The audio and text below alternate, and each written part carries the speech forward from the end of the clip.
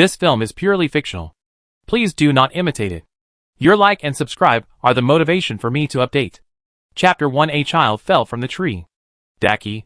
Yongkong for 15 years. The sun was scorching in the sky. Scorching like fire. Scorching the earth. A group of haggard, pale and thin people were driven forward by officers and soldiers. Beads of sweat kept sliding down from the face, falling on the neck and instantly disappearing under the collar. Sir, my mother really can't walk anymore. Please, can you take a rest? If you go on, someone will die. Wan Dasao was sweating profusely. His lips were cracked, and he was panting and begging. What are you yelling about? Hurry up and get going. We are not tired yet. But you exiles are still crying and shouting. Do you think I am giving you face? The officer not only did not agree, but also cursed, raised the whip in his hand, and hit it hard on the back of Wan Dasao. The dust raised by the whip was instantly blown up by the breeze. Wan Dasao's back was instantly lashed with blood by the whip, and his thin outer shirt was also scratched. Old Lady Wan was already dizzy, and when she saw her son's injury, she fainted. Mother! Wan Dasao quickly reached out and caught Old Lady Wan. Another soldier whispered, Boss Zhu, why don't we take a break? We were only told to rush to Beijing within a month to join the exiled Wan family members. And we were not told to kill anyone. If someone dies, we will have a hard time explaining it. Besides, after today, we should be able to join the main force tomorrow. Once we hand over the people tomorrow, we can go back. There is no need to kill anyone today. Boss Zhu weighed the pros and cons and nodded, turned his head, and said to the Wan family with a squint, Okay, we are tired too. Let's rest here for half an hour. The Wan family thanked them repeatedly, as if they were pardoned. Sister-in-law Wan hurried to check on Boss Wan's injuries, and sister-in-law Wan immediately took a basin to the nearby waterside to fetch water and boiled it. The children of the Wan family were so tired that they collapsed on the ground. Sister-in-law Wan sighed, with an empty bag of food. They didn't even have a grain of rice. Following the sound of water, Wan Dasao came to a stream. The water was clear, and you could see the bottom. From time to time, yellow leaves floated down on the water. Wan Dasao immediately squatted down and scooped up a handful of water with her hands and put it into her mouth. Before Wan Dasao swallowed a mouthful of water, she heard a splash. Ah! Wan Dasao was splashed with water by an unknown object that suddenly fell from a tree. She was so scared that her voice broke. The water in her mouth choked her, and she kept coughing. At this time, Wan Dasao was wiping the sweat off the head of Wan Dasao. When he heard his wife's voice, his heart skipped a beat. He also quickly got up from the ground and ran to the stream. The officers and soldiers raised their eyelids, but the people didn't move at all. As long as the prisoners were still within their supervision, it was fine. Wife, what's wrong with you? Wan Dasao's nervous heart was pounding. When Wan Dasao saw the head of the family coming, she immediately ran over and pulled Wan Dasao's sleeve. Master, something has fallen from the tree. I am so scared that my heart is about to jump out of my chest. Wan Dasao was relieved to see that his wife was fine. Wan Dasao followed Wan Er's wife's words and looked into the stream. It was not a big deal to take a look, but he immediately took a breath of cold air. I saw a little baby wrapped in a blanket in the water. It's a child. Wan Er's wife also saw the situation in the water clearly at this time, and her heart, which had just been relieved, rose to her throat again.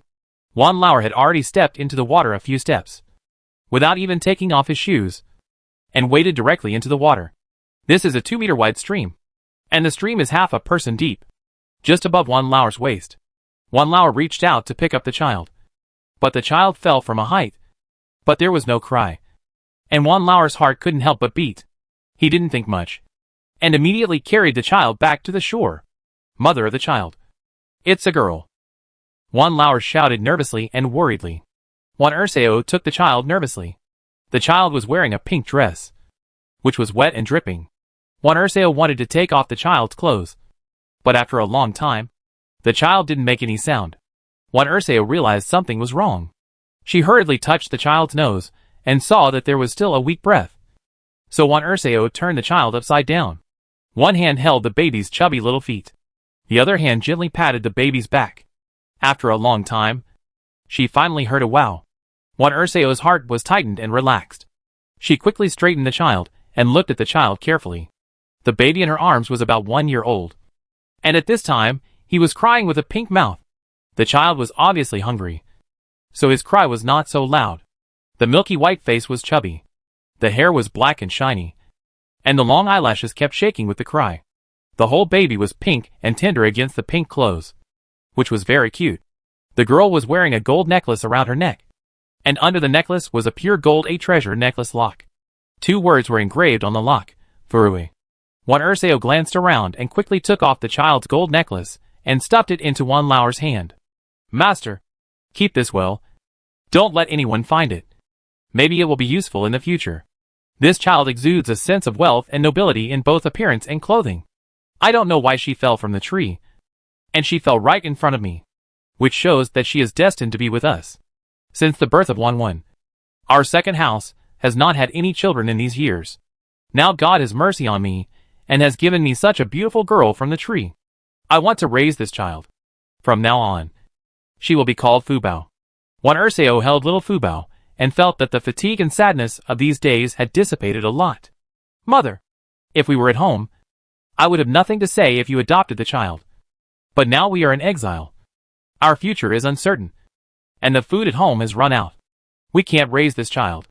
Wan Lao thought about the current situation at home, and a bitter feeling surged in his heart.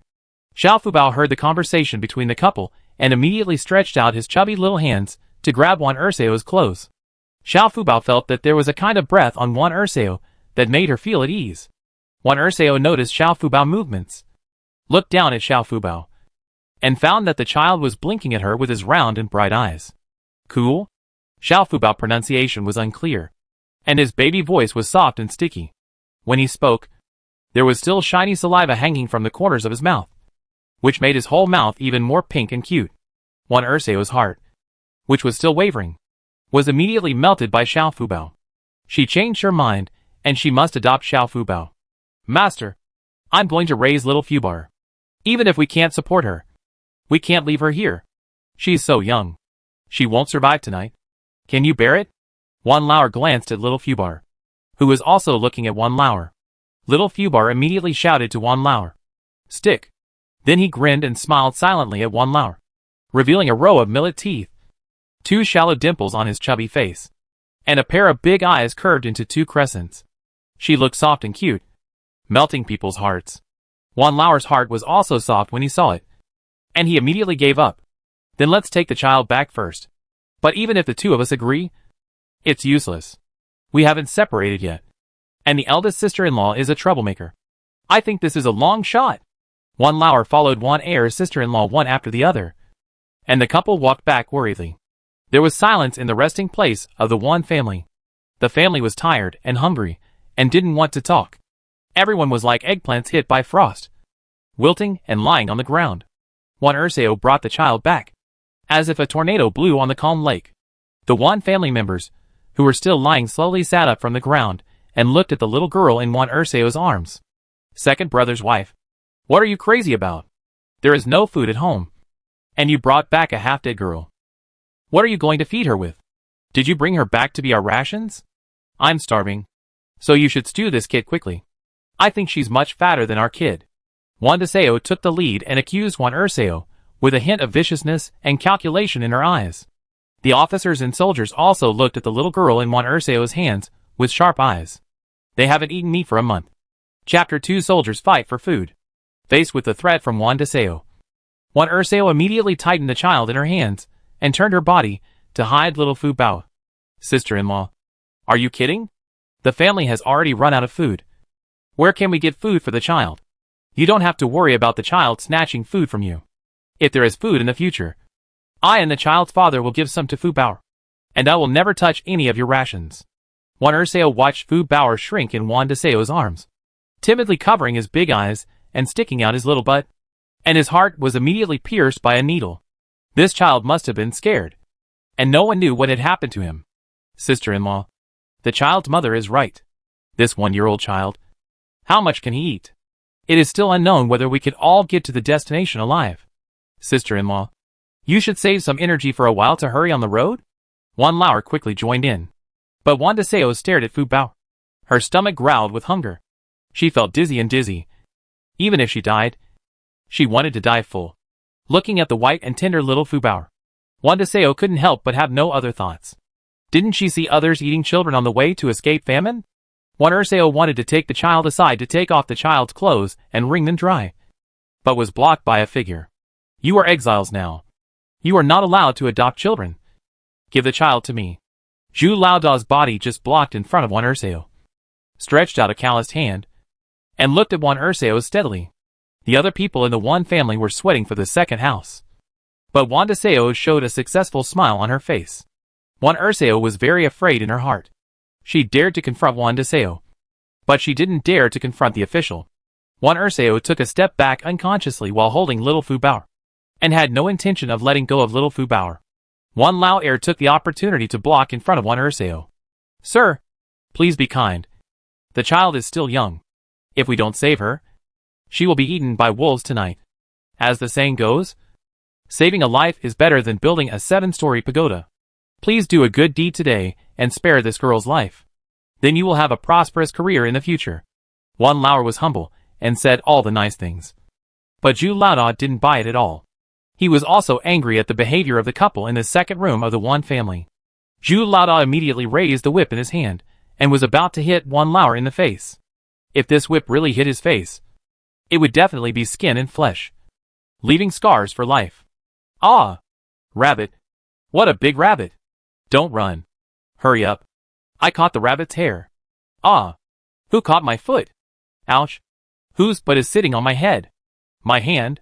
There was a commotion, and the shouting of several children in the Wan family attracted everyone's attention. Zhu Laoda held the whip high in the air and turned his head to look at the Wan family. Wan Lao San and Wan Lao Si had already run over quickly and picked up the children, who were huddled together one by one. I saw Wan Jiang from the third room holding a fat gray rabbit and not letting go. Dad, I caught a rabbit. A big rabbit. Bigger than the one my uncle caught when he went hunting before.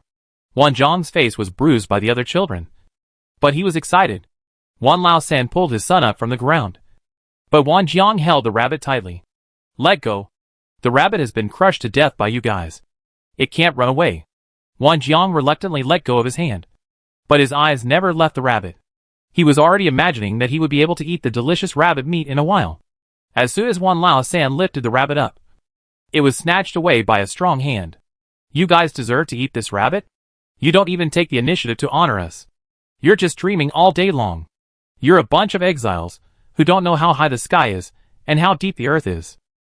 Old Zhu swaggered to the side with the rabbit to peel the skin and make a fire. The Wan family went from full of surprise and hope to disappointed. The gap in their hearts instantly drained the energy and spirit of the Wan family, and they became weak again. Only the second wife of the Wan family was very happy, although they didn't eat the rabbit meat. The second wife of the Wan family and the little Fubao escaped, while the officers and soldiers were enjoying a delicious lunch. The second wife of the Wan family immediately ran to the side of the old lady of the Wan family with the child in her arms. The old lady of the Wan family has woken up, but she is old. After a month of eating and sleeping in the open, her body is very weak. I wonder how many days she can hold on. Mom, look, this is the little Fubao. A girl. The old lady of the Wan family leaned against the tree and glanced at the little Fubao weakly. Little Fubao immediately grinned at old lady Wan and stretched out his chubby little hands to grab the fingers that old lady Wan had placed on her leg. Old lady Wan felt that this child was really adorable, and her mood improved a lot. She didn't know if it was an illusion, but she felt that she was a little more energetic. Little Fubao? What a good name. I hope this little Fubao can become the little Fubao of our old Wan family, and our old Wan family won't be so unlucky in the future. After hearing what Grandma Wan said, second sister Wan was overjoyed and asked tentatively, Mom, do you agree that I can raise little Fubao? Grandma Wan looked at little Fubao, who was looking at her eagerly. Just as he was about to crawl out of second sister Wan's arms, he stretched out his two little arms like lotus roots to hug her neck. Grandma Wan took little Fubao in a mysterious way, and little Fubao rubbed Grandma Wan's neck affectionately with his chubby little face. Grandma Wan gave birth to 4 sons in her lifetime, and her sons gave birth to 6 boys. There was no daughter in 2 generations.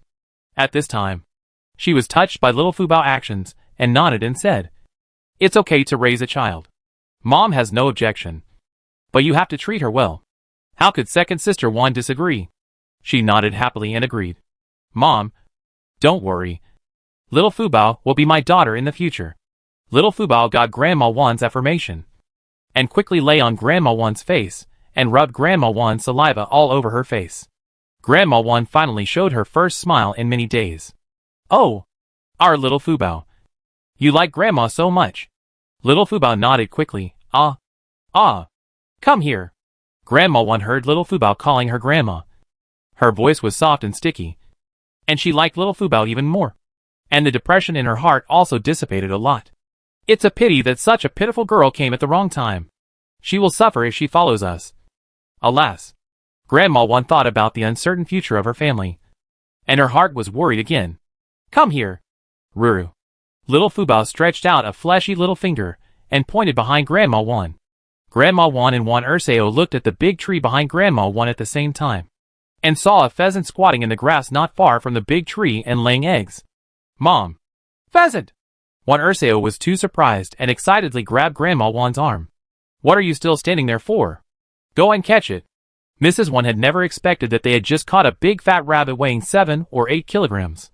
And now there was a big pheasant. When did their family's luck get so good? It seems that it was after they picked up this little Fubao. Mrs. Wan quickly lowered her head to look at the little Fubao in her arms. She was chewing her fingers obediently and staring at the pheasant with shining eyes. Mrs. Wan wanted to confirm her guess, and she couldn't help but secretly pay attention to the little Fubao. Mrs. Wan tiptoed to a place not far from the pheasant. Seeing that the pheasant was unaware, she was overjoyed. Pheasant! Mrs. Wan's eyes kept coming to this side, and she saw Mrs. Wan tiptoeing to catch the pheasant. Mrs. Wan's scream startled the officers and soldiers who were skinning the rabbit over there. Boss Ju, these exiles are lucky today, aren't they? First, there were rabbits and then pheasants. But we two brothers are in for a treat. Let me catch the pheasants and roast them together. Okay. Yongzi, go and come back quickly. I roast the rabbits first. Yongzi responded and ran quickly towards the pheasants. Who told you to run around? You exiles? Get back and stay here. If you run around again, I break your legs. Yongzi's voice came from behind Wan Dasao. Wan Dasao looked at Wan Dasao, who was standing not far away and was stunned, with a resentful look. The Wan family also looked at Wan Dasao with complaints. Wan Dasao herself regretted it, but she didn't think it was her fault. She was just too excited. Wan Dasao returned to the tree empty-handed, with a look of disappointment on her face. Ah! Snake! Wan Dasao had just sat down when she heard the terrified screams of the officers and soldiers who were going to catch pheasants. Chapter 3: Treatment of Snake Venom. The grass in autumn is a little withered and yellow, and the pheasants in the grass are colorful and easy to identify. Yongzi was concentrating on the pheasant and didn't notice the yellowish poisonous snake that was also coveting the pheasant eggs. Yongzi saw the pheasant right in front of him and was ready to pounce on the pheasant.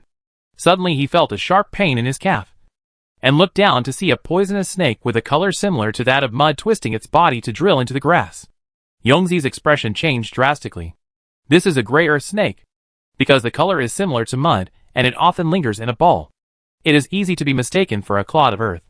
It is a poisonous snake. Another soldier, Zhu Chang, threw down the rabbit in his hand and ran over quickly. Where is the snake? Yongzi. Yongzi's face was pale, and he had collapsed on the ground. Zhu Chang quickly took off Yongzi's boots and lifted his trouser legs. 2 sharp teeth marks were exposed in front of him, and black blood was oozing out at this time. Yongzi, hold on. I take you to see a doctor. Zhu Chang bent down and carried Yongzi on his back and was about to run. Second sister-in-law, isn't your father a doctor? You should be able to treat snake bites. Right? Wan Dasao had a malicious smile on her face. She stood in the crowd of Wan's family and looked at Wan Dasao, and her eyes occasionally glanced at Xiao Fubao. What? You are a doctor? Zhu Chang's eyes were fixed on Wan Dasao, as if he would chop her off if Wan Dasao dared to say no. Wan Dasao pinched the corner of her clothes nervously. Although her father was a doctor, she could only identify some herbs. How could she treat people? What's more, this was an official. If she couldn't treat him well, her life would be in danger. What about her child? Wan Dasao gave Wan Dasao a fierce look. She was really a troublemaker. Cold at this time. Xiao Fubao's soft cry suddenly came. Wan Dasao immediately looked at the little Fubao, who was held in the arms of Mrs. Wan. She saw that the little Fubao was smiling at her. His whole face was tan pink in the sun, and his little hands were waving constantly. Wan Dasao's nervousness was instantly calmed by the little Fubao. Sir, although my father is a doctor, I don't know medical skills. I can only identify some herbs.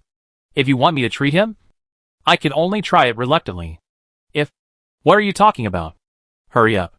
If you can't cure him, you will all be buried with my brother. Zhu Chong was already very anxious. Now he felt that he was teased by this group of exiles. He wanted to kill people even though they knew medical skills and didn't save him. Second daughter-in-law, just show it to the Lord. Just do your best. I believe you can do it. Fubao is watching. Mrs. Wan's voice came steadily from not far away. She deliberately emphasized Fubao's name to give Wan Dasao some confidence. Master, please put this master down and let him lie flat. Wan Dasao immediately tore off a piece of cloth from her skirt and tied it tightly above Yongzi's calf. Turning her head to Wan Lauer, who was standing behind her, she said, Boss, you come and help the master suck out the poisonous blood.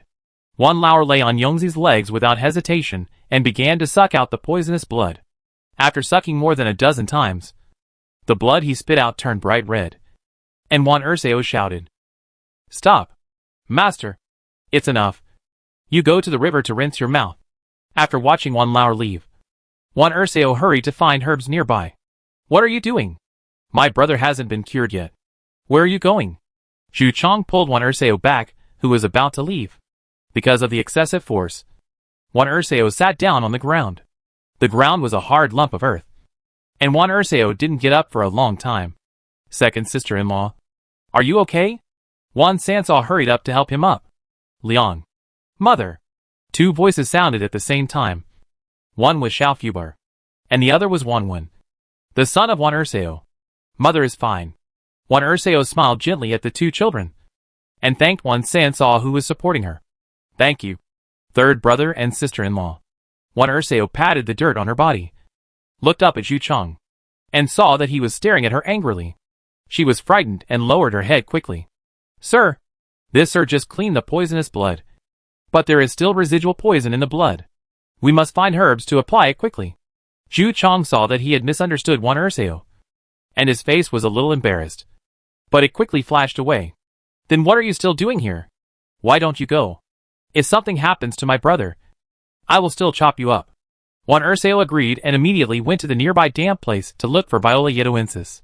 This kind of herb is easy to find, but the best effect is Paris polyphylla. But that is only in the south. Soon Wan Dasao found a Viola yedoensis. She found a stick, dug out the whole herb, wiped the sweat off her head, and hurried back. Wan Dasao chewed the leaves into powder and applied it to Yongzi's wound, then wrapped it with cloth and stood up. Master, it's fine. It's fine now. Zhu Chong squatted down nervously and asked, Yongzi, how are you? Do you feel better? Boss, much better. I'm not dizzy anymore, and I have strength. It seems that the poison has really been detoxified. Yongzi was very surprised. Only he knew that he had a close call with death. Yongzi was helped up by Zhu Chong and bowed to Wan Dasao, saying, Thank you for saving my life. Wan Dasao was so scared that she quickly waved her hands. You are too polite, sir. Zhu Chong knew that Yongzi was a person who would repay a favor. He glanced at the little Fubao in the arms of old lady Wan and said, Since you saved my brother's life, I will give you the little girl to raise. It can be regarded as a life for a life. We will not owe each other anything in the future. Wan Dasao did not expect that saving people would have such a great benefit. She thanked him excitedly. Thank you, sir. Thank you, sir. Zhu Chong helped Yongzi walk to the tree where they rested. After walking 2 steps, he turned his head and said, The pheasant is for you. Rest here for half a day today, and continue on the road tomorrow. Because Yongzi was injured, the journey slowed down. But for the Wan family, it was happier than the new year. Only Wan Dasao looked at Wan Dasao holding little Fubao, and teasing her from time to time with resentment on her face. A warm and harmonious group. Old lady, come here. It was hard to tell whether Mrs. Wan was happy or angry, but her expression was not very good. Mrs. Wan hurried over with a smile. Mom, you are looking for me? Is there anything to eat? I am almost starving. Ah, Mom, what are you doing? Mrs. Wan did not expect Mrs. Wan to start fighting without saying a word, twisting her arm hard, almost twisting a piece of her flesh off. Mrs. Wan's tears rolled in her eyes, rubbing the place where Mrs. Wan had twisted it with one hand, and leaning to the side to guard against Mrs. Wan's attack again. But Mrs. Wan did not seem to have any intention of fighting again, and she sat back under the big tree just now. Listen to me. Xiao Fubao will be my granddaughter in the future. If anyone dares to have bad ideas about Xiao Fubao, don't blame me for turning my face against you. Wan Dasao curled her lips and said sarcastically, Mother, she is just a girl that no one wants. Why do you treat her like a treasure? In my opinion, we can sell her in a town and exchange some food. This little girl is not bad looking and can be worth a lot of money. Are your ears stuffed with donkey hair? You can't understand what people say, right? If anything happens to my Xiao Fubao, I will only ask you. Wan Dasao was upset when she saw Wan Dasao almost starving to death on the road of escaping famine, and gave her a bowl of rice porridge. She would not have been entangled by this half-witted woman and become the daughter-in-law of their one family. Wan Dasao regretted it now. It's really a pity to get a good deal. Wan Dasao saw that Wan Dasao was really angry, so she shut up. At the edge of the grass behind the big tree, Wan San's wife was holding the stupid pheasant in her hand, with several pheasant eggs at her feet, and asked Old Lady Wan excitedly, Mom, what should we do with this pheasant? This chicken is so stupid. It didn't even run away, and it wasn't afraid of people. I reached out and caught it. Old Lady Wan glanced at the little Fubao in Wan Er's wife's arms, with an unfathomable smile on her face. Let's do it. Everyone can have a sip of soup. Oh, okay. Listen to Mother. Wan San's wife carried the chicken to the river. Wan Lao Er went for a long time and didn't come back. Wan Er's wife was a little worried. Could it be poisoned? She was about to get up to see Wan Lao Er, and she heard Wan San's wife screaming, second sister-in-law, head of the family, fourth brother, come quickly. Chapter 4 Fishing.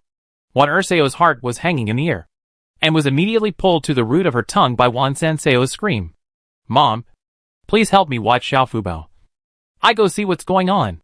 Wan Ersao's face was a little pale. Her heart was pounding, and she handed Xiao Fubao to Grandma Wan. Okay. You go quickly. Xiao Fubao. Don't worry. I take care of it. Grandma Wan also looked towards the stream with worry. Xiao Fubao felt that Grandma Wan was a little anxious, and immediately hugged Grandma Wan's neck. Come on. Grandma Wan was brought back to her senses by Xiao Fubao's baby voice. She lowered her head and met Xiao Fubao's big blinking eyes. Grandma Wan's anxious mood was instantly soothed by Xiao Fubao. Grandma's little darling. Grandma is fine. With our Fubao here, nothing will happen. Little Fubao opened her pink little mouth. Ah! Ah! She called twice, and then nestled in Grandma Wan's arms obediently. She was so hungry. A large group of people had gathered by the creek. In addition to the injured Wan Laoda and the lazy Wan Dasao, even the children came running. What is this? Wan Ersao looked at the pile of white fish on the ground, covered her mouth in surprise, her eyes full of disbelief. Wan Lao Er was still throwing them onto the shore. The smallest one weighed 1 pound, and the largest weighed 4 or 5 pounds. There were already more than a dozen lively fish on the shore. Boss, why didn't you shout when you found the fish? You're worried that you helped the official suck the poisonous blood and got poisoned. Wan Ersao saw that Wan Lao Er was not only fine, but also caught a lot of fish. Her worries turned into surprise, and she couldn't help but blame Wan Lao Er. Wan Lao Er didn't know what happened after he left, so he quickly straightened up and made a gesture to keep quiet. Hush. Keep your voices down. If the officials find out, we won't be able to eat any fish. The adults are so hungry that they want to eat the children. What about the children? Wan Lao's words, which were meaningful, scared the Wan family boys, who were watching the fun and immediately hid behind their mother. Boss, what are you talking about? Look how scared the children are. Wan Er's wife's face turned black, and she quickly lowered her head to comfort her son Wanwen. Son, don't listen to your father nonsense. We will eat pheasant stewed with fish later. We will be full. Pheasant? Where did the pheasant come from? Wan Lao asked while throwing a fish he caught on the shore. Wan Er's wife then told what happened after Wan Lao left. Then since we caught so many fish, can we keep some for ourselves later? Wan Lao asked excitedly. The hearts of the other Wan family members immediately became hot, and they jumped into the water without even rolling up their pants to catch fish. The Wan family boys also wanted to go down, but were stopped by Wan Air's wife and Wan San's wife. You guys just stay on the shore. Although it's hot at noon. It's already autumn. It's still cool in the morning and evening.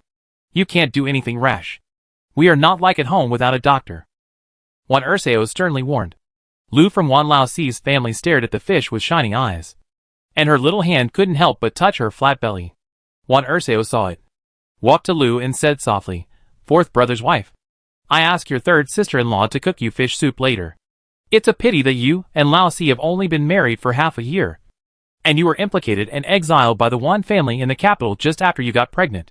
It's really hard for you." Lu lowered her head and listened to Wan Dasao's words. Her eyes were sore. The grievances for a month finally broke out at this moment. Big tears jumped out of her eyes and dripped in front of her. From soft sobbing, she gradually broke down and cried. Wan San's wife also hurried forward to comfort her. "Fourth brother's wife, don't cry. The sisters-in-law all know that it's not easy for you on this journey. You can eat one more bowl later and eat the child's share. Okay?" Lu was moved by the thoughtfulness of the two sisters-in-law, and finally burst into tears and smiled, nodding. "Well, thank you. Second sister-in-law, thank you. Third sister-in-law, well, why are you polite to your family? Your second sister-in-law and I will help to deal with the fish.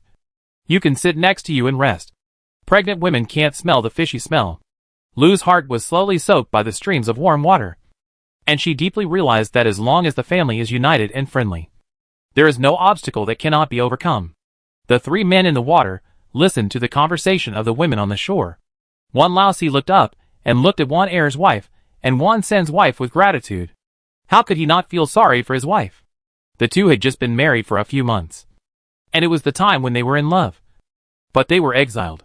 He felt guilty towards Lu, but he could do nothing about it. Now the family's care for Lu has also made up for some of his debt to Lu. Under the big tree, Boss Wan was sweating because of his back injury. The wound stung by the sweat was red and swollen, painful and itchy. He wanted to reach out and scratch it. Sister Wan was lying under the tree, her stomach growling with hunger, like a rotten salted fish. Motionless. She didn't even move her eyelids when she heard Boss Wan's groaning from the side. Old Lady Wan couldn't stand it anymore, so she stretched out her little foot and kicked Sister Wan hard. Mrs. Wan got up with a cry after being kicked. "Mom, why did you kick me? Your husband is injured, but you don't take good care of him. You just sleep there. You won't get any share of the stewed chicken later." Mrs. Wan knew that her eldest daughter-in-law was lazy and selfish, so she used food to bully her. Sure enough, Mrs. Wan immediately wilted and said with a smile, "Mom, didn't I hear the boss's call? I'd take a look." After Mrs. Wan cleaned up Mrs. Wan, she closed her eyes and rested. Little Fubao was so well behaved that Mrs. Wan didn't move, which made Mrs. Wan worry-free. When Mrs. Wan saw Mrs. Wan close her eyes, her face immediately darkened. She walked to Mr. Wan in a huff and roughly lifted his clothes. But the clothes had already stuck to the wound, and Mrs. Wan's actions caused secondary damage, which made Mr. Wan gasp in pain. "You stinky woman. What are you doing? You want to murder your husband, don't you?" Afraid that Mrs. Wan would be angry again when she heard it, Mr. Wan scolded in a low voice. "I didn't mean it. You know I can't take care of people. Your second brother's wife is a doctor, and she didn't say to help you, the eldest uncle, to apply some herbal compresses, which can also make you better faster. It can be seen that you, the eldest uncle, have no prestige, and everyone doesn't take you seriously." Mr. Wan didn't want to listen to Mrs. Wan's provocation here, and waved her hand weakly to drive her away. "Stay away from me. I get better soon. Get out." Mrs. Wan was happy and relaxed. She didn't hang around Mr. Wan and Mrs. Wan anymore. She was going to find a remote place to sleep. Her eyes fell on the pheasant eggs that Mrs. Wan picked up just now. There were 6 or 7 white pheasant eggs, which were placed on the bag of the Wan family. Mrs. Wan turned her head to look at Mrs. Wan and Mr. Wan, and saw that they were resting with their eyes closed, and only Xiao Fubao was looking at her. Sister Wan looked at Xiao Fubao threateningly. Xiao Fubao didn't like Sister Wan very much. He felt that she had an uneasy aura, and quickly shrank his head. The soldiers were roasting rabbit meat, and the aroma of meat made Sister Wan's stomach growl. She no longer hesitated. Even if she was beaten by Old Lady Wan in a while, she couldn't let her spit out what she had eaten. Sister Wan squatted down gently, turning her head to look at old lady Wan from time to time, reaching out to grab an egg, cracking it directly on the ground, and quickly putting it to her mouth. She opened her big mouth and sucked the whole egg into her mouth, swallowing it with a gulp. Wow, the egg is really delicious. But it's not as big as the eggs at home, Sister Wan said softly, with a little disgust, and reached for the second egg. After drinking 3 eggs in one breath, Sister Wan finally felt that her heart was no longer burning. Just as her hand reached for the 4th, she was startled by a voice. Sister-in-law, what are you doing? Sister-in-law Wan and sister-in-law Wan were carrying the packed fish and walking back. As soon as they turned around the big tree, they saw sister-in-law Wan reaching for the pheasant eggs on the bag, and there were a few eggshells beside her. Sister-in-law Wan's voice woke up old lady Wan and old master Wan. After seeing the situation clearly, old lady Wan lowered her head and picked up a clod of earth from her side and threw it at sister-in-law Wan's back. It hit sister-in-law Wan's back exactly, and sister-in-law Wan screamed in pain and jumped up from the ground. But sister-in-law Wan did not run away, but her eyes were attracted by the fish in the hands of sister-in-law Wan and sister-in-law Wan. Fish. So many fish. Sister-in-law Wan was about to catch them, but sister-in-law Wan and sister-in-law Wan dodged them sideways. The officers and soldiers also heard sister-in-law Wan scream, and old Master Zhu glanced over and saw the fat fish in the hands of the two. Boss Zhu gave the roasted rabbit to Yongzi to look after, and he walked towards Wan Dasao and Wan Dasao. After Wan Dasao screamed, Wan Dasao and Wan Dasao looked towards the officers and soldiers. As expected, when Boss Zhu heard them and walked towards them, they immediately grabbed the fish in their hands. Their faces turned pale, and they stepped back unconsciously. Chapter 5 Lu was pushed. Big brother Zhu looked ferocious, standing in front of the second and third wives of Wan, like a big bad wolf staring at 2 little white rabbits. The breeze blew, and the leaves rustled, easing the tense atmosphere between the 3 people. Give 2 of these fish to my brother to replenish his body, and leave the rest to your family. Big brother Zhu stretched out his hand, glanced at the fish, and then looked at the second wife of Wan. The hearts of the second and third wives of Wan finally settled down. It turned out that they only wanted 2? They were scared to death. They thought that the official was going to grab the fish again? It was really a false alarm. The second wife of Wan mustered up her courage and handed over the 3 fish in her hand. Official, these 3 fish are all for you. We still have a lot. If you don't have enough, we will give you more. Fish meat is easy to digest and is good for replenishing the body. Big brother Zhu nodded, took the fish and turned around and strode away. Sister-in-law Wan was so scared that she dared not breathe. Her greedy and cowardly look made everyone in the Wan family despise her. Seeing the official leave, sister-in-law Wan immediately rushed to sister-in-law Wan San, who was holding 4 fish in her hands. Sister-in-law, how do you eat this fish? Sister-in-law, I'm going to faint from hunger. Can you cook quickly? Sister-in-law Wan San leaned to the side, and sister-in-law Wan's fish was empty. She glanced at sister-in-law Wan with anger in her eyes. Sister-in-law, I think you better not eat this fish. Your 2 fish have been taken away. Do you have the guts to go and get rubbed against the official? You are lazy, and you are still causing trouble. What do you want to eat? Sister-in-law Wan San never spoiled sister-in-law Wan. When she was in her hometown, she would sneer at her every day. After these 2 incidents, sister-in-law Wan San hated sister-in-law Wan even more. But sister-in-law Wan was thick-skinned and didn't take sister-in-law Wan San's words to heart at all. Third sister-in-law, whatever you say is what it is. So when will we have dinner? Cold. When little Fubao saw Wan Dasao coming back, he raised his little head and called out weakly, already exhausted, interrupting the quarrel between the 3 sisters-in-law. Oh, is my little Fubao hungry? Wan Dasao looked at the wilted little Fubao, and her heart suddenly ached. She didn't want to talk nonsense with Wan Dasao anymore. Not only was Wan Dasao hungry, but everyone was hungry. From yesterday morning till now, each of them had only drunk a bowl of cornmeal. At this time, being able to stand and talk was already the limit. Third sister-in-law, stop talking. Let's cook quickly. The adults can still hold on, but the children can't stand it. Wan Dasao pulled Wan Sansa away from Wan Dasao and went to the stove. When Wan Dasao heard that they were going to cook, her eyes lit up, and she quickly followed the 2 of them. She didn't help, and watched the 2 sisters-in-law busy collecting firewood, setting up the stove, and setting up the pot. Wan Dasao glanced at Wan Dasao and said, Dasao, there are still a lot of fish that haven't been brought back by the stream. Can you help get them back? Hearing that there was food, Wan Dasao immediately ran to the stream without anyone urging her. Wan Dasao smiled and glanced at Wan Dasao. Sister-in-law, you are really good. You finally got her to leave. Otherwise, she would be circling around us like a fly, which would be annoying to see. Wan Dasao smiled and continued to work with her head down. She also wanted to give Fubao a hot bath. She had been busy since she brought Fubao back. She didn't have time to clean up Fubao. Her clothes were dried by the wind.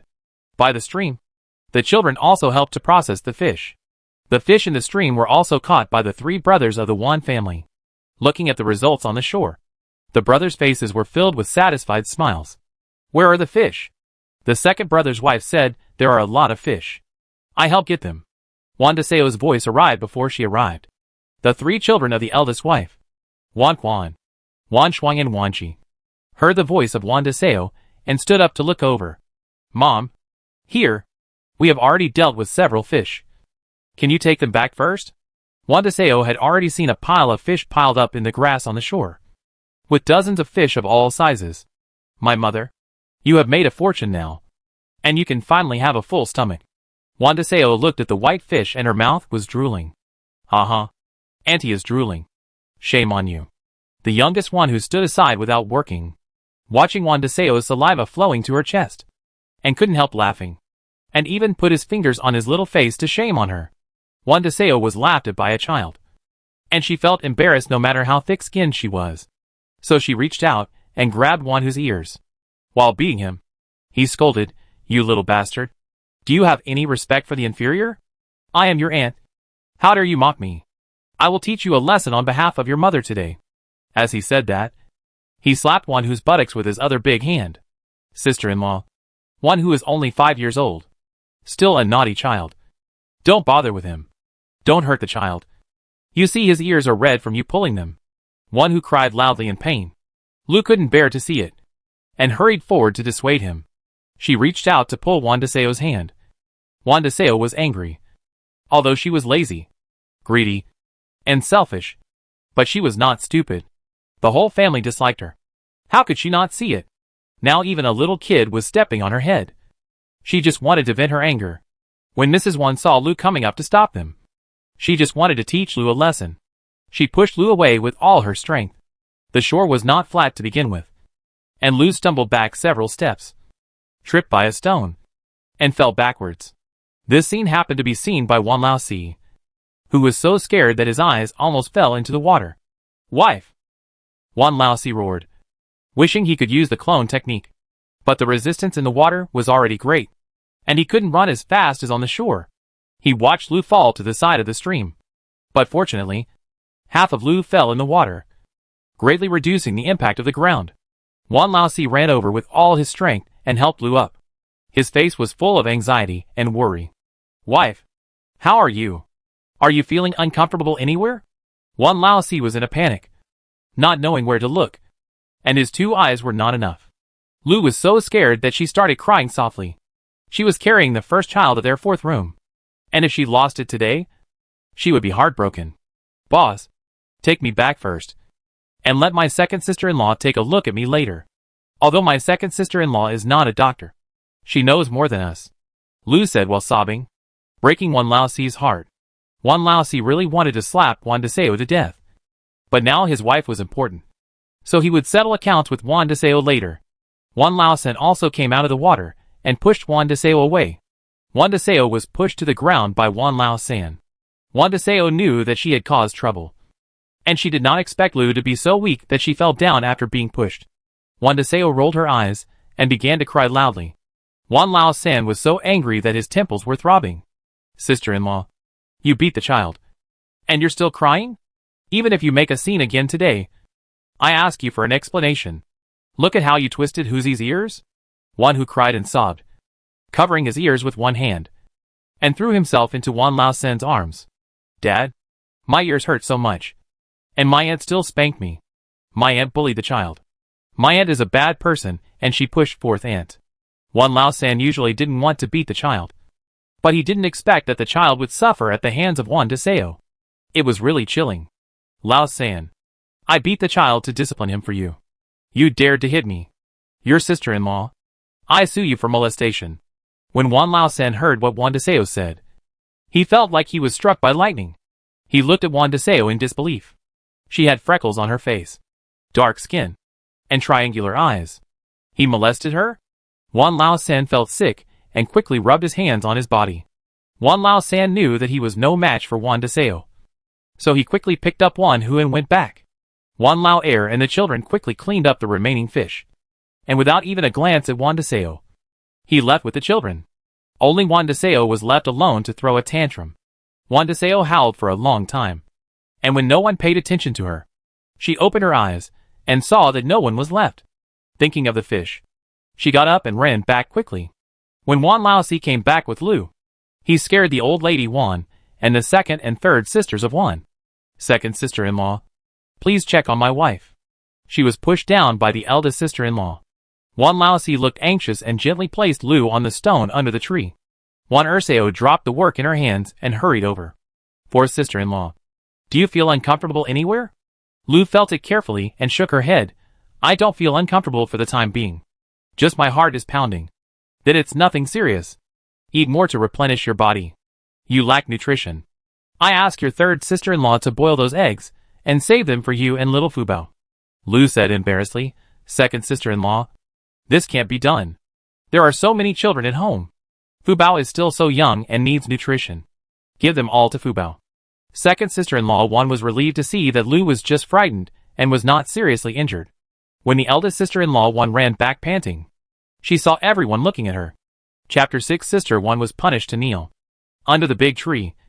Wan Laosi was telling old lady Wan about Sister Wan's crimes. Sister Wan knew she was in the wrong, so she smiled awkwardly at first, and then hesitated to go to the side of old Master Wan. Stop! Come here! Old lady Wan shouted sternly. Sister Wan was frightened and trembled. She took small steps to stand in front of old lady Wan. Kneel down. Sister Wan looked at the hard tugla on the ground. She was only wearing a thin pair of summer pants. If she knelt down, her knees would be broken? Who would take care of her for such a long way to go? Mother, let's talk it over nicely. Without family rules. Sister Wan smiled shamelessly. Either kneel for half an hour today, or don't eat. Your choice. What? Don't let me eat? Why? Sister Wan screamed, but immediately lowered her head at old lady Wan's sharp eyes. I kneel. Mrs. Wan knelt on the ground unwillingly, and chose a place with shade. Mrs. Wan didn't pay attention to her little thoughts. If she didn't teach her a lesson today, she would cause trouble tomorrow after joining the direct line of the Wan family in Beijing. It was a good opportunity to teach her a lesson today and tighten her skin in advance. Mrs. Wan stewed a pot of warm water in a clay pot and took little Fubao from Mrs. Wan's arms. Fubao, are you hungry? Mrs. Wan felt like a needle in her heart when she saw that Fubao had no spirit at all. Several boys from the Wan family came up at this time, each holding a handful of fruits in their hands. Sister, I'm the eldest brother. These are the fruits that the eldest brother just picked. Try them. They're sweet. Mrs. Wan took a look and saw that they were wild strawberries, so she didn't stop them. Fubao blinked his big eyes and looked at Wan Quan, and called out softly, Big pot. Wan Quan jumped up happily on the spot. Hey, sister, eat quickly.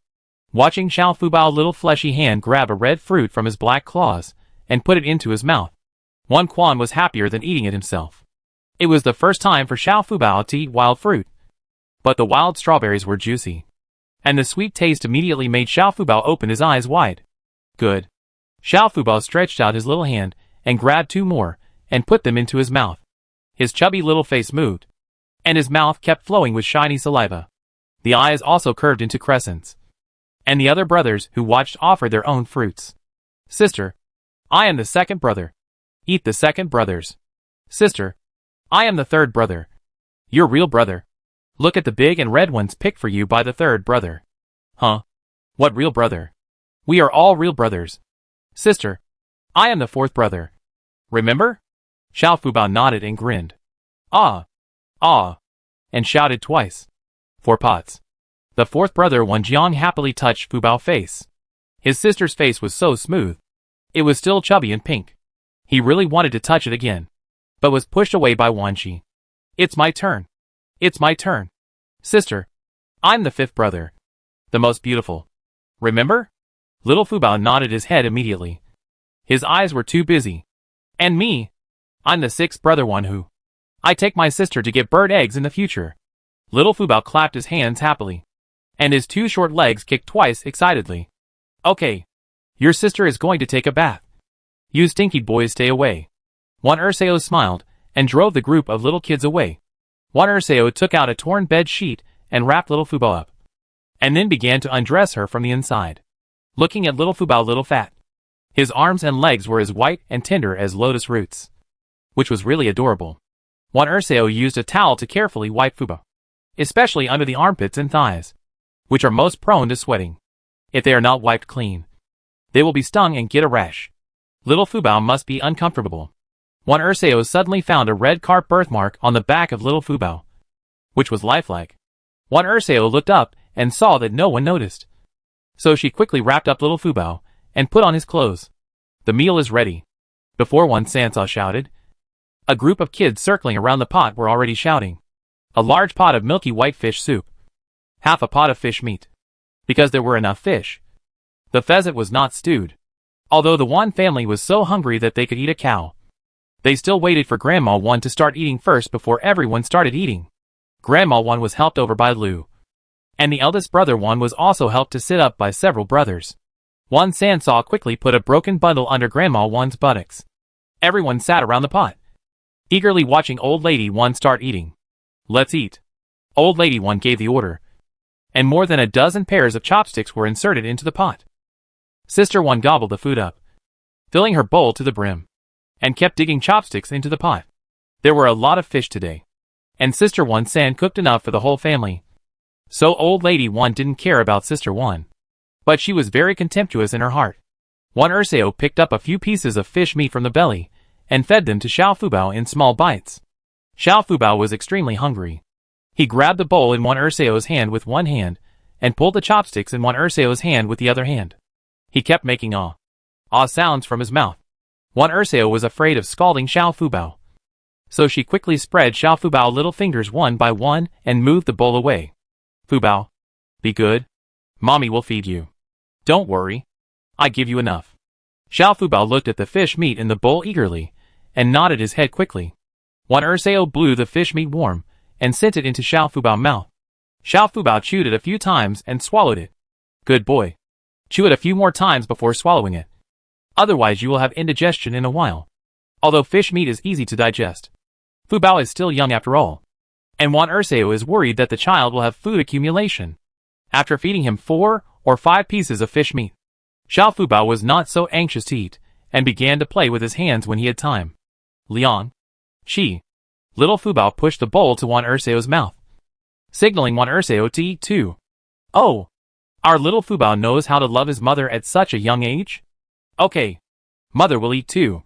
Wan Dasao felt as sweet as drinking honey. People say that a daughter is a mother's little cotton-padded jacket. And it is true. Look at the bad boy in her family, who just eats his food. Wan Dasao fed Fubao another half bowl of fish soup. Fubao started to burp. So Wan Dasao stopped feeding him. Good boy. Can you play by yourself for a while? Wan Dasao spread a quilt under the big tree, so that little Fubao could be placed on the quilt to crawl and play by himself. Little Fubao was full and had strength, so he nodded immediately. Ah! Ah! Little Fubao stretched out his little arm, and pointed at the quilt while talking. Wan Dasao's eyes were full of smiles.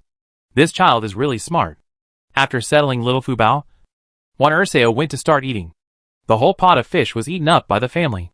After they were full, they felt sleepy. Wan Dasao glanced at little Fubao, and saw that she kept yawning. So she hurried over. Fubao, are you sleepy? Little Fubao nodded obediently, raised his big hazy eyes. His eyes were wet, and he was obviously unable to hold on, and his little head began to nod. Wan Dasao quickly picked up little Fubao. Fubao, go to sleep quickly. Mom is here.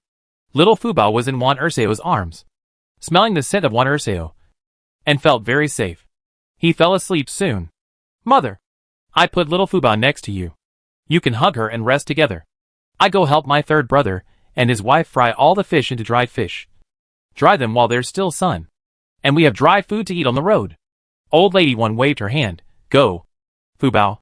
You don't have to worry about it. This girl is well behaved and sensible. I like her very much. Second sister-in-law Wan was even happier.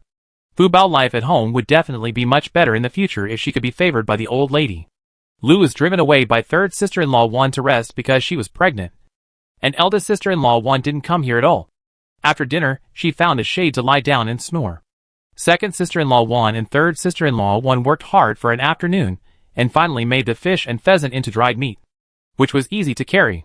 Second sister-in-law Wan looked at the eldest brother Wan, who was struggling to hold on. The wound must be inflamed. If not treated, in such a hot day, it would definitely be fatal. She wiped her hands and left to find herbs to treat external injuries. Wan Dasao could actually find Panax Nodo ginseng. She really had to sigh at her good luck today. As if she thought of something, she glanced in the direction of Xiao Fubao. It seemed that since picking up Xiao Fubao, the family's life had improved. And even the attitude of the officers and soldiers had changed a little. Wan Dasao secretly remembered it in her heart. Processed the herbs and handed them to Wan Lao, asking him to apply them on the back of Wan Lao. As night fell, the Wan family began to prepare for rest. And they had to continue their journey tomorrow. Thinking of being implicated and exiled by the direct line of the Wan family, Mrs. Wan couldn't help but sigh in her heart. It's true that when you sit at home, disaster comes from the sky. When the direct line enjoyed wealth and glory, they were still fleeing famine. They finally took root in the big willow tree. And now they were exiled again. It was really a sin. At midnight, the bright moon was hanging high in the sky, and the whole Wan family was sleeping soundly. Wan Lao drank too much fish soup and was awakened by the urge to urinate. So he ran behind a big tree to urinate. He opened his eyes halfway through peeing, and the golden light flashing in the bushes drove away most of his sleepiness. He thought he was dazzled. Or maybe he was still asleep. He rubbed his eyes hard, and seeing that the light was still there, he held back his urine and walked forward bravely. He gently pushed aside the bushes, and was immediately fixed on the ground by the thing in front of him. Chapter 7 Making a Fortune in Quiet. The shadows of the trees swayed, and the night wind blew. Wan Lao picked up the gold bracelet on the ground in disbelief, and carefully identified it in the moonlight. He put it in his mouth and bit it hard. Wan Lao touched the two tooth marks on the gold bracelet, and smiled so hard that his teeth were not visible. He stuffed the gold bracelet into his arms like a thief. After looking around, he saw that everyone was sleeping soundly. Even the officers and soldiers were dozing off. He immediately bent over and tiptoed back to his quilt. He was so excited that he didn't sleep for half the night, and kept his eyes open until dawn. Wan Dasao woke up early and found that there was a dark circle under Wan Lao's eyes. She was so scared that she asked Wan Lao quickly, "Boss, what's wrong with you? Why are your eyes dark? Did you steal last night?" Wan Lao covered Wan Dasao's mouth and pulled her to a remote place. Because Wan Dasao was usually the first one to get up in the family, the Wan family had not woken up yet. Wan Dasao was panicked, and pulled away Wan Lao's hand, whispering, "Boss, what are you doing? You are talking nonsense? If someone sees you, they will think you have done something shameful? You..." Wan Dasao's words were blocked by the gold bracelet that Wan Lao took out. Wan Dasao covered her mouth in disbelief.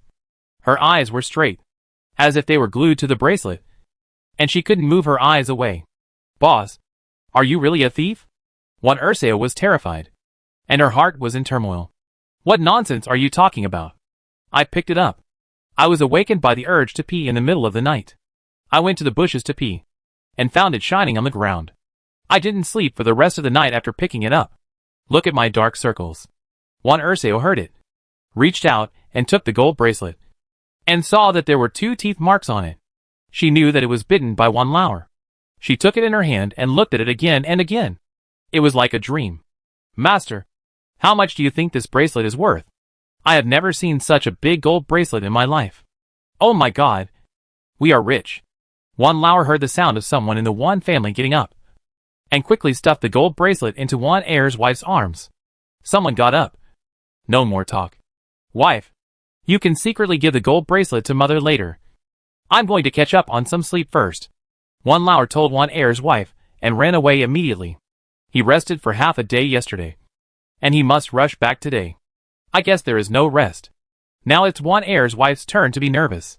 She only felt that she had a hot potato in her arms, not the gold bracelet, and she was afraid that she would lose it in these few steps.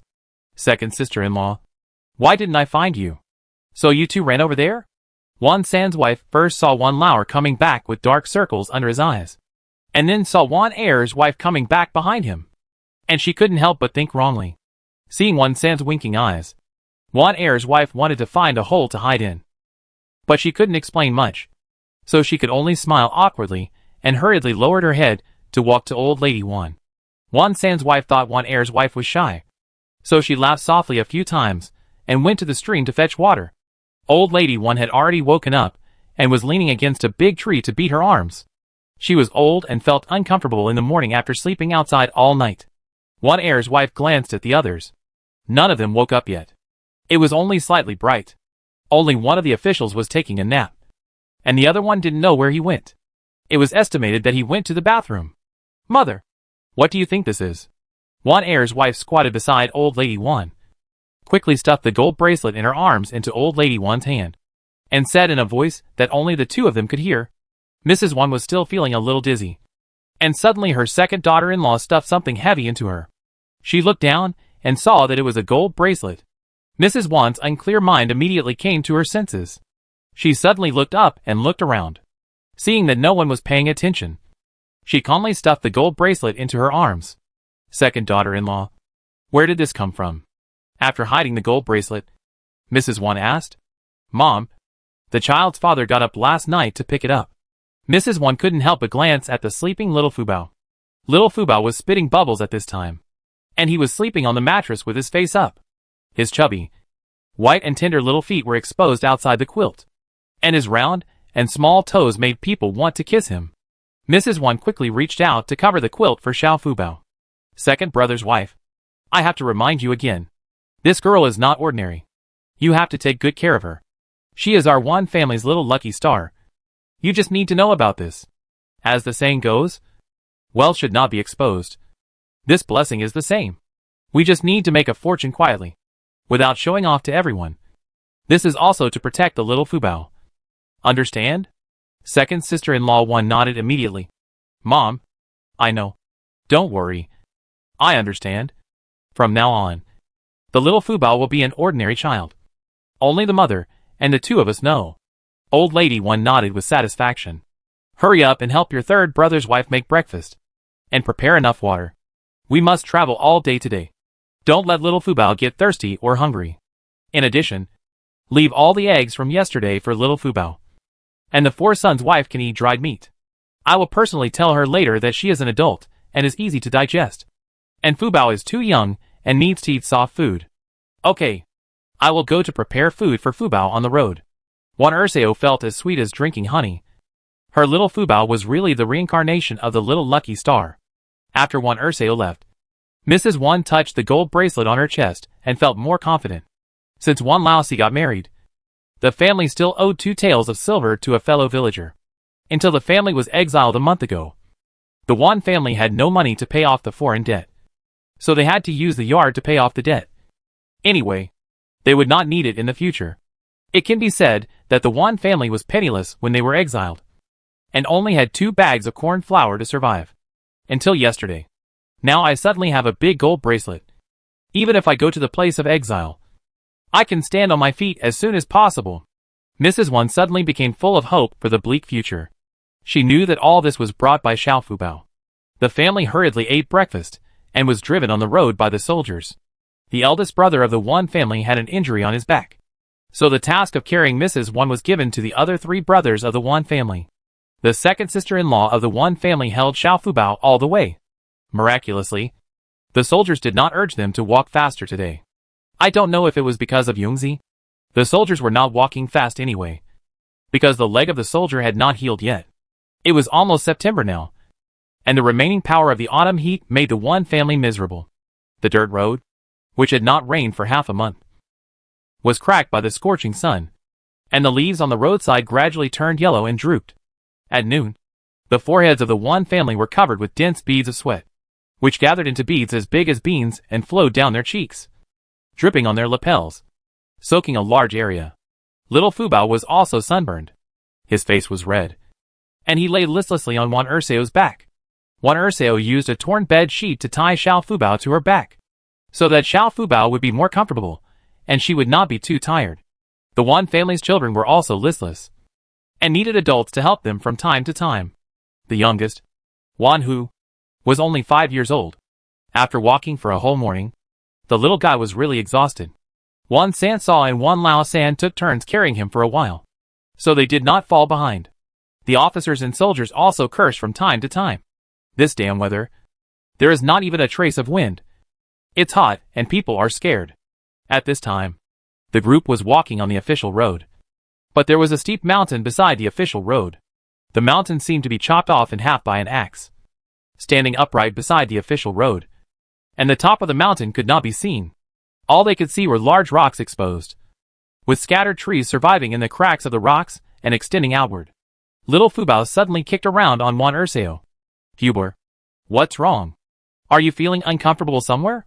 Wan Dasao stopped immediately, quickly untied the sheets on her body, put Fubar down, and hugged him again. Although Fubar, 1 year old, but still can't walk, only crawl, cool, stinky, cold. Little Fubao covered his butt with both hands. His chubby face was squeezed into a ball, and his eyebrows were twisted like two caterpillars. His whole body was squirming in Wan Dasao's arms. Wan Dasao immediately understood that little Fubao wanted to go to the bathroom. This child loves cleanliness, and has never wet the bed at night. When he wants to go to the bathroom, his 2 short legs will bounce hard and make a thumping sound. Sir, can you give me a favor? This child wants to go to the bathroom, and you can rest your feet and drink some water. Wan Dasao immediately took off the water bottle hanging on her waist and handed it to Boss Zhu. Boss Zhu looked at the high sun. It was noon, and then looked at his good brother Yongzi. His face was pale, obviously struggling. Okay, then take a break. Rest here for half an hour. You are not allowed to run around. After receiving Boss Zhu's order, everyone in the Wan family immediately collapsed on the ground like a useless person with his muscles and bones pulled out, and some of them lay on the ground with their legs spread out. At this moment, a loud noise of boom, boom, suddenly came from the corner a few feet ahead. The huge sound shook the earth and kept shaking, and even the place where everyone rested could clearly feel the violent fluctuations of the ground. Chapter 8: A huge change. On the official road that could have turned the corner and continued to move northwest, huge rocks were now rolling down from the top of the mountain. The rocks immediately created a deep pit when they fell on the ground, and the collision of rocks made a loud noise like splitting the sky and the earth, accompanied by rolling dust. Wow wow! Little Fubao was frightened by this sudden change and crawled into Wan Dasao's arms with a wow, crying like a tearful man. The other children of the Wan family also hid behind their parents with their hearts pounding, timidly watching the huge rocks still rolling down not far away. Mom, did you encounter a dragon turning over? Wan Dasao was most afraid of death, so she was ready to run back. Before she ran, she pushed Wan Laoda, who was blocking her in front, forward, thinking that it was better for others to die than for her. Wan Laoda was still shocked by this scene and couldn't recover. At this time, Wan Dasao pushed him, and he fell flat on his face. Wan Laoda's face turned black. This stinky woman deserves a beating again. Everyone came to their senses and ran back in a swarm. Although the boulder had stopped rolling, everyone had a shadow in their hearts. Such a big boulder weighs thousands of pounds. If they hadn't taken a temporary break just now, they would have walked there by now, wouldn't they? Everyone didn't dare to imagine it again. Now they were all scared. Old Lady One recalled what happened just now. It seemed that Xiao Fubao stopped to rest because he wanted to make it convenient for everyone. That means Xiao Fubao saved everyone's life. Old Lady One wanted to worship Xiao Fubao and burn incense to worship him every day. Stop! Boss Zhu roared, watching the Wan family scatter like birds and beasts. And the boulder behind him was no longer moving. He realized that the Wan family had already run several feet away. The Wan family was stunned by Boss Zhu's roar and stopped one after another. The danger has passed. We should not stay here for long. Now you should hurry up and go on the road. You should lead the charge. Boss Zhu drew out his saber. This was the first time he had pointed a saber at the Wan family except for killing prey. The Wan family looked at the long saber flashing coldly in the sun, and their hearts trembled. But when they saw the pile of boulders, their legs became weak. Who knew if the boulders would fall again? Hurry up. If you delay any longer, I will kill you now. Boss Zhu had a fierce face. As if the Wan family did not move, he would immediately take up his saber and kill people. After weighing the pros and cons, Boss Wan decided to lead everyone forward. One was to die now, and the other was to die in the future. He would definitely choose the second one. The Wan family was like a group of little sheep, being driven by Boss Zhu with a saber from behind. In the face of life and death, the previous affection was not worth mentioning. The relationship between the officers and soldiers and the Wan family had just eased a little yesterday, but now it has returned to the freezing point. Puff. The little Fubao in Wan Dasao's arms couldn't hold back and peed in her trouser pocket. She was small to begin with, so how could she hold back her poop? After the sudden change just now, her little face turned pale with fear. It stinks. Second sister-in-law. Did your little girl poop? Wan Dasao and Wan Dasao were at the back. Wan Dasao couldn't walk fast with her child in her arms, and Wan Dasao was just hesitating and didn't want to walk in front. After all, the danger ahead was still unknown. Who knows if a huge rock would fall and smash people into pulp just as they passed by. When Xiao Fubao heard Wan Dasao's disgusted voice, her little face turned red and blood could drip out. Xiao Fubao didn't dare to move around anymore. She lay on Wan Dasao's body, buried her little head deeply in Wan Dasao's arms, and acted like an ostrich. As long as she couldn't see others, others couldn't see her either. Wan Dasao laughed softly and said, "What's wrong with a child pulling his trouser pockets? Didn't my eldest sister pull his trouser pockets when she was young? What's there to dislike?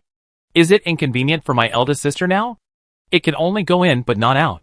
While arguing with Wan Dasao, Wan Dasao gently patted Xiao Fubao back to comfort him silently. Xiao Fubao felt that her mother didn't seem to dislike her, and the grievance in her big eyes immediately sparkled. But she was uncomfortable. Very uncomfortable. And her little butt was sticky and smelly. Wan Dasao was speechless after arguing with Wan Dasao. And then she came to Zhu Laoda with Xiao Fubao in her arms. "Sir, my child pulled her trouser pockets. Can you please help me clean it up?" Zhu Laoda also smelled the stench, and immediately covered his nose and said disdainfully, "Go quickly. Don't get so close to me." Wan Dasao thanked her repeatedly, and quickly squatted on the side of the road with Xiao Fubao in her arms to clean it up. Fortunately, Wan Dasao's kettle was still filled with a lot of water. She took off Fubao pants neatly. They were all covered with poop. There was no water to wash them, and they couldn't be taken on the road with them, so they had to be thrown away. Wan Dasao used her pants to wipe Fubao's little bottom clean, and then rinsed it with water until it was completely clean. Fubao looked at Wan Dasao happily with his big, sparkling eyes. Cool. Great. Xiao Fubao can't say anything else. In her limited vocabulary, she can only say a few words. I don't know where she heard them from, but these words will pop out in her mind anyway. Xiao Fubao stretched out her two little arms to hug Wan Dasao's neck and hung on Wan Dasao's body. Wan Dasao had a warm smile on her face. This child is too sensible. The other members of the Wan family were standing in front of the pile of boulders at this time. If they wanted to go over, they had to take a detour. This pile of boulders fell right on the official road, completely blocking it. There was a cliff on the right side of the official road and a forest on the left. These boulders fell and knocked down a large area of trees. The Wan family had to take a detour through the forest to get to the other side of the stone pestle. Wan Laodao looked at the Wan family members behind him, and seemed to have made some kind of decision in his heart. Second, third, fourth. You keep an eye on the children and mother. I go explore the way first. If I can get to the other side alive, you can leave. Brother. No. Wan Lao grabbed Wan Laodao. Brother, you are the eldest son of our Wan family. You can't take risks. Besides, you still have a back injury. If you have to go, it's me who should go. You stay to take care of the children. You have 3 children in your family. If you get hurt, will your sister-in-law take care of you? Yes. Brother, you can't go. Otherwise, I go. I can run fast. Wan Lao Sen also stepped forward to argue. Don't argue. I go. My family doesn't have any children yet. I'm just married, the youngest, and the healthiest. Wan Lao Si glanced at his wife Lu, and without waiting for his brothers to dissuade him, he rushed forward. Fourth brother. Fourth brother. Fourth brother. 3 voices sounded at the same time. Looking at the back of Wan Lao Si rushing into the woods, Several people felt confused. Lu suddenly collapsed on the ground. Fourth brother's wife. Fourth brother will be fine. We avoided the danger just now. Now he will definitely be fine. You are still pregnant. So take care of yourself. Wan San's sister-in-law squatted down and slowly comforted Lu. Lu just stared blankly in the direction of the forest with tears in her eyes. The waiting process was tormenting. And an anxious atmosphere gradually spread among the crowd. Why is there no movement after so long? All of you get up and keep going. Zhu Laoda spoke again, in a stern voice to drive the Wan family away. Just then, Wan Laoxi's voice came from the other side of the boulder. I'm here. It's okay. It's Laoxi. Yes. Laoxi's voice. He's okay. Great. Let's go quickly. Lu stood up from the ground in surprise. And was supported by Wan San's wife. Crying with joy. Great. The head of the family is okay. San's wife. Did you hear it? Lu laughed and cried. Which made Wan San's wife feel sad. Yes. The fourth brother is okay. Sister-in-law. Don't cry. Let's go to find the fourth brother quickly. Yeah. Okay. Let's go quickly. Most of the Wan family followed Wan Laoxi's footprints and bypassed the boulder piles smoothly. Wan Dasao, who was walking at the end, was hesitating with a smug smile on her face. She thought that everyone had already explored the way for her. And there was no danger. So why should she be so anxious? She might as well walk slowly and take a break. But Wan Dasao didn't see that a huge rock on the top of the mountain was stuck by a tree. The tree was already shaky, and there was a risk of breaking at any time. Wan Lauer helped Wan Ersao hold Xiao Fubao in his arms. Xiao Fubao was wrapped up in a sheet by Wan Ersao with his bare buttocks. His face was flushed, like a ripe apple. She blinked her eyes and looked at the pile of boulders not far away. A little curious and a little scared. Is everyone here? Count the number of people. The soldier searched the crowd with sharp eyes. Where is my mother? Wan Quan looked around but didn't see Wan Dasao. When Wan Quan mentioned Wan Dasao, Wan Lauda's face turned black. This woman had pushed him forward just to save her life. It would be better if she was crushed to death by the boulder. This was the retribution she deserved. Boom! Boom! Just as everyone was waiting for Wan Dasao, there was another loud noise. And a boulder rolled down from the top of the mountain and fell into the bushes. Ah! Help! It's my mother's voice. Wan Quan shouted and ran towards the forest. Wan Quan! Come back! It's dangerous! Wan Lauda was anxious and ran over. Chapter 9. Wan Dasao was saved. A large number of trees fell in the woods. And a huge deep pit was smashed on the ground. Wan Quan ignored the stumbling of the dead vines and branches in the woods, and ran back with 1 foot deep and 1 foot shallow. Wan Lauda was shouting and chasing behind him. The wound behind him had just scabbed open again because of his excessive movement. Blood flowed down his patched coat. His forehead was full of sweat and pain. But he didn't dare to stop to breathe. Wan Quan was already a 12-year-old boy, and soon disappeared from Wan Lao Da's sight. Wan Lao San and Wan Lao Si also wanted to chase, but were stopped by Wan Lao Tai. Stay still. Don't go anywhere. Wait for your eldest brother and others. The danger is not over yet. Do you want to leave us? The old, weak, women and children. To the exile place? The Wan brothers stopped thinking immediately. Each found a place to sit down, and ate some dry food to restore their strength. Wan Quan's arms, legs, and face were all scratched by the branches in the forest. But he still didn't feel any pain and ran forward desperately. No matter how bad Wan Dasao was, in Wan Quan's heart, she was still his mother after all, and he couldn't abandon her. Finally, Wan Quan saw Wan Dasao lying on the ground motionless. Mom! Wan Quan shouted and rushed over. At this time, Wan Dasao's palms, arms, and legs were all bloody, and her face was also scratched, and she seemed to be in a coma. Wan Quan stretched out his trembling hand to feel Wan Dasao's breath, and found that she was still breathing, and the heart that was hanging just now suddenly fell back into his stomach. His tense nerves relaxed, and the pain in his body made him take a breath immediately. Wan Lauda also caught up at this time. Wan Quan, is your mother still alive? Wan Lauda asked while stepping over a horizontal beam that fell on the ground. Dad, my mother is fine. It seems that she fainted, and she suffered a lot of injuries. Let's carry her back. Wan Lauda walked to Wan Dasao and took a look around. A huge rock was found to have just brushed against the sole of Wan Dasao's foot and fell steadily into the soil. If it had been an inch off, Wan Dasao's feet would have been smashed into pulp. The father and son dragged Wan Dasao out of the forest, and the Wan family members were relieved to see that all three of them were fine. Although Wan Dasao was lazy, loved to take advantage of others, and was selfish, in the hearts of the simple people, Wan Dasao was still alive after all. Brother, what happened to your sister-in-law? Are you okay?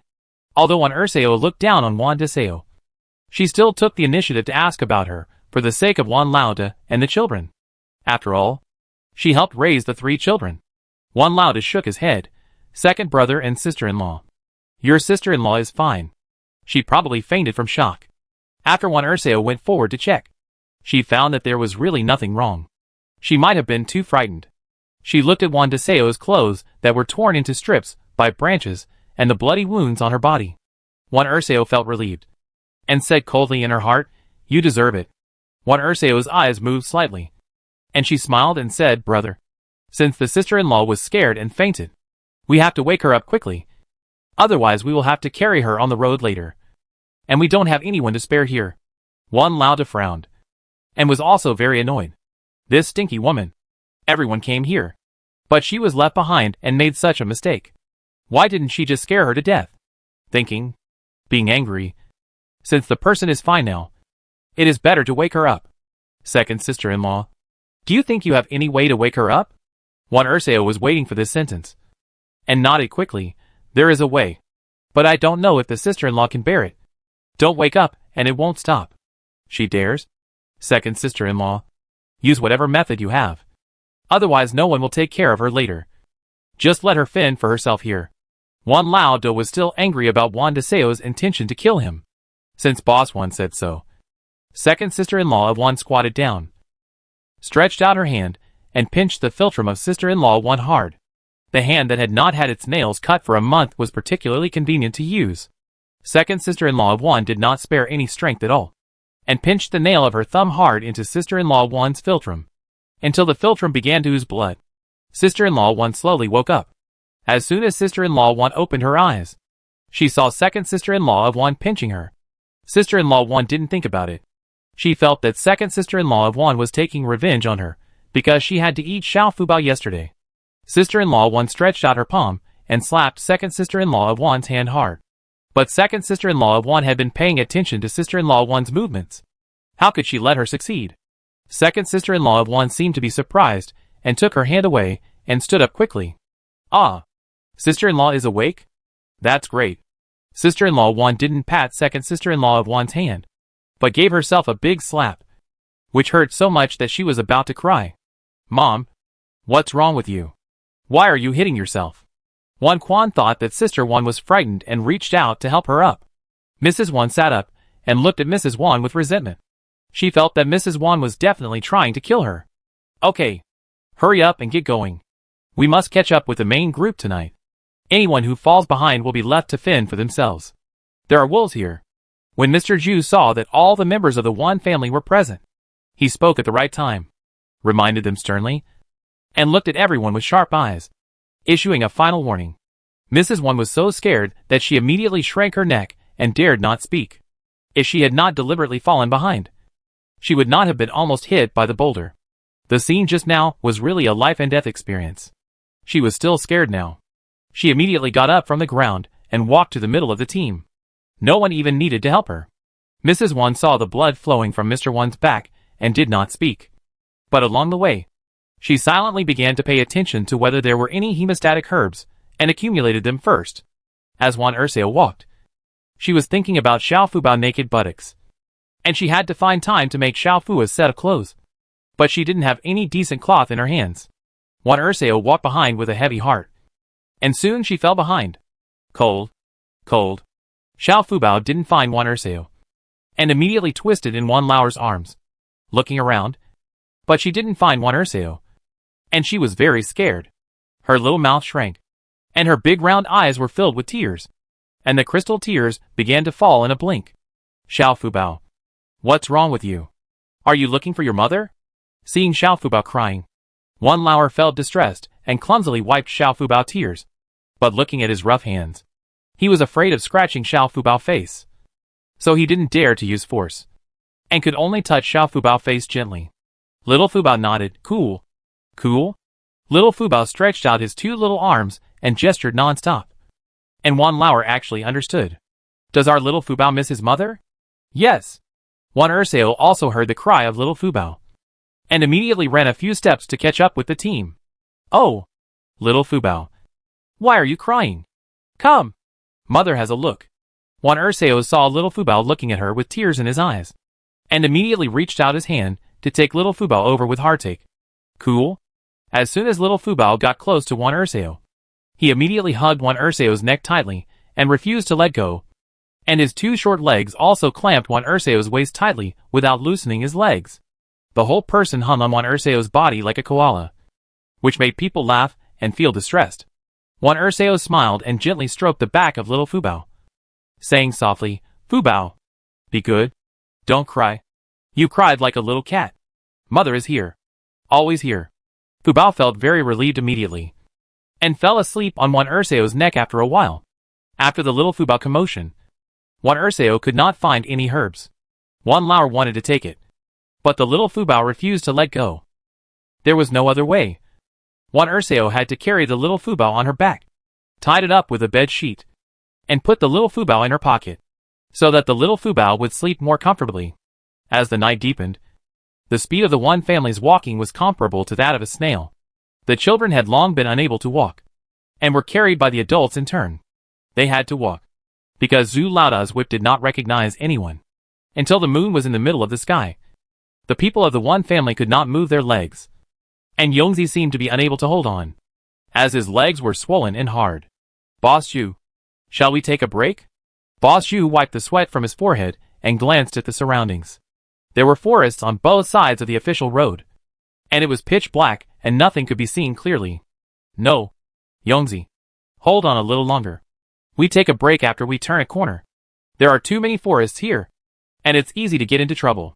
We are so few in number that it's no joke if we encounter a pack of wolves. Yongzi also knew that what Boss Zhu said was right, so he gritted his teeth and continued to hold on. Before turning the corner in front, he heard the sound of a ping-pong fight in the distance. Boss Zhu, there are people ahead. Did we encounter bandits who robbed us on the way? The Wan family also clearly heard the sound of fighting, mixed with crying and shouting. Chapter 10 Convergence. Under the moonlight, the shadows of the trees were projected on the official road. The night wind blew from time to time, making the mottled shadows on the road sway constantly, giving people a feeling of uneasiness. Boss Zhu frowned and said to Yongzi, Yongzi, you stay and watch them first. I will go to the front to find out the situation. Boss, be careful, Yongzi responded. Boss Zhu hurriedly gave instructions, then held his long knife and walked forward with bated breath. He bent over and hid in the woods, using the trees as cover to secretly observe the situation ahead.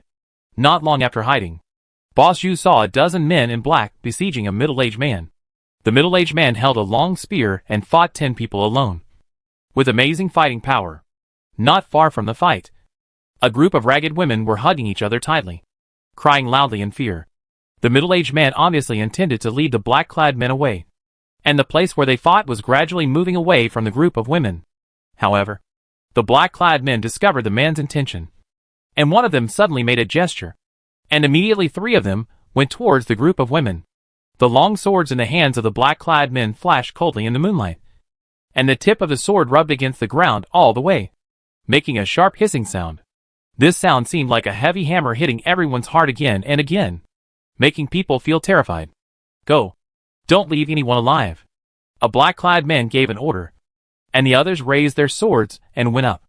Just as the sword was about to pierce the outermost woman, suddenly a young man jumped out of the crowd. He still had shackles on his hands, and the shackles collided and made a rustling sound when he moved. The young man was like a sword out of its sheath, stabbing straight forward. The black-clad man did not expect that someone would ambush among the women, and immediately began to deal with the young man's attack in a panic. Every time their long swords slashed at the boy, they were blocked by the shackles on his hands, and dazzling sparks burst out immediately, accompanied by a sharp metal collision sound. The boy was agile and kicked the 3 men in black to the ground one by one, taking advantage of the gap when the men in black fell to the ground. The boy quickly jumped up and stepped hard on the sword-holding hand of a man in black. causing his long sword to fly out of his hand. The boy quickly hooked his toes and caught the long sword in the air steadily, then turned gorgeously with extremely smooth movements. Holding a sharp long sword in his hand, the boy decisively slashed the throat of the man in black with his sword. The other two men in black were afraid of this, but the boy's eyes flashed with a cold light like a star. He took off and quickly came behind the two. He pierced the back of a man in black with a sword, and the other man in black took the opportunity to launch a sneak attack on the boy. The young man quickly drew out his long sword, with a streak of blood on the tip of the sword. He wielded the long sword flexibly and successfully resisted the attack of the man in black. Before the man in black's sword was about to pierce the young man, his long sword had already quickly slashed across the man in black's throat and subdued him. Dad. After the young man dealt with the three men in black, he immediately flew to the middle-aged man. With the addition of the young man, the men in black were quickly dealt with, but the middle-aged man knelt on the ground and vomited several mouthfuls of blood. At this moment, the officers and soldiers hurried over from behind. "What are you exiles doing again?" an officer shouted loudly. When Zhu Laoda, who was hiding in the forest, heard this, his eyes suddenly lit up. He realized that this should be the family of the general of the Wan family. Zhu Laoda had no time to say hello and immediately returned the same way. He wanted to tell Yongzi the good news quickly. "Yongzi! Yongzi!" Boss Zhu came back panting, shouting Yongzi's name. "Boss Zhu! What's wrong? What happened? Is it really the bandits?" Yongzi suddenly felt nervous and asked. Boss Zhu finally ran to Yongzi, holding his knees and panting, "Yes. It's the Wan family in Beijing. We have joined them." When Yongzi heard this, he was overjoyed and helped Boss Zhu sit on a stone to rest. "Really? Are you sure?" Yongzi still couldn't believe it. Boss Zhu nodded and said, "No. I clearly heard the officials in Beijing shouting that they were exiles. Think about it. What other exiles are there besides the Wan family at this time?" Boss Zhu told Yongzi what he heard and his own guesses. "Well, Boss is right. So should we rush over and join them now?" After hearing this, Yongzi became excited. They were finally freed and could go back to report. However, Boss Zhu stood up and looked at the Wan family and said, "You will soon meet the direct descendants of the Wan family in Beijing. And our mission is completed. We were very tired escorting you all the way. And my brother was bitten by a snake on the leg. Hurry up and take out all the dried fish you made yesterday and give them to us two brothers as travel expenses." Yongzi didn't expect that Zhu Laowi would make such a request at this time. And the Wan family was even more shocked. Wan Dasao was in charge of the family's food. At this time, she tightly held the sack in her hand, which contained food for the whole family. Zhu Laoda had followed them for a month and had already figured out the role each of them played in this family. So he walked towards Wan Dasao without hesitation.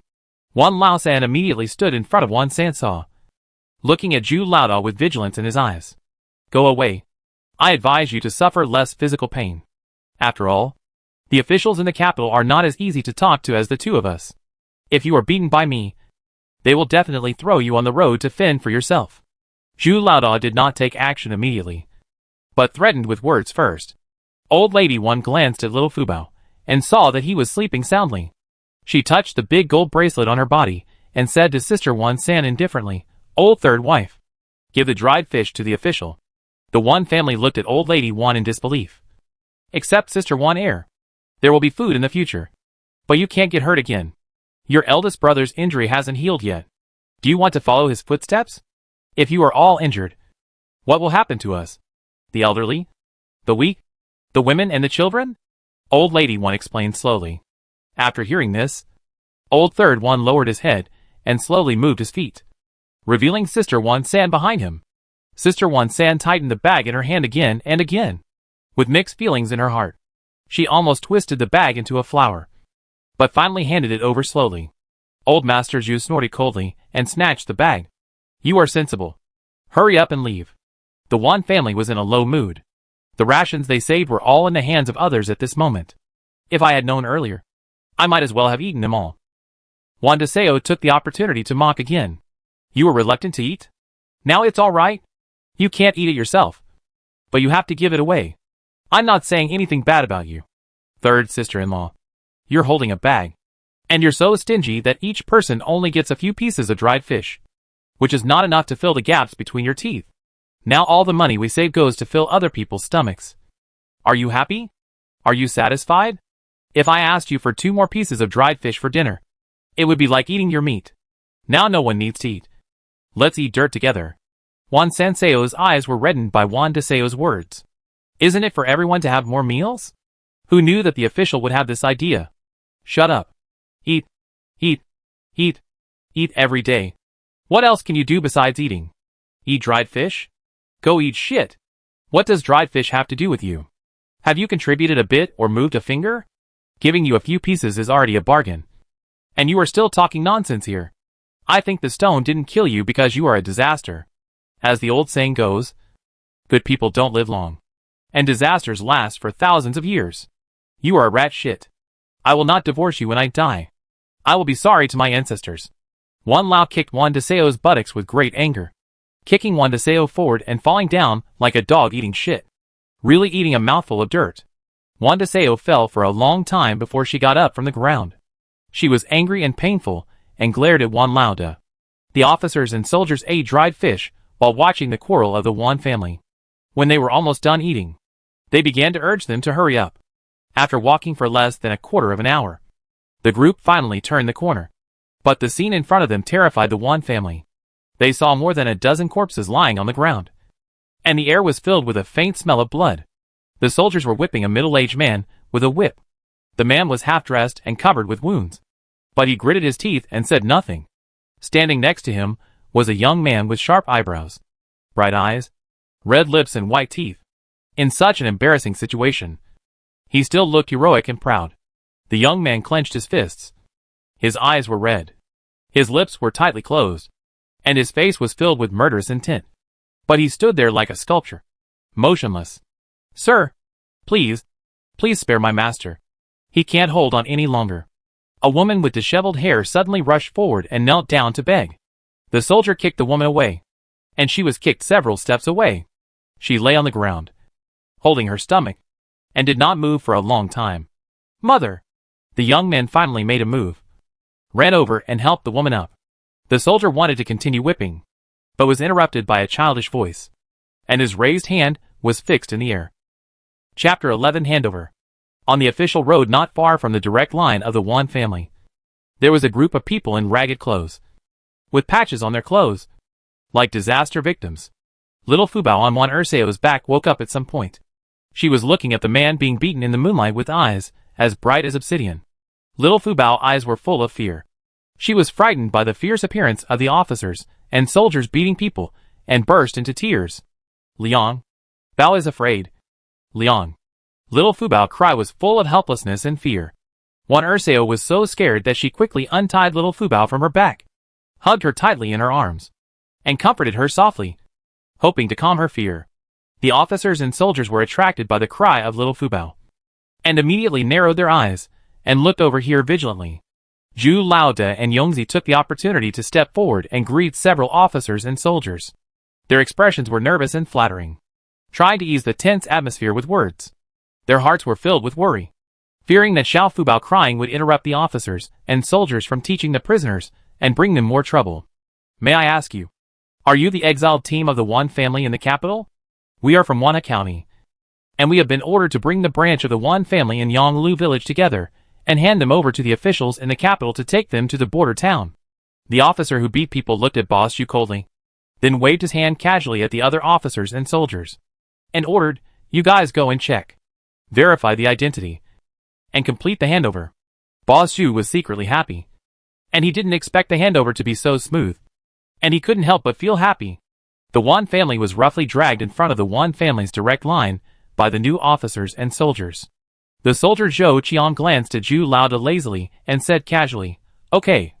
You can go now. Leave the person to us."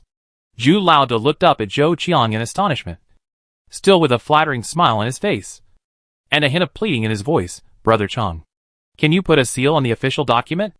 This way we can go back and report. This is a normal process." But Zhou Qiang pretended to forget it and impatiently asked Zhu Laoda and the others to leave as soon as possible. Zhou Qiang glanced at the document that Zhu Laoda took out of his arms, and a trace of mocking smile flashed across his face. He thought to himself, sure enough, he came from a small place that has never seen the world. And he doesn't even understand this rule. Yongzi stood aside, carefully observing Zhou Chang's face. Seeing that his brows were slightly frowned, he seemed a little unhappy. His heart tightened, and he quickly took out a tael of silver from his arms and handed it to Zhou Qian with both hands. "Brother Chang, this is a small gift from me. Please accept it." Yongzi's voice was humble and sincere, and his eyes were full of expectation and nervousness. Zhou Qian looked at the silver in Yongzi's hand, and a trace of contempt flashed across his face. Yongzi noticed Zhou Chang's dissatisfaction and immediately said with a smile, "Brother Chang, our salary in a small place is limited. Unlike you who are in the capital, this is all we brothers have." Zhou Qian knew that what Yongzi said was true, and that small places were indeed not as prosperous as the capital, and the income was also limited. But he still felt that such a bribe was too cheap. However, he also understood that it was not easy for officials from small places, and he could only accept this level of filial piety. Zhou Qian waved his hand to signal Wu Lei behind him to come forward and take the silver. Wu Lei immediately stepped forward and respectfully took the silver into his arms. Watching Wu Lei put the silver away, Zhou Qian took out a small seal from his waist, stamped the official document handed over by Zhu Laoda, and handed it to Zhu Laoda. "The seal has been stamped. You keep it." Although Zhu Laoda was full of resentment, he could only swallow his anger at this time. He took the official document with the seal, carefully put it in his arms, and then bowed to Zhou Qian to thank him.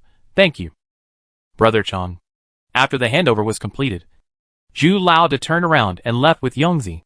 After walking for a while, Zhu Laoda finally couldn't help cursing. "Damn it. Those people in the capital are really dog-eyed. We handed over normally, but they still wanted bribes. They are really not good people. I didn't make much money along the way, and I had to pay a tael of silver, which really pissed me off." Zhu Laoda became more and more angry, and his right fist hit his left hand hard, as if he could vent his dissatisfaction and anger in this way. Yongzi was also angry at the side, but he knew that nothing he said would help, so he could only silently endure the humiliation and unwillingness. "Boss, don't be angry.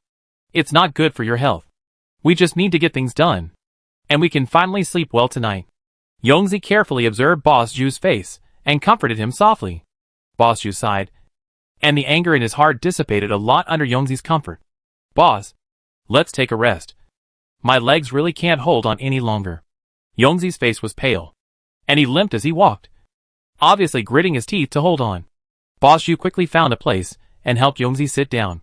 "Yongzi, it's all my fault. I was so angry that I didn't notice your legs. How do you feel now?" Boss Zhu rolled up Yongzi's trouser legs in the moonlight and saw that his calves were swollen like hard buns. "Yongzi, we will find a place to get you some medicine tomorrow. The woman from the Wan family really doesn't know medicine." Yongzi nodded and leaned against the tree to rest. "Yongzi, you rest here for a while. I go pick up some firewood," Boss Zhu said and got up and walked towards the woods. Boss Zhu planned to pick up some firewood nearby to burn, which could both keep warm and prevent wolves. But thinking that it was not far from those people in the capital, he felt a little more at ease. If anything happened, it would be convenient to call for help. Boss Zhu was picking up firewood, but he didn't know that danger was approaching quietly. "Ah!" A low wolf howl sounded in the silent forest. Boss Zhu suddenly looked up and saw a pair of green eyes flashing in the depths of the woods. Boss Zhu was so scared that he immediately dropped the firewood in his hand, quickly pressed one hand on the sword at his waist, and pulled out the long sword with a swish. "Yongzi! Yongzi! Run back quickly! Quickly!" Boss Zhu's voice came from the forest behind Yongzi. Yongzi was sleepy, and heard Boss Zhu's shouting was a little strange. He immediately looked back and saw Boss Zhu slowly retreating. There were several wolves approaching him slowly. Yongzi screamed in fear and immediately stood up, enduring the pain in his legs, and ran towards Zhou Qian. He knew that now they had to find Zhou Qian and the others to have a chance of survival. How can a human run faster than an animal? The fear in Yongzi's heart surged like a tide. Soon, a ferocious wolf pounced from behind and threw Yongzi to the ground. The sharp wolf claws mercilessly left several deep bloody wounds on Yongzi's back, and the blood instantly dyed his clothes red. Yongzi shouted in fear, "Help! There are wolves!" He struggled to draw out his saber, and slashed with his backhand. The wolf keenly sensed the danger and quickly dodged. Yongzi took the opportunity to roll on the ground and quickly got up. Boss Yu had also started a fierce fight with the wolves. Facing 6 ferocious wolves, they were soon scratched by the wolves in many places, bleeding, and their combat effectiveness dropped sharply. Brother Chong, did you hear any sound? Wu Lei pricked up his ears alertly, listened carefully, and said to Zhou Qiang. Zhou Qiang frowned slightly and looked around vigilantly. On one side of this official road was a gloomy forest, and on the other side was a wasteland with a big crack. It was so quiet that there was not even a trace of insects. Did you hear it wrong? Zhou Qiang asked in a low voice, and a little uneasiness rose in his heart. Chapter 12 Chaos. Under the silver moonlight, the shadows of the trees swayed like ghosts. The people of the Wan family huddled together in fear. Little Fubao was restless in Wan Ersao's arms, his eyes staring at the direction they came from as if nailed. Little Fubao. What's wrong? What did you see? Wan Ersao looked at Xiao Fubao with a worried look on her face. She had heard the old people say that children's eyes were the purest and could see unclean things. She was afraid of scaring Xiao Fubao.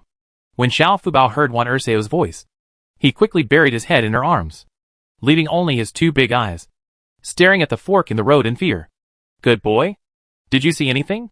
Wan Ersao gently stroked Xiao Fubao back and asked gently. Xiao Fubao's chubby little face was as pale as paper, losing its usual rosy color. Liang. Wolf. Liang. Xiao Fubao's voice was soft and full of fear, and his 2 little hands tightly hugged Wan Ersao's neck. Wan Ersao thought Xiao Fubao was calling for his mother, and quickly responded, Mother is here. Don't be afraid. My dear.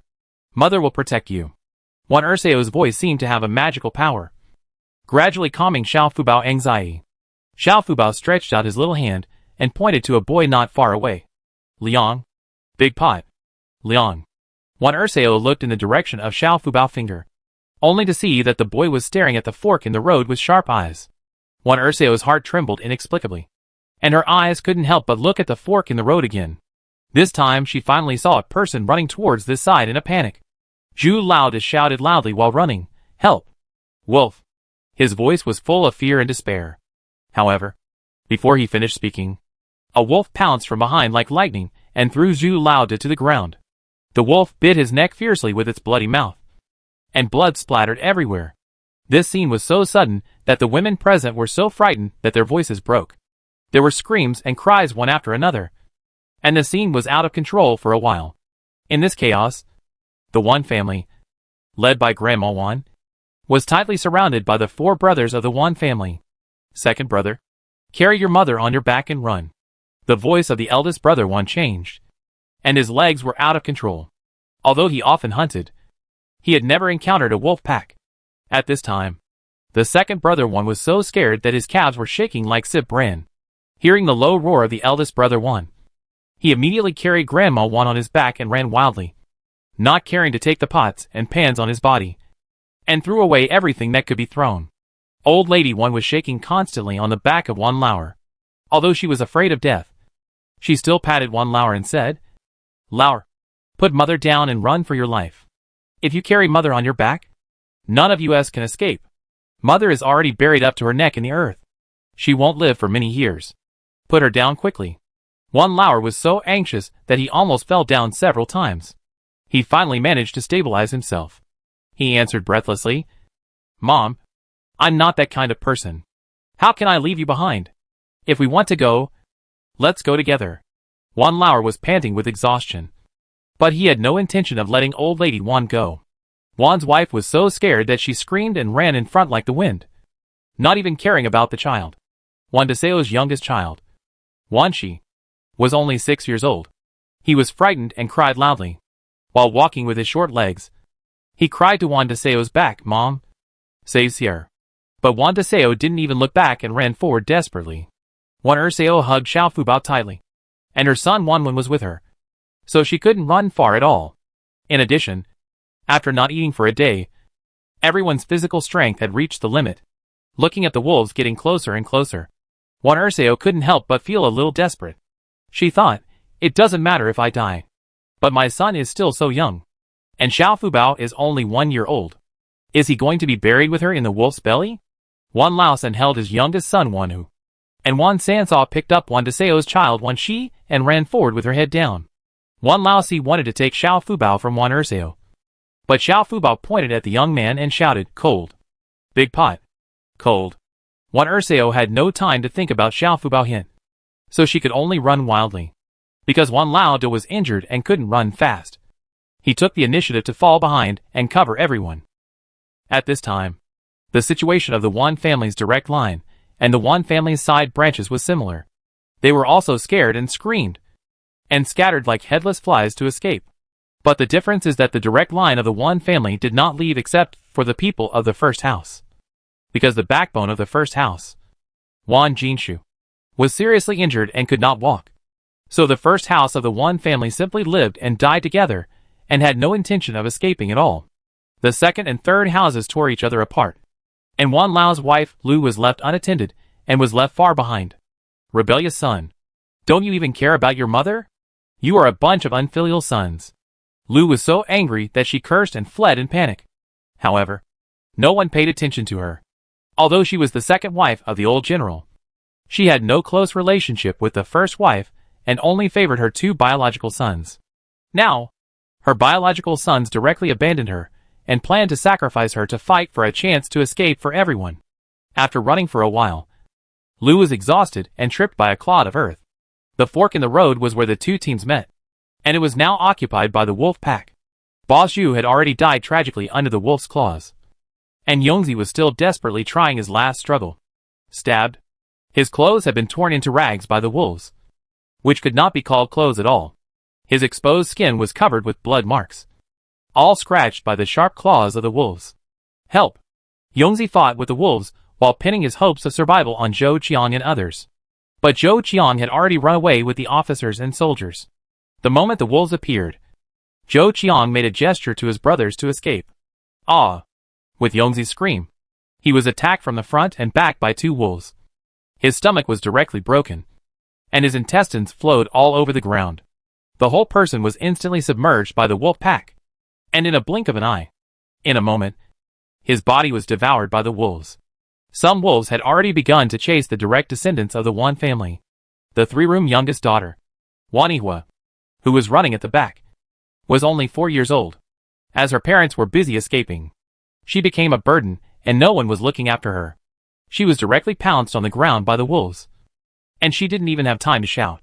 She was eaten by several wolves. When Zhao, the eldest wife of the direct descendants of the Wan family, saw such a bloody scene, she was already as pale as paper with no blood. Her youngest daughter, Wan Yiru, buried her head tightly in her arms, her small body trembling constantly, and her hands tightly hugged Zhao's waist. "Mother! Rower is scared. Are we going to die?" Hearing her daughter's trembling, helpless, and desperate voice, Zhao burst into tears.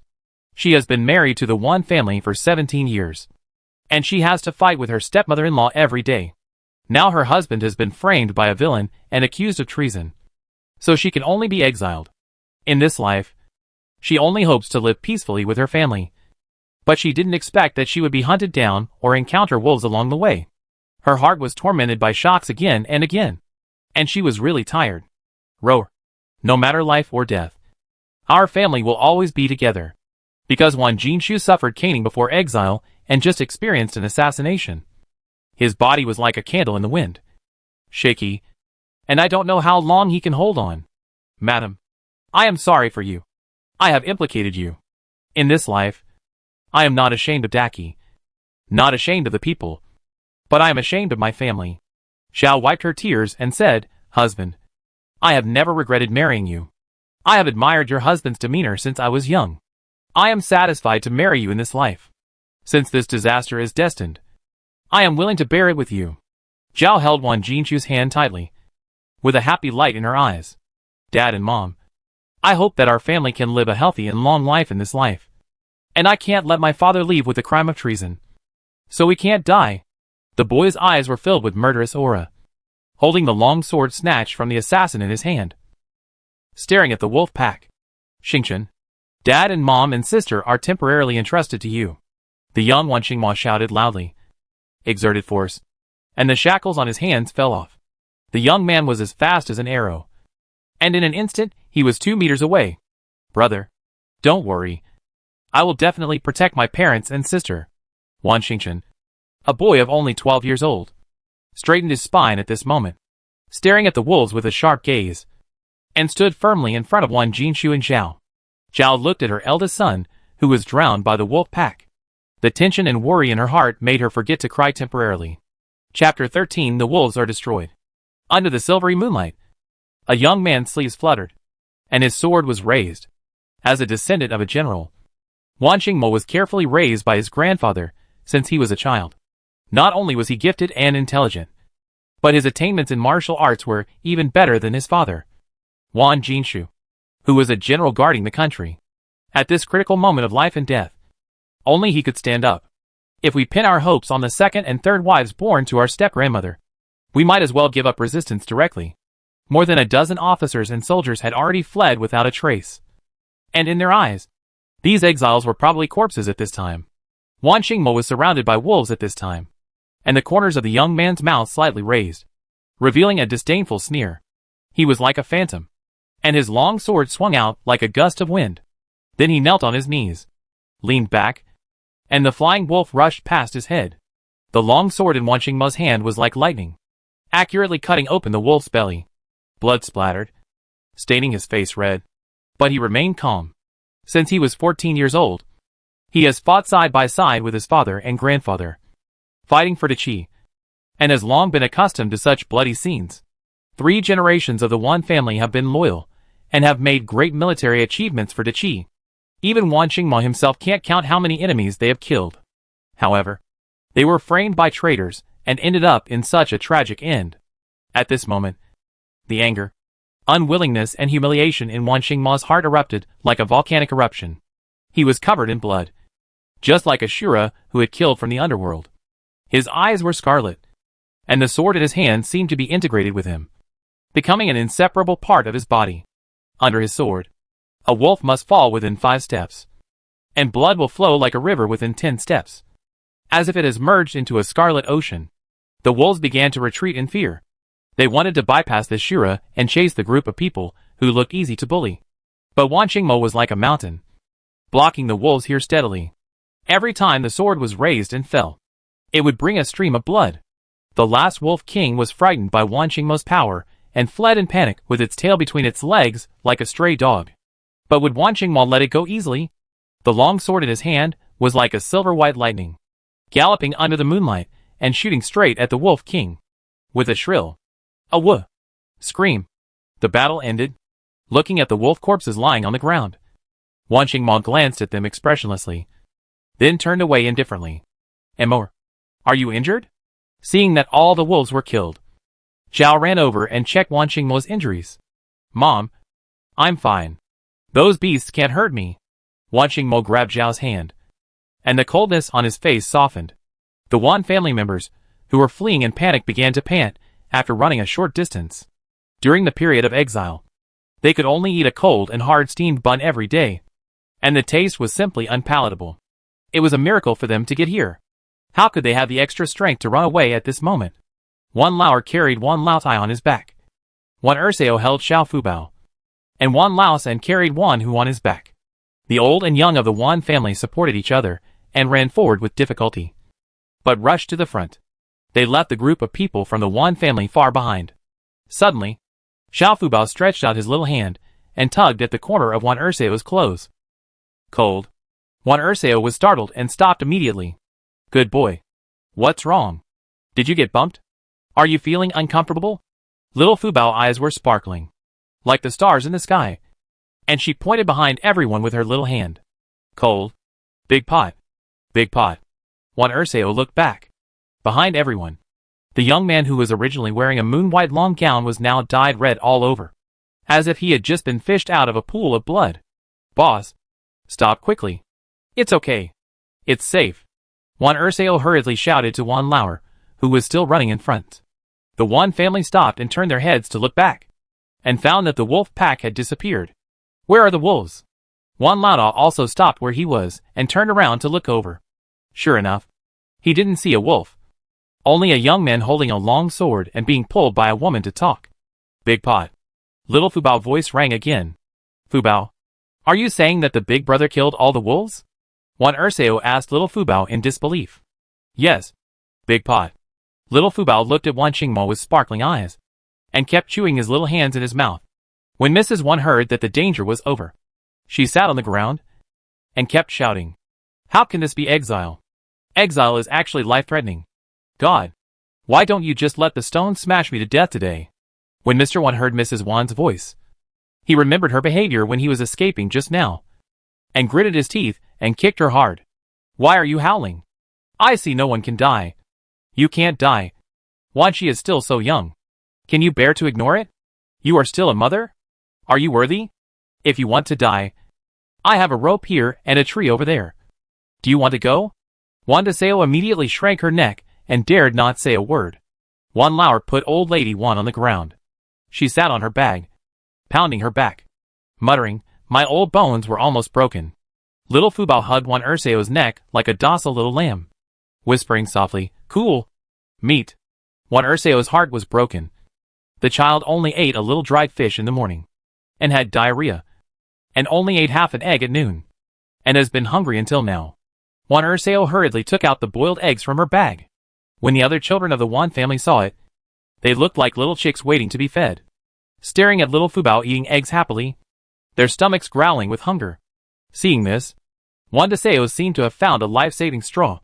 She immediately got up from the ground and ran to Wan Dasao like a gust of wind. Second sister-in-law, you are wrong. If you have food, why don't you share it with everyone? You are eating alone here. What a shame! Wan Dasao's words were accusations on the surface, but in fact they were fanning the flames, trying to make Wan Dasao and Lu stand on her side. But Wan Dasao didn't agree and retorted, sister-in-law, Xiao Fubao is still so young. What if she gets hungry and doesn't grow tall in the future? Such a beautiful girl needs to be carefully raised. We adults can go hungry for a meal, but how can a child go hungry? Lu also nodded repeatedly to show her agreement. She didn't intend to compete with a little kid for food. After Wan Dasao failed to form a clique, she planned to directly grab Wan Dasao's bag. Chapter 14 Wolf Meat. Wan Dasao sat on the dry grass beside the official road, and the torn bed sheet in front of her looked like a rag with hundreds of knots. And Xiao Fubao sat on the bed sheet obediently, like a baby bird crying for food. The bundle of eggs was placed on the right side of Wan Dasao. Wan Dasao looked up and glanced at Wan Dasao quickly, and saw that her eyes were like hungry wolves, staring at her bundle of eggs, and her greedy eyes seemed to shoot through the bundle. Wan Dasao's heart tightened, and she quickly stuffed the bundle tightly into her arms. Sister-in-law, don't think about these eggs. If I remember correctly, you have already drunk 3 of them yesterday. You still have the face to fan the flames here? I haven't settled the account with you yet. Instead, you come to my door? There was a hint of anger in Wan Dasao's voice, seeing that the chance to snatch the eggs had been missed. Wan Dasao had no choice but to sit down listlessly like an eggplant hit by frost. Wan Dasao curled her lips and glanced at Wan Dasao. Lu also glanced at Wan Dasao lightly, with a hint of sarcasm on her lips. Old Lady Wan even cursed secretly, you are a useless thing. Old Lady Wan saw that everyone in the family was watching Xiao Fubao eating eggs, and knew that it would not be a good thing to continue like this. She had to find a way to get food. Moreover, the further they went to the border town, the more desolate it became, and the colder the temperature became. If they didn't think of a way, they would probably starve to death on the road. Old Lady Wan looked around and didn't find any trace of the officers and soldiers. It seemed that the officers and soldiers were scared away by the wolves and couldn't come back for a while. Old Lady Wan rolled her eyes and set her sights on the wolf's corpse. Old Lady Wan slowly moved her feet to Wan Dasao's side, then raised her little foot and kicked Wan Dasao's thigh. You lazy bastard. Stop getting in my way. Get out of my way. Mrs. Wan was scolded by her mother-in-law for no reason. Although she was indignant, she didn't dare to talk back.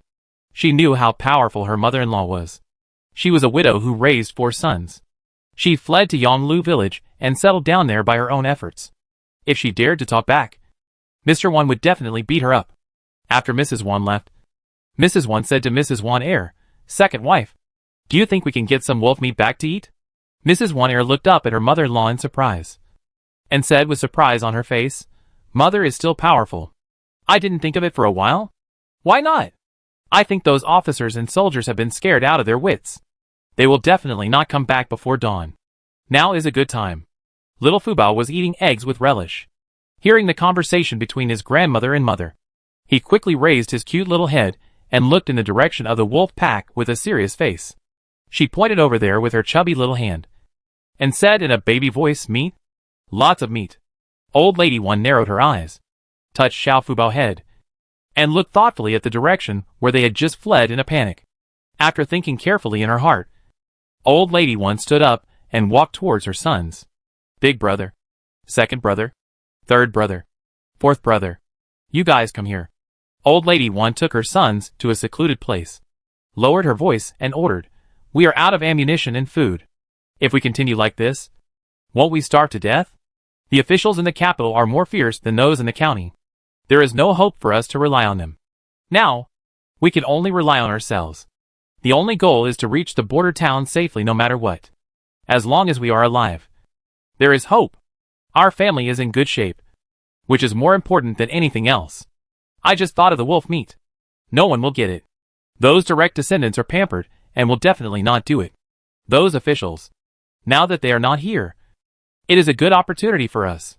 You brothers, take advantage of the fact that everyone is not reacting now, and quickly get a few wolves back. The eldest brother is injured and can't do heavy work, but you have first-class skinning skills. Take the kitchen knife at home and skin them over there. After getting them back, stew them at night, and send some to the family of the boy who killed the wolf. After all, the wolf was killed by someone else. Now we pick up ready-made meat and let others watch. It is not appropriate. Now it is still 2 or 3 hours before dawn. Although time is tight, we are many and should be able to make it in time." After listening to the arrangement of the Old Lady Wan, the brothers of the Wan family immediately took action. The eldest brother Wan carried a kitchen knife with a cold glow in his hand and followed the brothers, walking back carefully. At first, several people were worried, afraid of being discovered. But it turned out that they were worrying too much. Those direct descendants lay on the ground like a puddle of mud, and didn't even give them a glance. The brothers of the Wan family quickly returned to the place where they had just fought. The brothers were horrified to see the wolf corpses all over the ground, judging from the traces of fighting at the scene. All the wolves were killed with a single knife. Boss Wan often hunts and is well informed, but it was the first time he saw so many wolf corpses. But he was still calm. "Brothers, don't waste time. Hurry up.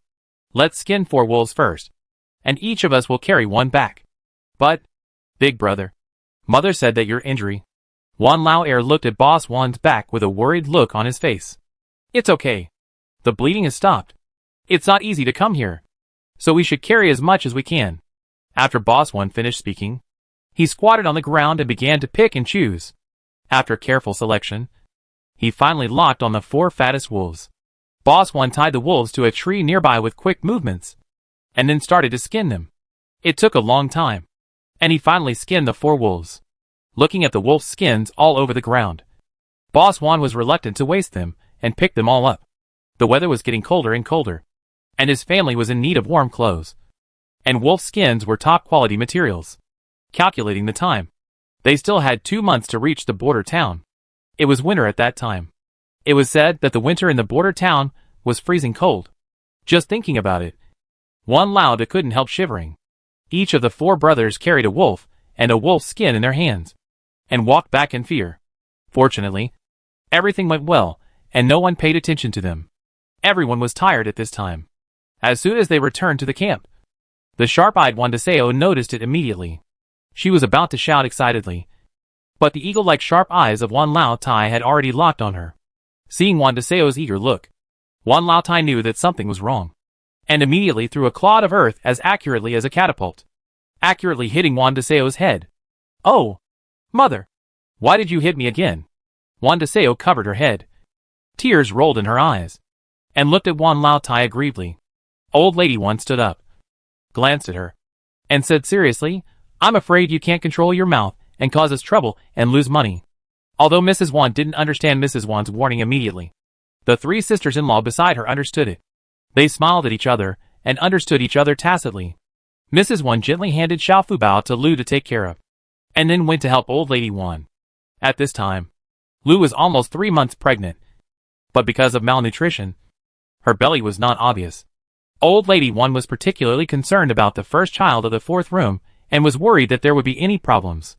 So on the way, She took special care of Lu, and tried not to let Lu intervene in the heavy work. Just when Mrs. Wan was busy with her son and daughter-in-law, Wan Dasao, the legitimate daughter of Mrs. Lu, the direct descendant of the Wan family, noticed the little action here. She sat up from the ground and looked at these mud legs, who were said to be from their Wan family's side branches busying around. And her heart was full of contempt.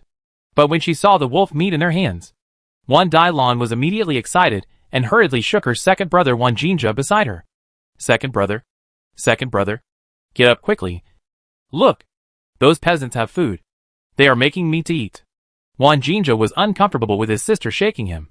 So he knocked Wan Dalan's hand away, slowly raised his head, and looked at the side branch. He happened to see Wan Dasao chopping meat. And the men of the Wan family were making a fire and preparing to grill meat. Wan Jinja sat up from the ground instantly. He hadn't smelled the smell of meat for a month.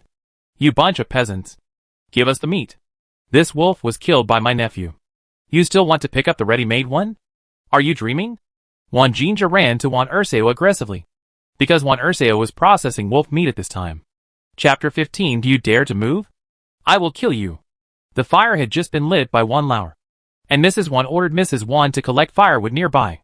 Hearing Wan Jinja's voice, Mrs. Wan bent like a bow, stepped on her small feet, and rushed over as fast as the wind. Sister Wan was not a pushover either.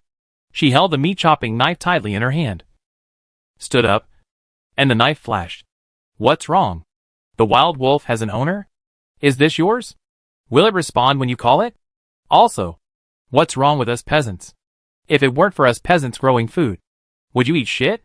How dare you look down on us peasants? You deserve it? When the wolf came, you didn't even care about your mother and ran forward desperately. Now that the wolf was killed by the young master, you came out to grab the credit. Who do you think you are? Who do you think you are? Sister Wan words were like sharp swords, piercing Wan Jinja's heart. Wan Jinja never expected that a woman could be so eloquent. On weekdays, his wife would listen to him at home. How could she dare to speak to him like that? The Wan Dasao in front of him was simply a fierce woman. Wan Jinja was so angry that he trembled all over. But when he saw the pile of wolf meat on the ground, his eyes lit up, and hunger made him forget everything. He hadn't tasted meat for a month. How could he let go of this delicacy in front of him? Give me the meat. As soon as Wan Jinja said this, he bent down to grab it. He had always been spoiled by Lu, and was used to being arrogant and domineering. He would try his best to ask for any reward from the eldest wife. Now that he had been hungry for a month, he suddenly saw so much wolf meat. How could he care about reason? You dare to try to move? I will kill you. Wan Dasao held a sharp blade. The blade was like a cold light, and her words were like a sharp blade, stabbing Wan Jinja directly. The eldest, second, third, and fourth brothers of Wan all gathered together, blocking the way of Wan Dasao like a solid wall. At this time, the situation was 5-1. Although Wan Jinja was afraid, he was as hard as iron, and would not lose the battle. He turned around angrily and said, just wait. I will let my nephew kill all of you lowly people, and you can go to hell to eat ghosts. Wan Dasao raised the kitchen knife and threatened, scaring Wan Jinja so much that he staggered and almost fell, causing the Wan family to laugh. Wan Jinja was so angry that his face turned red, and his hatred for this group of mud legs became more and more serious. Mom, these wolves were indeed killed by that young master. Should we tell him? After all, we didn't do anything, but we just sit back and enjoy the fruits of our labor. Isn't it not good? Wan Dasao looked at the direction where Wan Jinja left and bowed her head to Wan Lauer. After a brief thought, Mrs. Wan looked up and said to Wan Lauer, you go with mother to find the young master, and the rest of you should do what you should do. When Mrs. Wan turned around, she suddenly saw Xiao Fubao nestled in Lu's arms playing with his fingers. Xiao Fubao had been sleeping all day, and just got frightened. But now he was awake. After a brief thought, Mrs. Wan ordered Wan Lauer, go and pick up Xiao Fubao, and we will go together.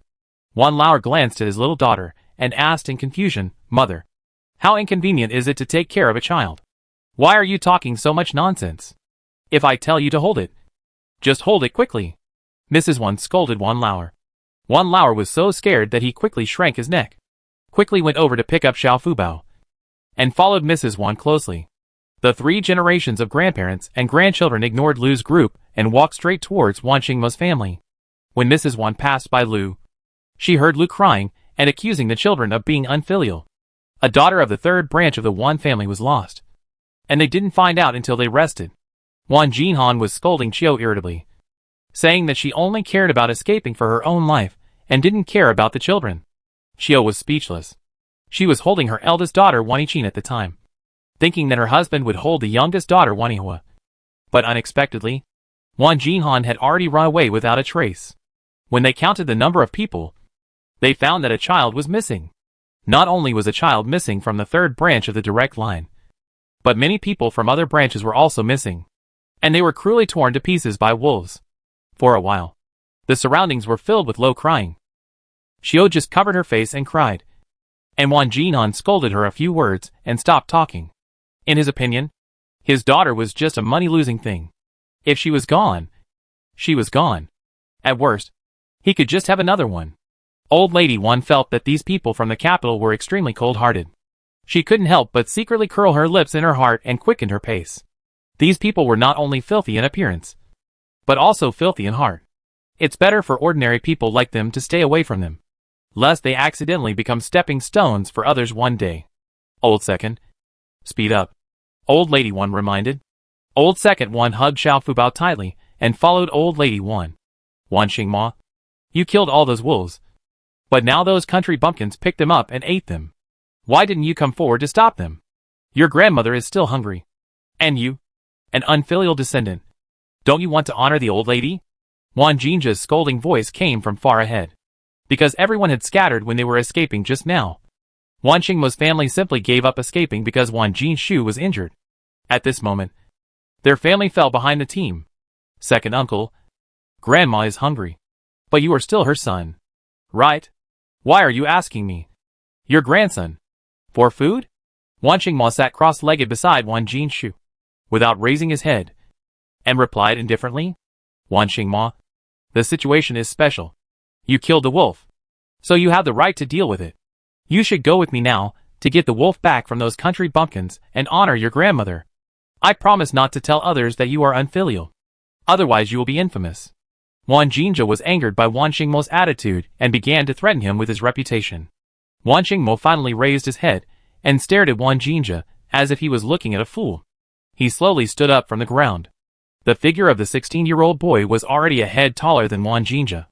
Wan Jinja suddenly felt a strong sense of oppression, and couldn't help swallowing his saliva. He was no longer as arrogant as before and stuttered, Wan Xingmo, what do you want to do?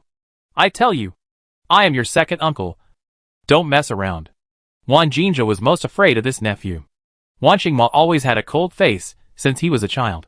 No one had ever seen him smile, making it difficult to guess his mood. The 16-year-old boy was like an old man who had experienced vicissitudes of life, calm and restrained, and awe-inspiring. The younger generation of the general's mansion avoided him, as if they were avoiding a tiger. Second uncle, are you afraid of me? What reputation do you think we have now? We have long been notorious. Why do you need to publicize it? Wan Jinja heard this, as if he had seized an opportunity to insult the eldest house. His back straightened instantly, and he angrily retorted, Wan Xingmo, you still have the nerve to say that. If your father had not colluded with the enemy and betrayed the country, how could our Wan family have suffered such a disaster? Been confiscated and exiled? It's all because of your father implicated us. Before Wan Jinja finished speaking, Wan Xingmo grabbed his neck and lifted him up. Wan Jinja suddenly felt difficulty breathing, and held Wan Xingmo's hands tightly with both hands, trying to make him let go, kicking his legs in the air. Wan Xingmo, let me go! Wan Jinja's voice became unusually hoarse. Zhao didn't expect her son to suddenly attack, but just took a look and didn't say anything to stop him. Wan Jinja's words were really unpleasant, picking on people's pain points. He really should let him or teach him a lesson, so that he would learn his lesson. Seeing that Wan Jinja was about to roll his eyes, a voice suddenly sounded, pulling Wan Xingmo's thoughts back. Chapter 16 First Encounter. The air was filled with a strong smell of blood, as if the breath of death was spreading. Every time Old Lady Wan and Old Second Wan got closer to Wan Xingmo's family, the smell of blood became stronger, like a heavy dark cloud that made people breathless. Young master? Under the silvery moonlight, old lady Wan saw Wan Mo pinching the shameless man who had just come to them to ask for wolf meat. She was shocked. Could it be that this man had already come to complain? It seemed that they were still a step late. However, judging from the current situation, the man did not seem to succeed, but instead angered the young master. Wan Mo let go of his hand when he heard old lady Wan's voice. Wan Jinja was thrown to the ground like a dead fish, coughing constantly. Wan Mo looked down at Wan Jinja and said coldly, "If you want to reach the border town alive, don't hang around in front of me." Wan Jinja's face was as pale as paper. He had just seen the murderous intent in Wan Mo's eyes, as if he had been to the underworld. He was so scared that he ran away. Old lady Wan looked at Wan Jinja's fleeing back with a flash of contempt in her eyes, thinking, this kind of person is a typical bully who only knows how to bluff and is just a paper tiger. Old lady Wan saw that Wan Mo ignored her and sat down directly, so she walked forward nervously. "That, young master, I am from the side branch of the Wan family. We are from the Wan family in Yanlu village. This time, we are also on the list of exiles." "What?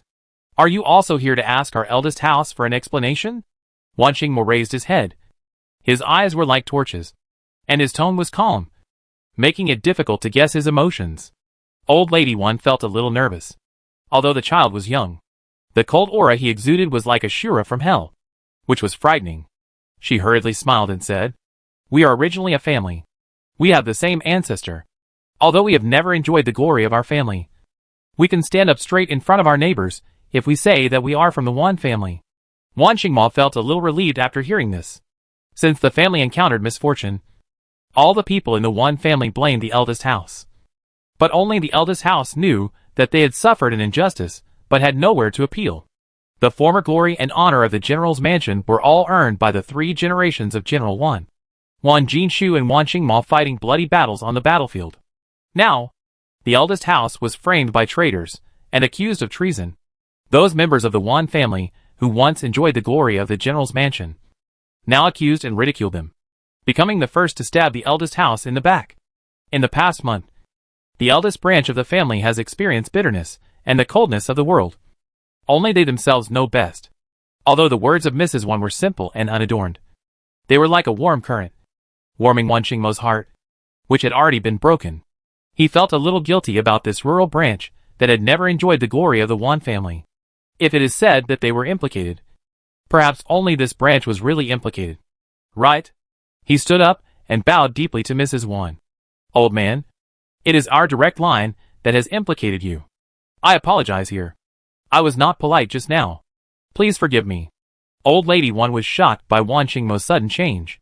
She quickly dodged and waved her hands in a panic, saying, "Young master, don't say those words about implicating or not. Life should always look forward. No one can predict what the future will be like. Maybe we can still rely on you in the future?" Wan Mo was shocked. He had heard so many accusations, abuses and ridicules. This was the first time he heard words of encouragement. Old lady Wan's words were like a warm stream, slowly flowing into his heart. Zhao had been carefully observing old lady Wan since she appeared. According to her understanding of her son was not so easily moved.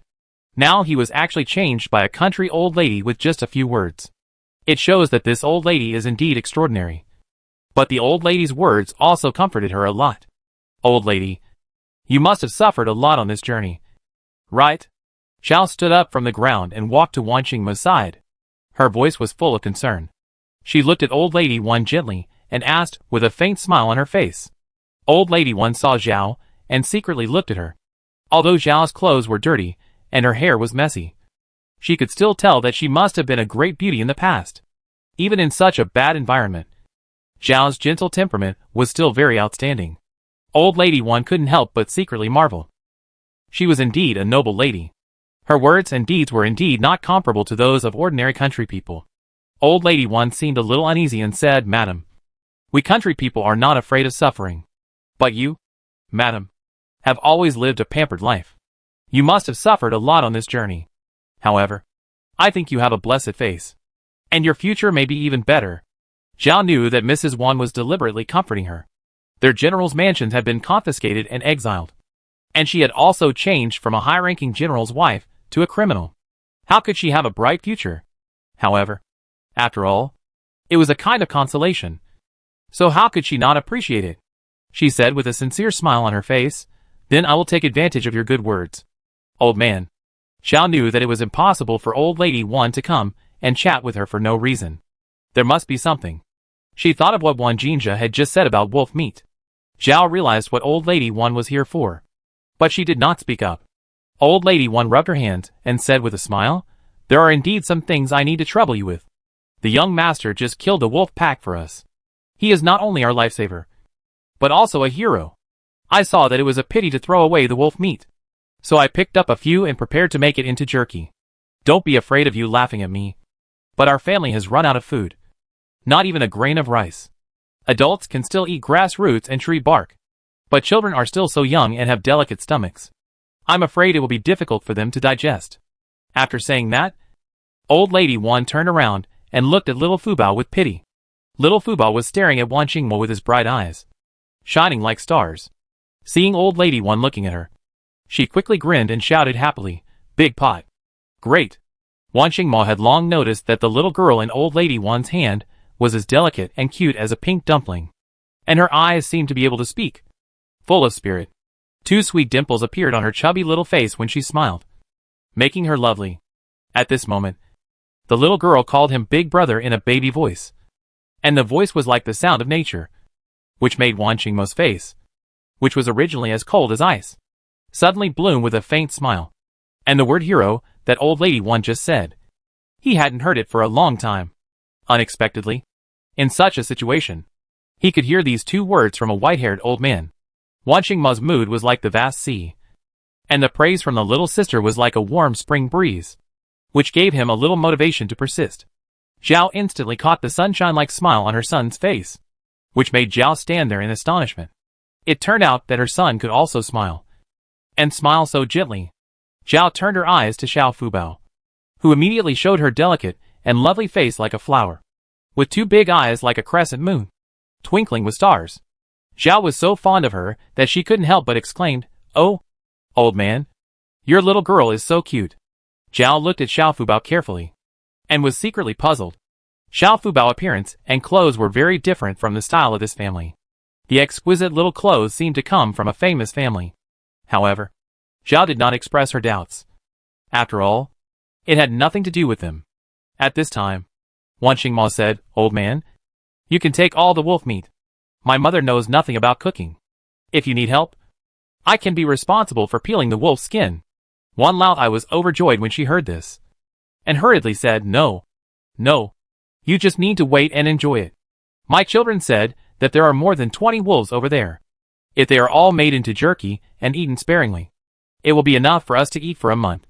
Don't worry. I am not a person who covets small profits. We will share the jerky along the way." Zhao was deeply moved after hearing this. She was trained to be a clan woman since she was young and had never done housework. Now she can survive in the world by eating a cold steamed bun every day. She didn't expect that she would have the opportunity to taste meat now. She looked back at Wan Qingchen and Wan Yi behind her. The 2 children's eyes were shining with excitement. Zhao couldn't help but feel sad. Wan Qingmo was silent.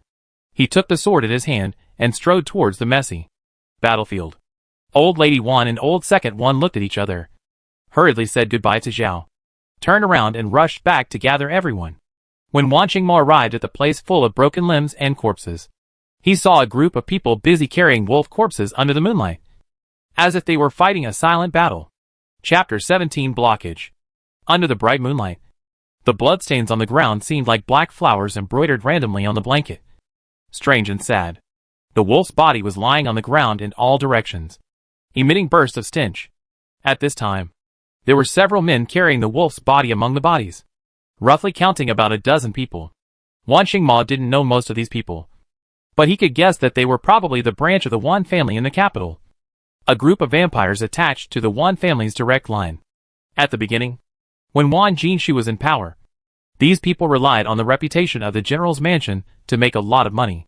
Now that the general's mansion has fallen, they will not only be confiscated by the court, but also exiled. They hate Wan Jinshu's family to the bone. Just now, After listening to Wan Jinja's reminder, they learned that the wolf meat here had been picked up by the country bumpkins, who just came today. How can they sit still? Immediately ran over in groups of 3 or 5, desperately carrying it back. These people usually live a life of luxury, but after a month of torture, they have lost their energy. In order to fill their stomachs, they can even eat raw meat. Waning Mo stood in the moonlight with his arms folded, his eyes as cold as ice, looking coldly at the busy people. Mrs. Wan returned to her own territory with a swift step and quickly issued an order. Big brother, second brother, third brother, fourth brother, you guys go over there quickly and bring back all the wolves that can be transported. The young master just promised us to deal with the wolf meat, and we will be responsible for their meals in the future. When I passed by there just now, I saw that someone had already got there first, and I guess they were also going for the wolf meat. So you guys should be quicker. When Big Brother Wan and his brothers heard this, they responded in unison with excitement, and third brother Wan hurriedly bent down and took out a rope from the bag he had found, ready to use the rope to drag the wolf back. Old Lady Wan had planned to process the wolf meat directly there to avoid the trouble of transporting it back and forth. But when she thought of the bloody smell she had just smelled there, she felt sick in her heart. It would be better to take some more trouble to pull the wolf over and process it in another place. Old Lady Wan was the first to walk back with great strides and excitement. Old Lady Wan glanced at her daughters-in-law. Lu was sitting by the official road holding Xiao Fubao. Xiao Fubao seemed a little sleepy, so Lu took Xiao Fubao in her arms and huddled in a quilt, preparing to take a nap for a while. After all, she was pregnant and her body was a little bit exhausted. Third sister-in-law Wan and second sister-in-law Wan were busy grilling meat, while sister-in-law Wan was dawdling to pick up firewood. Since Old Lady Wan went out for a trip and came back now, 2/4 of an hour has passed, and the firewood piled next to sister-in-law Wan is still the small pile that Old Lady Wan stared at her picking up before she left. Old Lady Wan was furious, but Sister Wan didn't notice that she was looking at her, and she just sat by the firewood and dozed off.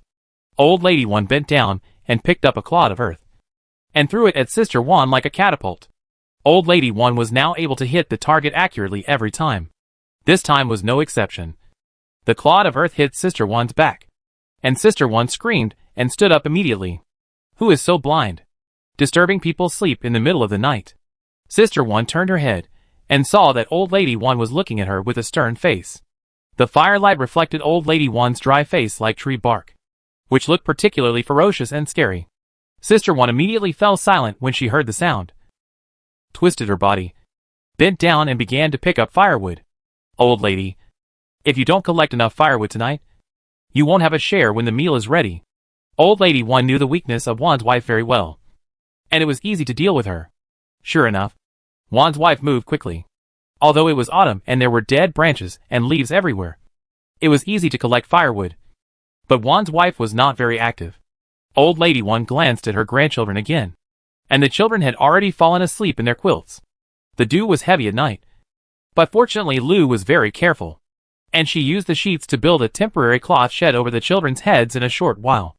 Old Lady Wan moved to the side of Second Sister Wan and lowered her voice and said, Second Sister Wan, I and Third Sister Wan can do the rest of the work. You go and do something. Second Sister Wan stopped her work, rubbed her hands on her clothes, and replied, Mother, what's the matter? Tell me. Just now, when Second Sister Wan and I went to find the young master, we found that his second uncle didn't seem to be a good person, and their situation seemed quite complicated. You take a piece of meat to the side branch to inquire about the situation of the general's mansion. We will be with them for more than 2 months in the future. I am worried that something unexpected will happen. As the saying goes, be on guard against others. Now that we know their details, we can act accordingly. Second Sister Wan is usually fierce, and her words and deeds are quite like Old Lady Wan's style. So Old Lady Wan is relieved to hand this matter over to her. Mother, I understand. Don't worry. I go right away. Mrs. Wan picked up a 2-pound piece of wolf meat with bones from the chopping board and walked towards the branch of the Wan family in the capital. At the same time, the people who were picking up the wolves were preparing to drag them back. They actually had to have 4 people carry 1 wolf, and each person had to pull one of the wolf's legs. Waning Mo couldn't help but feel a trace of contempt in his heart. He stared coldly at these people who were walking back with a smile on their faces. Suddenly, A sharp sword was placed in front of everyone, and a cold voice came at the same time. Put down the wolf. Get out. Everyone had already seen Wan Xingmo standing with a sword, but no one took him seriously. When the general's mansion was in its heyday, these people went to the general's mansion and begged Wan Xingmo and Wan Jinshu to do things. But they were all turned away. Now that the general's mansion has declined, they finally let out their anger. When they got a chance along the way, they would bring up Wan Jinshu's treason and humiliate him severely. Seeing that the people of the eldest house had no power to fight back, the people of the second and third houses, led by Lu, secretly stood in a team with him. These people looked down on Wan Xingmo's family more and more. Seeing Wan Xingmo blocking with his sword, everyone didn't care, thinking he didn't dare to move. Humph. Traitor. How dare you stop us? You should get out of here. The eldest of the Xing generation in the branch of Wang Xinghu looked at Wang Xingmo with disdain. Ah! Wang Xingmo raised his sword and Wang Xinghu's left ear fell to the ground. All this happened in a flash, and everyone was shocked. When they came to their senses, Wang Xinghu was rolling on the ground with his ears covered. Xinghu, how are you? Wang Xinghu's father Wan Jinyi roared, rushed over, and held down Wang Xinghu who was rolling on the ground. Dad! It hurts so much. It hurts so much. It hurts so much. Wang Xinghu has been spoiled since he was a child. How could he have suffered such pain? Wan Jinyu only has this son, and he dotes on him on weekdays, giving him everything he wants. Seeing his son's ear missing, he was filled with hatred. He stood up and rushed towards Wan Xingmo like a hungry tiger. Wan Jinyu rushed towards Wan Xingmo like a cannonball. His face as ferocious as a demon, and kept cursing Wan Xingmo.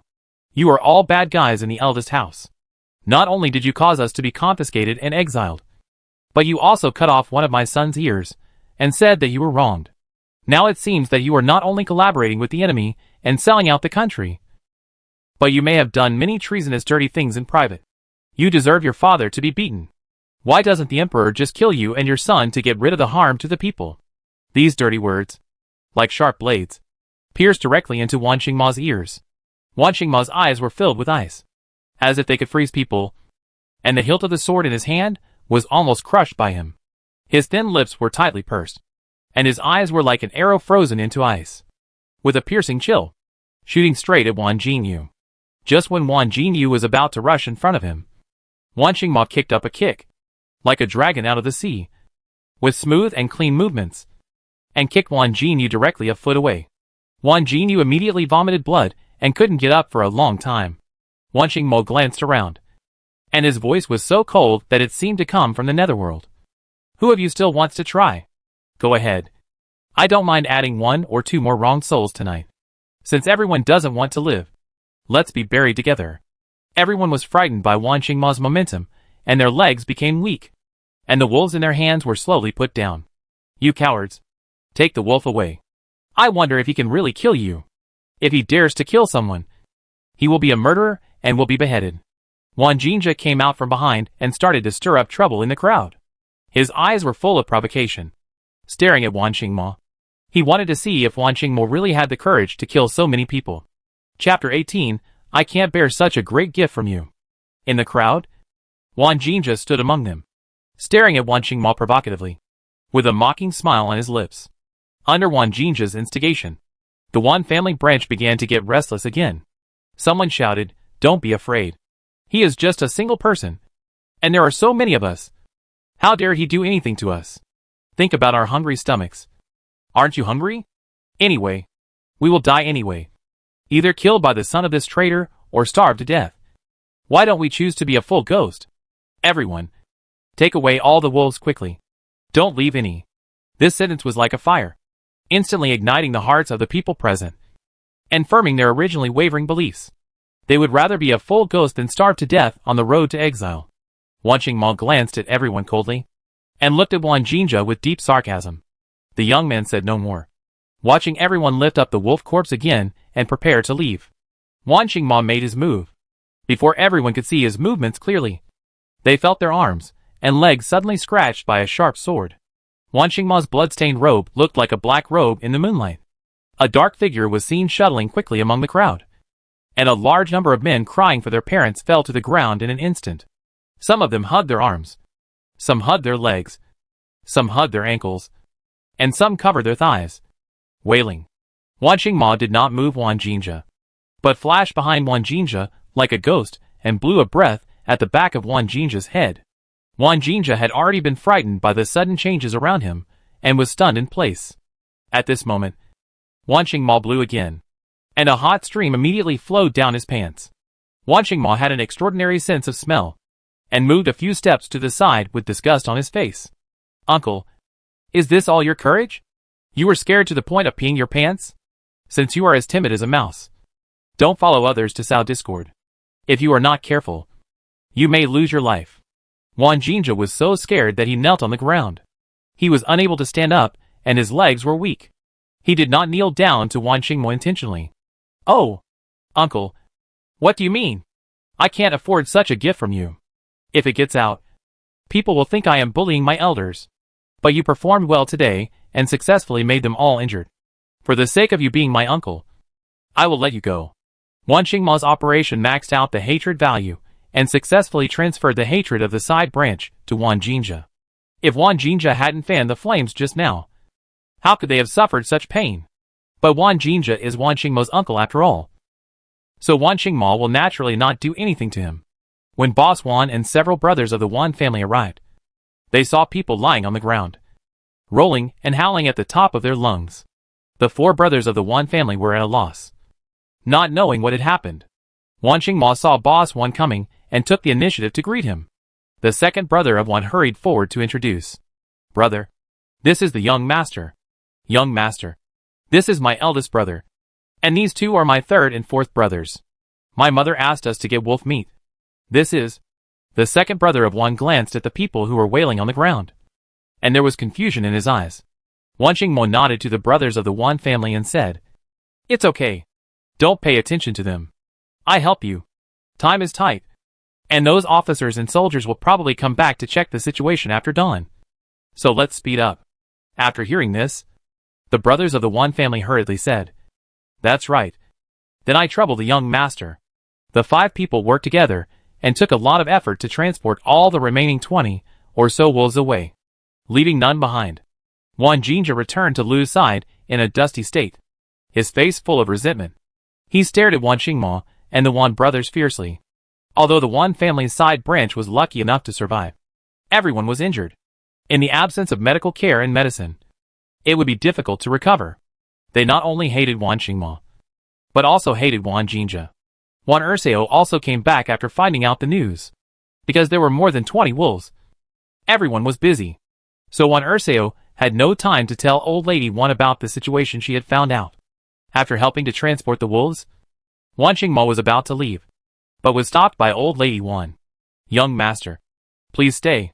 Old Lady Wan put down the work in her hands and walked forward quickly. Wan Mo stood there, waiting for Old Lady Wan to approach. "Young master, I see your father is seriously injured and should rest and recuperate. But I also know that you must have suffered a lot on the way. Now that we have meat to eat, at least we can supplement our diet with more nutrition.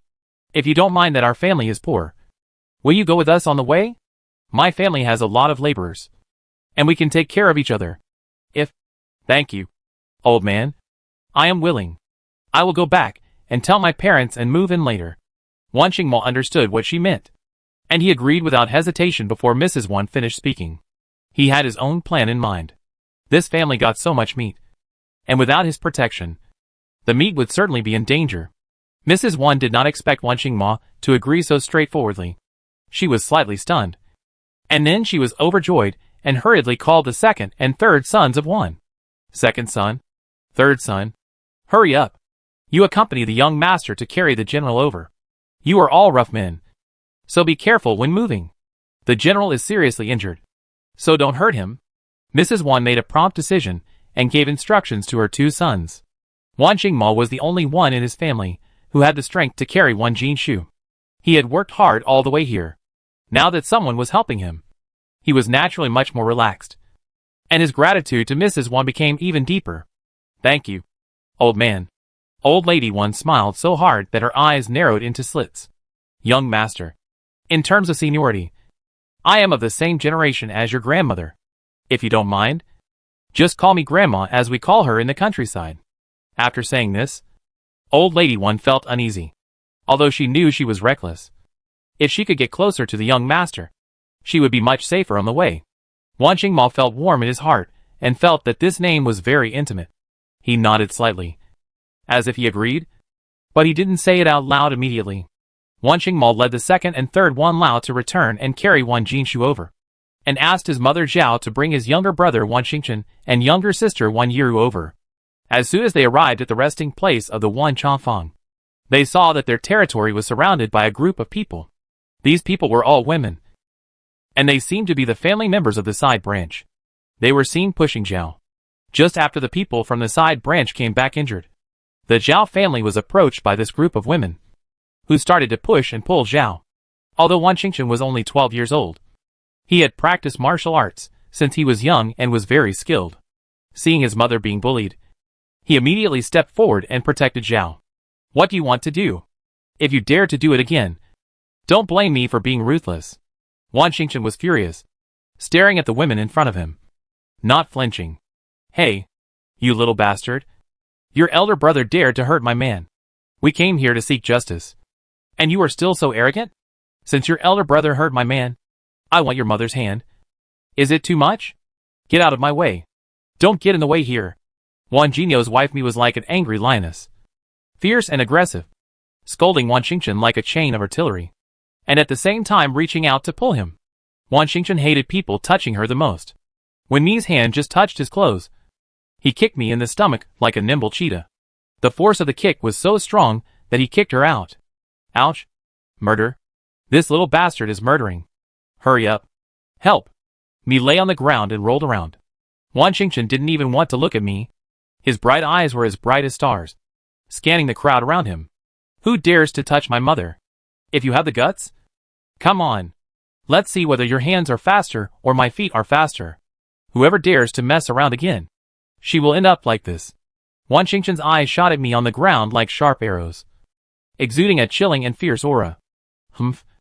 No matter how powerful he is, what can he do? He is just a 12-year-old kid. Let's go together. We must remove one of Zhao's hands. Only then can we relieve the hatred in our hearts. A woman shouted and rushed forward. There were more than 20 women who rushed forward together. They were all the wives and concubines of the injured men. At this time, they all seemed to be crazy, and their target was Zhao. Although Wan Xingchen was agile and kicked a few people away, he was unarmed after all, and it was difficult to intimidate these crazy women. They were fearless at all, and they only wanted to tear Zhao apart. When Wan Mo came back, the scene he saw made him tear his eyes out. Zhao was being pulled by several women, and her clothes were torn.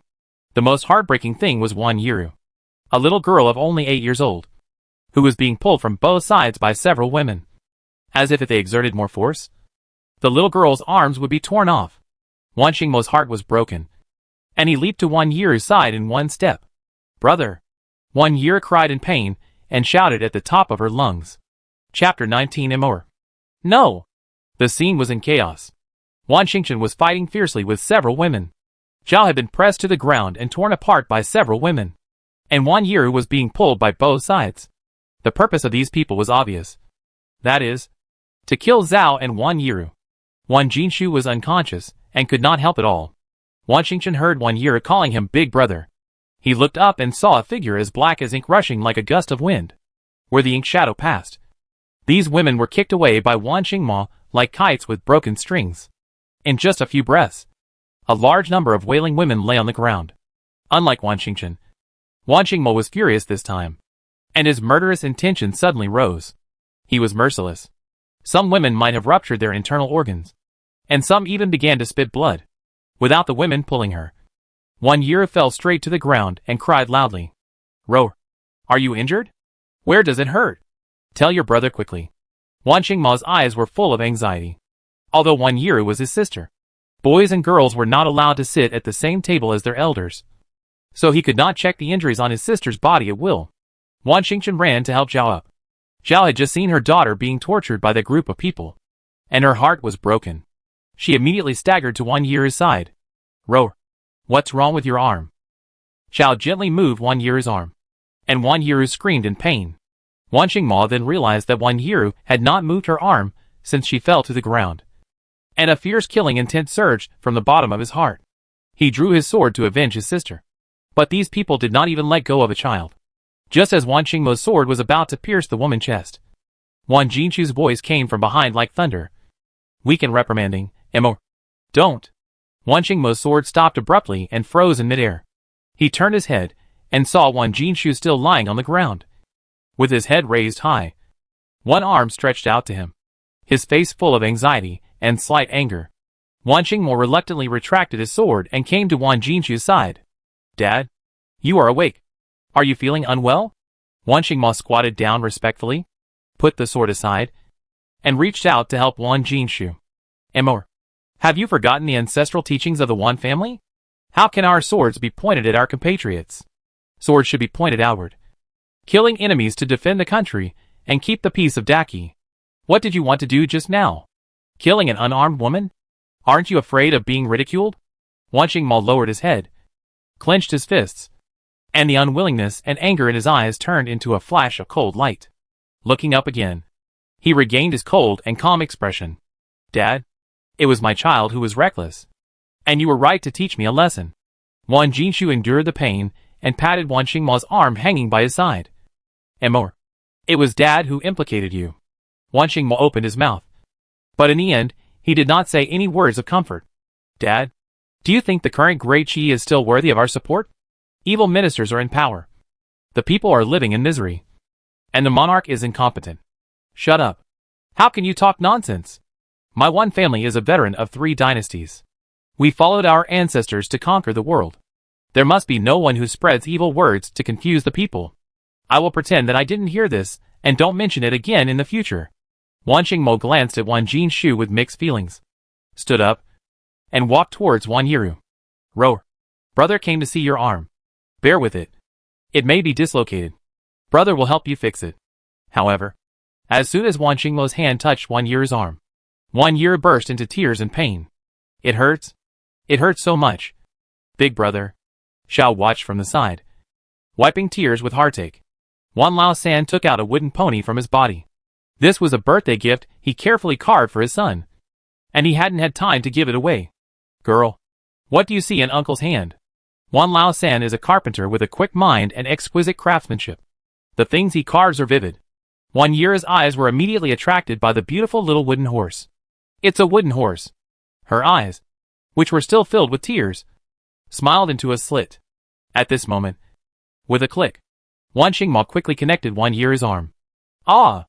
After a sharp pain, Wan Yiru was surprised to find that her left arm seemed to be able to move. Roar. Try to see if your arm can move? Wan Yiru hurriedly moved it, and it was indeed fine. When she was about to speak, Wan Mo had already grabbed her right arm and quickly connected it in the same way. It must be said that Wan Mo's bone-setting skills are quite outstanding. He has been honed in the military camp for a long time and has connected bones for countless people. But he didn't expect that this trick would be used on his sister. Wan Yiru's arm was repaired, and the little girl no longer cried out in pain. But Zhao's injuries were very serious. It was not known whether there was any problem inside her body. Her exposed skin was covered with hideous scratches, and there were several blood marks on her face. It was estimated that she would be left with scars in the future. Mom, do you feel uncomfortable? Wan Mo asked with a worried look on his face. Zhao's face was a little pale, but she still managed to force a smile. Mom, it's okay. Don't worry about me. Who is this? Her eyes stayed on Wan Lao San. She had already seen Wan Lao Air. What was Wan Mo trying to do with the two of them? Oh! Mom, these two are Grandma Wan's sons. Grandma Wan felt sorry for our family's wounded, and there were many women and children. So she asked her son to come and help carry my father over. From now on, we will travel with them on this journey, so that we can take care of them. Zhao's eyes lit up when she heard this. This was simply a timely help. She watched her eldest son carrying her husband with difficulty all the way, and her heart was broken. And she was just a woman with no strength. And her second son and youngest daughter were even more unable to carry Wan Jinshu. Those side branches not only did not lend a hand, but also spoke coldly and ridiculed them from time to time. Zhao was already exhausted physically and mentally. Mrs. Wan offered a helping hand at this time. Zhao was so grateful that how could she refuse? In that case, I would like to thank you two brothers. You are welcome. You are welcome. Madam. Please tell me if you need anything. We farmers have nothing but strength. Wan Lao replied with a simple smile. Zhao was deeply moved. Brothers, please don't call me madam. If you don't mind, just call me sister-in-law. Wan Lao and Wan Laosan happily changed their words and immediately called sister-in-law. With the help of several brothers of the Wan family, Wan Jinshu's family quickly moved to the territory of Mrs. Wan's family. Mrs. Wan hurriedly got up to greet them. After a brief greeting, Mrs. Wan forced Zhao to lie down beside Wan Jinshu. My niece, we are all family from now on. Don't be so reserved. You also know that we country people are straightforward, without so many fancy things. Just rest assured to recover from your illness. It's pitiful. Those cruel women. They can be so cruel. Such a delicate beauty was tortured like this. I am heartbroken to see it. Zhao felt the simple enthusiasm and long-lost family affection from Mrs. Wan, which reminded her of her mother. Auntie. Zhao choked up as soon as she opened her mouth. Mrs. Wan gently patted Zhao's back and sighed silently. What a sin! Just now, Wan's second sister-in-law had told Mrs. Wan what she had found out. Mrs. Wan only then knew that Wan Jinshu's family was actually the descendants of a real general. They fought bloody battles for the great Qi, guarded Shanhaiguan, and firmly guarded the door to the south of the enemy. But now, they were tragically confiscated and exiled. Old Lady Wan felt sorry for the family. But she was just an old lady from the countryside, and couldn't tell any great truths. She could only try her best to take care of the family in life. After all, they were all real heroes. Old Lady Wan found Old Lady Wan and discussed with her, Mom, in order to make it easier to travel, I plan to make a stretcher for General Wan. This will not only help him recover from his injuries, but also put everyone's luggage on it, making it easier to travel. Old Lady Wan agreed, okay. You should make one overnight, and put bedding on it to make the general feel better. Old Lady Wan responded, and immediately ran to cut trees. When he left home, he also took his carpentry tools with him, thinking that he might be able to find some work with this skill in the border town, and earn some money to supplement the family income. Old Lady Wan and Old Lady Wan also went to help. As soon as the brothers left, Fubao, who was wrapped in the mattress, closed his eyes, and burst into tears. Chapter 20 Calling back the soul of little Fubao. The aroma of barbecue on the official road rose like smoke. And the second and third wives of Wan were very good at barbecue. The first wife of Wan had collected enough firewood, and Lu also got up to help with chores. As time passed, the aroma of barbecue became stronger and stronger, as if it could attract people's souls. There was also a pot of meat specially prepared for children stewed in the small pot, and the aroma was fragrant. The cry of little Fubao startled the busy second sister of Wan like thunder, and also made Old Lady Wan's heart skip a beat. Little Fubao has been very well behaved these 2 days, and has never cried like this. Even if he is hungry, he will quietly nestle in the arms of adults. This is the first time this has happened. My dear, what's wrong with you? Wake up! Second sister of Wan handed the work in her hand to Lu, and then quickly ran over to pick up little Fubao. Little Fubao bare, but was as delicate as white jade, and his 2 white legs were like lotus roots. Kicking vigorously, his eyes were closed, and big tears rolled down from the corners of his eyes like broken pearls. Mrs. Wan was very anxious when she saw little Fubao crying so hard. Mrs. Wan was also very distressed, and hurried forward to take little Fubao over. My dear, I am your grandma. Don't cry. Grandma and mother are here. My dear, don't cry. However, no matter how Mrs. Wan coaxed him, little Fubao still cried. Mom, could it be that she was frightened by a pack of wolves at night? Children are easily frightened and lose their souls. How about you call her back to her soul? Old Lady Wan suddenly woke up. Yes. I am really old and confused. I guess she was frightened. I will call her back to her soul. Old Lady Wan asked second sister Wan to take out a piece of red cloth and gently cover it on the head of little Fubao, and then began to shout, Land God, my child has lost her soul. Please find her for me. When you find her, give her to her mother. Little Fubao is back. Old Lady Wan shouted 3 times in a row, and little Fubao crying gradually became much quieter, but there were still intermittent sobs. Waning Mo was very curious, and walked gently to Old Lady Wan's side, watching Old Lady Wan calling her back to her soul intently. He felt that all this was very novel. When the red cloth was removed, little Fubao's delicate little face was fully revealed. Coincidentally, at this time, little Fubao also opened his eyes wide and looked into Wan Qingma's eyes. Big pot. Little Fubao stretched out his two tender arms like a hungry little bird, asking Wan Qingma to hold him. Where did Wan Qingma have any experience holding a child? However, when Mrs. Wan saw that little Fubao loved Wan Qingma so much, she was naturally very happy, which showed that her decision was right. And this little boy was the noble of her family. Mrs. Wan skillfully wrapped little Fubao with a small mattress, and then handed it to Wan Qingma. Little boy, little Fubao likes you. Do you want to hold him? Wan Qingma stared at little Fubao's bright big eyes, with crystal tears hanging in the corners of his eyes, and his pink cheeks were chubby, like a juicy peach, which made him reach out his hand involuntarily and take little Fubao. As soon as little Fubao entered his arms, he immediately hugged Wan Qingma's neck tightly and rubbed his little face gently on his face. Wan Qingma was a little absent-minded for a while holding this small and exquisite baby. He was afraid that he would hurt the baby if he used too much force, so he had to hold it motionless, as stiff as a sculpture. Seeing this, Mrs. Wan couldn't help but feel amused. She didn't expect that this young master had such a cute side. Wan Qingma's ears also turned red quietly like ripe apples. He touched the chubby little feet of Xiao Fubao. The soft touch was as smooth as silk, which amazed him. He never thought that the little baby could be so cute. Big pot. Stick. Stick. Wan Qingma didn't understand what Xiao Fubao meant for a while, but Wan Dasao understood. Is Xiao Fubao going to find his father? Xiao Fubao nodded quickly like a chicken pecking at rice, and his pink little hands eagerly pointed to the direction where Wan Lauer and the others disappeared. Wan Qingma stared at the forest, then said to Wan Dasao, "Aunt, I'm free now. Why don't I take my little sister to have a look?"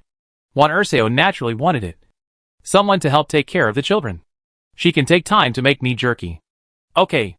You go. But be careful. The road in this forest is not easy to walk. Wan Qingma nodded, holding Xiao Fubao, and walked away. Wan Qingchen looked at him eagerly and wanted to go, but after looking at his mother, sister and father, he gave up reluctantly. He felt that he should stay and take care of his family. Xiao Fubao couldn't wait any longer. Her small body kept rushing forward, as if to break free from Wan Qingma's arms. Fortunately, Wan Qingma was strong and held Xiao Fubao tightly. Big pot. Ah. Ah. Xiao Fubao was a little anxious, and the words he wanted to say turned into an anxious ah when they came to his mouth. But how could Wan Qingma not understand what Xiao Fubao meant? He also quickened his pace. As soon as he entered the forest, Wan Qingma immediately noticed something unusual. The forest was unusually quiet, without even a trace of wind.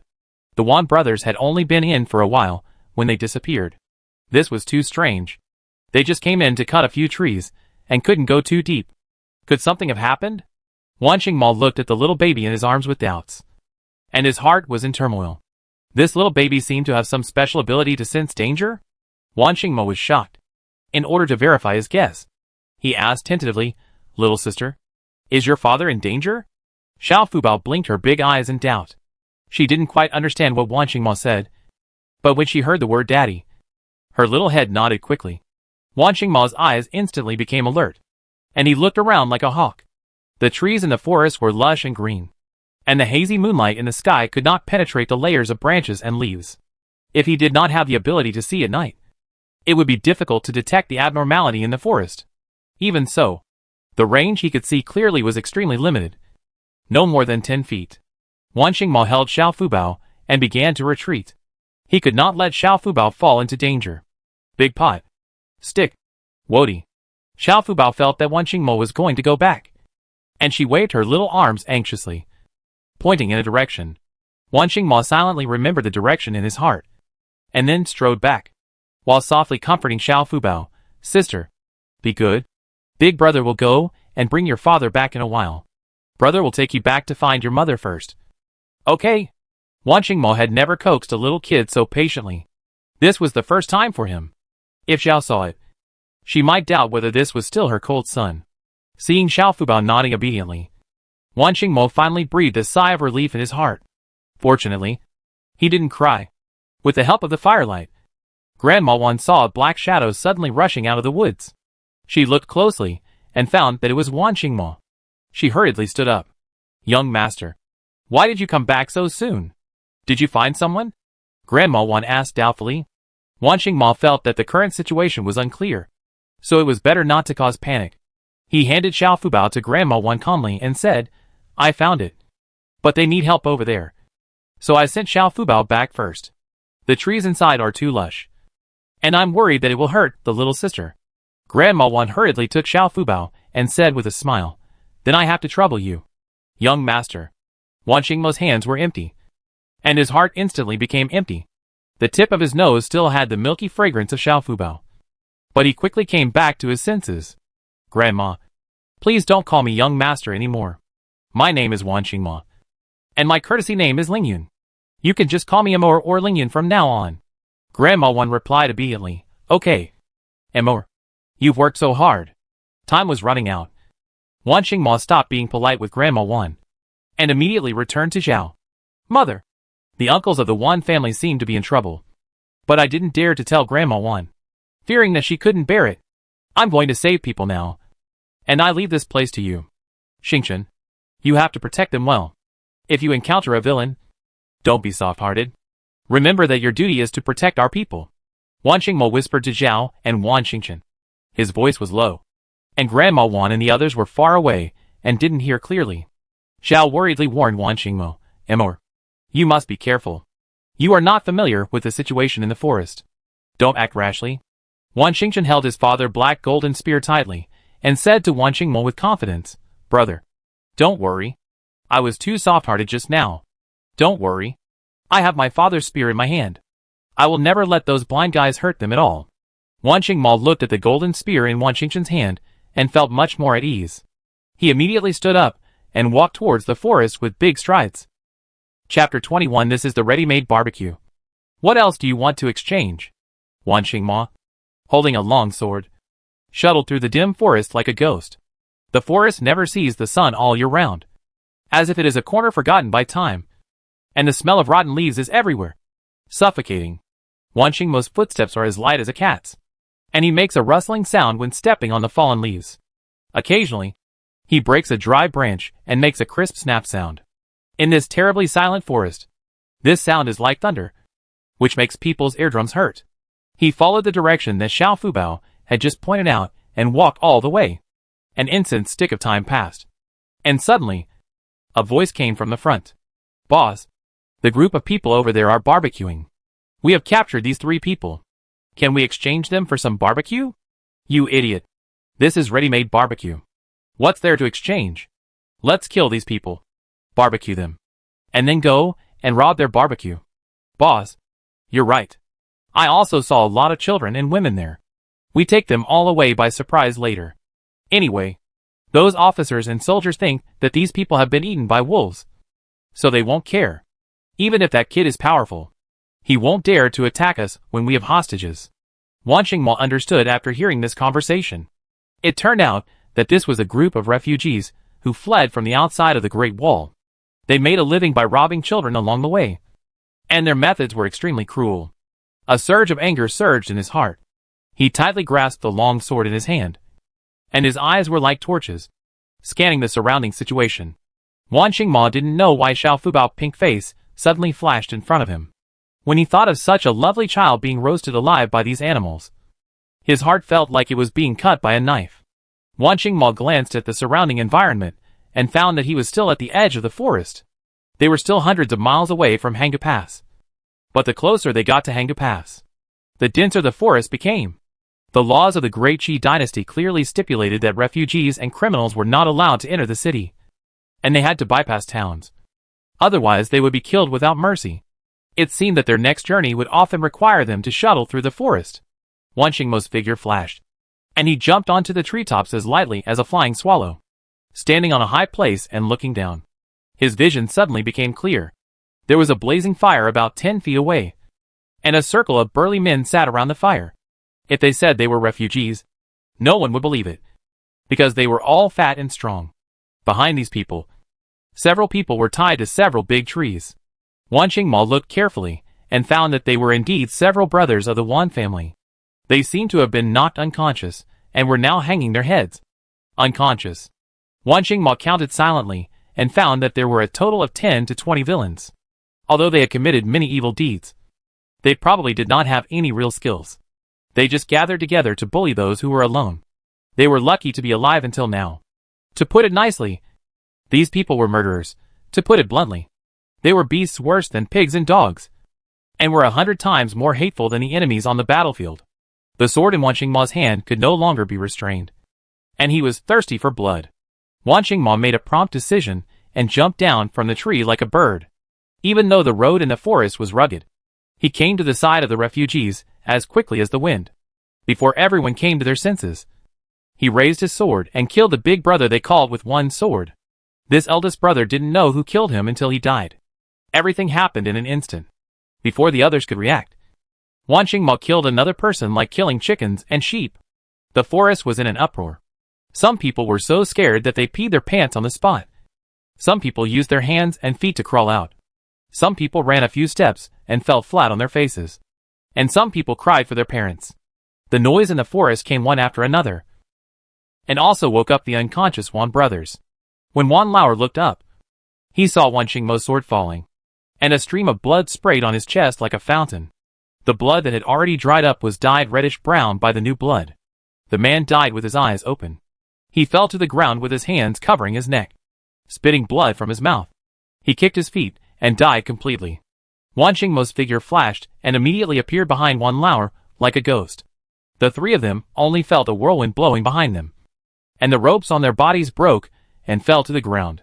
Without the restraint of the rope, the few people felt dizzy and slowly sat down against the tree. Those who took the opportunity to escape were caught by Wan Mo like an eagle catching chicks, and all of them were killed. If these people entered the Central Plains, they would definitely not be good people. They would either do some sneaky things or be hooligans. It would be better to die. Anyway, each of them had blood on their hands and deserved to die. Wan Mo counted the number of people and made sure that no one was let go. Then he raised his sword and walked to Wan Lauer.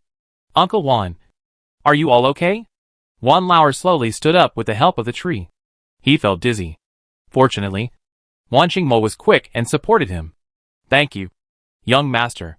Wan Lauer felt that his head was not so dizzy anymore, so he stood still. The situation of the other brothers of the Wan family was similar.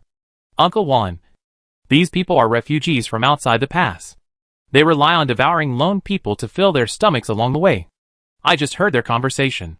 It seems that they have been secretly spying on our every move. It happened that the three of you went into the forest to cut trees, so you were ambushed by them." Wan Lauer recalled the scene just now. As soon as they entered the forest, they were attacked from behind and knocked unconscious with a stick. They didn't know what happened afterwards. At this moment, hearing Wan Mo's explanation of the cause and effect, he felt a little scared. If Wan Mo hadn't arrived in time, they might have become someone else's meal. Thinking of this, Wan Lao immediately knelt down to thank him. "Young master, thank you for saving my life. We brothers have no way to repay you. Please accept our greetings." "No, this is what I should do. Uncles, please don't do this." Wan Mo hurriedly held Wan Lauer's arm and helped him up. Wan Mo looked at the time. It was dark in the forest, and he couldn't see anything. He said to Wan Lauer, "Uncle Wan, I didn't tell Grandma about your accident. I was afraid that she would worry, so I said I came out to help." Wan Lauer immediately understood Wan Mo's intention and responded with a smile. "Young master is thoughtful. This is good. Let's cut a few trees and take them back. We have been delayed for so long and wasted a lot of time. It's almost dawn." Wan Lao-san and Wan Lao-si also nodded in agreement. After a lot of effort, the few people finally cut down a few trees and walked back with 1 foot deep and 1 foot shallow. Wan Mo took another look at the corpse in the forest, extinguished the fire, and left in big strides. When they returned to the camp, Mrs. Wan and the women of the Wan family were anxiously looking towards the forest, fearing that there were some ferocious beasts in the forest. At this time, a sound was suddenly heard, and several people came out of the forest carrying trees. No more, no less. Exactly 4 people. Wan Mo gently placed the tree on the ground, then walked quickly to Zhao's side and briefly recounted what had just happened in the forest. Zhao was terrified after hearing it. The place where they were exiled this time was outside the pass, and there was a famine outside the pass. They might be in danger of death. Xiao was worried, and didn't know what to do for a while. She could only take one step at a time. Wan Mo cast his eyes on Xiao Fubao in the distance, and felt that the future might get better and better. In the same situation, the mother and son had completely different mentalities. After a busy night, when the sky in the east was turning pale, only one wolf meat was left to be processed. Old Lady Wan ordered the second and third wives of Wan to roast the whole wolf, so that everyone could set off after eating. As there was no water, the meat could not be stewed. The water in the house was used to stew meat for the children last night. Now if they wanted to drink water, they could only drink the remaining wolf meat soup last night. Everyone shared half a bowl and drank it. Everyone ate some dried meat at night. Although it temporarily satisfied their cravings, they were not full. So many people had eaten most of the wolf meat, so it seemed that more food had to be prepared for the road. Old Lady Wan silently calculated the days on the road and thought about how to prevent everyone from starving to death on the road. Old Third Wan had already prepared the stretcher with thick bedding on it, so the Wan family did not have to carry the bedding on their backs and walked, which made it much easier. Lu and her two sons, who had been hungry all night, smelled the smell of barbecue at this time. Their stomachs growled, and their eyes greedily stared at Old Lady Wan and her group, wishing they could rush up and grab the meat. Half of the people from the Wan family branch were seriously injured or had internal injuries last night. They were so hungry that they had no strength at all. The children were crying loudly because of hunger. They all stared at the roasted wolf meat, under the constant stimulation of the aroma of roasted meat. These people finally rushed over like crazy. Chapter 22 You bunch of robbers. Get out of here. When the sky in the east was pale, the morning light like a veil gently caressed the earth, and those sleepy people were awakened by the tempting aroma of barbecue. They looked in the direction of the aroma in a daze, and saw that Old Lady Wan and her daughters-in-law were grilling meat. A whole wolf was tied to a crossbar, and was already sizzling with oil. The outermost layer of the wolf's meat was roasted golden and crispy, with an attractive color that made people salivate. The Wan children, who had eaten something to fill their stomachs last night, were still sleeping soundly. Little Fubao was squeezed in the middle by several brothers, with his two little arms raised high above his head, and he slept very sweetly. Wan Mo sat cross-legged in meditation for half the night, sitting next to Wan Jinshu. Wan Xingchen and Wan Yira leaned on Zhao's side and fell asleep. Mrs. Wan fell asleep wrapped in a sheet. She felt cold because she was wet by the dew, so she rolled over to the fire, with saliva hanging from the corner of her mouth. Mrs. Lu was pregnant, and was also sent to rest by Mrs. Wan. Mrs. Wan's second and third sisters took turns to watch the fire, and rested for an hour each. The brothers of the Wan family were now huddled in the worn-out quilts and snoring. Mrs. Wan was a little tired, and had huddled with Mrs. Lu for a nap for half a night. She had woken up, and was sitting by the fire, turning the wolf meat from time to time to prevent it from being burnt and bitter. The whole camp was unusually quiet, with only the occasional crackling of burning wood. However, at this moment, a group of people suddenly rushed over. They were agile, and rushed to a place just a few steps away from the fire, when Mrs. Wan was still dozing off. Wan Xingma suddenly opened his eyes, and saw that Wan Jinja and his group of 20 to 30 people were rapidly approaching the fire. Their goal was the wolf meat roasting on the fire. At the same time, in the other direction of the official road, the dozen officers and soldiers who disappeared last night also returned. They were surprised to find that these people were not dead, and the air was still filled with the aroma of roasted meat. The direction of the officers and soldiers was exactly opposite to that of Wan Jinja and his group. The two teams looked at each other across the blazing fire. Obviously, the Wan family in the capital, led by Wan Jinja, had more advantages.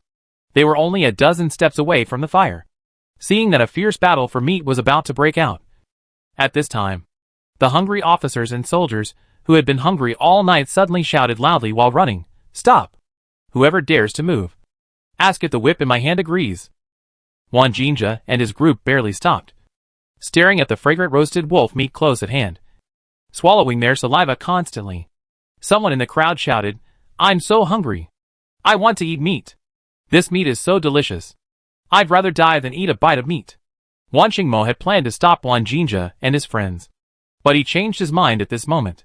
He stood up, walked to Old Lady Wan and second sister Wan, and whispered, "Grandma Wan, Auntie, we don't want this wolf anymore. You two follow me, and don't get hurt by these people." Old Lady Wan looked at the wolf meat that was about to be in her mouth reluctantly. and her heart was broken. She knew that since the moment the soldiers appeared, this wolf was destined to be out of their reach. After Old Lady Wan and second sister Wan left, they felt a cloud of dust behind them. Turning around, Wan Jinja and his group rushed to the barbecue like crazy, regardless of the threats and approach of the soldiers.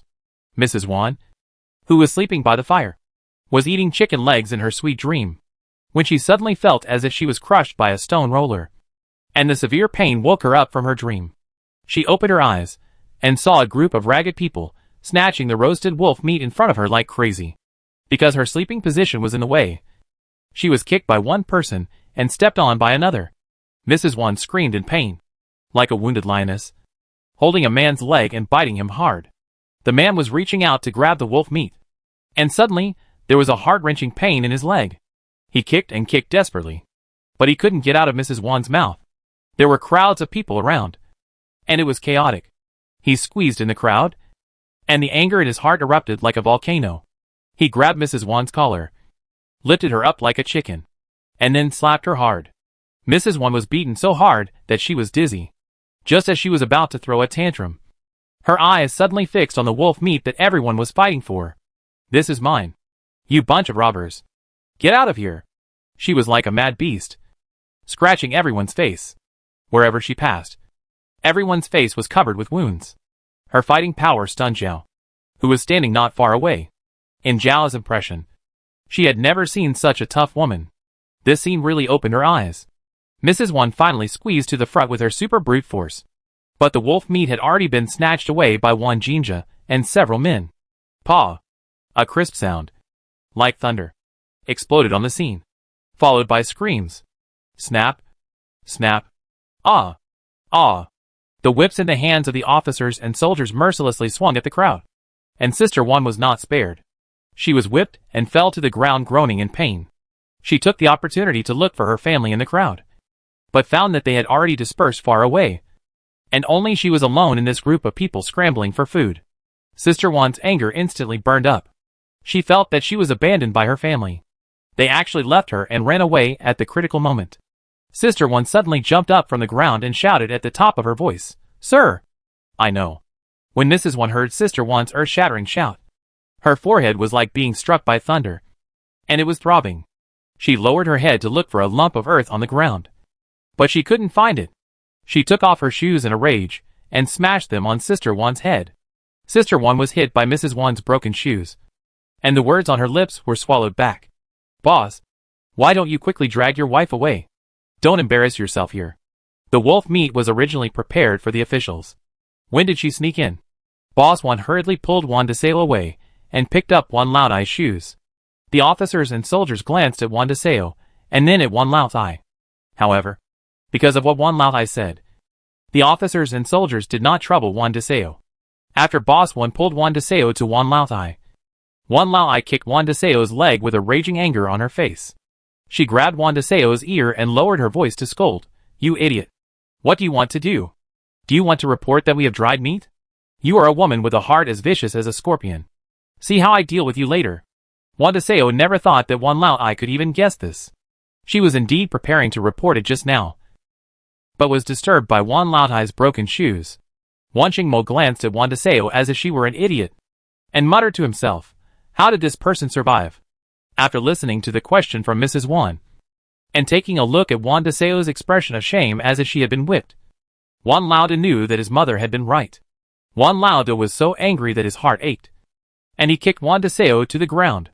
Wan Laoda even pretended to cut Wan Dasao into pieces with a knife. Wan Dasao was so scared that she knelt down and begged for mercy. "Boss, I know I was wrong. I am the fool who was blinded by lard. I will never dare to gossip again. Please forgive me this time." Wan Ersao saw that Wan Dasao was covered with wounds. She couldn't really kill anyone, so she persuaded, "Brother, calm down.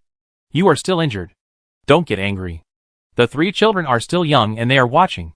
You can't really kill the mother in front of the children, right?" Wan Laoda followed the steps given by Wan Ersao, snorted coldly at Wan Dasao, and walked away.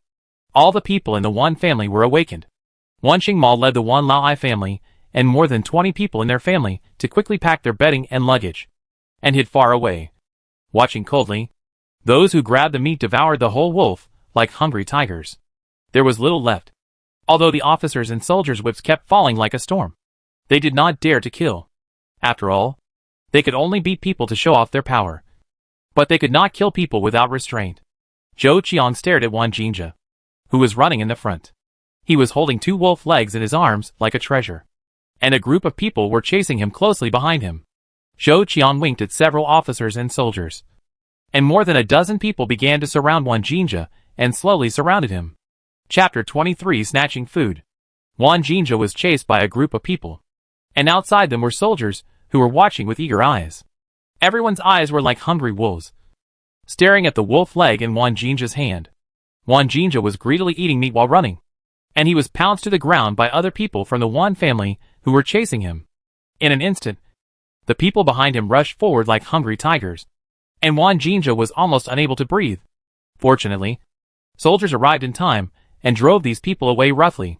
The soldiers took the wolf leg that had been bitten several times from Wan Jinja's hand, and then beat Wan Jinja severely. The whip fell on him like a storm, and Wan Jinja rolled on the ground in pain with his head in his hands. After a while, his clothes were stained red with blood. "You lowly creature! I told you to stop! Are you deaf? You lowly creatures dared to snatch food from us! I will beat you to death today," Zhou Qiang said angrily, and raised the long whip in his hand angrily, and whipped Wan Jinja fiercely. Other officers and soldiers were also cleaning up the prisoners who were snatching food. For a while, they were wailing and screaming on the official road. Zhou Qiang was tired of beating, so he put away the whip in his hand and waved to other officers and soldiers. A dozen people gathered together. Each of them got some wolf meat and started eating. Last night, after running for more than 10 miles, they found a dilapidated shed and rested there for a night. After waking up from hunger in the morning, they planned to come back to see if these people were dead. But they saw them roasting wolf meat. After eating the meat in his hand, Zhou Qiang still felt that he was not full, so he wanted to get another wolf to satisfy his craving. It was still more than 40 miles from here to the next town for supplies, and they had very little dry food left. According to the laws of the Great Qi dynasty, the court would be responsible for the food of the exiled prisoners on the road. But the food standards were high and low. Usually, the officers and soldiers would distribute food according to the standard of 1 steamed bun per person twice a day. But some officers and soldiers would embezzle money, and the prisoners had no place to appeal even if they had complaints. Mrs. Wan's family didn't see even a piece of steamed bun residue in a month, which was obviously embezzled by Boss Zhu. Zhou Qiang and Wu Lei searched for the wolf corpse together, but they didn't see any trace of the wolf. The two of them instantly understood that someone must have taken all the wolf meat. Zhou Qiang stared at the group of people behind Wan Xingmao with a gloomy face, and said grimly, "No wonder the country old woman just said that these wolves were prepared for us. I think they are probably keeping them for themselves. Seeing us coming, she deliberately said that. The purpose is to lead us to deal with a group of people who rob the meat. It seems that the rest of the wolf meat has entered the stomach of the old woman family. I really underestimated this group of country people. If we don't come to check today, I'm afraid we will really be fooled by them." Zhou Qiang suddenly remembered that the old woman daughter-in-law seemed to shout something just now, but was interrupted by the old woman before she finished speaking. This old woman is definitely not simple. At this time, Zhou Qiang's heart was full of anger at being teased, and he came to the old lady Wan's family. He looked around, his eyes fell on Wan Dasao, pointed his finger, and said sternly, "You, come out." Wan Dasao was called out by the officers and soldiers in public, and she was already scared like a frightened quail, shrinking her neck. She looked at old lady Wan in fear, her eyes full of anxiety, hoping that old lady Wan could save her. Old lady Wan wanted to stop him, but she didn't dare to act rashly at this moment. Wan Xingmao stood in front of old lady Wan silently, and old lady Wan felt much more at ease. Sister Wan walked out of the crowd slowly and stood at the front. "Are you from the branch of the Wan family in Yonglu village?" Zhou Qiang exuded a compelling aura, and stared at Sister Wan with a sharp gaze. Sister Wan had never experienced such a battle before, and was so scared that she almost wet her pants. She held the corner of her clothes tightly with both hands, rubbing them constantly, and her head was almost touching the ground, and her voice was as thin as a mosquito. "Sir." "That's right." Zhou Qiang drew out the sword from his waist, and the blade was across Sister Wan's neck. Sister Wan felt a chill in her neck. And when she looked up, it was a shining knife. Mrs. Wan was so scared that her legs were like cooked noodles. She knelt down with a plop. The knife left a narrow cut on her face, and blood began to flow out like beads from a broken string. Mrs. Wan was so scared that she had completely forgotten the pain and just kept kowtowing. "Sir, I didn't do anything. Please let me go. I am willing to serve you like a cow or a horse." Mrs. Wan looked at Mrs. Wan with a mocking look on her face, muttering to herself, if she knew how to serve people, the sun would rise from the west. However, no matter how bad Mrs. Wan was, she couldn't bear to let the children watch her being killed by soldiers. So she wanted to persuade them. However, someone was faster than her. Wan Mo's icy eyes swept across Zhou Chong's face coldly, and finally fixed his sight on the knife in Zhou Chong's hand. "The laws of our great Qi clearly stipulate that officers and soldiers shall not abuse private punishment on prisoners, let alone harm the lives of prisoners. Otherwise, what will be the consequences? You should know better than us, right?" When Mrs. Wan heard this, she was relieved. It turned out that the law not only constrained the people, but also the officials. She sighed in her heart. It's better to read and know more. It seems that this young master is the savior of our family. Sister-in-law Wan was still kowtowing constantly. After hearing Wan Mo's words, she felt relieved and collapsed to the ground. Just now she thought she was dead. But fortunately, she didn't have to die. Zhou Qian glanced at Wan Mo with a sidelong glance, and a faint sneer appeared at the corner of his mouth. "I can't kill people, but you can't guarantee that there won't be any accidents. If someone dies on the road, it has nothing to do with us." Wan Mo looked around at the number of people around him. After the wolf pack's attack last night, the crowd had lost more than a dozen people, and there were a large number of injured people. In addition, they were beaten by the soldiers today. It is estimated that another 20 to 30 people may die on the road. Open your eyes and see how many of these people can still reach the border town alive. If the number of people arriving at the border town is less than 50% of the original number, you will still be held accountable, and your crime of abusing prisoners on the road will also be reported, and you will still be unable to escape the fate of going to jail. Zhou Qian didn't even need to look at it. He knew that the facts were just as Wan Mo said. He slowly retracted the long knife, looked at Wan Mo deeply. His lips moved slightly, and he silently uttered a few words. "You are dead." Wan Mo understood his lip language. He didn't care about the other party's threats. He crossed his arms and responded coldly, "It's not certain who will die." After this commotion, the sky was completely bright, and they had to hurry up. Otherwise, they would not be able to reach the next town before dark. Zhou Qian vented all his anger on the Wan family. He could see that Wan Mo cared about these country people, so he would torture them severely. "Go quickly. Slow down, or I beat you to death." Zhou Qian whipped Wan Lao San hard, and Wan Lao San's arm was torn. Seeing this, Wan San's wife burst into tears instantly, but she didn't dare to say anything, and could only silently protect Wan Lao San. Zhou Qian felt relieved, and the whip in his hand was swung at the children of the Wan family again.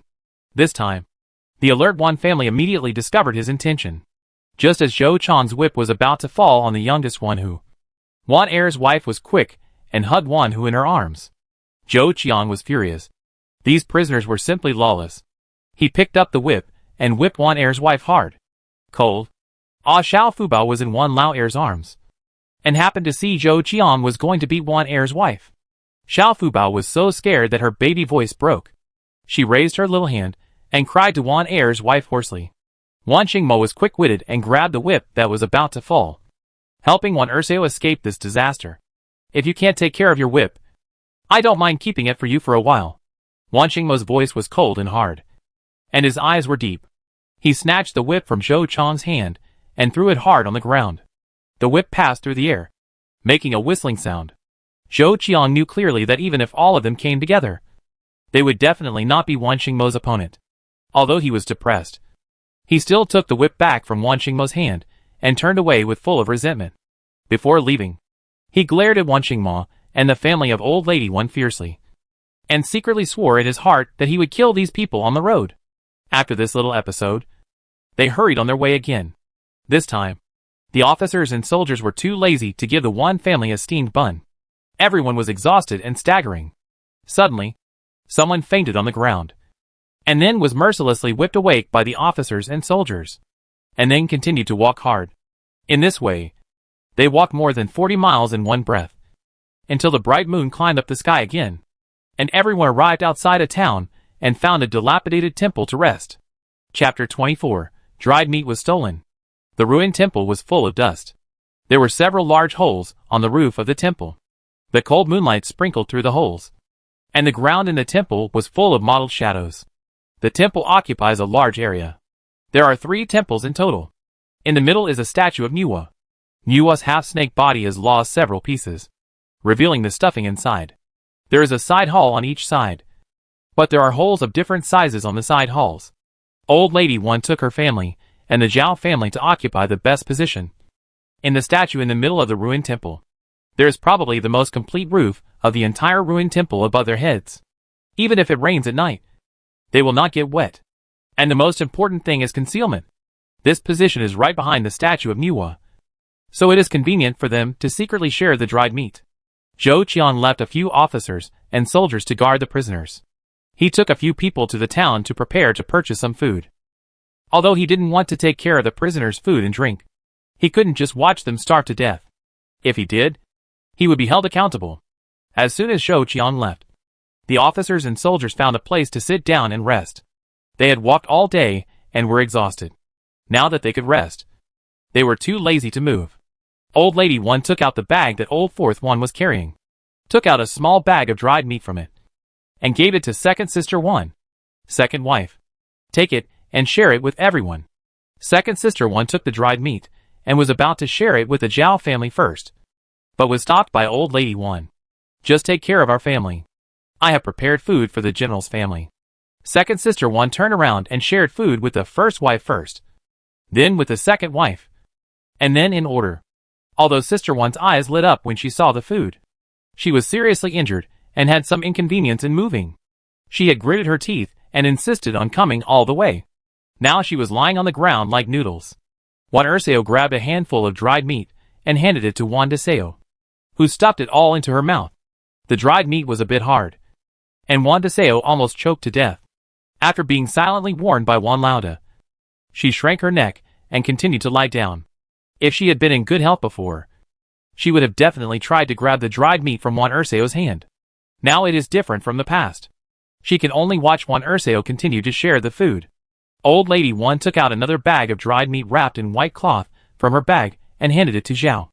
Niece-in-law, this is the food prepared for your family. Don't dislike it because it is rough. I used the cleanest cloth to wrap it. Zhao hurriedly took it with both hands, and was deeply moved. She had just seen the small package in Wan Dasao's hand, not to mention the different cloths. The amount of food was almost the same, but there were only 5 people in their family, and Old Lady Wan's family was 3 times theirs. But there was no difference in the amount of food. And, isn't this too much? Please share some with the children. We can't eat so much, Zhao persuaded in a low voice. The noise here has attracted the attention of people outside. They know that Mrs. Wan's family collected all the wolf meat last night. They also know that there are so many wolves. How can they kill them all at once? They must have hidden them. Mrs. Wan pushed the dried meat back and whispered, "Don't refuse. Niece, I don't think there will be much of this dried meat left. Eat as much as you can. The general is still injured, and it's good to nourish your body." Zhao knew that what Mrs. Wan said was right, so she didn't refuse. She took the dried meat and shared it with the family. Although they were starving, the Zhao family still maintained an elegant posture when eating, which was in sharp contrast to the country people's wolfing down. Old Lady Wan glanced at her children and grandchildren. Which one of them was not like a hungry tiger pouncing on food? Only Fubao, who couldn't eat the dried meat, fed her the only remaining egg. Old Lady Wan took out another bag of dried meat and handed it to Wan Dasao, saying, "Share these too. Even if you don't eat them, you don't know who will eat them later." Wan Dasao had just finished feeding Fubao, and hurriedly took the dried meat and distributed it. It seems that each person gets a small amount of dried meat, only 2 handfuls, but it is very filling and full. After the Wan family ate 2 handfuls of dried meat, the burning feeling in their hearts gradually disappeared, and they gradually regained some strength. Old Lady Wan secretly glanced outside and saw Wan Jinja limping to the officers and soldiers, whispering something to them. The officers and soldiers looked in the direction of Old Lady Wan and others from time to time. Old Lady Wan made a prompt decision to spread the dried meat in the bundle, and stuff some into the bundles of everyone in the Wan family. The Zhao family only had one bag, and Old Lady Wan stuffed 3 bags of dried meat into it, and hid more than half of the dried meat inside the statue. And then she breathed a sigh of relief. At this time, several officers and soldiers had stood up and walked towards Old Lady Wan's family. Old Lady Wan hurriedly urged everyone to stuff the dried meat into their mouths or hide it in their sleeves. "Old woman, hand over your bag to me," the officer shouted at Old Lady Wan in a stern voice. Just as Wan Mo wanted to stand up to protect Old Lady Wan, she was pressed down by Old Lady Wan. She stood up tremblingly, hugged the bag tightly in her arms, and her face was full of flattering smiles. "Sir, what do you want this bag for?" "This bag is full of worthless old clothes." The officer was impatient and snatched the bag from Old Lady Wan. Old Lady Wan staggered and almost fell. Fortunately, Wan Lauer was quick and supported her. "Mom, are you okay?" Wan Lauer glanced at the officer angrily, and hurriedly pulled Old Lady Wan behind him and blocked her with his body. The officer held the bag with one hand and roughly untied the knot with the other hand. With a crash, the things in the bundle lost their restraints and immediately scattered all over the ground. Wan Jinja was also joining in the fun behind the officers and soldiers. At this time, he noticed several packages of dried meat on the ground. "Sir, that's dried meat. How dare they hide food?" Wan Jinja shouted and fell to the ground, trying to pull the small bag wrapped in dried meat.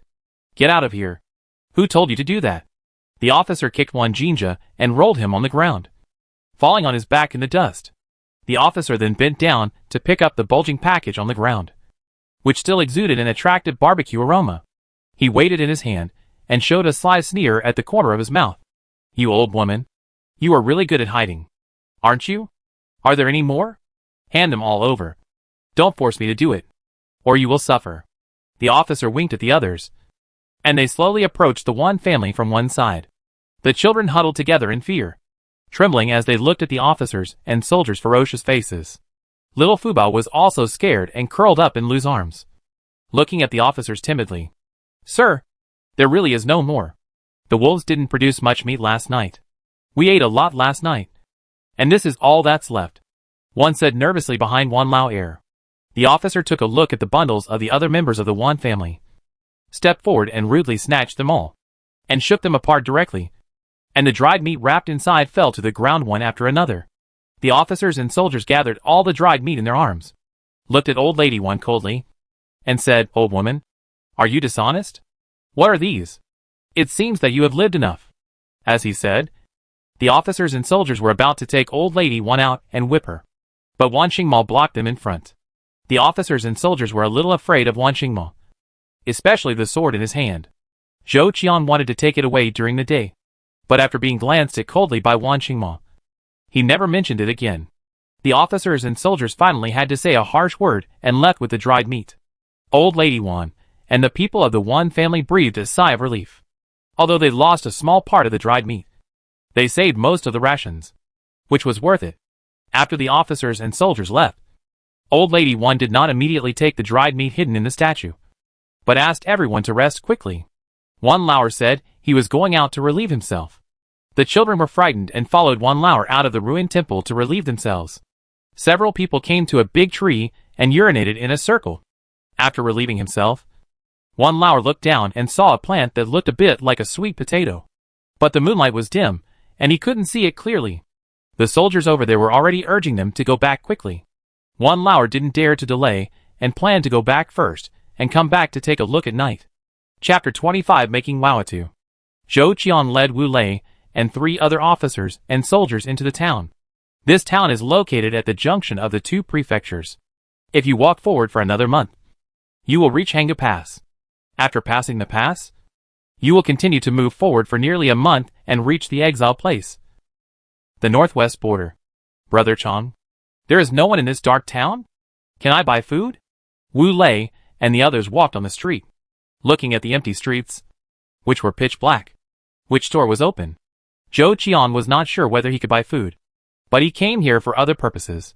This town has a unique location. It is much larger than ordinary towns, with 7 or 8 streets crisscrossing. Because they are not familiar with the town, Several people can only search one street at a time. Wu Lei. This is a waste of time. Let's go and find open shops separately. And come back here to gather after finding them. Zhou Qiang looked around. At this time, they were at the intersection of the first street at the entrance of the town. And the location was relatively conspicuous. Wu Lei agreed, okay. Let's listen to Brother Chang. Brothers, let's split up and try to find a food shop as soon as possible. My stomach is growling with hunger. The others immediately dispersed in different directions. Zhou Qiang looked around and saw that there was no one around. So he walked quickly in one direction. After walking around 2 streets, he came to an alley and knocked on the door twice. Long and once. Soon the door opened from the inside, and a low voice of a middle-aged man came. Come in. Come in. Zhou Qiang glanced around vigilantly, and after confirming that there was no one, he flashed into the yard. After an instant's stick of time, Zhou Qiang tiptoed out of the yard, holding a small porcelain bottle in his hand. He carefully put the small porcelain bottle into his arms, and the wooden door behind him quietly closed. Zhou Qiang strode towards the agreed place. As soon as he turned the corner, he saw a figure waiting at the intersection from a distance. Zhou Qiang cleared his throat and walked over with big strides. Brother Chang, I found a food shop that is still open. I have already told the owner to stay open. Lu Dong was delighted to see Zhou Qiang coming. Zhou Qiang nodded expressionlessly and said, when the others are all here, we will go together. An hour later, Zhou Qiang and others returned to the ruined temple again. At this moment, the ruined temple was unusually quiet, and only bursts of snoring could be heard. Zhou Qiang and his men put the bags on their backs on the ground. A total of 2 large bags. One was filled with food for officers and soldiers, and the other was steamed buns for prisoners. Wow, it is cheap. 1 penny can buy 2. And it is simple and quick to make. Fortunately, it is still warm now, but it will become cold and hard tomorrow and difficult to swallow. Don't sleep. Get up and eat. This was the first time Zhou Qiang took the initiative to call these prisoners to eat, which was really unexpected. The people who were sleeping soundly were awakened by Zhou Qiang's shout. They were already hungry, and their eyes lit up when they heard the word eat. Mrs. Wan's family had already gone to bed, and they were also awakened by the noise outside. Mrs. Wan rubbed her eyes and looked through the firelight at the door, only to see that the soldiers were distributing food to everyone. Mrs. Wan's sleepiness was almost gone in an instant. She sat up with a start and pushed Mrs. Wan Air beside her. Second daughter-in-law. Look quickly. Is mother dreaming? Why are the soldiers still distributing food? Pinch mother to see if she is still asleep? Mrs. Wan Air sat up in a daze, looked for a moment and said, Mother, they are distributing food. Waning Mo had been awakened by the soldiers a long time ago. Their family slept next to Mrs. Wan's family, with only a narrow aisle between them. Grandma Wan. The soldiers are responsible for the 3 meals of the exiled prisoners. This is a clear regulation of the court. There are prison meals in the prison, but the treatment varies from person to person. Some officials will deduct the meal expenses of the prisoners. They may only give 1 steamed bun a day, which should be 3. As long as the prisoners are not starved to death, they will be starved to death, so that the prisoners will not have the energy to cause trouble. After listening to this, Grandma Wan slapped her thigh and cursed in a low voice. Those 2 conscienceless dog officials. Let alone steamed buns. We haven't even seen the residue in the past month. They must have been swallowed up by these black-hearted dog officials. They deserve to be eaten by wolves. They really deserve it. Waning Mo sat back silently and secretly glanced at Grandma Wan. He had never seen such a lively old woman. Lu was always pretentious and always looked friendly and kind in front of people. Waning Mo looked at Grandma Wan scolding people and felt very novel. However, he felt that such a Wan Lao I was more friendly and down to earth. The soldiers soon distributed the food to Wan Lao Tai's family. Zhou Qiang gave Wan Lao Tai's family 16 steamed buns per person, including Xiao Fubao. This made old lady Wan very happy, and her impression of these officials also changed greatly. When it was Waning Mo's turn, Zhou Qiang had a cold face and fumbled in another bundle for a long time before slowly taking out 5 steamed buns, and then threw them at Waning Mo like throwing garbage. His actions were rude and insulting. The steamed buns were thrown at Waning Mo one after another. Wan Xingchen, who was sitting not far behind Waning Mo, was so angry that his eyes turned red and his fists clenched, ready to go forward and argue with Zhou Qiang. But Waning Mo noticed and pushed him down. Brother. They are simply too much. Wan Xingchen watched his eldest brother bend down to pick up the steamed buns from the ashes on the ground. The humiliation and unwillingness in his heart made his face become hideous. Zhou Qian looked at Wan Xingmo arrogantly as he picked up the dusty steamed buns, his eyes full of ridicule. He didn't believe that no matter how hard a person's spine was, he could resist the torture of hunger. Zhou Qian looked at the steamed bread that Wan Xingmo picked up meaningfully and turned away without saying a word. After the soldiers left, Grandma Wan slowly moved over, took the steamed bread from Wan Xingmo's hand, and gave the clean steamed bread in her hand to Wan Xingmo. "More. Grandma Wan will change it for you. We farmers are not afraid of dirt. I know you like cleanliness. Give this to Grandma Wan. Your uncles can eat it." Wan Xingmo looked at the clean steamed bread handed over in surprise. It was still wrapped in a clean cloth. Wan Xingchen also looked at Grandma Wan in confusion. Who would be willing to eat dirty things? Grandma Wan took advantage of the moment when Wan Xingmo was in a daze and quickly took the steamed bread in his hand and stuffed the steamed bread in her arms into Wan Xingmo's hands. "Take it. If you don't want to eat it now, save it for tomorrow. As long as we can hold on to the border, the suffering on the road will pass. Remember, life is the most important." It seems that what Grandma Wan said was to Wan Xingmo, but in fact it was said to Wan Xingchen. Wan Xingchen looked at his brother's back, the back that had always been as tall as a pine in his heart, and now he bent down for a few steamed buns. How could he not be angry? Now that he heard what Grandma Wan said, he suddenly realized that yes, if they lost their lives, who could they expect to vindicate their family? Wan Xingchen silently took the steamed bun from Wan Xingmo and turned to share it with his family. But he stuffed the steamed bun into his arms and couldn't bear to eat it. He had eaten dried meat tonight and was not too hungry now. This steamed bun could save his life at a critical moment. With the same idea as Wan Xingchen, Xiao, Wan Jinshu and Wan Yiru also stuffed the steamed buns into their arms. They knew that the road ahead would be more difficult. Wan Xingmo stared at the steamed bread in Grandma Wan's arms. Although he couldn't see the dust on it, he could imagine that it must be black and dirty. Wan Xingmo was about to say something when he was interrupted by Grandma Wan without any courtesy. "Emma, you can call me Grandma Wan. That means we are destined to be together. This little thing is a piece of cake for us country people. So don't think about it. And take a rest quickly. I heard that we will go into the forest tomorrow. And the journey in this month will be even more difficult." After this commotion, another hour passed, and the broken temple finally returned to peace. But Wan Lauer tossed and turned, and couldn't fall asleep. He was still thinking about the sweet potatoes in the yard. Chapter 26 Dead Rat. The snoring in the dilapidated temple was like thunder, one after another, and the fire at the door was dying and slowly extinguished, except for the 2 soldiers who stayed on duty. The rest of the officers and soldiers wrapped themselves tightly in quilts and fell asleep in a place that was sheltered from the wind. Wan Lauer finally couldn't suppress his inner restlessness, and got up and walked out on tiptoe. 2 officers and soldiers were dozing off against the door, and Wan Lauer passed by them. The officers and soldiers keenly felt that there was someone, and when they opened their eyes, they saw Wan Lauer walking out in a sneaky manner. "What are you doing?" The officer raised his eyes and glanced at Wan Lao. Wan Lauer hurriedly lowered his head and said, "Sir, I have to pee urgently. I want to go to the toilet." "To go to the toilet or to escape? Why are you sneaking around?" The officers and soldiers were relentless and shouted loudly. "Sir, I was afraid of disturbing the 2 officers' good dreams, so I moved lightly." Wan Lauer's humble appearance made the officers feel a little more comfortable. And then he said, "Then go quickly. I tell you, don't think crookedly." Wan Lauer hurriedly said, "No. No. Sir, you give me 100 courages. I dare not." Wan Lauer finally got out of the ruined temple, as he wished, and went straight to the southeast corner of the yard.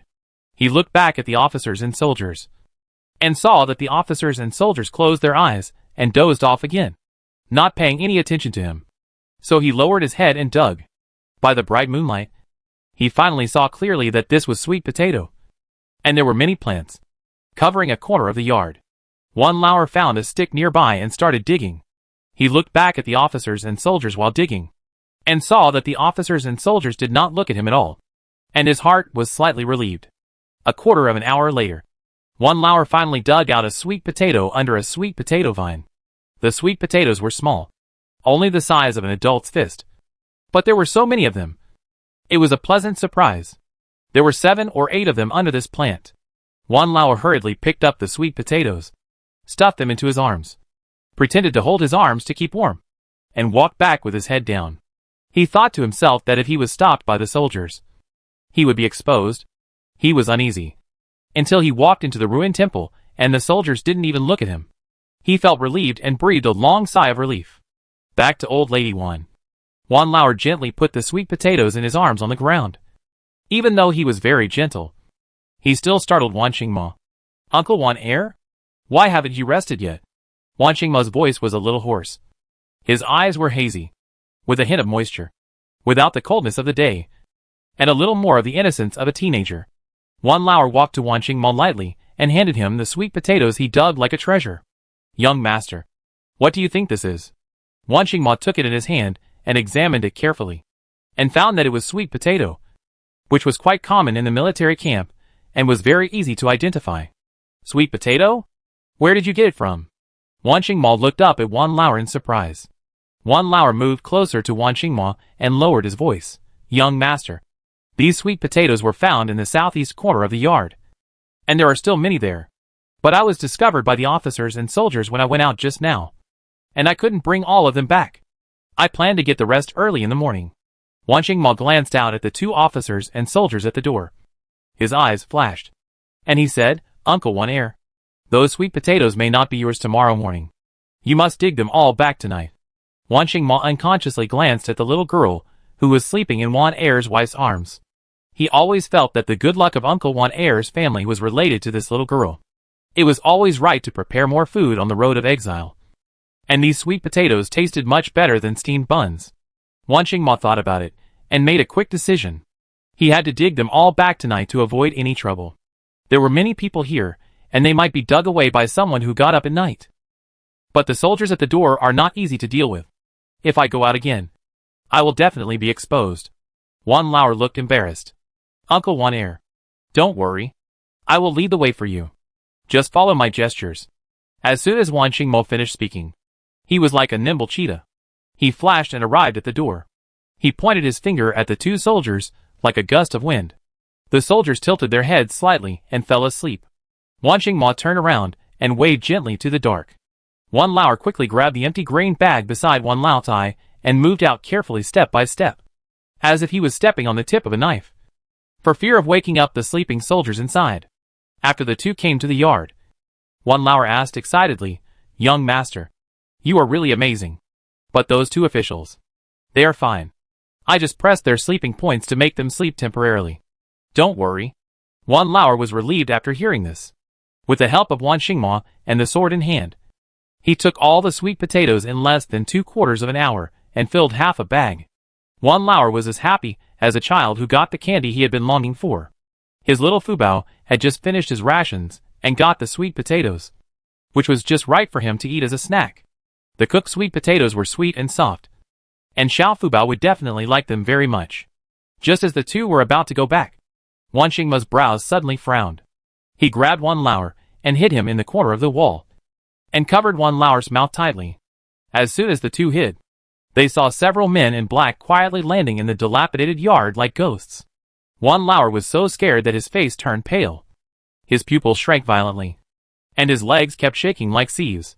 Wan Mo's eyes were as sharp as a hawk in the dark night, staring coldly at the men in black.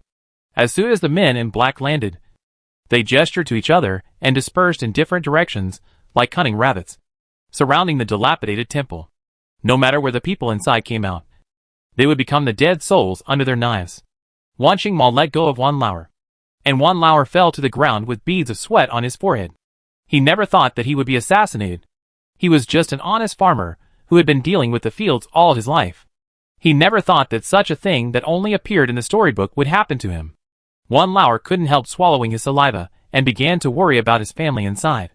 But he didn't even dare to breathe at this time, for fear that the slightest movement would alarm those ghostly black-clad men. But if he didn't move, his family would be hurt. Wan Lao was ready to sacrifice himself and lead the assassin away, so that his family in the ruined temple would be safe. Wan Mo, you think too highly of yourself. I promise you can't even step out of the yard. Just when Wan Lao was thinking about it, Wan Mo suddenly flashed and whispered, Uncle Wan Air, Stay here and don't move. Wait until I lead the people away before you leave. Before Wan Lao could answer, he felt a gust of wind blowing by his side, and Wan Mo was already holding a long sword and soaring into the air like a flying bird. He didn't even have to deliberately make a noise. The men in black immediately spotted the shadow that jumped out of the broken wall. The men in black immediately turned their spears around and chased after Wan Mo like poisonous snakes. Wan Lao tried to calm his panic. Then he carried half a bag of sweet potatoes and walked into the ruined temple. He put the sweet potatoes in the hole under the statue. But he had no sleepiness at all. He sat against the shrine with a tired spirit, worried about Wan Mo's safety. Those men in black looked very skilled, and Wan Lao was anxious and subconsciously grabbed a handful of the ground. Ah! Wan Lao caught a dead mouse without hesitation. He screamed, and although his voice was short and low, it did not alarm others. But it alarmed Wan Xingchen. Wan Xingchen sat up from Zhao's side and glanced at Wan Lao, who was leaning against the shrine. Uncle Wan Heir? Is that you? Wan Xingchen asked in a low voice, then looked around and found that his eldest brother Wan Mo was gone at first sight. Wan Xingchen's head, which was still a little drowsy, became clear in an instant. Wan Lao threw away the dead rat in his hand, feeling unlucky. Country people have seen many rats, so he was not very scared. But just now, he suddenly touched a furry thing in the dark, which gave him goosebumps. At this moment, Wan Xingchen asked, and he hurriedly bent down and moved over. Second Master, why did you wake up? Did I wake you up? I don't know when a rat died. Which scared me. Wan Xingchen was relieved to see that Wan Lao was safe and sound. He glanced at the rat discarded on the ground. Although Wan Xingchen's internal strength was not as good as Wan Mo's, it was much stronger than Wan Lao, who was an ordinary person. He saw at a glance that the rat was quite strange, and it seemed to have died of poisoning. To be cautious, he stepped forward and kicked the rat. After turning it over, he found that it was foaming at the mouth and had just died. Wan Xingchen's family had been repeatedly assassinated along the way, which made him wary of all abnormal phenomena. Wan Xingchen hurriedly pulled Wan Lao and asked, Uncle Wan Heir, where did you find this rat? Wan Lao was puzzled as to why Wan Xingchen was so interested in a dead rat, but he still pointed to the place where the dead rat was found. Wan Xingchen hurriedly walked over and fumbled under the shrine, pulling out a steamed bun from it. Wan Xingchen's face turned pale as paper. This steamed bun. Could it be poisonous? Chapter 27. Look at what this is. Listening to the snoring in the dilapidated temple, one after another, Wan Xingchen's heart was like a turbulent sea, and he couldn't calm down for a long time. Tonight everyone ate the steamed buns distributed by the officers and soldiers, but everyone else was safe, which meant that the poisoned steamed buns were probably in their home and Uncle Wan's home. Fortunately, everyone's steamed buns had not been eaten yet. Otherwise the consequences would be disastrous. Thinking of this, a trace of cold light flashed in Wan Xingchen's eyes, as cold as the night stars, staring at the group of officers and soldiers lying outside.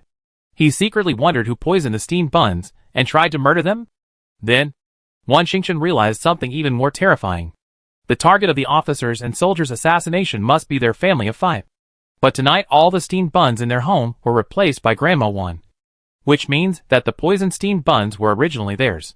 Wan Xingchen tightly held the steamed bread and said to Wan Lao without hesitation, Uncle Wan Heir, please wake up Grandma Wan immediately. I have something very important to ask her. Wan Lao looked at the steamed bread in Wan Xingchen's hand, and an ominous premonition surged in his heart. Could it be that the steamed bread was really poisonous? Wan Lao did not dare to delay for a moment, and hurriedly gently pushed Grandma Wan awake. Mother! Mother! Please wake up! Grandma Wan slept very deeply tonight. In the past, when she was on the road, her sons took turns carrying her. However, during the day, Wan Laosan was injured, and Wan Laosi and Wan Lao helped to carry Wan Jinshu. So Grandma Wan could only walk with everyone. It was already quite difficult for her to keep up with the team at her age. Now that she fell asleep, it was difficult to wake her up. Wan Lao called several times before finally waking Grandma Wan up. Old second. What's wrong? Old Lady Wan opened her eyes with difficulty, and then slowly closed them, obviously still immersed in deep sleepiness. Old second Wan glanced at Wan Xingchen, his eyes revealing a trace of anxiety. Wan Xingchen hurried over in 2 steps, squatted down, and asked Old Lady Wan in a low voice, Grandma Wan, where did you put the steamed buns you changed for my family tonight? Old Lady Wan raised her hand and patted the bundle in front of her weakly. She was so sleepy that she didn't even want to talk. Seeing this, Old Second One hurriedly reached out to take Old Lady Wan's bundle. But before he opened it, the bundle fell apart. So that's why the mouse could take away a whole steamed bun. However, there seemed to be more than 4 steamed buns in it. The 16 steamed buns issued by the officers and soldiers tonight were all in it, in addition to the one that just disappeared. There were 15 more. Old Second One and Wan Xingchen were both stunned. It was really difficult to pick out 4 from these 15 steamed buns. This mouse is really unlucky. It pulled a poisonous one with a casual pull. Wan Xingchen glanced at Wan Lauer, then looked down at the steamed buns in the bundle and said, "Uncle Wainer, these steamed buns may have to be thrown away. We don't know which ones are poisonous and which ones are not. For safety reasons, it's better not to eat them. And I think those officers and soldiers have a lot of resentment towards you because of our family. Maybe the steamed buns of our 2 families have been poisoned." Wan Lauer naturally had no objection. In front of saving his life, a few steamed buns that might be poisonous are nothing. "Second Master, keep these steamed buns with me for safekeeping. I tell my old lady when it's dawn before throwing them away. Otherwise my old lady will definitely scold you." Wan Xingchen agreed without hesitation and handed the bundle to Wan Lauer intact. "Second Master, I think you shouldn't eat those steamed buns in your house. Maybe they are poisonous. Your elder brother and I just went out to find some new food. Even if we don't eat steamed buns in the future, we can still reach the border town safely." Wan Xingchen's eyes lit up. Could it be that his elder brother was not here and went out to find food? "Uncle Wan Er, did you find anything delicious?" Wan Xingchen was very excited, staring at Wan Lauer. Wan Lauer couldn't wait to pull out the half bag of sweet potatoes hidden under the shrine. "Look what this is. Sweet potato. Have you ever eaten it?" Wan Xingchen nodded quickly and said, "Of course I have. We often eat coarse grains in our house. Sweet potatoes taste very good and can be used to make many delicacies. But in my opinion, it is best to steam them. They are original, fragrant, sweet and soft, much more delicious than steamed buns." Wan Lauer lowered his voice and said mysteriously, "That's because you haven't tasted roasted sweet potatoes. Roasted sweet potatoes are more fragrant and glutinous. If there is a chance tomorrow, Uncle will roast one for you. You will know once you taste it." After that, Wan Lauer hurriedly put away the bag. Wan Xingchen saw that Wan Xingmo had not returned yet. So he asked, "Uncle Wan Er, why hasn't my eldest brother come back yet?" Wan Lauer's hands trembled, and his face was filled with worry again. He didn't know how to start. "What happened? Where is my eldest brother now?" Wan Xingchen was meticulous and noticed something unusual in an instant. Wan Lauer saw that he could not hide it, so he told everything that happened in the yard just now. "What? Assassin? Why didn't you say it earlier?" After hearing this, Wan Xingchen turned around with anger on his face, picked up Wan Jinchu's spear on the ground, and walked out. At this moment, suddenly, a figure rushed in from the door like a gust of wind, and entered the ruined temple in a few steps. Wan Xingchen smelled a faint smell of blood, and saw Wan Xingmo holding a long sword, and he had walked around the statue towards them. "Brother, are you okay?" Wan Xingchen was surprised and happy, and hurried forward to check if Wan Xingmo was injured. "I'm fine. Why haven't you rested yet?" Wan Lauer looked at Wan Xingmo and hesitated to speak, while Wan Xingmo patted Wan Lauer on the shoulder. "Uncle Wan Er, I have killed all the assassins. The danger has been lifted. You don't have to worry." Wan Xingmo fought against more than a dozen people alone and was slightly injured. He didn't know who sent the assassins this time. He was a bit weak. He wanted to keep a live person to ask, but he didn't expect that the other party would bite himself to death immediately after he was captured. He died without any delay. His robe had turned brown long ago, and others could not see where he was injured. Therefore, Wan Lauer only smelled a faint smell of blood on Wan Xingmo's body, but could not see the wound. Wan Lauer was shocked and couldn't help sighing in his heart. This young master is very skilled in martial arts. If his own stinky boy also has such skills, why worry about not having a good life? Wan Xingchen took the opportunity to tell Wan Xingmo that the steamed bread was poisonous. After hearing this, Wan Xingmo's eyes flashed with murderous intent. It seemed that the soldiers going to the town must be a big deal. However, since the other party had already poisoned him, why did they send assassins to assassinate him?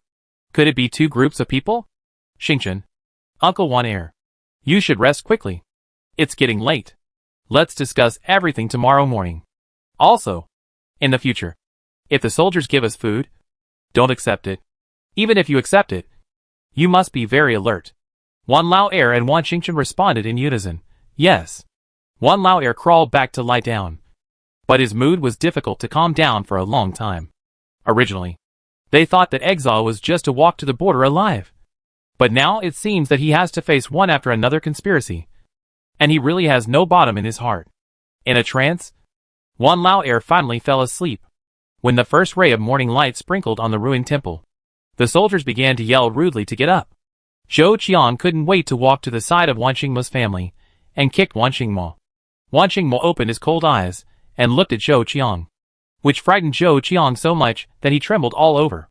This man is not dead? Did he not eat the steamed bread last night? Zhou Qiang's face became uglier and uglier. He muttered that he was in a hurry, and left with a dark face. Wan Xingmo was now more convinced that Zhou Qiang was the traitor. No wonder they couldn't get rid of the pursuit no matter where they went. It turned out that there was a traitor named Zhou Qiang to help them. If they didn't get rid of Zhou Qiang, they would never be able to reach the border safely. He couldn't protect his family every time. If the other party used the strategy of luring the tiger away from the mountain, the consequences would be unimaginable. Wan Xingmo narrowed his eyes, and stared at Zhou Qiang's back, with a strong murderous intent in his heart. Chapter 28.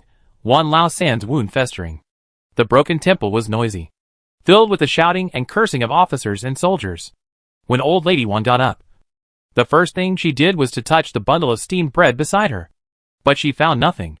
She was immediately shocked and broke out in a cold sweat, and hurriedly looked around. Mom, are you looking for this? Wan Lao Air handed the bundle in his hand to old lady Wan. Wan Lao Air grabbed it as if it were a treasure, and hurriedly opened it to check, but found that a steamed bread was missing. Old second, you are so old. Why are you still learning from your eldest sister-in-law to eat secretly? You are really not making any progress. Wan Lao Air's face fell, and she slapped Wan Lao Air's back lightly. Wan Dasao, who was innocently implicated, looked at old lady Wan blankly, only to see that old lady Wan was holding a bag of steamed bread in her hand. Mrs. Wan was drooling as she stared at the steamed bread in Mrs. Wan's hand. After a nap, she felt sore and painful all over, and her stomach was growling with hunger. She had no intention of getting up. Mother, you have wronged me. It is not what you think. Please listen to me carefully. Don't you know what kind of person your son is? Mr. Wan looked at Mrs. Wan with grievance. While the mother and son were arguing, Mrs. Wan San pulled Mrs. Wan Air aside. The place where Mr. Wan was whipped yesterday was now red and swollen, and the surrounding muscles were hard and swollen, with obvious signs of suppuration. But there was no doctor here. If the wound festered, the consequences would be disastrous. Wan San's wife found Wan Air's wife and lowered her voice. Second sister-in-law, can you help the child's father find some herbs? I see that his arm seems to be festering. If his arm is disabled, how can our family live in the future? Thinking of the border that is getting closer and closer, Wan San's wife shuddered in her heart. Not only is the environment there bad, but the relationship between neighbors is also terrible. I heard that all these exiles will be concentrated in one place, where there are murderers and arsonists. Wan Air's wife was just about to take Xiao Fubao out to relieve herself, so she responded, don't worry. Third sister-in-law, I go and see. I just want to take Xiao Fubao out to relieve myself. Second sister-in-law, let me take Xiao Fubao. It's not convenient for you to find herbs while holding him. Wan San's wife was about to reach out to take it, but Wan Air's wife dodged. Don't worry. Third sister-in-law, I'm here. You can stay here and take care of it. We need someone here too. We need to pack our things neatly. We'll be on the road soon. For sister-in-law is not convenient. Sister-in-law. Second sister-in-law Wan couldn't help but pause when talking about sister-in-law Wan. She glanced at sister-in-law Wan, and saw that sister-in-law Wan was humming. Obviously, she couldn't expect sister-in-law Wan to help. Second sister-in-law Wan was holding Xiao Fubao, and she had other plans in her mind. With Xiao Fubao around, she felt that she would definitely find herbs. Third sister-in-law Wan felt that what second sister-in-law Wan said was right. Finally, she told second sister-in-law Wan a few words to be careful, and watched second sister-in-law Wan walk out. My dear, can I take you to the toilet first? Then I find herbs for your third uncle to treat his wounds, so that he can get better soon. Little Fubao immediately grinned, revealing 2 rows of millet teeth. His chubby little face was obviously thinner in the past 2 days, but his eyes looked bigger and brighter. At this moment, he was giggling at second sister-in-law Wan. Ah! Xiao Fubao kept waving his arms, responding to Wan Ersao's words excitedly. Such a young child could actually understand Wan Ersao's words, although she couldn't speak yet and could only express it with awe. Wan Ersao took Xiao Fubao to the outside of the yard and looked at Xiao Fubao's bare little butt, feeling guilty. He had been traveling all day and night, and it was dark when he arrived at the destination. He had no time to make a pair of pants for Xiao Fubao. This couldn't go on. He had to make a pair of pants for Xiao Fubao today. After Xiao Fubao was done, Wan Ersao quickly wrapped him up with a bed sheet. The closer to the border, the colder it was in the morning. Xiao Fubao was still so young, and if he caught a cold, it would be a fatal thing. My dear, let's go find some herbs to treat your uncle's injury. Okay? Ah! Little Fubao shouted excitedly, with a string of small bubbles coming out of the corners of his mouth. He crossed his 2 chubby little hands and clasped them together, and put them on his mouth and chewed them. Wan Ersao felt so distressed when she saw the child. Her heart was about to break. The child must be starving. But there were no eggs at home, and the dried meat was too hard, which was really not suitable for Xiao Fubao to eat. Wan Ersao was worried about this, and she didn't sleep for half a night. Just when Wan Ersao was full of worry, she walked into a patch of weeds unknowingly. Suddenly, there was a noise, and Wan Ersao was startled. When she looked closely, it turned out to be a colorful pheasant. The pheasant heard the noise and immediately flapped its wings and flew away. She hurried to chase, but failed to catch up. She looked down and found a pile of white pheasant eggs in the grass. Oh my god! This is really what you want. So many pheasant eggs. Enough for Xiao Fubao for a few days. Wan Ersao was very surprised. She immediately looked around nervously. Seeing that no one left the courtyard of the ruined temple, she quickly squatted down and counted them. Unexpectedly, there were more than a dozen. However, in addition to being surprised, she found that she seemed to have no extra things to carry these eggs back. She habitually scanned around and saw a soapberry tree in the woods not far away. This soapberry tree is at least more than 10 years old, and the trunk is covered with hard soapberry thorns. Wan Ersao suddenly remembered that her father once said that soapberry thorns can not only reduce swelling and discharge pus, but also kill insects. With this, the injury of the 3rd brother is not a big problem. Wan Ersao plans to stock up more soapberry thorns in case of emergency. Judging from yesterday's situation, the soldiers seem to have targeted their family, and someone might get hurt on the road in the future. With these soapberry thorns, they can stop bleeding and reduce swelling, which is very helpful for external injuries. And the method of use is also very simple. Just grind it and sprinkle it on the affected area.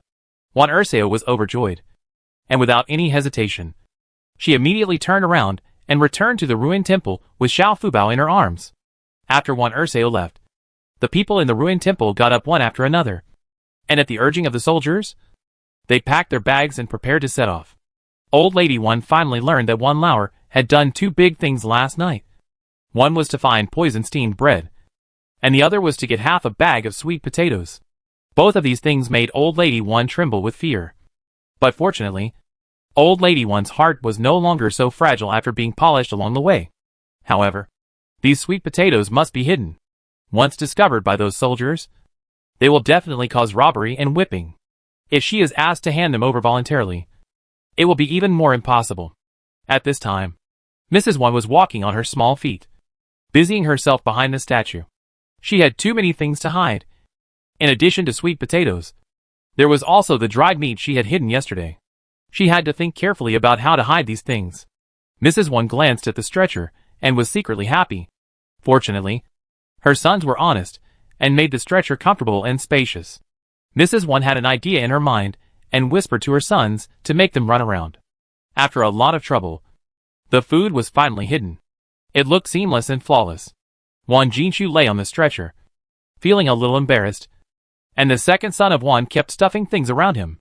After Mrs. Wan left enough dried meat for the 2 families to eat in the morning, the things finally stopped taking up so much space. She realized that there was really a lot of food in her family. She thought that all this must be thanks to Xiao Fubao. And then she realized that Wan Ersao had not come back yet. Mrs. Wan looked out and saw Wan Ersao hurriedly walking in with Xiao Fubao in her arms. Chapter 29, What do you see over there? As soon as Wan Dasao came in, she saw Old Lady Wan stretching her neck and looking out. She knew that Old Lady Wan was looking for her, and she couldn't help but quicken her pace.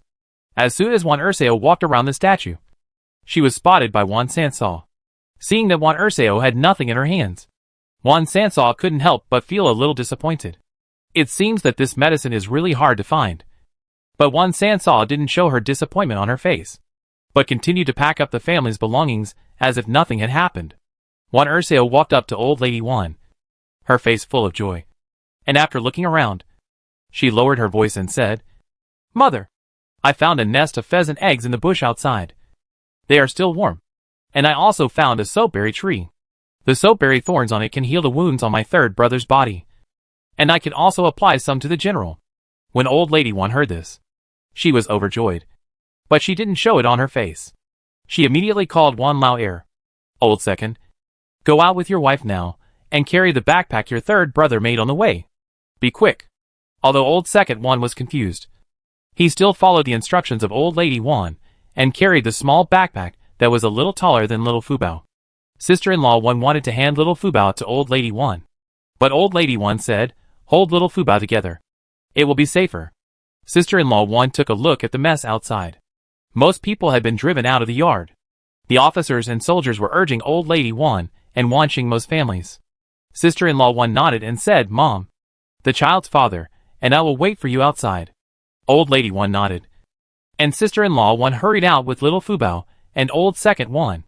The officers and soldiers were distributing steamed buns, and the people outside were queuing up to receive the steamed buns. No one paid attention to Old Second Wan and sister-in-law Wan. The two of them successfully came to the outside of the yard. And then Wan Lao asked, "Wife, what did mother ask us to do?" "You will know it later." Wan Dasao buried her head in front and led the way. And soon they arrived at the pile of pheasant eggs.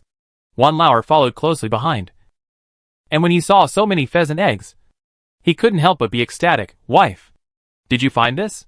You are so amazing." Wan Dasao had a smile on her face. But she was thinking in her heart, "You fool.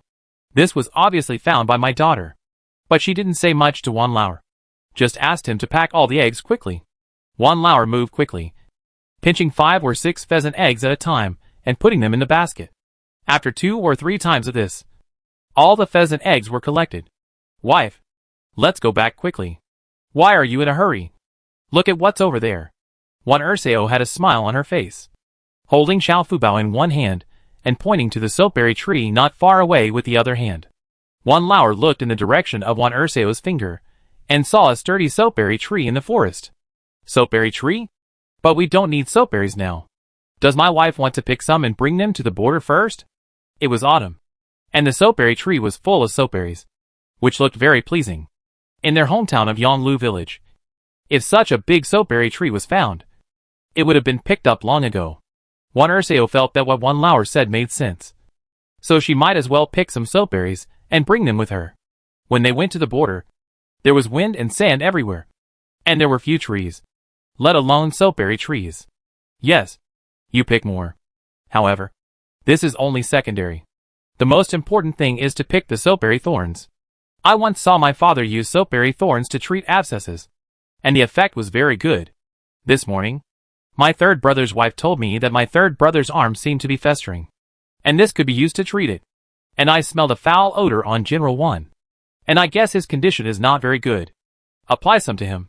Anyway, there is no harm." When Wan Lao heard that the soapberry thorns had such magical effects, he had no time to pick soapberries. Saving people was more important. "Oh, wife, why didn't you say it earlier? You wait here. I go over and pick more soapberry thorns for use. Don't pick the soapberries for now. You can use wood ash instead." While talking, Wan Lao couldn't wait to run to the soapberry tree. After some effort, he picked half a basket. And the soapberry thorns were really difficult to pick. The thorns of the soapberry in autumn have matured. The color has changed from green to brown, and the thorns have become extremely hard. Wan Lao tried to pick them with his bare hands, and was pierced by the thorns and bled. Wan Er's wife was very worried when she saw this. She was so anxious just now that she forgot to remind Wan Lao to bring tools. If he went back to get them now, he would definitely be discovered. "Boss, I think it's almost done. Let's go back quickly. Hey. Here I come. Wan Lauer squatted down, put on the backpack, and stood up easily. There was not much weight in the basket. He strode back to Wan Er's wife. Little Fubao stretched out his arms for Wan Lauer to hug. Hold. Hug.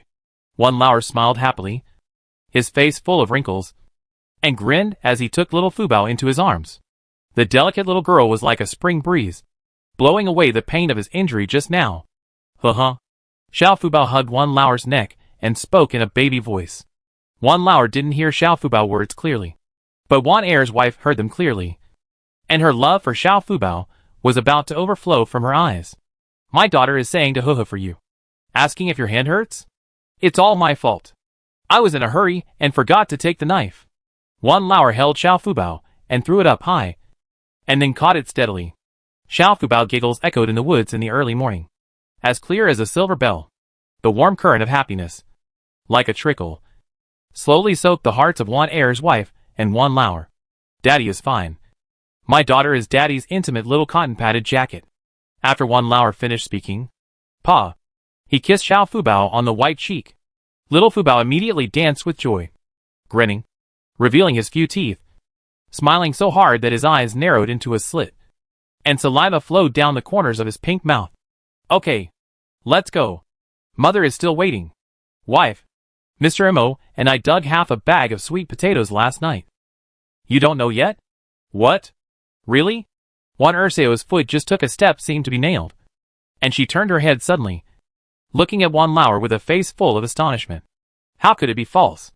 But mother has hidden the sweet potatoes and doesn't let anyone know. Wan Lauer whispered to Wan Ersao, then carried little Fubao to the yard. Wan Ersao knew the seriousness of the matter, and was secretly happy in her heart, and followed Wan Lauer into the yard. As soon as the two stepped into the yard, they saw Mrs. Wan leading the Wan family standing in the yard, receiving steamed buns. Old Lady Wan's face was extremely nervous, and she clutched the corner of her clothes tightly with both hands, fearing that the steamed buns were also poisonous. She had not had time to deal with the steamed buns from last night, and was going to find a place to quietly bury them later. She did not dare to throw them in the dilapidated temple casually, fearing that beggars would pick them up and eat them by mistake, which would cost a life. Old Lady Wan thought about it, and decided that it would be safer to dig a hole and bury them. Looking at the steamed buns handed over by the officers and soldiers in front of her, Old Lady Wan took them with trembling hands. But she felt mixed emotions in her heart. If in the past, she would be so happy to see the steamed buns that she could not sleep all night. But now, she only felt heartache. Okay, we've received all the gifts. Let's set off quickly. Today we're going to go into the mountains and take a detour. It will take about 2 days to get to the official road. You all should cheer up.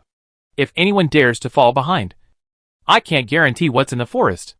When Zhou Qiang saw that everyone had received the steamed buns, he stood on the steps of the dilapidated temple and said sternly, half intimidating and half threateningly. Sister-in-law Wan and second elder Wan tiptoed to Old Lady Wan and whispered, Mom, we're back. Old Lady Wan glanced at the backpack on second elder Wan's back, and sure enough, there was half a basket of soapberry thorns. She felt a little relieved that third elder's injury could finally be cured. Wan Ersao walked to Wan Sansao and said in a low voice, Third brother's wife, the herbs have been found. I will treat my third brother on the way. You can just apply the herbs on him. Wan Sansao looked up at Wan Ersao in surprise. Tears welled up in her eyes. She choked and said, Thank you, second sister-in-law. We are a family. Why thank you? Wan Sansao lowered her head and wiped her tears. The sorrow in her eyes also dissipated. The sun rose slowly, and the temperature gradually rose. The officers and soldiers were divided into 2 columns. The front group led the way, and the back group supervised the team at the end. Those who fell behind were whipped. The group walked for 2.5 hours. The road in the forest was rugged and difficult to walk. They only walked 5 miles in the morning. Stop and rest for half an hour. Zhou Qiang was so tired that he held the tree trunk and panted like a cow. The rest of the people heard the order to rest, and they didn't care whether the ground was dirty or not, and they collapsed to the ground directly. Old Lady Wan was already exhausted, and was supported by Old Lady Wan, sitting on a fallen crossbeam. Old Lady Wan and Wanqing Ma carried the golden book and slowly put it on the ground. Sister-in-law Wan immediately handed the medicine she made on the road to Old Lady Wan and Wanqing Ma. saying, "These can remove toxins and pus. You can try it." Wan Mo took a look and found that it was actually a soapberry thorn, which seemed to have been used by the military doctor when someone in their army was injured. Wan Mo bowed deeply to sister-in-law Wan, and then handed the medicine to Zhao as if holding a treasure. After Old Lady Wan took a short rest, Old Lady Wan carefully handed the steamed bread in the bundle to Old Lady Wan, and whispered, "Old lady, you can bury it, or throw it farther away. No one should come to this forest." Old Lady Wan carried the bundle and glanced around, only to see that everyone was bowing their heads or sitting against a tree, and no one paid attention to them. He immediately picked up his bag and walked to the side, but was accidentally seen by Wan Jinja. Chapter 30. Wan Jinja's death. The forest was so quiet that one could hear the sound of a pin drop. Although so many people were sitting together to rest, no one spoke. Most of them were too tired to even speak. Wan Lauer lied that he was going to the bathroom and walked towards the forest not far away with his bag. Wan Jinja thought Wan Lauer's behavior was strange, so he also lied that he was going to the bathroom and quietly followed Wan Lauer into the forest. Wan Lauer found a low-lying place, looked around vigilantly, and after confirming that no one was coming, he threw the steamed buns on the ground without hesitation, and then walked back with an empty bag. All this was seen by Wan Jinja, who was hiding in the dark. His eyes almost popped out, thinking, what kind of family is this? So many steamed buns were thrown away just like that? After Wan Jinja waited for Wan Lauer to leave, he couldn't wait to run to the place where he had just thrown the steamed buns, picked up all the steamed buns, and stuffed them into his clothes. He was going to report this family, so that the official would never give them food again and starve them to death. Wan Jinja picked up the steamed buns and stuffed them into his mouth at random. Although the steamed buns were as cold and hard as stones, Wan Jinja was so hungry that he could eat a cow. So how could he care about the taste? After Wan Jinja picked up all the 30 or so steamed buns, he was ready to go back. But after a few steps, he suddenly foamed at the mouth and fell straight to the ground. The steamed buns on his body also rolled out and fell to the ground. It was not until then that he realized that there was something wrong with the steamed buns thrown by the mud-legged man. Half an hour of rest time passed in a flash, and Lu was shocked to find that one of her sons was missing. Official. My second son is missing. He said he went to the bathroom, but he hasn't come back for a long time. Zhou Qian winked at another officer, who understood and immediately stepped forward to ask about the details. Where did your son go? Sir, my son said he went to the bathroom, but it's been half a day and he hasn't come back yet. Did something happen? The more Lu thought about it, the more frightened she became. She had lived a life of luxury and never thought she would suffer such torture in her old age. If she lost another son, it would undoubtedly be a heavy blow to her. Several officers and soldiers went inside to check in the direction Lu pointed. Not long after, an officer and soldier came back in a hurry. Brother Chang, Wan Jinja is dead. Go and have a look. It looks like he was poisoned. Although Zhou Qian had a little doubt in his heart, he didn't think about it. After all, it was normal for 1 or 2 people to die on the road of exile. Even if these people died, he had someone to support him. Those laws were just empty words for people with backgrounds like them. But since something happened, he, as the leader, still had to go and take a look. Zhou Qian followed the soldiers to the place where Wan Jinja had the accident. He saw Wan Jinja foaming at the mouth. His face was blue and purple. His lips were black. His limbs were stiff, and he was lying in the fallen leaves. And there were dozens of steamed buns scattered around him.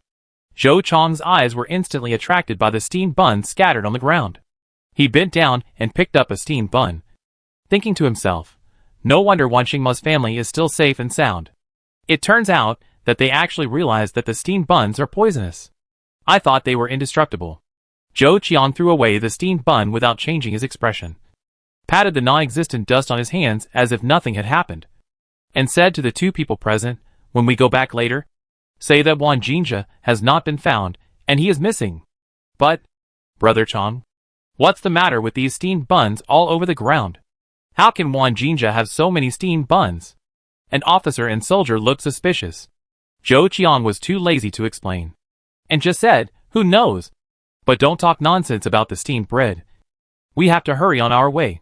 After saying that, he strode away without looking back. The soldier grumbled in confusion. What's wrong with Brother Chang? Why does he look a little strange? Okay. Don't ask questions that you shouldn't ask. Just do what Brother Chang says. You just came here, and you won't understand the tricks here for a while. Let's go quickly, and keep your mouth shut. After the two soldiers came back, Zhou Qiang said loudly, Wan Jinja went to the bathroom just now. But he disappeared. We have checked and there are bloodstains and dragging marks on the ground. This shows that there are man-eating creatures in this forest. Everyone, follow closely. If you fall behind, you will end up like Wan Jinja. Hurry up. We must find a cave before dark. Otherwise none of us will survive. Although Zhou Qiang wanted to scare everyone with Wan Jinja's death, what he said was true. If there is no cave in the forest overnight, the danger at night will increase exponentially. He is not willing to take this risk. When Lu heard that her son was missing, she fainted on the spot as if struck by lightning. Wan Jinja's wife's son and two sons burst into tears. Mom, what happened to my dad? I want my dad. I want my dad. Wan Xinghui, who was only 6 years old, was so frightened when he heard that his father would not come back that he threw himself into Son's arms and cried loudly. Son burst into tears, hugged Wan Xinghui, and comforted him softly. While her heart was broken, Lu fell to the ground, and no one paid attention to her. Lu's other son Wan Jinhan, however, selfishly mixed into the crowd and walked forward on his own, ignoring his wife and daughter, and his mother. He even ate the steamed buns that were distributed in the morning. Hurry up. Don't dawdle. Zhou Qiang shouted loudly in front. Wan Dilan shook Lu awake with disgust. Mom, wake up. Wake up quickly. Lu was finally woken up by Wan Dilan. Lan, where is your second brother? Have you found him? As soon as Lu woke up, she immediately grabbed Wan Dilan's arm and asked nervously.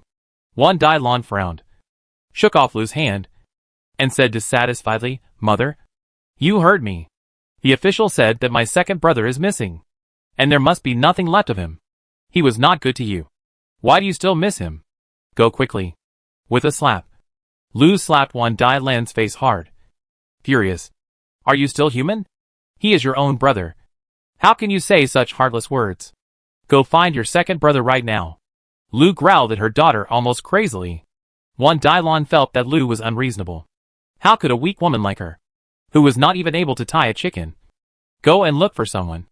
A strong man like my second brother has disappeared, and my mother can still say that she should go and look for him. Wan Dilan covered her face angrily, snorted coldly, and stood up suddenly. Mother, if you want to find someone, go find him yourself. I won't go.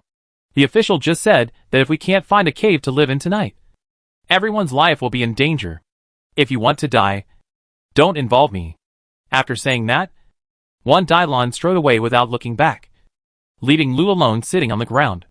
A cool breeze blew through the forest, and Lu couldn't help but shiver, feeling cold all over. She looked around and found that the others had already walked far away, and only she was still sitting there stupidly. Lu was terrified, and no longer thought about looking for her son. She got up from the ground like a frightened rabbit and ran as fast as she could, as if there was an evil ghost chasing her. Wan Xingmo fell behind the team and looked in the direction where Wan Jinja disappeared. He approached Wan Lao and whispered, Uncle Wainer, what did you do with those steamed buns? I just lied and threw them away, saying I was going to the bathroom. What happened? Wan Xingmo instantly understood the reason for Wan Jinja's disappearance. He must have eaten those poisonous steamed buns. But it's better this way, so that he won't come to harm everyone again in the future. It's okay. I just asked casually. Just throw it away. The group rushed for another 2 hours. The forest was very dark, and it got dark earlier than outside. The officers and soldiers lit torches one after another, trying to find a cave to live in before dark. They still had more than 40 people, and it was not easy to find such a big cave. Old Lady Wan was almost unable to hold on, and Wan Lao was always by her side to support her. Seeing that Mrs. Wan was pale, Mr. Wan hurriedly said, Mom, I carry you on my back. Mrs. Wan waved her hand and said weakly, No need. The road in this forest is not easy to walk. If you carry me, we may both fall. I just hold on slowly, seeing that the terrain is going up all the time. I guess we're almost there. Mr. Wan had no choice but to continue supporting Mrs. Wan. But most of Mrs. Wan's body was leaning on Mr. Wan, and Mr. Wan was almost half dragging her forward. At this moment, They were already deep in the dense forest. The lush forest here was like a natural maze, and it seemed that few people had set foot there. The surrounding environment was primitive and simple. The thick trees were like pillars that supported the sky, reaching straight into the sky, and the vines hanging from above seemed like a group of agile giant pythons. If you were not careful, you would trip someone. "Sir, let's take a break. We can't walk anymore," someone from another branch of the Wan family begged. They were covered in wounds and exhausted after 2 days of high-intensity trekking. Their legs felt heavy, as if they were filled with lead. Every step they took required gritted teeth and tried their best. "Still taking a break? There's no cave. If you don't want to live, just take a break," Zhou Qiang said sternly. And then he took the lead to continue moving forward. Suddenly, a man rolled down the slope and hit the person behind him like a boulder, and the two rolled down together. Fortunately, there were many trees in the forest, which stopped them and prevented a disaster. The crowd in the forest suddenly became agitated and stopped to watch. At this moment, a hazy tiger roar came from the depths of the forest like thunder. The agitated crowd was stunned for a moment. And then, there was a greater commotion in the forest. Chapter 31 The Water is Sweet. A deafening tiger roar frightened the officers and soldiers. "Hurry up! Hurry up!" Zhou Qian shouted loudly, and then ran up the mountain first. The chaotic crowd behind him watched the torches move and followed them one after another. Those who were already exhausted gathered their strength and ran forward again. Even Wan Xingmo's face changed. He knew that if he really encountered a tiger, it would not be a joke. He could fight with a wolf, but if it was a tiger, he was not sure. After running for a while, they finally saw an obstacle vaguely, which should be a cliff. "Hurry up! There seems to be a cliff ahead," Zhou Qian shouted loudly in front, and his voice kept echoing in the forest. After hearing this, the people behind him finally ignited hope in their hearts, and finally stopped running aimlessly all over the mountains. Soon, Zhou Qian was the first to reach the bottom of the cliff. He did not walk over immediately, but waited for the people behind him to catch up, then pointed to a woman from a side branch and said, "You, go and see what's going on." The woman was already so tired that she was about to collapse on the ground. When she heard the order from the officers and soldiers, and looked at the dark cliff in front of her, it seemed as if a monster with a bloody mouth was opening wide. Fear arose in her heart, and her legs began to kneel on the ground uncontrollably. "Sir, please spare me.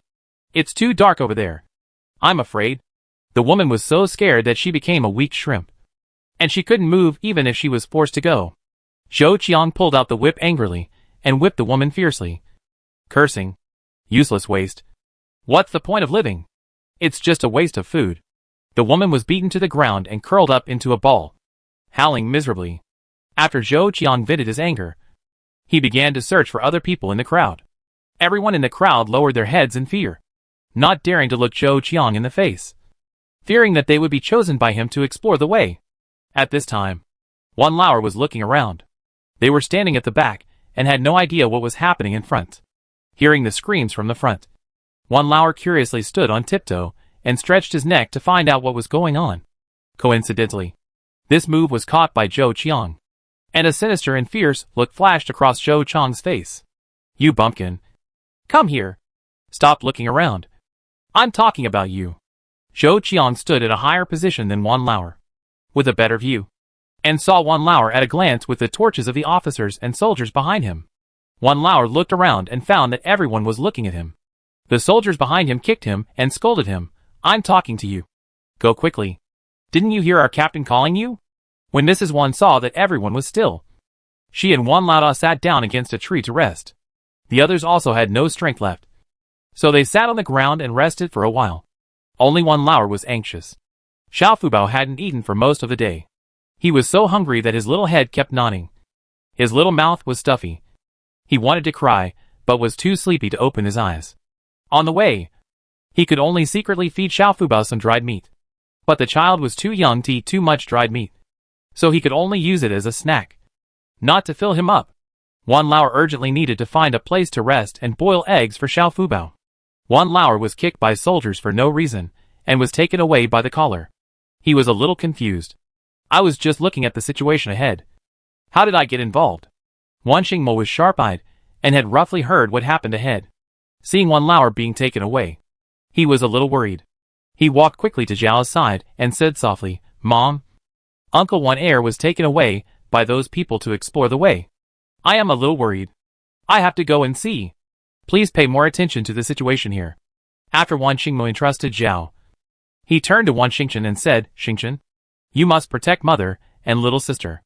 Wan Xingchen's face was slightly pale at this time, but he still nodded firmly and replied, "Brother, you can go with peace of mind. Leave this to me." Zhao was already exhausted and didn't even have the strength to speak. Her soles were covered with blood blisters. The embroidered shoes she wore during exile were already tattered and had a big hole after only one day of walking in the mountains. She could only tie them tightly with a cloth strip to prevent the shoes from falling apart. Seeing her son being taken away, Mrs. Wan's temples throbbed. She wanted to stand up, but her legs were weak, and she almost fell to the ground. "Grandma Wan, I go see Uncle Wan right now. Don't worry." Wan Xingmo happened to pass by Mrs. Wan and saw that she was anxious, so he immediately comforted her. His words eased the worries of others and calmed Mrs. Wan's anxious heart. "Good boy. You've worked hard." Mrs. Wan was full of emotion, but she only said this one word of gratitude, which was not meaningful. Wan Dasao was even more anxious, and unconsciously grabbed Wan Xingmo's arm. "Mr. Mo, thank you so much. Aunt, you don't need to thank me. Uncle Wan has helped my family a lot along the way. If you want to thank me, I should be the one to thank him. Don't worry. I will definitely bring Uncle Wan back safely." With Wan Xingmo's assurance, Wan Dasao's heart finally settled down a little. Wan Xingmo glanced at the little Fubao on Wan Dasao's back.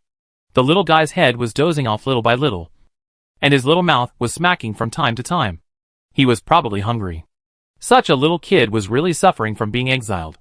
Wan Xingmo's eyes sank slightly, and without saying anything more, he left with big strides to catch up with Wan Lao. Wan Lao was brought to the top, and was pushed hard from behind by the officers and soldiers, and came to Zhou Qiang. "Brother Chang, I've brought the people." Zhou Qiang squinted at Wan Lao and said with disdain, "He is indeed a country bumpkin who has never seen the world. He is stupid and can't even understand what people say. Go over there and explore the way now. Hurry up." Wan Lao looked at the dark cliff and couldn't help swallowing his saliva. He was also a little timid. "Hurry up. Don't dawdle." Zhou Qian kicked Wan Lao in the buttocks, and directly kicked Wan Lao, and he staggered forward. Just when his face was about to touch the ground, he was grabbed by the collar from behind by a hand, and the whole person was instantly lifted up. "Uncle Wan, are you okay? Don't be afraid. I go with you." Wan Xingmo's voice appeared behind Wan Lao like a heavenly sound, and Wan Lao's eyes were filled with tears of excitement. "Mr. Mo, why are you here?" Wan Xingmo nodded calmly at Wan Lao, with encouragement in his eyes, and then took the lead to walk forward. After being stunned for a moment, Wan Lao immediately trotted to catch up. The fear in his heart disappeared completely. Since seeing Wan Xingmo's skills, Wan Lao simply regarded Wan Xingmo as his godlike belief. The two came to the cliff one after another.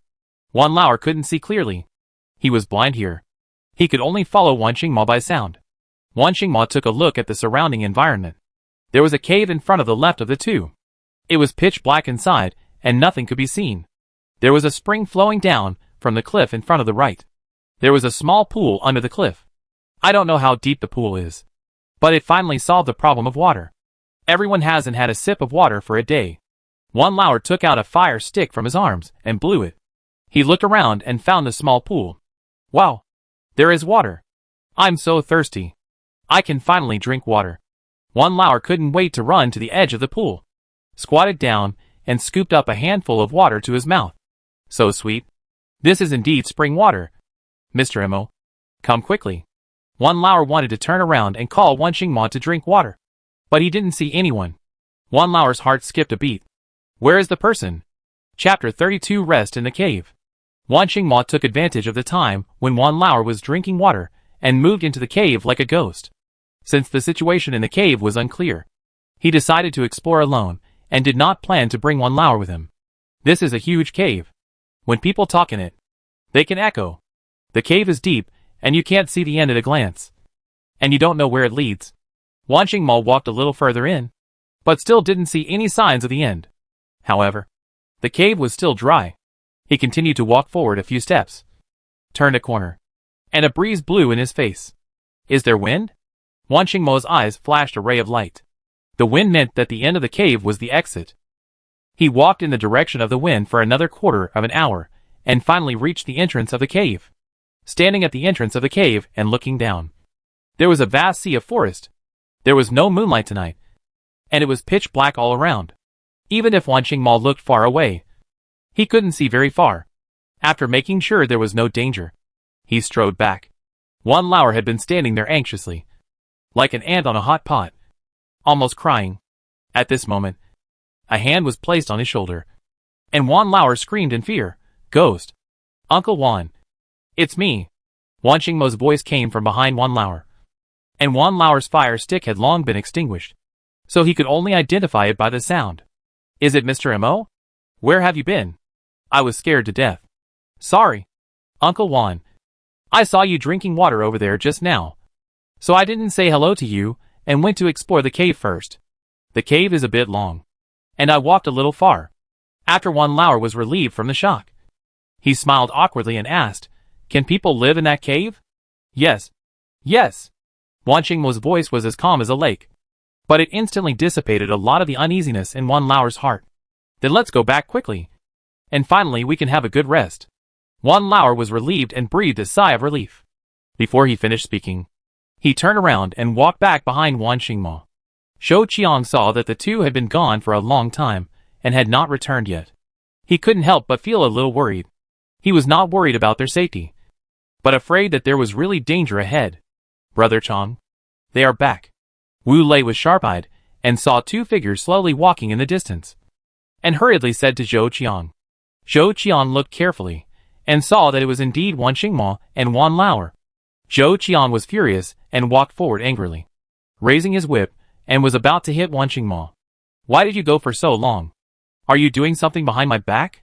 Wan Mo was quick-witted and grabbed Zhou Qiang's whip and glanced at him coldly. Zhou Qiang suddenly felt a chill rising from his spine. He swallowed hard and said calmly, What do you want? Wan Mo pushed lightly, and Zhou Qiang staggered and almost fell.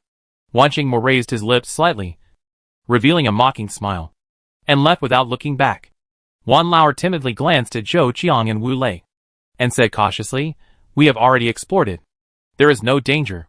The cave is also spacious, and can be used by all of us. After that, he hurriedly followed Wan Mo. He did not have the courage to bear Zhou Qiang's whip. Zhou Qiang looked at the backs of the two people going away, his face gloomy and full of viciousness. Pass my order, and go to the cave in front quickly. Zhou Qiang gritted his teeth and ordered Wu Lei. Wu Lei knew that the boss was angry, so he dared not offend him. He hurriedly responded and went to pass the order. Wu Lei shouted loudly, There is a cave in front. You all hurry up. The families of Mrs. Wan and Wan Mo were the last to enter the cave. The good position in the middle of the cave had long been occupied by the branch of the Wan family who entered first. They could only choose to live in the innermost or closest to the cave entrance. Wan Mo had already explored the situation in the cave and knew that there was no danger, so he didn't care about the living location. It seemed that it was going to rain. Although the moonlight could not be seen in the forest, the air was unusually stuffy from the change in the surrounding temperature. Wan Mo glanced at the people in their two families and found that half of them were old, weak, women and children, and there were also several injured people. If it rained at night, they would definitely get sick. Grandma Wan, shall we go to the innermost part? I think it might rain tonight, and I have explored the cave. The two sides are connected, and the air is flowing. It is safer to live inside. Wan Mo walked to the side of Grandma Wan and said softly. Grandma Wan looked up at the sky. Although she could not see anything, it did not affect her from making a wise judgment. Okay, I listen to you. We will live in the innermost part. It's just a little inconvenient to use water. Grandma Wan had heard from Wan Lauer that there was a pool of water above. It was mountain spring water, and the water was very sweet. Grandma Wan, don't worry. I take care of the water issue. You can go and have a rest first. Grandma Wan nodded, feeling a lot of emotion in her heart. There was nothing wrong with this family, but that Lu was really disgusting. Lu, who was despised by old lady Wan, was leaning against the stone wall alone, crying silently. Wan Dailan was too tired to care about Lu, but she still felt annoyed when she heard Lu's sobbing. You just cry and cry. When your son was alive, he didn't show you any respect. You're still crying after he died. I think you deserve it. Save your energy. Wan Dasao hugged her knees, curled up in a corner, buried her head in her arms, and weakly rebuked Lu. Lu not only did not stop crying after hearing Wan Dasao's rebuke, but cried even harder. After all, he is your biological brother. Can't you say something nice to comfort your mother? I really raised an ungrateful person. Wan Dasao simply ignored Lu. She would at least persuade her. Although her words were unpleasant to hear, she was concerned about Lu. Lu's other son and 2 daughters-in-law sat far away from Lu, with obvious disdain on their faces, fearing that they would be implicated by her if they were not careful. Son lost Wan Jinja, the pillar of the family, and was in a state of panic. She could only hope for the protection of the officers and soldiers. Otherwise, she would not be able to reach the border town alive. If she died, her 2 young sons would certainly not be able to survive. Son's eyes glanced at Zhou Qiang from time to time, flashing with anxiety and hesitation. Finally, Sun seemed to have made up her mind. After comforting her 2 sons, she resolutely walked towards Zhou Qiang. Old Lady Wan and her family followed Wan Xingmo's family, and settled down in the innermost part of the cave. After a short rest, Wan Lauer and Wan Laosi followed Wan Xingmo out of another cave to pick up dry firewood. In the forest in late autumn, there were so many firewoods that they looked like small mountains. Just picking up a large bundle would be enough. After a while, a blazing fire started. The 2 families sat around the fire, and the cave was illuminated. The officers and soldiers just glanced at them lightly and said nothing. As long as they didn't cause trouble, the officers and soldiers didn't bother to care. Wu Lei took several other officers and soldiers to distribute steamed buns, but Zhou Qiang ran away and couldn't find him at this moment. When everyone saw the food, their eyes immediately shone, and their fatigue was temporarily driven away. Although the steamed buns were as cold and hard as stones, everyone still ate them with relish. After receiving the steamed buns, Mrs. Wan's family didn't dare to eat them, but carefully stuffed them into their bags.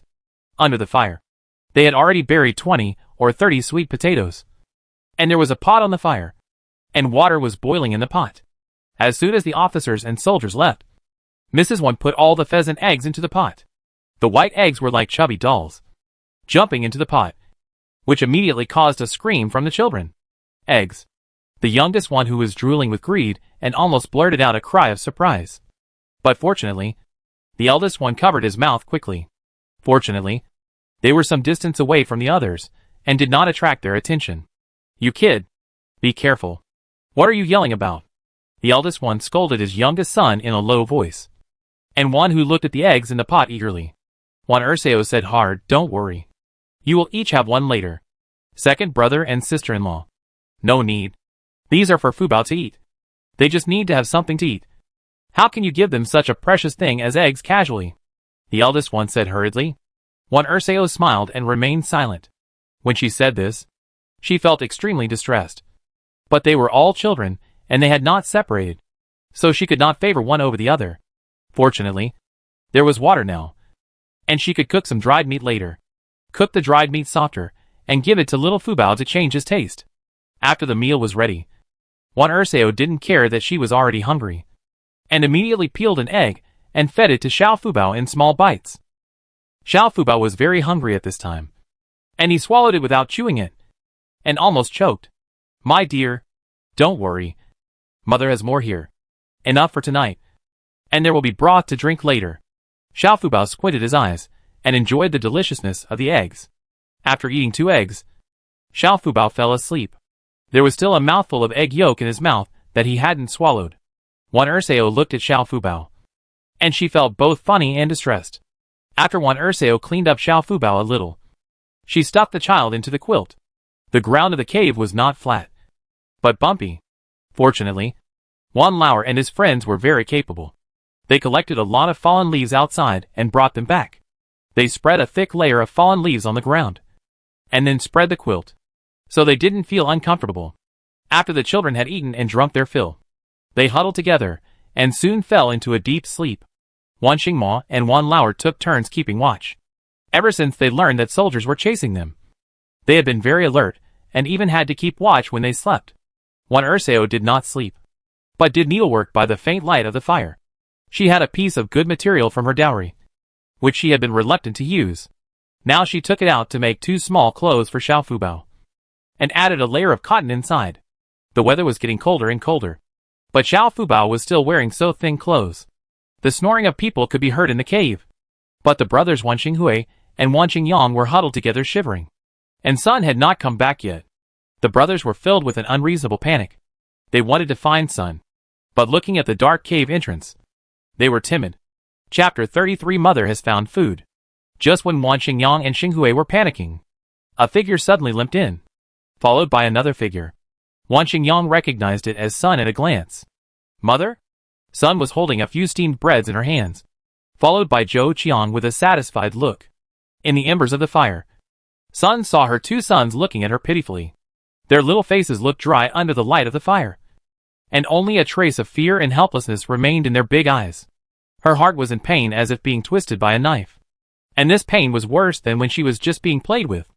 Zhou Qiang pinched Sun's butt hard. Sun was startled, but she didn't dare to say anything. Her steps were unusually awkward, and it was obvious that her legs were very weak.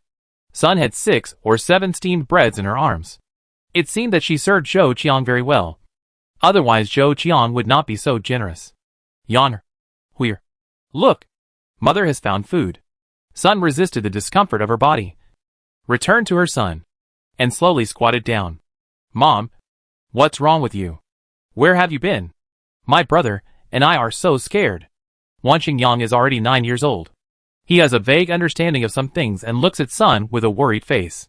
Sun's eyes were moistened by her son's caring words. Big tears fell silently and dripped on the steamed bread in her arms. It's okay. Mother. Mother will find food. Look. There are so many steamed breads.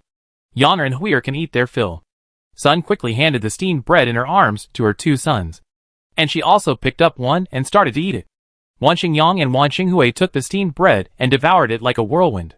When they were first exiled, they were still very resistant to this kind of rough food. But at this moment, this rough food was like a delicacy in their eyes. Sun's eyes were filled with tears, but she smiled. She gently helped her 2 sons to calm down and comforted them. Don't worry. Eat slowly. Mother still has some. The 3 of them were worried, afraid that Wan Jinhan would find out. He would snatch food, even his wife and children's food. Sun saved 2 steamed buns and stuffed them into her arms like treasures. She only ate one herself and left the other 2 for her sons. Go to sleep. We will be able to get out of this forest tomorrow. Wan Xingyang and Wan Xinghui clung to Sun, each holding her waist. Smelling the unique scent of their mother, the 2 children fell asleep soon. Not far away was the family of Wan Jinhan from the 3rd room. Wan Jinhan's wife Chiu was holding her daughter Wan Yiqin, who was dying of hunger, and crying silently. She herself was so hungry that she had no strength to even stand up. And their dinner was taken over by Wan Jinhan. She was slapped by Wan Jinhan, and her daughter was pushed to the ground, and her head was broken. Chiu looked at the man snoring at her feet, and a strong hatred surged in her heart. Ever since she gave birth to 2 daughters, Wan Jinhan had beaten and scolded her, and blamed her for not giving birth to a son. If it weren't for the old general's rule that concubines were not allowed when he was alive, who knows how many concubines would have been taken into the general's mansion now. Mother! Sheener is so hungry. Wan Yiqin's weak murmurs, like sharp thorns, pierced into Chiu's heart and interrupted Chiu's memories. She looked at her daughter's pale face and the shocking bloody wound on her head. And her hatred for Wan Jinhan was so surging that she almost swallowed him. She felt that if she continued like this, she and her daughter would surely die. So why not drag this evil beast to hell with her? Chiu carefully put Wan Yiqin on the ground, gently touched her daughter's face, and then stood up with the stone wall. She picked up a stone twice as big as an adult's fist on the ground, walked slowly towards Wan Jinhan. Chiu's eyes were bloodshot, and there was a hideous sneer on her face, like an evil ghost from the underworld, which made people feel cold all over. She walked to Wan Jinhan's head and squatted gently, looking at Wan Jinhan's drooling face. The stone in her hand was like a 1,000-pound hammer, raised high, and then fell hard, hitting Wan Jinhan's head directly. A dull sound was like a stone thrown into the water in the cave, but it did not cause any ripples. Wan Jinhan did not even have time to scream, and was knocked unconscious by the stone. Chiu didn't stop her movements. hitting again and again, more than a dozen times in a row, until Wan Jinhan was completely out of breath and his head had turned into a bloody mess. Then she collapsed to the ground like a puddle of mud. The stone in her hand rolled down, and she suddenly covered her face and cried in a low voice, as if she wanted to pour out all the grief and anger in her heart. Wan Mo had a full view of everything in the cave, but his expression was indifferent. He only glanced at it and turned his head away, without making a move to stop him. In Wan Mo's eyes, Wan Jinja and Wan Jinhan both deserved to die. On weekdays in the capital, they often acted recklessly outside by relying on the reputation of the general's mansion. And every time the old general came out to clean up the mess in the general's mansion, they were even more arrogant, often using Lu to bully and bully in the mansion.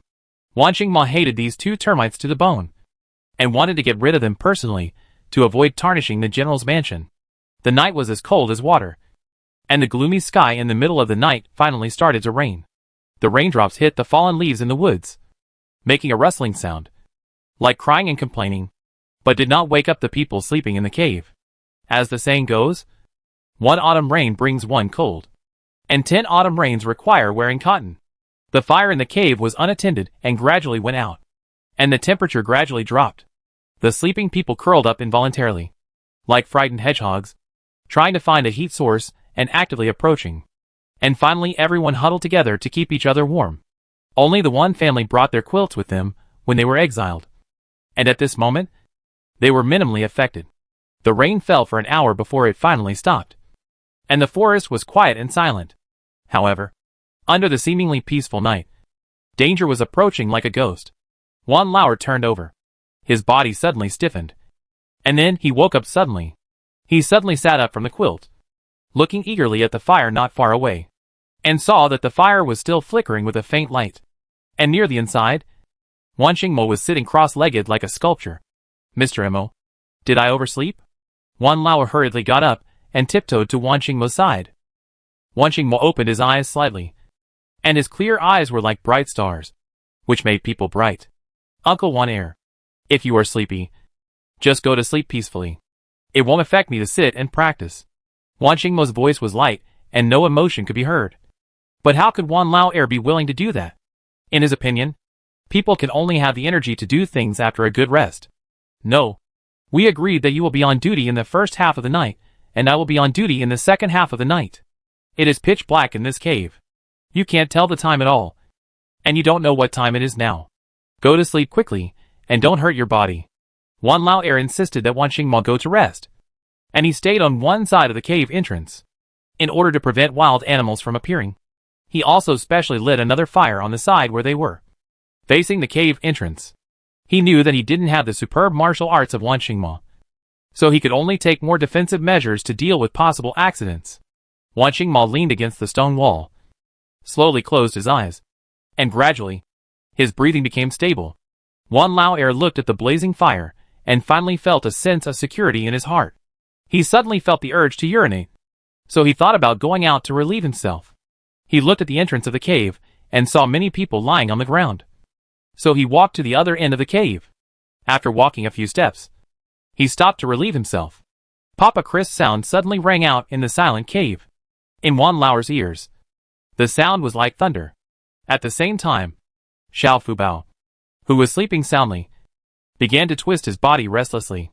Wan Dasao became alert and hurriedly hugged Xiao Fubao tightly in her arms, thinking that she was going to the toilet. But Xiao Fubao just turned down the corner of her mouth and started to cry. Unlike the last time, Xiao Fubao's cry was suppressed, and he didn't cry loudly. His body was also shaking constantly, as if he was trembling because of fear of something.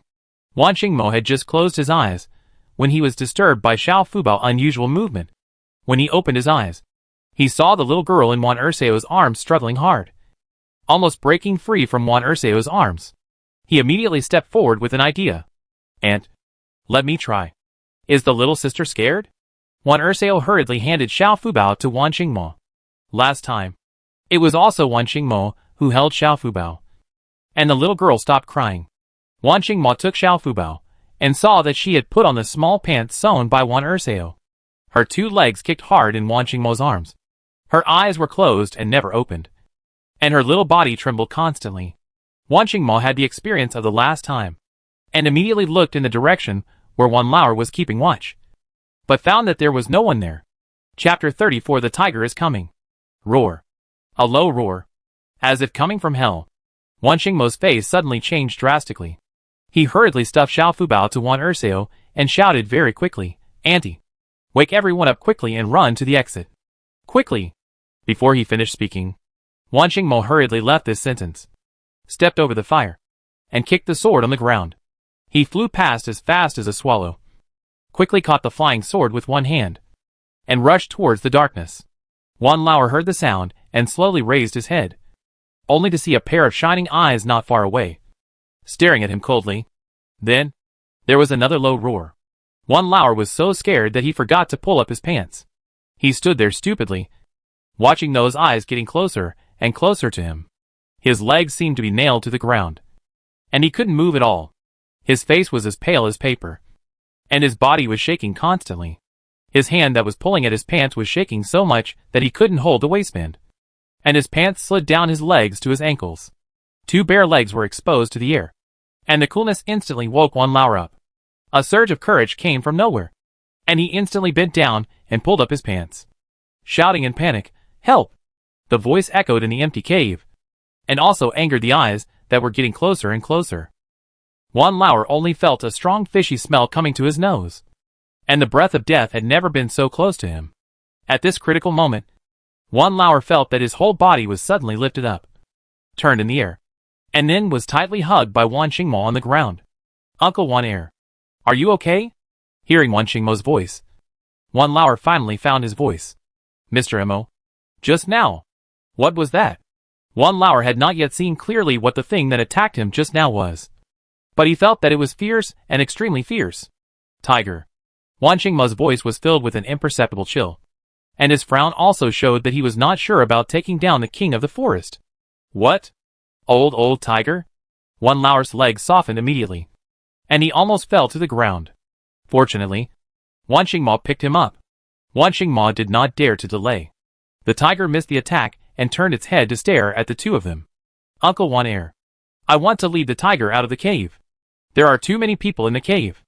If the tiger finds out, they will die," Wan Mo said, while thinking about countermeasures in his mind. However, the tiger did not give them time to think.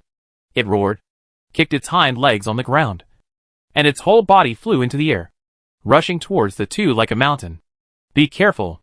Wan Mo pushed Wan Lao away with all his strength. He picked up his sword and rolled on the ground. The sword scratched the tiger's front paw, leaving a trail of blood. The tiger whistled over his head. "Uncle Wan go and tell everyone to evacuate the cave immediately. Set fire to the cave entrance. I will lead it to the other side." Wan Mo roared, slapped the ground and stabbed the tiger's back like an arrow. Although the tiger was huge, it was extremely agile. It turned around quickly and pounced on Wan Mo again. Wan Mo's sword brushed the tiger's buttocks, and the whole person fell into a passive position. The tiger opened its bloody mouth and bit towards Wan Mo's calf. If it bit hard, Wan Mo's calf would be crippled. At this critical moment, a black gold spear flew straight towards the tiger like lightning. The tiger sensed the danger and dodged to the side. The black gold spear struck the stone wall, and a bright spark fell to the ground, and Wan Mo escaped. "Dad?" Wan Mo stood up and looked not far away, and saw Wan Jinshu standing upright not far away, staring at the tiger. Wan Mo bent down to pick up the black gold spear and quickly returned to Wan Jinshu. "Dad? Why are you here?" Wan Mo glanced at Wan Jinshu with a worried look on his face. Wan Jinshu stared at the tiger's movements and said, "Dad is only seriously injured, not dead. How can a tiger like you, a child, deal with it? You stand back and let Dad fight it." After using Wan Dasao's medicine, Wan Jinshu felt that his wounds were much better, and some places had begun to scab. The reason why he was able to arrive so timely was all thanks to Wan Dasao. On the other side, after Wan Mo left a message, Wan Dasao immediately realized that something was wrong and hurriedly shouted in the cave. The first to be awakened were Mrs. Wan and her family. "Second wife, what's wrong with you? Why are you shouting in the middle of the night?" Mrs. Wan sat up in a daze, and the others also got up one after another with sleepy eyes and messy hair. "Mom, Hurry up and leave. Don't take anything. Hurry. Something has entered the cave. Based on Wan Xingma's expression and actions just now, Mrs. Wan Dasao guessed that there must be danger approaching. What could be in this forest? Probably a wild beast or something like that. Thinking of the tiger roar before entering the cave, Wan Dasao felt uneasy, hugged Xiao Fubao nervously, and pulled Wan with one hand. When everyone heard it, they were instantly awakened. Hurry. Get up quickly. Get up quickly. And run out. Old Mrs. Wan kicked at the sleeping Wan Dasao next to her. Wan Dasao muttered, sat up reluctantly, and muttered, "What are you doing?" Old Mrs. Wan ignored her. But the two brothers Wan Quan and Wan Shi rushed forward, like dragging a sack, pulled Wan Dasao up, and ran out with her.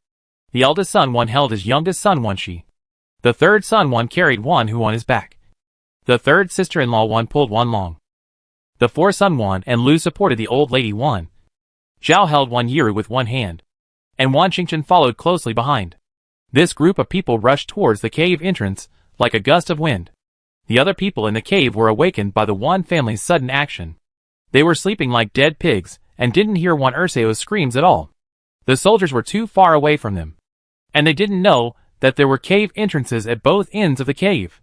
When the soldiers saw that Mrs. Wan and the Zhao family were running out like crazy, they immediately shouted and blocked their way, shouting, "What are you doing? What are you doing in the middle of the night? Go back." Wan Dasao was extremely anxious and was about to say something. But Wan Xingchen rushed to say in front of Wan Dasao, "Sir, there is a big black snake as thick as an arm in there. My eldest brother just went out to find food. We couldn't beat him, so we ran out. It's important to save your life." When Zhou Qiang heard this, his eyes suddenly lit up. If you can catch a big black snake as thick as an arm, wouldn't you be able to have a delicious meal of roasted snake meat? The rest of the Wan family looked at Wan Xingchen in surprise. But the young boy was full of panic and fear in his eyes, and there was no sign of any improvisation. Old Lady Wan knew what Wan Xingchen was planning, and she immediately looked at Sister Wan, who was about to retort, "Sir, let us out. We can't beat that snake." While talking, Old Lady Wan quickly moved towards Sister Wan and twisted her hard. Everyone in the Wan family looked anxious and scared. After all, they didn't know what had broken in at this moment, so they could only blindly follow Sister Wan and flee like headless flies. Zhou Qiang glanced at Wu Lei, then at the others, and raised his eyebrows and said, "Do you want to eat roasted snake meat?" "Yes." Everyone answered in unison. The steamed buns they had eaten in the evening had long been digested without a trace. Who wouldn't want to eat some meat? Besides, with more than a dozen officers and soldiers holding long knives, it was easy to kill a snake. Zhou Qiang led a dozen officers and soldiers inside, while the Wan family hurriedly ran out. "You little devil. How do you know it's a snake? If it's something else, the official will come back to trouble us later, and you will have to bear it all by yourself." Wan's wife glared at Wan Xingchen, her words full of reproach. Old Lady Wan slapped Wan's wife hard. "You idiot. Shut up. Run for your life." At this time, Xiao Fubao pointed in a direction and screamed "Ah! Ah!" at the top of his voice. Old Lady Wan understood and immediately looked in the direction that Xiao Fubao pointed. It was pitch black in the forest, and she couldn't see anything clearly. But she made a prompt decision, go over there. Wan Yiru was held by Zhao's hand, and followed the Wan family forward with 1 foot deep and 1 foot shallow. "Mom, what should I do with Dad? What happened in the cave?" Wan Yiru was still asleep when she was pushed awake by her mother Zhao. She was still a little confused.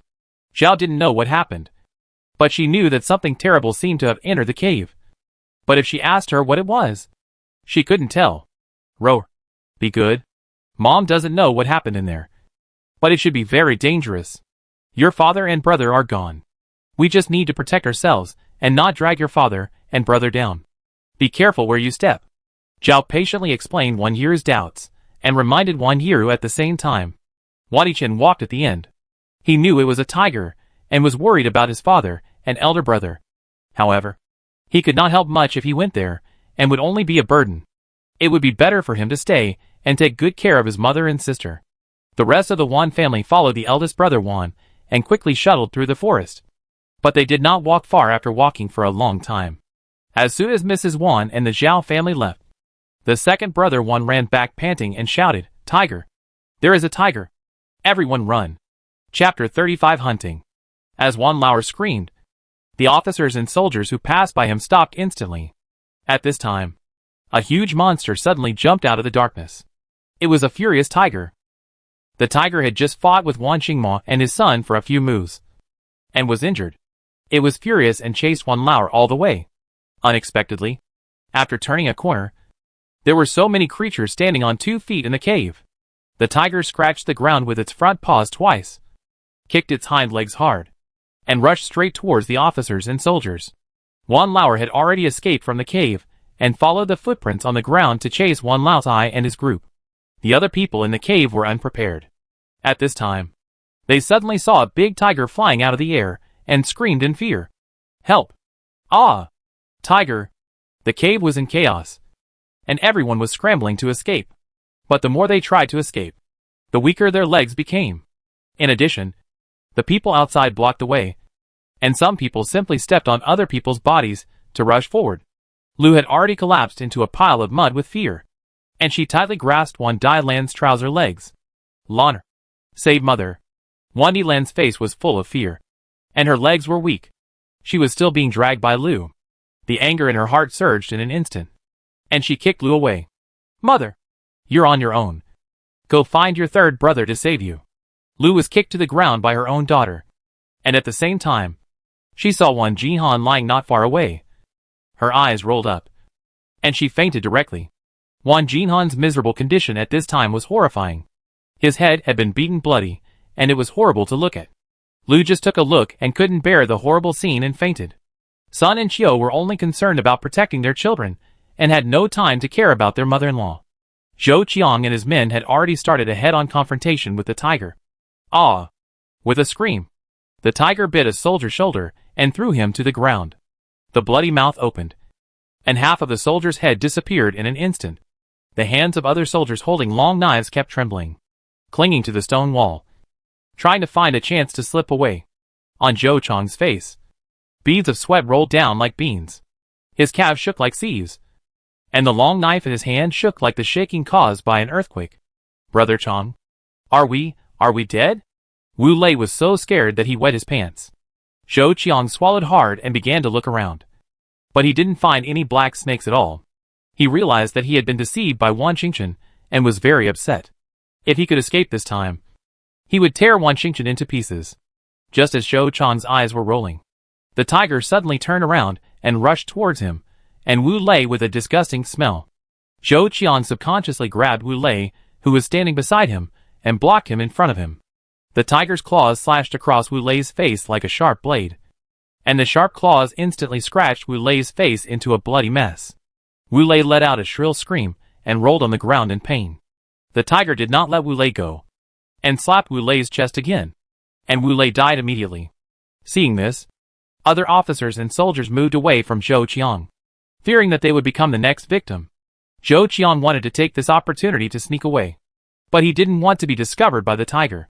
The tiger roared like a thunder, shaking the earth and mountains, and then it flew towards Zhou Qiang like an arrow from a bow. Zhou Qiang had been walking along the edge of the cliff, carefully leaning against the wall. This pounce directly pressed him against the wall, making him unable to move. Zhou Qiang hurriedly held his knife across the tiger's face, trying to stop the tiger from biting him. But his strength was like a mantis trying to stop a chariot in front of the tiger. Finally, the tiger's claws suddenly grabbed Zhou Qiang's shoulder. Zhou Qiang felt pain, and the force on his arm was instantly loosened, and the knife also moved a few inches away at the same time. How could the tiger miss this once-in-a-lifetime opportunity? It opened its bloody mouth and bit Zhou Qiang's neck. Blood gushed out of Zhou Qiang's neck like a fountain. Zhou Qiang's eyes were wide open. Blood kept flowing out of his mouth, and his whole body fell limply to the ground. The tiger opened its fangs and tore Zhou Qiang's body into several pieces in one breath. The other officers and soldiers were so scared when they saw Zhou Qiang and Wu Lei's tragic deaths that they burst into tears. They all began to flee, throwing away their knives in fear. When they saw the prisoners who had not escaped, they pushed them behind them in order to save their own lives. After the tiger tasted the blood, its beastly nature became strong, and it started a bloody massacre in the cave. It chased the officers and soldiers all the way. Wherever it went, people were knocked down, and their necks were bitten off. Soon, The whole cave seemed to have turned into hell. And those who were already injured could not escape. Beast, don't hurt anyone anymore, Wan Jinshu shouted angrily, like thunder from the dark. Then, he took the black gold spear in his hand, strode out like a god of war, and stabbed straight in the direction of the tiger. His moves were all learned from fighting with real swords and guns on the battlefield. There was no fancy at all, and each move contained 1,000 pounds of force. It seemed like a simple shot, but it was like a storm, leaving the tiger no way to avoid it. And the shot hit the tiger's butt. Roar! A tiger roar with endless anger in the cave. The echoes shook the entire cave. Wan Jinshu quickly drew back his spear, flipped on the spot, and stood 2 feet away from the tiger.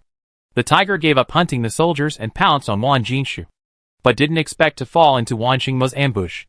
Wan Qingmo was as light as a swallow, moving swiftly in the cave, while the tiger was huge, like a clumsy beast. Although it had brute force, it was not as flexible as Wan Qingmo, and could only be scratched by Wan Qingmo's sword. Finally, the tiger was completely enraged, and it was like a hare. The frenzied beast rushed straight towards Wan Qingmo. Wan Qingmo dodged and lightly crossed the fire, thrusting the long sword in his hand straight into the fire, and then suddenly swung it back. Sparks and charcoal flew towards the tiger's face, like a group of angry fireflies. Wan Qingmo tapped the stone wall with his toes, and his whole body spun in the air like a gyroscope, changing direction and stabbing straight towards the tiger. The sparks from the charcoal splashed right into the tiger's eyes, causing it to roar in pain. The sound was deafening. Wan Qingmo seized the moment when the tiger was blind and pierced the tiger's neck with a sword like lightning. The tiger rolled on the ground in pain and eventually died. Wan Jinshu walked out of the darkness and saw Wan Qingmo pulling out his sword and wiping the blood off the tiger. Lingyun, are you okay? Are you injured? Wan Jinshu's face was full of anxiety, and he asked anxiously. Wan Qingmo shook his head. Dad, I'm fine. The tiger is dead. Wan Jinshu kicked the tiger's body with his foot to confirm that it was dead, and then he sat down against the stone wall with a sense of relief. Lingyun, go and find your mother and the others. I see that it is about to dawn, and it is not advisable to stay here for a long time. Such a strong smell of blood may attract other beasts. We must leave here quickly and return to the official road. Wan Qingmo nodded, and after settling Wan Jinshu, he quickly ran out of the cave. At this time, Lu happened to wake up. She was lucky to escape the disaster because she was unconscious and was not discovered by the tiger. Wan Dilan and her 2 sisters-in-law ran very fast and successfully escaped the disaster. More than 20 people from those side branches died, and now only a dozen people are huddled together, shivering. Wan Qingmo just chased out, and soon he saw the group of old lady ones struggling to move forward in the woods. Because it had just rained heavily, the forest became more slippery, and they didn't go far. Mother! Xingchen! Grandma Wan! The tiger is dead. We are safe now, and there is no need to run away.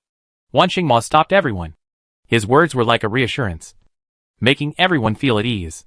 Child, is the tiger really dead? Old lady Wan was full of suspicion, tightly holding Wan Qingmo's arm, and asked anxiously. Wan Qingmo nodded firmly. It's dead. I pierced its neck with a sword. It must be dead. But we can't stay in the cave anymore. Many people died. The smell of blood is very strong. We must hurry on our way. Old lady Wan remembered that her family's luggage was still in the cave, and hurriedly turned around and said, yes. Let's go back and pack our luggage. It's getting light. We have to hurry on our way. Wan Lauer finally caught up with his family, and heard the news that the tiger was dead. He was so happy that he wanted to run away immediately, but he slipped and slid down the slope for a distance. Wan Laosan saw this and screamed, second brother. Wan Qingmo heard the sound and quickly went down to save people. Fortunately, Wan Lauer did not fall. The ground was full of thick fallen leaves. He just scratched his skin and was not seriously injured. But when he stood up, he was attracted by a green plant in front of him. What is this? Chapter 36 Ginseng. The forest after the rain was filled with water vapor, and the sky was slightly white. The mist in the forest seemed to cover the forest with a layer of gauze. Like a dream. Like a fairyland. Wan Lauer stared at the green in front of him, hesitant in his heart. Although he had heard his wife mention the appearance of ginseng, he had never seen it with his own eyes. He lay on the ground for a long time, and was not sure. Seeing this, the people on the hillside thought that Wan Lauer had fallen hard. Wan Ersao was even more anxious. She handed Xiao Fubao to Wan Sansao with an anxious look on her face. And she slowly moved towards Wan Lauer. Wan Mo came down before Wan Ersao and saw Wan Lauer staring at a plant motionlessly. So he followed his gaze. This look surprised him. He stood high and had a wider field of vision. Uncle Wan Er, be careful. Before Wan Mo finished speaking, the sword in his hand had already rushed out like lightning and firmly nailed it 2 feet above Wan Lauer's head.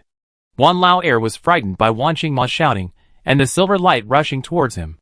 He looked up and saw a snake several feet long nailed to the ground by the sword. And its body was still twisting. Wan Lauer was so scared that his soul almost flew away. He quickly got up and ran towards Wan Mo. Wan Er's wife also came down at this time and just walked behind the two of them. Dad?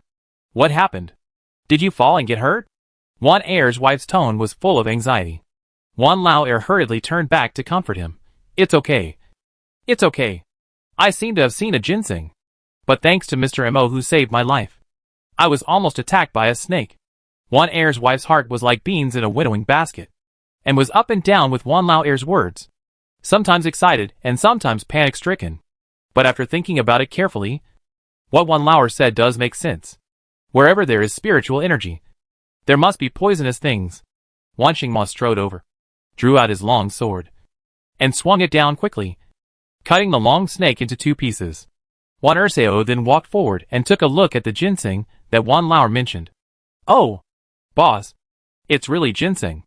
We really made a lot of money this time. I think this ginseng is at least 100 years old, Wan Ersao said excitedly, squatted down, and began to dig carefully. Because it had just rained at night, the soil became particularly soft, and it was relatively easy to dig. Not long after, Wan Ersao dug out the ginseng intact. The 3 returned to the crowd. When Mrs. Wan learned that the second room had dug up a ginseng, she was so happy that she threw away the fear brought by the tiger. Even Zhao was sincerely happy for them. Ginseng. For a prosperous family like them, 100-year-old ginseng is also a rare treasure. Second sister Wan carefully handed the ginseng to Old Lady Wan. Old Lady Wan took the ginseng, examined it carefully, and then carefully put it away. Because they left in a hurry, they didn't bring anything with them. Old Lady Wan planned to wrap it up with red cloth and put it away when she returned later. However, Sister Wan's eyes lit up, and she stared at the ginseng in Old Lady Wan's hand. She thought that if she could eat ginseng, she might recover faster after being injured so badly. Once this idea formed in Sister Wan's mind, it spread like weeds and could not be shaken off. Sister Wan did not make a sound this time. She walked silently at the end of the team, secretly calculating in her heart. No one noticed her abnormality. When everyone returned to the cave again, the scene in the cave had completely changed. It was no longer the same as when they left. Blood was spurting everywhere on the stone wall and on the ground like a fountain. The bodies on the ground were staggered, including exiled prisoners and soldiers. But most of them were prisoners' bodies. Everyone carefully avoided the bodies and slowly moved in. Wan Ersao covered Xiao Fubao's eyes tightly, fearing that the child would be frightened.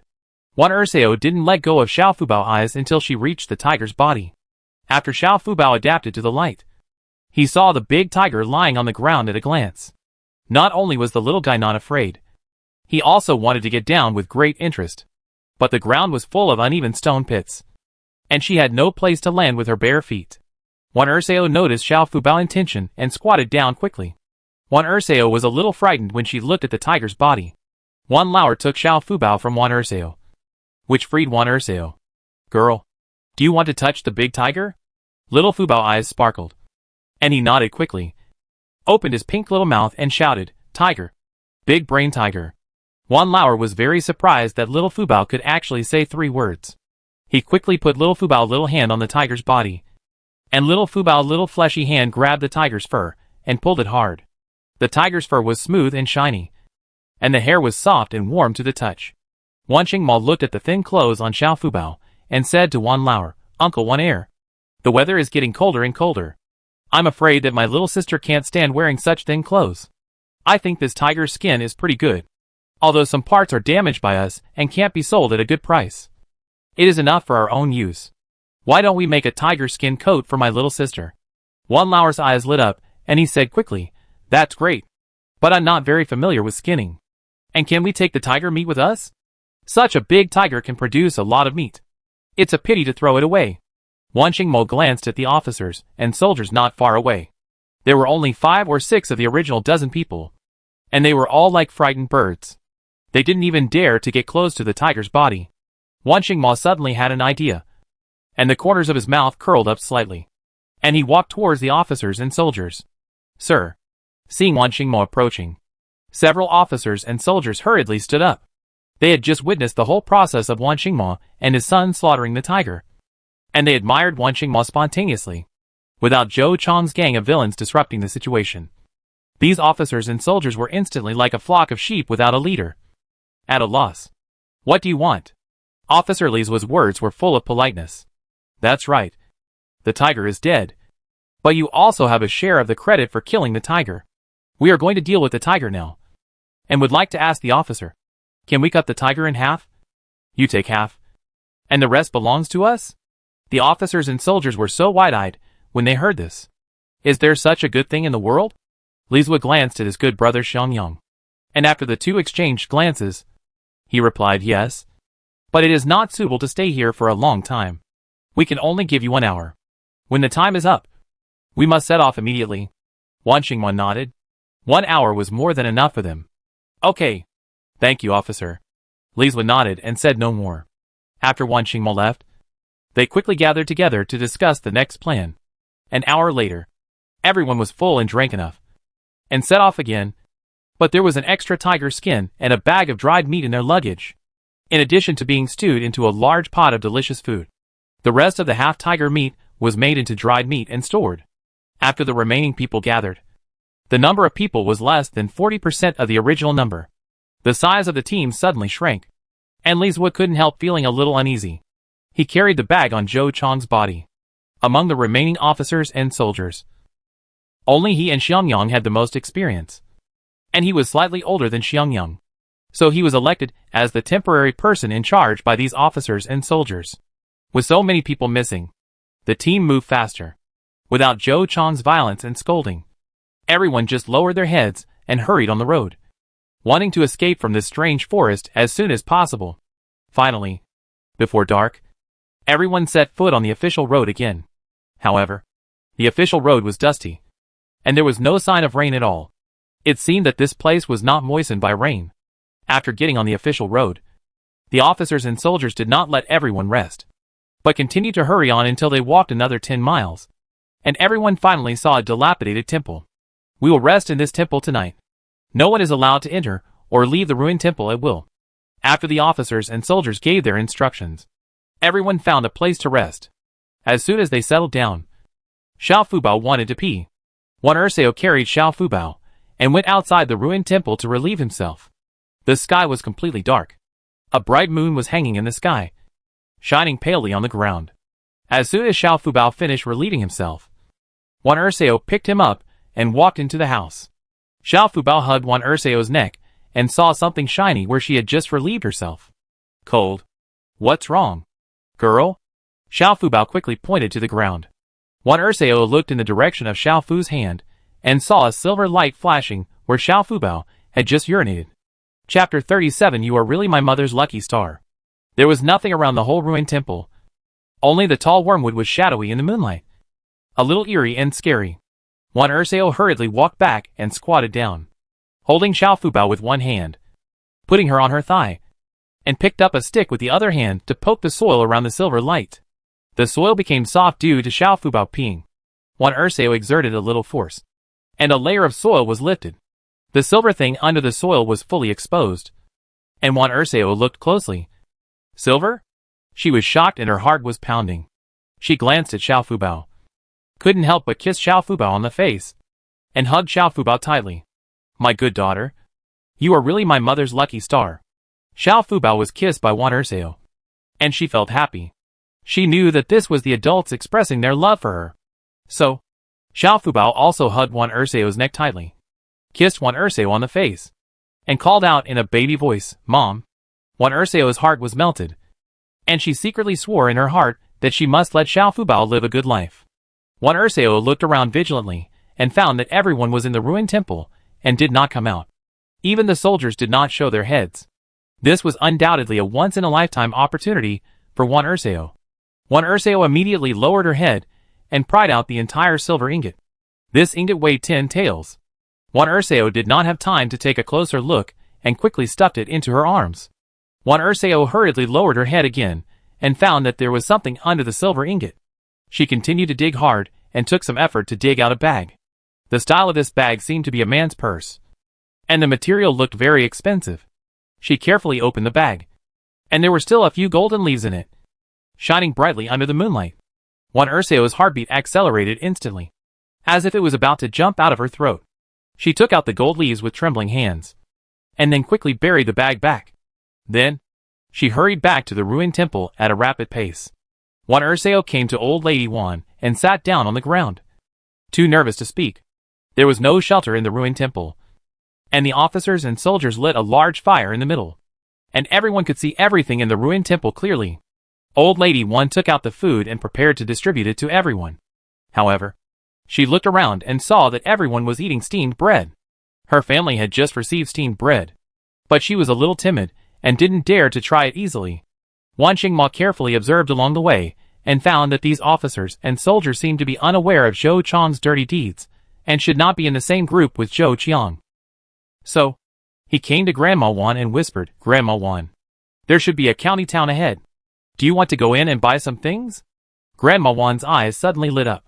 She looked at Wan Mo in surprise and asked, "Can we prisoners really go in? Didn't they say we can't enter the town?" Wan Mo whispered, "Grandma Wan, as long as we bribe the soldiers, we will have a chance to go in. After passing the mountain ahead, the climate will change greatly. The wind and sand will become more violent, and the temperature it will also drop a lot. I'm worried that your bodies will not be able to bear it." Grandma Wan looked embarrassed, "But we are all country folks. What can we bribe the officers and soldiers with? You also know that I only have that one ginseng, and I am still hoping to find a place to sell it at the border to get some silver to settle down. I can't give it to the officers and soldiers now." "Right," Wan Mo patiently explained. "No, we still have a lot of dried meat. Grandma Wan can take a bag to the officers." Grandma Wan understood instantly and hurriedly took out 2 bags of dried meat. As long as the bribery is successful, she will go to the city tomorrow to buy some rice and flour, and Xiao Fubao can eat more nutritiously. Wan Mo knew that Grandma Wan was a person who was efficient. He carried the dried meat and walked towards the officers, who were eating steamed buns together.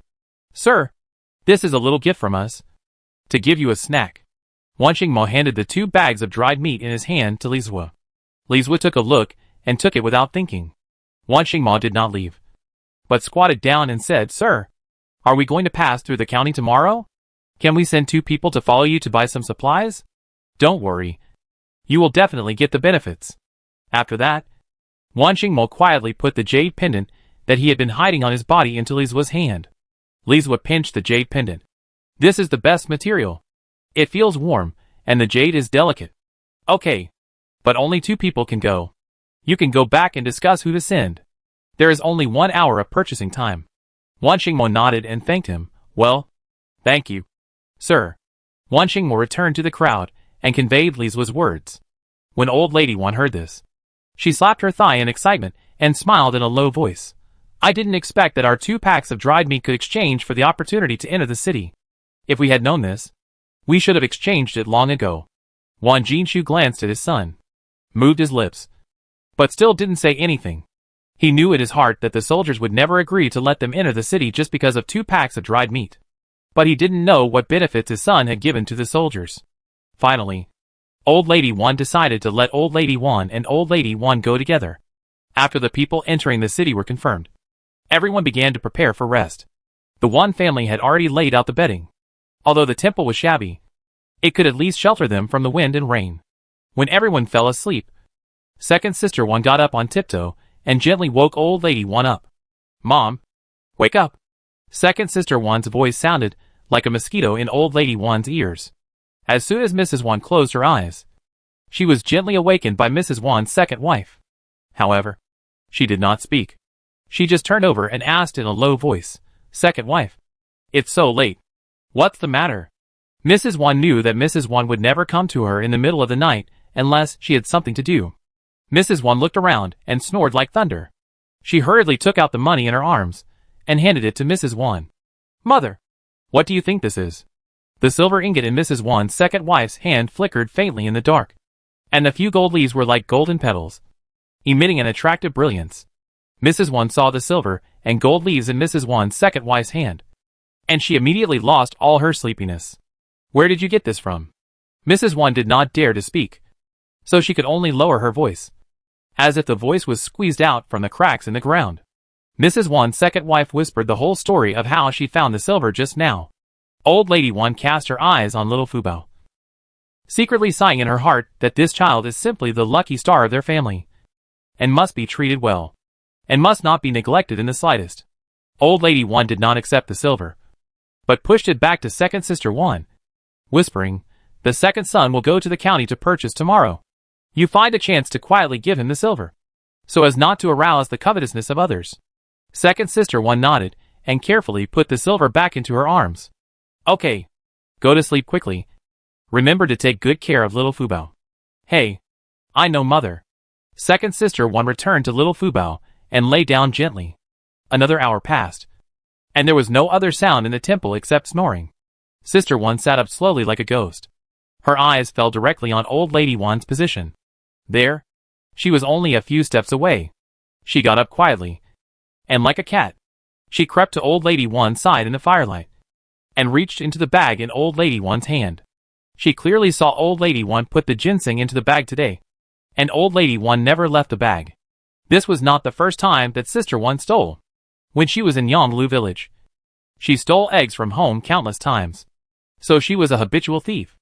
Even if she was caught, she would at most be beaten by Old Lady Wan. But she thought she was very resistant to beatings. She had been thinking about it all day on the road, and felt that even if she stole the ginseng, Old Lady Wan would not dare to kill her, and at most she would beat her. However, compared with the whips of the officers and soldiers, she felt that Old Lady Wan's broken shoes were just like tickling. Sister Wan had already prepared herself mentally, and her courage gradually grew. She held her breath. Her heart beat so fast that it seemed to jump out of her throat, and carefully pulled the bag out of Old Lady Wan's hand bit by bit. Just when the bundle was about to leave Old Lady Wan's hand, Old Lady Wan suddenly turned over. Sister Wan was so scared that she immediately lay on the ground, not daring to make the slightest movement. Old Lady Wan habitually touched her bundle and found it was still beside her, so she hugged it directly. Sister Wan raised her head and saw that the bundle that was about to be in her hand was hugged back into Old Lady Wan's arms, and her previous efforts instantly vanished. Thinking of the torture she had suffered along the way, the Wan family ignored her, and Old Lady Wan didn't look good to her. Sister Wan suddenly became angry and decided to break the jar and simply rob it directly. As long as she swallowed the ginseng into her stomach, it would be hers. After all, she had never tasted the taste of ginseng in her life. Anyway, Old Lady Wan didn't dare to kill her, but she had her 3 sons to support her. After thinking it through, Sister Wan pulled the bundle out of Old Lady Wan's arms like a hungry tiger. Old Lady Wan felt a sense of emptiness in her chest, and she opened her eyes immediately. Her cloudy eyes were now shining. She bounced up from the mattress like a spring, and saw that Sister Wan had shaken open the bundle and grabbed the ginseng wrapped in red cloth. Old Lady Wan was so angry that she was shaking all over, like sifting chaff. Without saying a word, she took off her broken shoes and threw them at Sister Wan.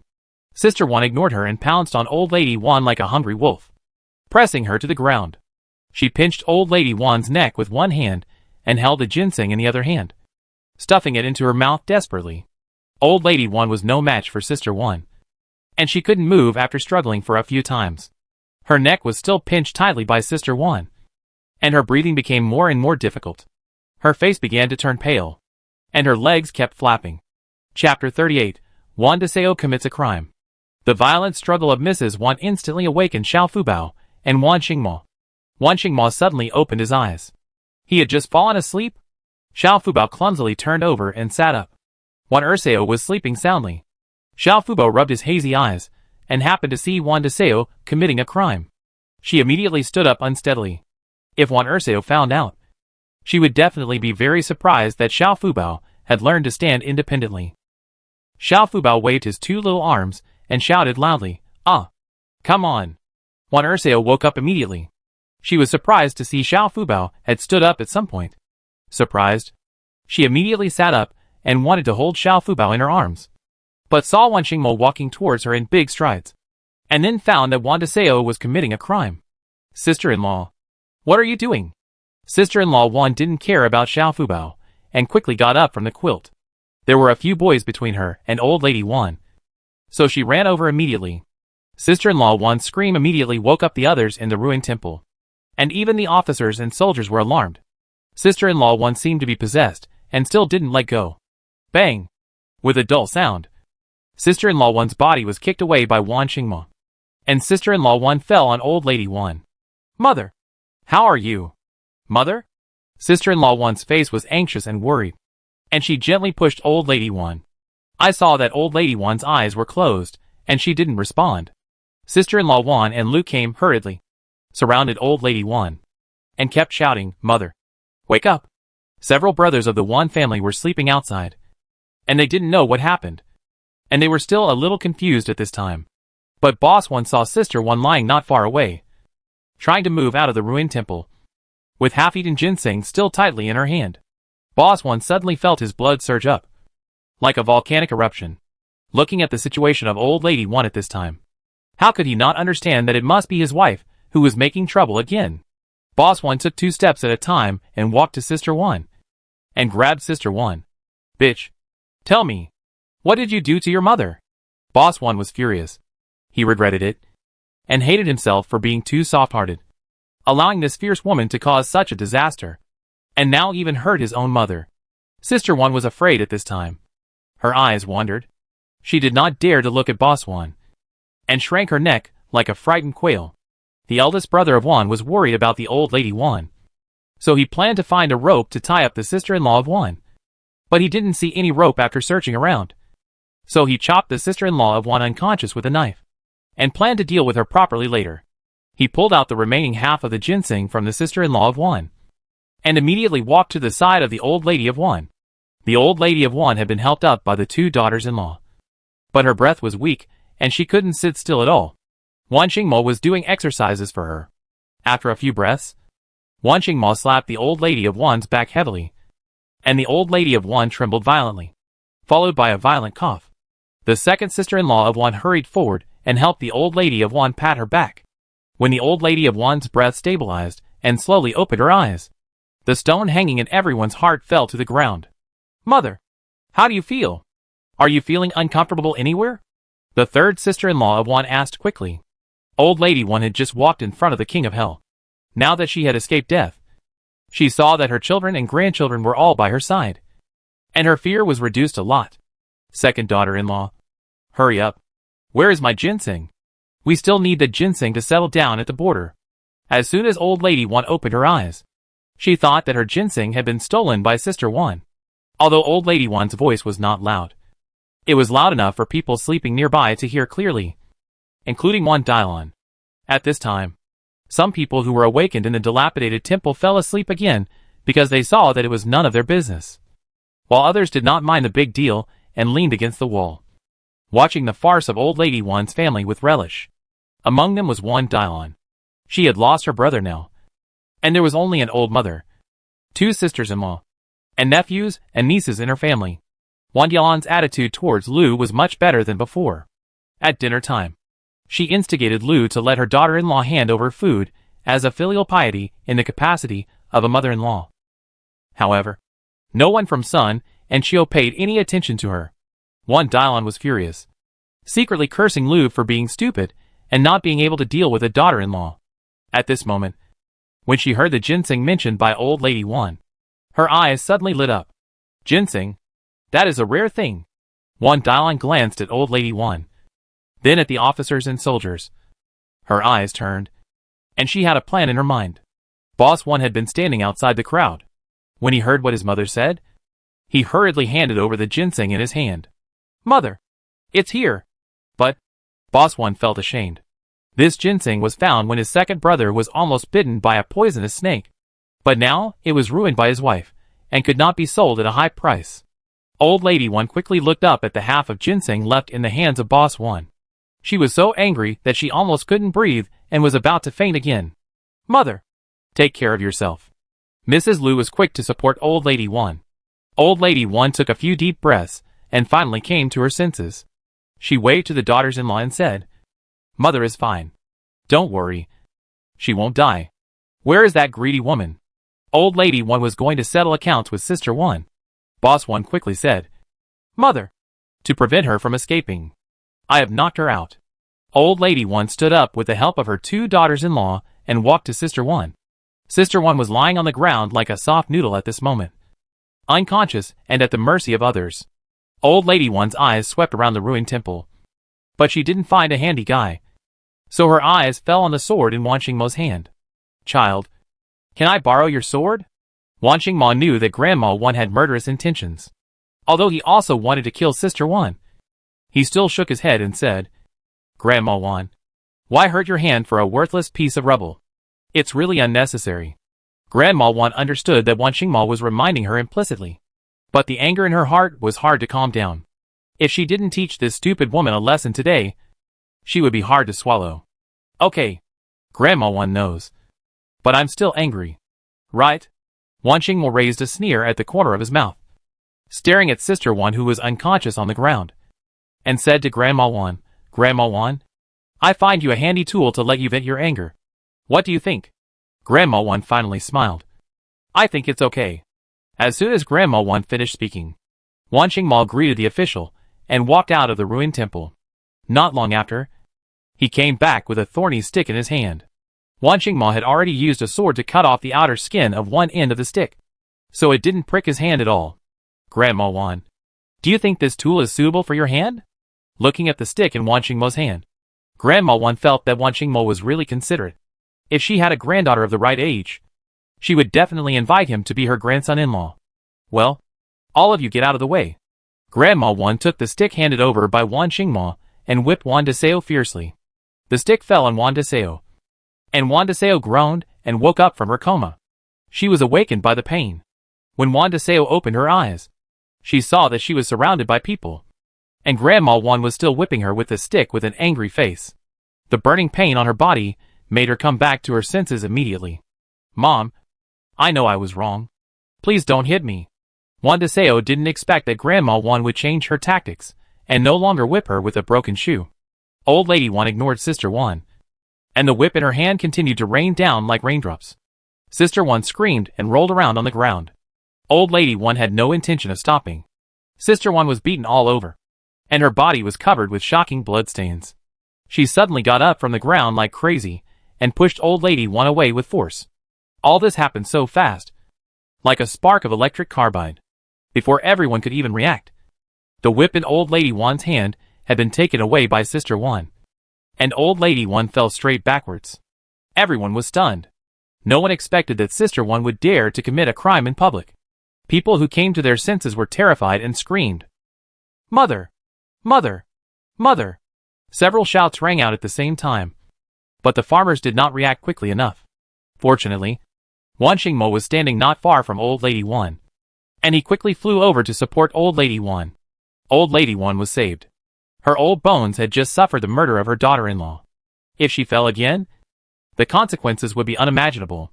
Moreover, Mrs. Wan pushed with all her strength, as if she wanted to kill Mrs. Wan, when everyone was in chaos. Mrs. Wan turned and ran wildly into the darkness. The officers and soldiers never expected that Mrs. Wan would dare to escape. After all, she was just a weak woman, and it was in the middle of the night. As a criminal, how could she have the courage?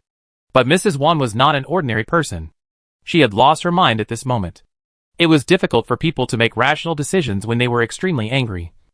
Especially women. They would not dare to do things at ordinary times. Under the support of anger in their hearts, they might do something extreme. Liswa made a prompt decision and immediately led people to chase her out. Chapter 39. If you are itching, I will loosen your skin for you. After the trouble of Mrs. Wan and her family in the dilapidated temple, no one wanted to sleep. You guys are not sleeping in the middle of the night, disturbing others from sleeping. Do you have any shame? Can't you teach your daughter-in-law a lesson after dawn?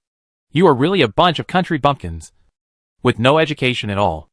Only peasants have thieves. Didn't you see that the daughter-in-law dared to murder her mother-in-law? In our capital, such behavior will be beheaded. It shows that their family tradition is not right. We should stay away from them in the future. After being awakened, the people in the dilapidated temple began to complain and vent their dissatisfaction. And the spearhead was directed at Mrs. Wan's family. Wan Dasao couldn't listen anymore. She stood up, walked to the center of the crowd, pinched her waist, and pointed at the women who were gossiping. You people from the capital are noble? You are well educated. So why are all the people in your family dead? Why did the tigers and wolves pick on your men along the way? Even the beasts know that you are worse than beasts. How do you talk like that? A woman stood up from the crowd. Her husband and children had died in the tiger's mouth. Wan Dasao's words were undoubtedly salt in her wounds. Wan Dasao crossed her arms, squinted at the woman with contempt, and snorted coldly, "That's how I talk. What's wrong? Come and bite me if you have the guts?" Oh, by the way, beasts seem to like to bite people.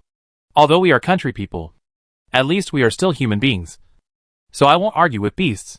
The woman saw that Wan Dasao was so eloquent and knew that she was no match for her. So she wanted to fight. "Ah, you bitch. I must beat you to death today." The woman screamed and reached out to grab Wan Dasao's hair. The officers and soldiers turned a blind eye to the situation. As long as no one died, they were happy to watch the fun from the sidelines and wait for the critical moment to stop it. Seeing that his wife was going to suffer, Wan Lauer was anxious and wanted to help immediately. However, she didn't expect that the woman was no match for Wan Dasao. As soon as they met, she was kicked upside down by Wan Dasao. The woman was pampered on weekdays, but now she had to sleep in the open air and had little food. She was already as hungry as a weak willow in the wind, as if a gust of wind could blow her away. On the other hand, Wan Dasao had helped her father to collect herbs since she was a child, running in the mountains all day, and her physique had been trained long ago. In addition, since she picked up Fubao, the family had never lacked meat for food. Although she was not extremely strong, she was several times stronger than the woman. When the woman rushed up with a cry, Wan Dasao didn't take her seriously at all. The other party was kicked to the ground by her before she even touched the corner of her clothes. Wan Dasao put her hands on her hips. Her eyes were as cold as ice as she glanced at the gossiping women huddled in the corner. She raised her chin and taunted, "Who else is not convinced? You are itching. Come on. Try my feet. I see if I can loosen your skin." After saying that, Wan Dasao looked around, and those women lowered their heads quickly. And Wan Dasao continued to speak.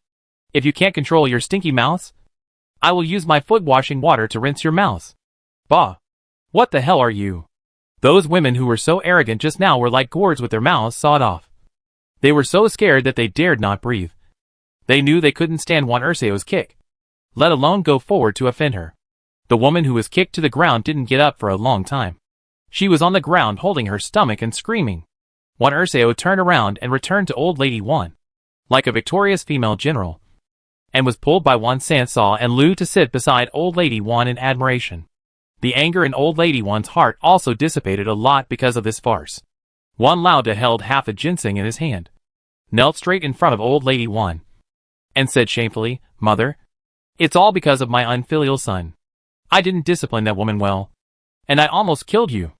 I'm willing to let you beat and scold me. Just ask you not to get angry and hurt yourself." Looking at her eldest son, who was nearly 40 years old in front of her, Old Lady Wan couldn't help but feel a little bit of pity. So she said to Wan Lauer, who was standing beside her, "Second son, help your eldest brother up quickly."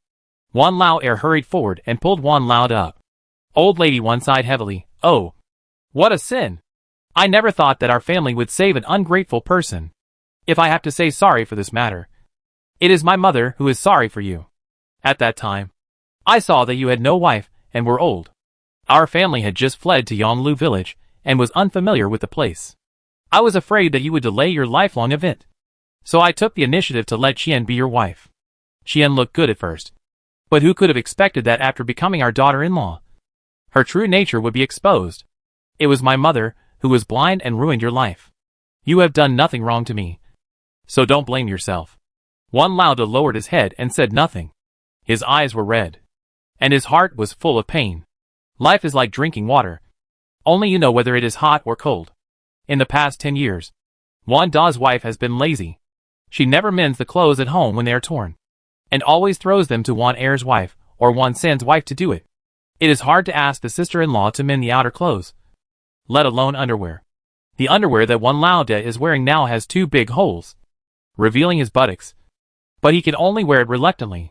He is really embarrassed to let his sister-in-law mend his underwear for his uncle. If it gets out, people will laugh at him, and he will lose face. Mrs. Wan looked at the sky outside. The night was as dark as ink, and a full moon was hanging in the sky. It should be mid-September. They have been away from home for more than a month. Okay. Mother is fine.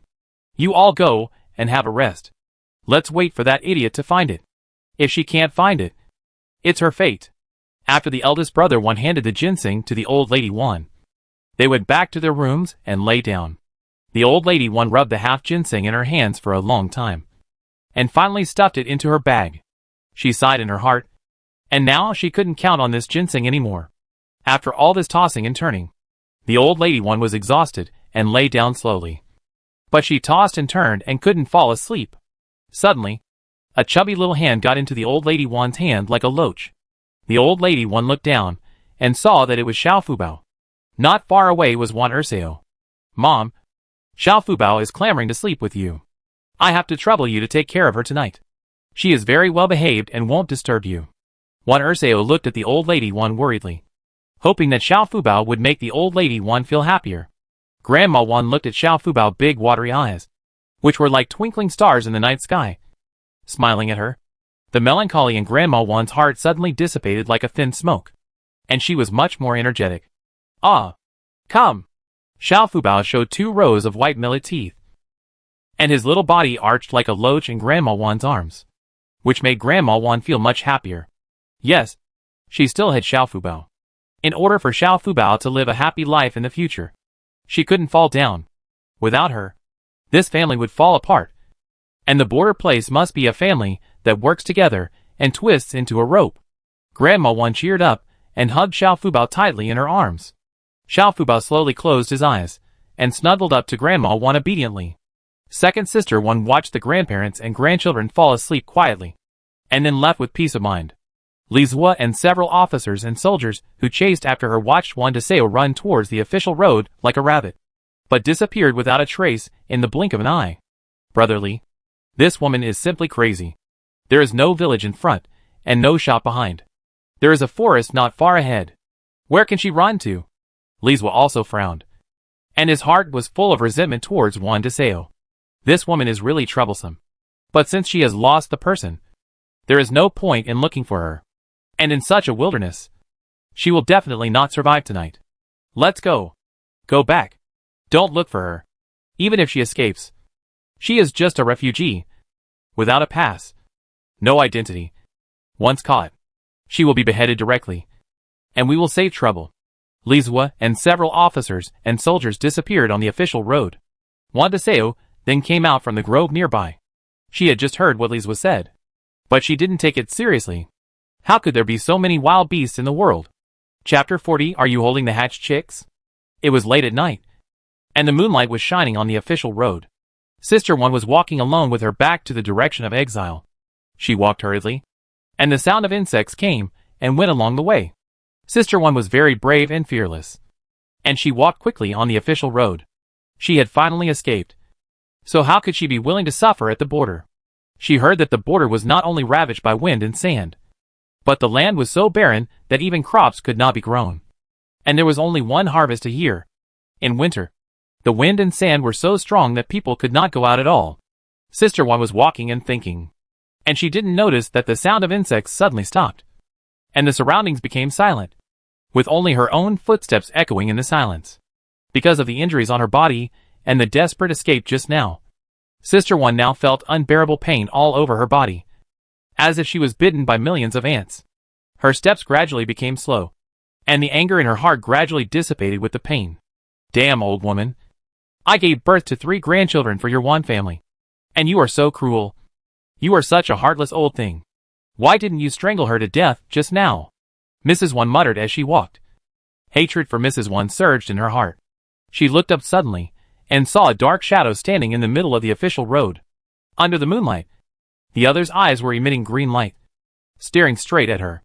Mrs. Wan was horrified, and her scalp was numb. She stopped immediately. A cold sweat broke out on her back, and her legs were weak as if their bones were pulled out. Wolf? How could there be a wolf? Mrs. Wan was filled with fear and doubt. She had no idea that there were forests everywhere and mountains were endless here. At night, wolves were frequent visitors to this land. In the nearby villages, people closed their doors at night, fearing that they would meet those pairs of green eyes. Mrs. Wan's heart had long been devoured by regret. She thought to herself that if she didn't escape, she would be beaten half to death by old lady Wan at most. But at least she could still survive. Now, does she still have a chance to survive? Mrs. Wan thought of her husband and 3 children, and cried out at the top of her lungs, "Wan Jingui, please come and save me. I don't want to die." Her shrill howl echoed far away on the empty official road. But what responded to her was a wolf howl that pierced the night sky. A woof. Mrs. Wan retreated in fear. Although her legs were weak, she still moved hard on the ground with her buttocks, trying to delay time. The wolf did not move from beginning to end, but just stared at Mrs. Wan closely. Mrs. Wan was secretly happy, thinking that this wolf must be a fool. Everyone is fools, and this wolf must be no exception. Mrs. Wan was immediately refreshed, immediately got up from the ground, turned around and ran away. However, as soon as she turned around, a black shadow quickly threw her to the ground like lightning. Before Wan Dasao could see what the other party was, a strong fishy smell came to her face, and a drop of saliva just dripped on her face. Wan Dasao finally saw the scene in front of her, with the help of the moonlight. It turned out to be a wolf. It turned out that Wan Dasao had fallen into the wolf's trap without knowing it. Wan Dasao finally felt the approach of death. She wanted to wave her arms to struggle, but found that her arms seemed to be nailed, and could not move at all. A woof! The wolf pressed Wan Dasao to the ground, and then raised its head to the sky, and let out a long wolf howl. Immediately afterwards, the response of more than a dozen wolves came from all directions. Wan Dasao realized that there were more than 2 wolves around, but she was surrounded by a pack of wolves. Wan Dasao was so scared that she forgot to cry. Suddenly, her calf was hit by a piercing pain.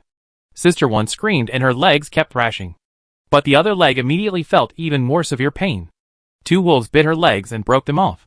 Sister Wan fainted from the pain, but the wolf pack did not intend to let her go. More than a dozen wolves smelled the blood, and their saliva kept flowing out of their mouths. They all pounced on Sister Wan. 2 wolves bit her thighs, and 2 wolves bit her arms, tearing Sister Wan apart. Sister Wan woke up from the pain and fainted again. It was not until the wolf that first pounced on her bit off Sister Wan's neck that Sister Wan was freed. Soon Sister Wan's body was divided up, and there was only her torn clothes on the official road, and a large pool of blood. When the sky turned pale, the officers and soldiers began to urge everyone to get up and hurry on, because they suffered heavy losses on the mountain and lost half of their men. The officers and soldiers distributed 2 steamed buns to each person last night. They hoped that these people could fill their stomachs, travel quickly, and reach the border as soon as possible. There were dangers everywhere along the way. If they encountered the bad weather in the cold winter, the road would be rugged and difficult to travel, and they would also become food for the hungry wolves outside the border. After getting up early, Mrs. Wan felt much better. Last night, she fell asleep with little Fubao in her arms. She didn't dream, and slept soundly. She felt refreshed at the moment. Second Sister Wan took little Fubao over, and put a coat on her. This coat was made by Second Sister Wan in her spare time these days. Mrs. Lu also helped a lot to make such a small set of clothes. The color of the clothes was pink and tender, although the style was a bit outdated. Little Fubao was handsome. After wearing the new clothes, she looked even more pink and cute, like a milk dumpling, making people want to pinch it. Even the officers and soldiers couldn't help but take a few more glances when they saw it. They couldn't help but feel sorry. Such a beautiful girl was sent to a place like the border. It was a pity. She would definitely be a great beauty when she grew up. Little Fubao saw Lizwa looking at her, and smiled at him quickly. The little girl smiled, revealing 2 shallow dimples, like flowers blooming in spring, on her pink and white face. Her 2 big eyes curved into crescents, flashing a little light, and her little mouth drooling. Her chubby little hands waved towards Lizwa, as if to say hello to him.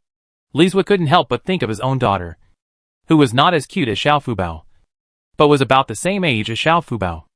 He couldn't help but feel a little pity for Xiao Fubao, thinking, if his daughter had to endure such suffering at such a young age, he would definitely feel distressed. Everyone hurry up and pack up. We are going to pass by the county town today. You still need to rest for an hour. Don't have breakfast now. Those who bring babies can get some food for the babies first. Lizwa stood at the door and urged. And at the same time, he was particularly concerned about Xiao Fubao. Wan Dasao bowed to Lizwa gratefully. He quickly fed Xiao Fubao a boiled pheasant egg, and Xiao Fubao ate it with relish. The greedy boys swallowed their saliva. Wan Dasao thought that she could go to the county town to buy supplies today.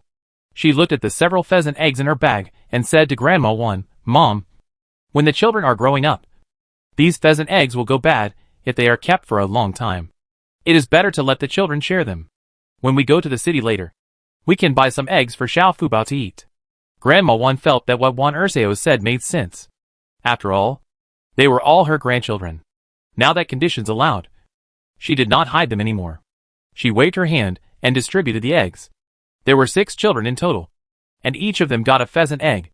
But no one ate it. What's wrong? Pheasant eggs are not delicious? Are you using them to hatch chicks? Grandma Wan glanced at her grandchildren and cursed with a smile. Wan Quan was the oldest. He witnessed his mother trying to murder his grandmother last night.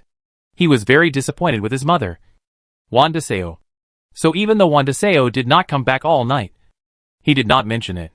Looking at the eggs in his hand at this time, he knew that these were all the food for his little sister. He was the eldest brother, and should not snatch food from his sister. Grandma, I saved this for my sister. I can chew dried meat and bark. But my sister is so delicate that she can only eat soft food. The other grandchildren immediately nodded in agreement. Save ours for my sister, too. Although the youngest one who secretly glanced at the egg in his hand and swallowed hard, he still resisted the desire in his heart and put the egg in his arms. Little Fubao could already understand what was said. She just finished eating an egg and waved her little paws at Wan Quan and shouted, Gua Gua. Sedandan. Grandma Wan was deeply comforted when she saw her grandchildren being humble to each other. You eat yours. Your sister still has some. And your sister's food is not your turn to worry about. Hurry up and eat, and get on the road. Whoever doesn't eat will not be allowed to eat lunch at noon. Grandma Wan gave the last order. And the grandchildren looked at Xiao Fubao again, and saw that Xiao Fubao was also looking forward to watching them eat. Finally, Wan Quan slowly peeled the eggshell, and ate it in small bites. His face was full of satisfaction. This egg seemed to be the most delicious food in the world. He ate it very carefully, and didn't want to waste any residue. The youngest one, Hu and Wanchi, swallowed it in one gulp, as if someone had snatched it away. They almost rolled their eyes when they choked. It was Lu who quickly took a sip of water to recover.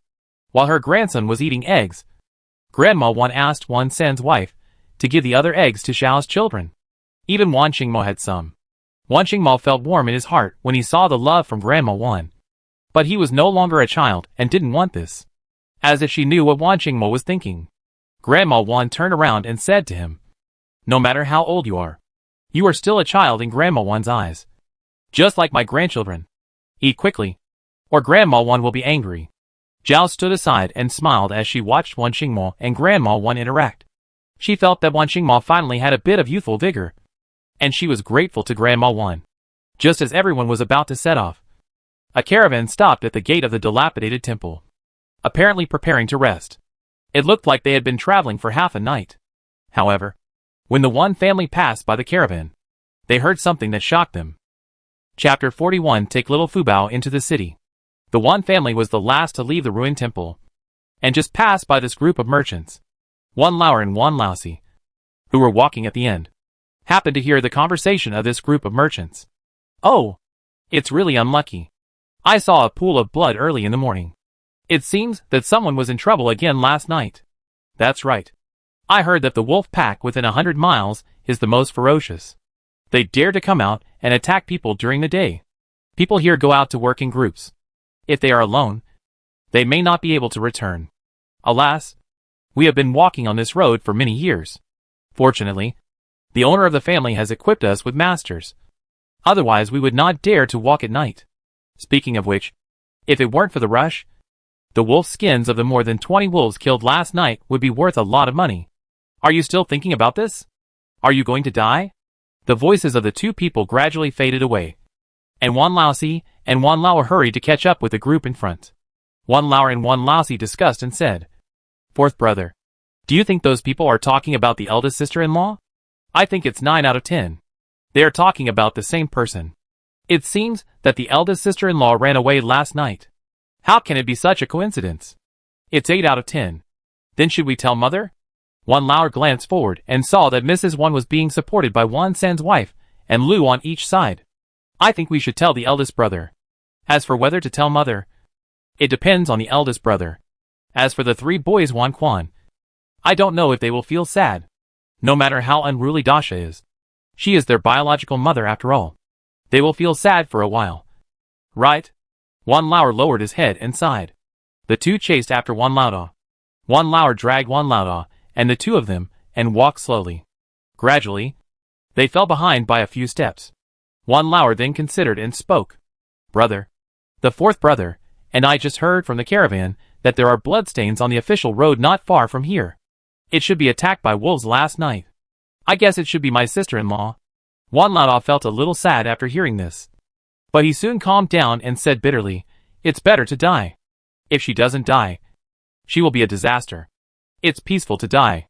Wan Lao secretly glanced at Wan Lao and felt that his brother didn't seem to be pretending. So he felt relieved. "Then should I tell mother? I'm afraid that mother still cares about my sister-in-law. After all, mother has a sharp tongue but a soft heart. For the sake of the 3 children, mother has never really wanted to kill her. Usually, those things are just to scare my sister-in-law." Wan Lao sighed and said, "I tell mother. You don't have to worry." In the end, I don't know what Wan Lao said to Wan Lao Tai. Wan Lao just had a gloomy face, and it was impossible to tell whether she was happy or angry. She didn't speak all the way. It was not until they reached the county town that Li Zue asked everyone to stop and rest. Only then did old lady Wan let out a long sigh and return to her usual amiable self. "Everyone, rest where you are. We will not travel any further today. There are so many wolves here. To bypass the county town ahead, we must pass through the woods next to it. We plan to take a good rest for half a day today and get up early tomorrow morning to travel and try to get out of the woods in one day." Everyone was surprised and happy when they heard this. They were happy that they could finally rest. But they were surprised that they had to go into the woods again. The shadow of yesterday had not yet dissipated. But everyone did not dare to complain. It would be good to rest for a while longer. Li Zue and Xiang Yang discussed it, and decided that Li Zue would take 2 officials to the county town to purchase food, while Xiang Yang would stay with the remaining 2 officials. Li Zue glanced at Wan Xingmo, who understood and immediately went to call Wan Lao heir. On the way, Wan Dasao had secretly given the silver to Wan Lao. Wan Lao was like a thief, covering his chest all the time. He had never taken so much silver in his life. "Uncle heir, shall we go now?" Uncle Wan heir nodded. "Okay. Go quickly and come back quickly."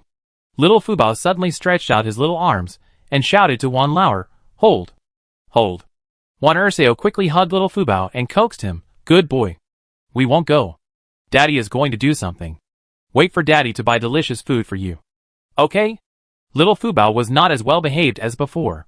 He still stretched out his 2 short arms that were obviously thinner and shouted in a baby voice, "Hold! Hold!" Wan Lao couldn't help it in his heart, and quickly hugged little Fubao. He also wanted to take his daughter to the city to have a look. But this was not his own home, and he had the final say. He looked at Wan Xingmo and Li Zue in embarrassment. Li Zue was already a little impatient, and when he saw Wan Lao still holding his daughter, his face suddenly looked a little ugly. "Are you still going? If you don't want to go, just say it now. Don't waste time. The city gates will be closed soon." Wan Lao looked at the little Fubao in his arms. Seeing that his daughter was looking at him eagerly and smiling at him, Wan Lao made up his mind and said, "Sir, my daughter also wants to go. Can you make an exception? Let her go and see the world." Li Zue glanced at Xiao Fubao, who quickly looked at Li Zue, looking very familiar, and smiled sweetly at Li Zue. Drooling, Li Zue was successfully won over by Xiao Fubao's cuteness, but still said with a dark face, "It's not convenient to hold a child. You only have 1 hour." Wan Lao didn't expect Li Zue to agree, and was excited for a moment before thanking him repeatedly. "Thank you, sir. Thank you, sir. I will definitely not miss the time. Don't worry."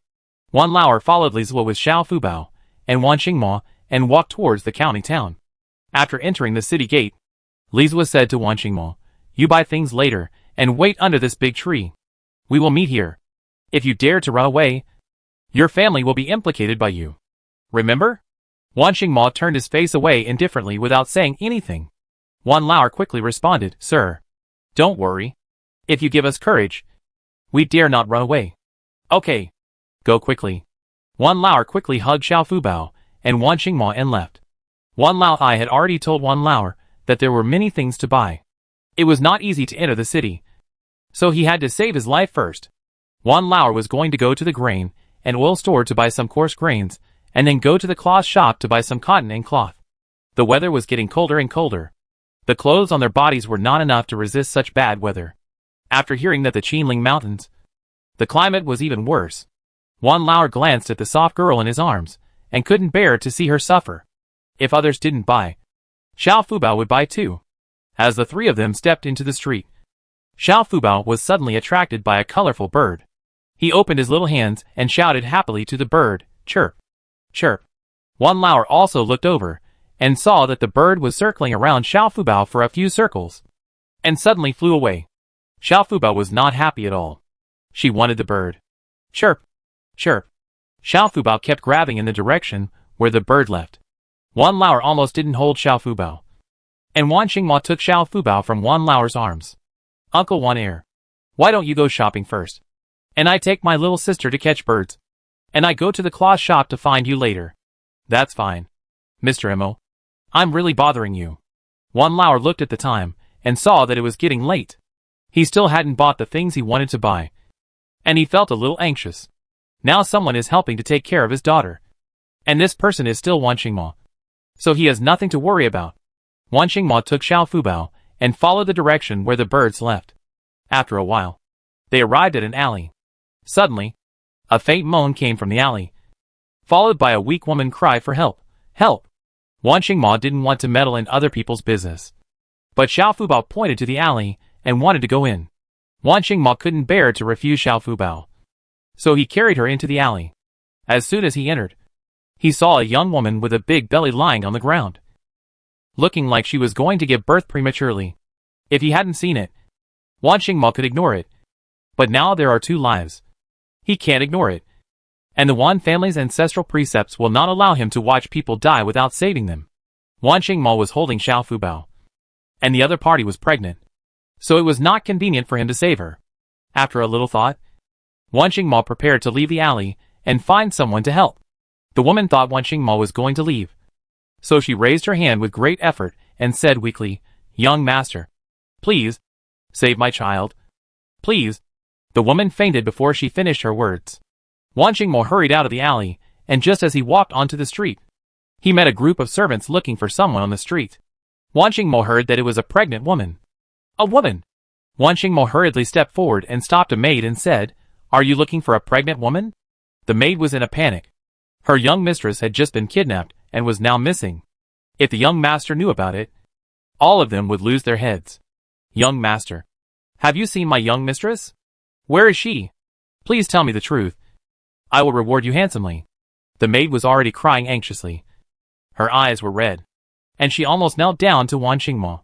Wan Mo breathed a sigh of relief. It seemed that these people were not bad people. So he took the maid and the servant to the alley. Chapter 42 Rescue. The maid hurriedly followed Wan Mo into the alley. As soon as she entered the alley, she saw the young woman unconscious with a pool of blood under her body. "Young madam!" The maid screamed and rushed over. Immediately, a maid ran over, and the two helped the woman up from both sides. Come and help. The young madam seems to have a premature birth. She must be sent to the clinic immediately." Wan Mo saw that the woman was safe, and was about to leave. He didn't expect the woman to wake up at this time. "Young master, please stay." Excitedly shouted, "Young madam, you are awake." Wan Mo stopped and looked at the woman. The woman turned her head, and said something to the maid, who immediately took out a jade token from the woman in embarrassment. "Sir, this is a little gift from my young lady. I hope you will accept it. Thank you for saving my young lady's life. Please leave your name. My master will definitely reward you handsomely." The mother-in-law is the woman wet nurse. At this time, She walked to Wan Mo with a jade token and handed it to Wan Mo. Wan Mo took a look but didn't want it. He declined. No need. I saved your lady by chance. Besides, men and women cannot give and take privately. I can't take this jade token. As soon as Wan Mo finished being polite, Xiao Fubao bent down in Wan Mo's arms, and his little claws directly grasped the jade token from the mother-in-law's hand and refused to let go. Gua. Okay. The little baby voice of Xiao Fubao immediately brightened the eyes of the woman sitting on the ground. She looked at the baby in Wan Mo's arms and said weakly, Sir, since you don't want to accept it, then it's a gift for the baby. The woman said with all her strength and fainted again. The scene was in chaos again. 3 or 4 maids came up and lifted the woman up. They walked out of the alley quickly, leaving Wan Mo holding little Fubao standing at the entrance of the alley. Wan Mo then remembered that they were here to catch birds. But where was the bird? Fubao. The bird is gone. Can we go find Daddy now? If Wan Yiru, her younger sister, saw Wan Mo's attitude and tone of voice towards little Fubao, she would definitely cry. It turned out that her elder brother had such a patient and gentle side. Little Fubao quickly hugged Wan Mo's neck and said happily, Daddy. Oh, little Fubao can actually call Daddy? So smart. Wan Mo did not exaggerate this sentence at all. He was completely impressed from the bottom of his heart. In just a few days, little Fubao changed every day, especially his learning ability, which could be called a child prodigy. In order to show off, Xiao Fubao immediately grinned and imitated, and at the same time, he patted his chest with his little fleshy hands and said, Fubao. Smart. Xiao Fubao's cute appearance made Wan Mo couldn't help but curl his lips. Even he didn't realize that he had laughed several times in this short time. The two came to the street to find Wan Lauer. Wan Lauer had just bought coarse grains, a total of 50 kilograms of corn and 10 kilograms of rice. The rice was specially prepared for Xiao Fubao, and the corn was for everyone to cook some porridge on weekdays, which was always more delicious than drinking plain water. Wan Lauer told the clerk the delivery location, and then went to the cloth shop to buy cloth and cotton without stopping. Wan Lauer took a look at his clothes, which were worse than beggars. He was really afraid that the store would throw him out. So he didn't go to those big stores, but chose a small store with a remote location. Unexpectedly, before Wan Lauer entered the door, the proprietress, who was leaning against the counter eating melon seeds, quickly picked up a broom and ran out. Where did you come from? Beggar? Get out of here, and don't dirty my land. The lady boss scolded her while sweeping the floor with a broom, deliberately throwing the dust on Wan Lauer.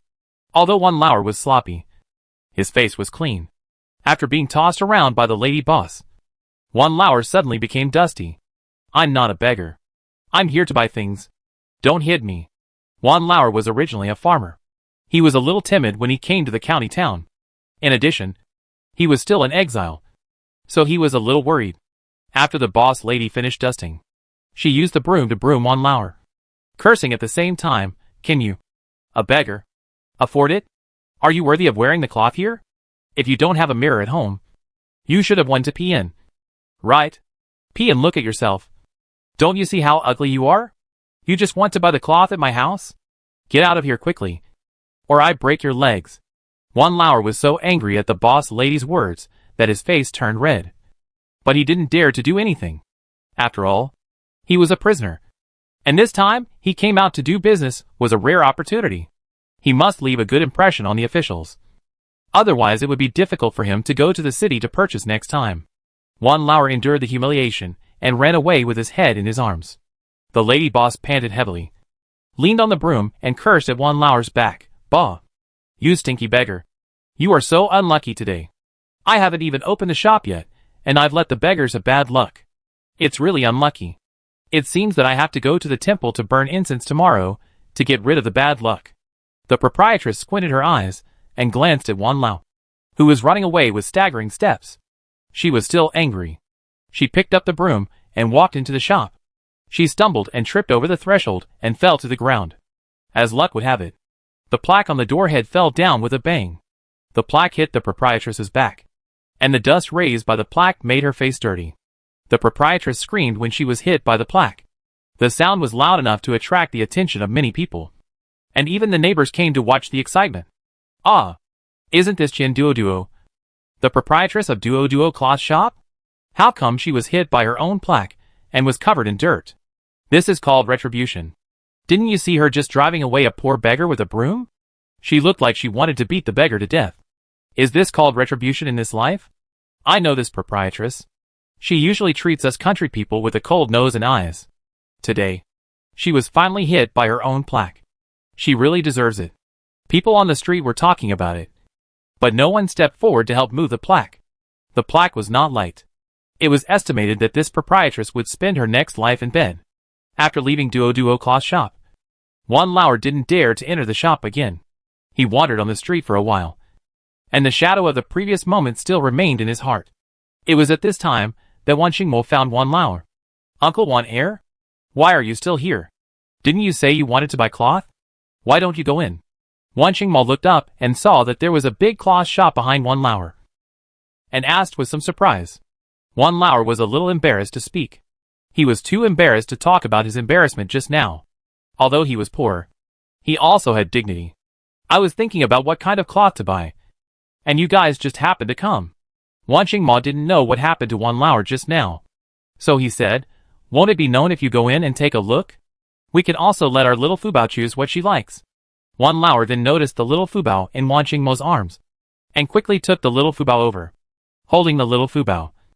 Wan Lauer's mood instantly improved a lot, and his heart was much more settled. Thank you, Mr. Mo, for taking care of the little Fubao for me. Did she cause any trouble? Wan Mo felt empty in his hands, and was still a little uncomfortable. The milky fragrance of the little Fubao still remained on him. No, my little sister is very good. It's getting late. Let's buy it back quickly. Wan Lauer looked at the largest cloth shop in the whole county, and felt a little timid. He looked down at Xiao Fubao, and saw that Xiao Fubao was curiously looking into the cloth shop. Then Xiao Fubao waved his little arms, and pulled it in. Daddy? Flower. Wan Lauer was a little unbelievable when he heard Xiao Fubao calling Daddy so clearly for the first time. Girl, what did you call just now? Say it again. Wan Lauer looked expectant, afraid that he had misheard and had hallucinations. Daddy?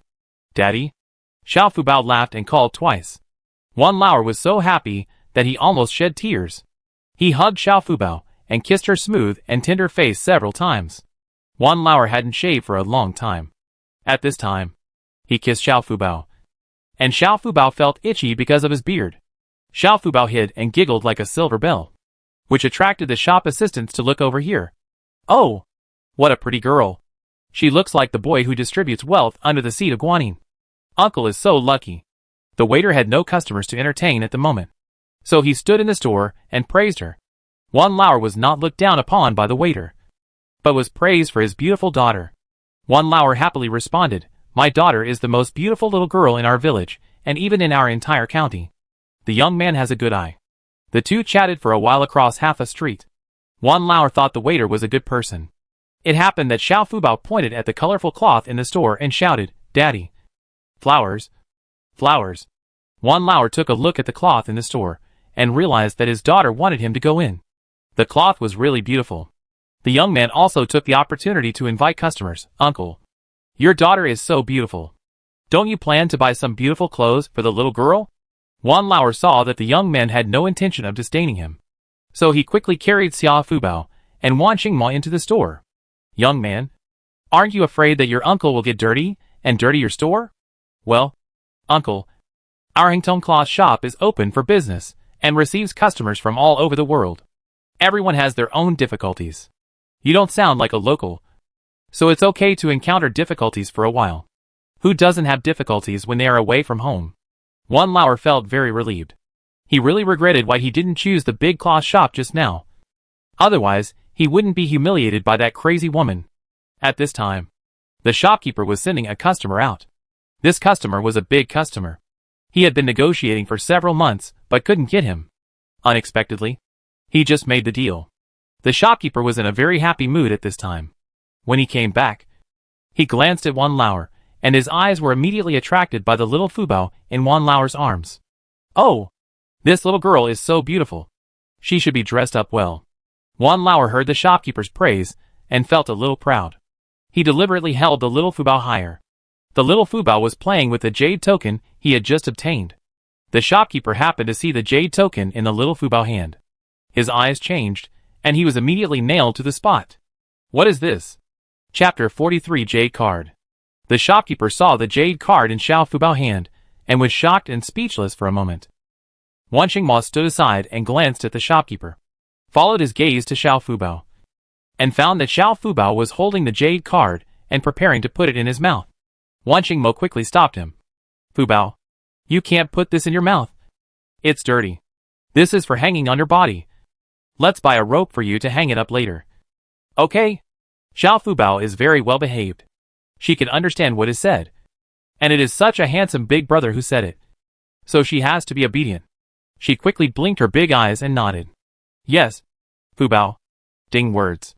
Sure enough, Xiao Fubao no longer put the jade card in her mouth, but held it tightly in her hand. Her little fingers were white and tender, and there were small dimples on them, which looked very cute. Wan Lauer then realized that his daughter was holding such a valuable thing. He was so scared that he wanted to take the jade token down.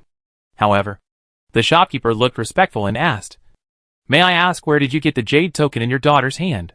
Wan Lauer was a little flattered. He looked like a beggar, and was a little scared when a well-dressed shopkeeper spoke to him so respectfully. He immediately understood that the jade token in his daughter's hand was the key. But he didn't know why there was suddenly an extra jade token in his daughter's hand. Wan Lauer looked at Wan Mo for help. We just saved a pregnant woman in the alley. She gave it to my sister. Does this jade token have any special meaning? Wan Mo was also curious at this time. He had seen a lot of good things, so he didn't take this jade token seriously at all.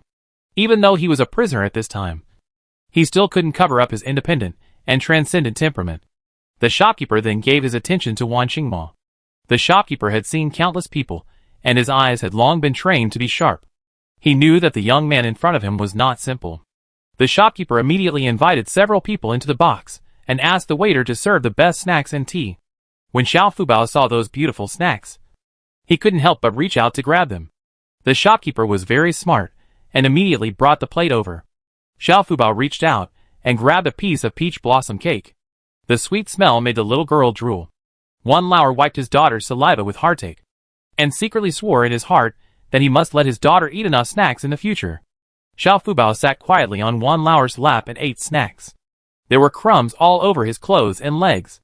His cheeks were bulging and his little mouth was still moving, just like a little squirrel. Wan Mo looked at Xiao Fubao with a smile in his eyes, and his heart was soft. Wan Lauer asked at this time, Shopkeeper, what is the origin of this jade token? The shopkeeper looked at the jade token tightly held in Xiao Fubao's hand, and said, This jade token is a token of our Hingtong. After our old grandfather opened the first Hingtong, he used 3 generations to open shops in several surrounding countries. As the industry increased day by day, our master made a few jade tokens with our Hingtong mark on them. With a jade token, you can take things from any Hingtong shop without paying. When Wan Lauer heard this, he almost fell off his chair and sat on the ground. How could he take such a valuable thing? At that time, he wanted to take out the jade token and send it back. But Xiao Fubao didn't let go, so he had no choice. Shopkeeper, this is too valuable. My daughter is ignorant and just thinks this thing is fun, so she won't let go. Now that we know, we dare not take it. The shopkeeper waved his hand and said, You misunderstood. I told you all this not to ask for the jade token. Since the jade token was given by my young lady, there must be considerations for my young lady. I naturally dare not take it back privately. Besides, you saved our young lady, and our master will definitely reward you handsomely. Wan Lauer's heart was turbulent at this time, and his face was shocked. The Hingtong cloth shop where they were now was so big, and the shopkeeper just said that it was spread across several countries. Wouldn't it be a fortune to hold this jade token? There is another reward for this? What is their family background? Wan Lauer swallowed his saliva and didn't dare to think about it any further. Wan Mo has been at the border all year round and rarely in the capital. He doesn't know much about these business matters, but he thought that the family that could make such a big business must be the richest. So he asked casually, Then your master should be the richest man in our capital, right? The shopkeeper shook his head and smiled, to be honest. Sir, our master is not a native of our country. Our master's ancestral home is in the neighboring country of you. You probably don't know him. Wan Mo didn't say anything else, but he was thinking in his heart. No wonder you has become stronger in recent years. People's business has been done in their own country, and all the money earned by Dachi has been brought to you. However, when Wan Mo thought about the parasites in the court, his anger immediately dissipated. He was now a prisoner, so why should he worry about those things? Wan Lao looked at the time and saw that it was getting late, so he quickly stood up and said, "Thank you for calling us, but we have things to do. This time we also want to buy some cloth and cotton. Please help us pick them. We are poor and don't have much money. Please help me pick some. It doesn't need to be too good. It just needs to be wear resistant and cold resistant." The shopkeeper quickly stood up and said, "In this case, I can't force you three to stay. Please follow me." The shopkeeper brought Wan Lao and the other two to the front. Xiao Fubao was still looking at the peach cakes on the table eagerly. His brothers hadn't eaten them yet. Of course, the shopkeeper noticed this detail, but he didn't say it out loud. Instead, he took a few people to choose cloth first. "Master, what do you think of these fabrics? These are all fine cotton, and they are comfortable to wear." Wan Lao took a look at the fabric in the shopkeeper's hand. It was indeed good, more than one level better than the fabric he was wearing. He said nervously, "Shopkeeper, is there anything worse? I'm afraid I can't afford this fabric. I have a large family of more than 20 people." On the way, Mrs. Wan told Wan Lao to buy a set of clothes for each member of Wan Mo's family. They helped their family a lot along the way, and people should be grateful. Not to mention that they will have a long time to get along with each other in the future.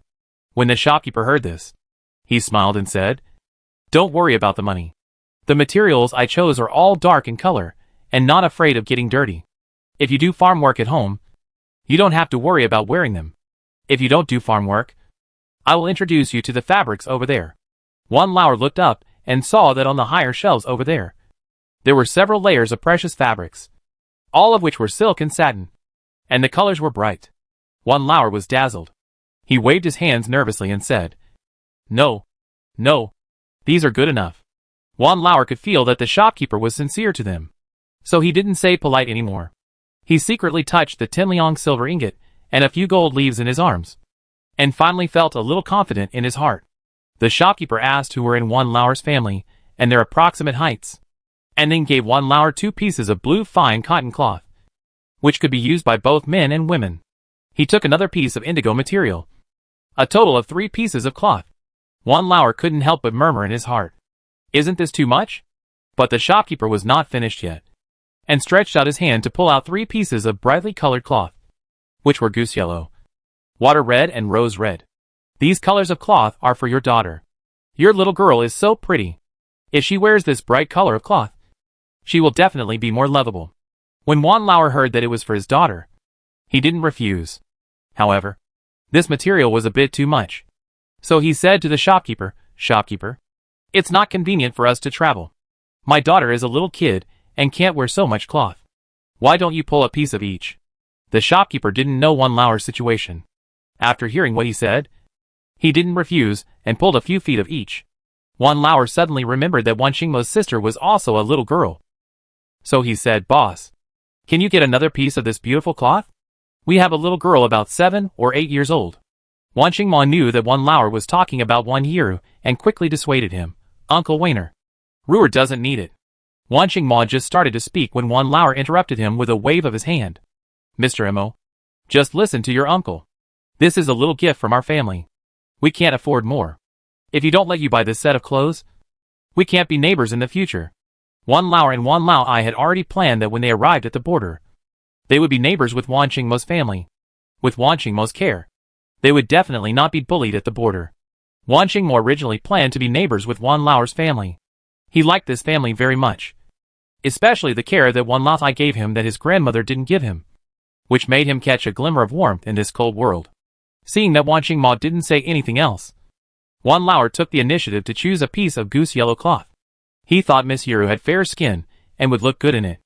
After choosing the cloth, Wan Lao bought dozens of kilograms of cotton. Without cotton, these cloths would not be very useful. At most, they would be a piece of cloth to cover their bodies. What they needed now was cotton clothes. The shopkeeper saw that Xiao Fubao had been playing with a jade pendant, so he took a red rope from the shop and handed it to Wan Lao. "This jade pendant is precious. Why not let the young lady wear it?" The jade pendant was only the size of an adult's thumb. and it was thin and carved with the shape of a copper coin. Xiao Fubao kept holding it, and liked it very much. Wan Lao gently scratched Xiao Fubao's nose, and said with a smile, "You will be a money grubber when you grow up." Xiao Fubao didn't understand. But since Wan Xingmo praised her for being smart and calling daddy, she began to imitate him. She would imitate whatever the adult said.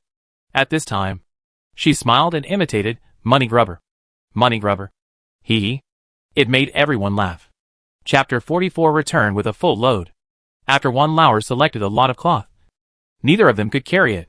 So Wan Lao prepared to buy a few large backpacks, so that they could use it on the road.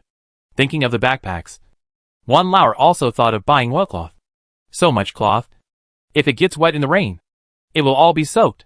Shopkeeper, do you have any oilcloth for sale? The shopkeeper was surprised for a moment, not knowing why Wan Lao wanted to buy oilcloth. But he didn't ask, but asked the clerk to get it from the warehouse. The shopkeeper also asked someone to pack up all kinds of snacks, and gave them to Wan Lao. Wan Lao wanted to refuse, but seeing that his little girl's eyes were glued to them, he smiled shyly and accepted it. Who told him that he didn't have the financial resources to provide good conditions for his little girl now? Those snacks were not cheap at first glance, and they must cost several taels of silver. Wan Lao weighed Xiao Fubao up, and his big hand suddenly touched Xiao Fubao's cold little feet. He looked down and saw that his daughter didn't even have a pair of shoes on her feet. No wonder her feet were cold. It seemed that he was not a good father, and he should pay more attention to his daughter in the future. In fact, when they were on the road during the day, it was always Wan Dasao who wrapped Xiao Fubao's feet. The little girl didn't get cold at all. At night, Xiao Fubao was stuffed into the quilt and didn't get cold. It was just that she was a little anxious to go out with Wan Lao today and got cold. Wan Lao looked around the store and saw the tiger head shoes on the counter. They looked very valuable, but Wan Lao still wanted to buy them for his daughter. Shopkeeper, please tell me, are you selling those tiger head shoes? The shopkeeper took a look at the little Fubao bare feet and immediately understood. Sell. Why not? I see that the little kid is still barefoot in this weather. God has pity on him. This pair of shoes is a gift from me as an uncle. Brother, please don't refuse. The shopkeeper was very smart. This is the person who saved the life of their master's precious jewel. It will be difficult for him to get rich in the future. He must make friends with him. Wan Lao waved his hands when he heard it. No. No. This looks very valuable. How can I let you give it away for free? Don't look at my tattered clothes. I have money. Wan Lao was anxious and took out a silver ingot of 10 taels from his arms. The shopkeeper stuffed the silver directly into Wan Lao's arms without even looking at it, and also stuffed the pair of tiger head shoes into Wan Lao's pile of cloth, while reminding Wan Lao, brother, I want to remind you that the world is very chaotic now. As the saying goes, wealth should not be shown. You must keep your silver well when you leave my shop. Wan Xingmo saw that the shopkeeper did not seem to be pretending to give it.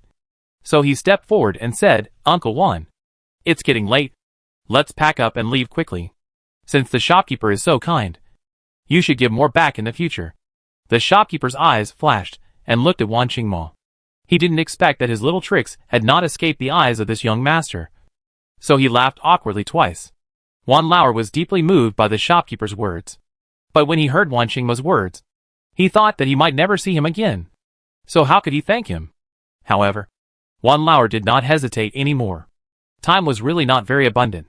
He said a few words of thanks to the shopkeeper, and then handed Xiao Fubao to Wan Xingmo, asking him to wait here, while he went to the grocery store across the street to buy a few large backpacks. Wan Lao came to the grocery store, looked around, and then gritted his teeth and bought 3 backpacks, because he also had to bring rice, and more backpacks could be shared by everyone. Fortunately, Wan Jishu is better now and can walk slowly, so they don't need to carry him anymore. People who have fought in the war recover quickly, and Wan Lao felt a little emotional. Wan Lao quickly returned to the cloth shop, and the clerk had already pulled out the oilcloth. Wan Lao didn't want too much, just 3 pieces to cover the backpack. Seeing that everything was ready, Wan Lao smiled and said to the shopkeeper, Shopkeeper, can you help me calculate how much these are worth in total? The shopkeeper had a smile on his face, and while helping Wan Lao to pack the backpack, he said, Brother, if I accept your money, I will lose my job. You can't just watch me lose my job. Right? Wan Lao flashed an awkward smile on his face and said, How can it be so serious? Shopkeeper, don't joke with me. If you don't accept the money, the owner will blame you for missing so many goods. Right? It's not that I don't want to accept it, but I really don't dare to accept it. Now that the things are packed, please don't embarrass me. Waning Mo saw that the sun was setting. Although he didn't understand business, his way of managing people was similar. Just like their army, there were rules and regulations. Waning Mo then said, Uncle Wan Air, this may be their rule. Let's go quickly. Waning Mo carried 2 backpacks on his back, and Wan Lao Air carried a backpack with Xiao Fubao in his arms. They thanked the shopkeeper again and again before leaving. As soon as the 3 of them left, the shopkeeper immediately ordered the clerk, go and find out if the young lady has come to Daki, especially to the clinic. The young lady is pregnant, and she should be about to give birth. These people saved the young lady, so she must have been in trouble. Find out clearly and report back to me immediately. Yes, boss. Wan Lao and Waning Mo hurried to the county gate and happened to pass by Duo Claw's shop. Wan Lao couldn't help but take a look at the proprietress who humiliated him, and saw that the Claw's shop was closed, and there was a plaque leaning against the door. Wan Lao was surprised in his heart, and heard passers-by pointing and talking. Have you heard that the proprietress of Duo Claw's shop brutally beat a beggar who came to her door and chased him for 2 miles, almost beating him to death? As a result, when she came back, her own plaque smashed her. I heard that she will not be able to get up for the rest of her life. Her husband did not even go to see her. I heard that he had long been tired of this tigress and had an affair with a widow. She deserves it. Xian Duo is a famous tigress in our county. She looks down on others. I didn't expect that this day would come. Wan Lao didn't expect that such a thing would happen after he left. However, it was less than an hour. Isn't this rumor a bit outrageous? Even if he was dressed like a beggar, he was not chased for 2 miles and beaten? But when he heard that the crazy woman who humiliated him got the retribution she deserved, Wan Lao's back straightened quietly. It was really retribution in this life. Wan Lao happily caught up with Waning Mo. Before they reached the agreed tree, they saw a young man looking around for someone. There were 2 bags of grain in front of him. Wan Lao hurriedly trotted forward and said with sweat on his forehead, Brother, are you a clerk at Chinji Rice Shop? I just bought rice from your shop. The clerk was impressed by Wan Lao. At first, he almost thought Wan Lao was a beggar. He didn't expect him to buy rice. Remember? Big brother. This is the 50 caddies of corn you wanted. And 10 caddies of rice. Please check it out. The 2 Wan Laos were honest and opened it immediately. These corn and rice cost him a total of 300 coins. These 300 coins were all the assets of their family before they found the money. After seeing it, Wan Lao said, Yes. It's mine. Thank you, little brother. The clerk didn't mind. He said a few polite words and left. Wan Lao quickly put all the rice into his backpack and covered it with oil paper. The oil paper was black, so you couldn't see what was in his basket. Just after he finished packing, Lizwa came over with 2 officers, picking his teeth while walking, and holding a few packages in his hands. They should be food for the officers and soldiers. It seems that these people just went to a restaurant. Lizwa saw that Wan Lao had 3 more baskets, and his eyes darkened slightly. It seems that this country bumpkin is quite rich. He bought so many things, and was not afraid of being missed. Wan Lao had thought about it. He was originally going to buy some cloth and cotton. There were many women in the family, so it would be ready in a few days, and it would not be so conspicuous. Now it was hard to refuse the kindness. The shopkeeper insisted on giving it to him, and he couldn't resist. Waning Mo stepped sideways to block in front of Wan Lao, looking at Lizwa coldly. Lizwa saw that Waning Mo was cold and fierce, and he had the momentum to kill him if he dared to covet the things in the basket. Lizwa thought about Zhou Chang's fate and shuddered in his heart. It's better not to mess with this evil star. He can even kill a tiger, so it's better to stay away from him. Even if a peasant has a few big bucks, it's probably not much. Lizwa curled his lips and retracted his gaze, and walked out of the city on his own. Wan Lao finally breathed a sigh of relief when he saw that the officers and soldiers no longer looked at him. He knew that the officers and soldiers must have let him go for Waning Mo's sake. Wan Lao must talk to Wan Lao when he goes back. Their family must be better to Waning Mo's family.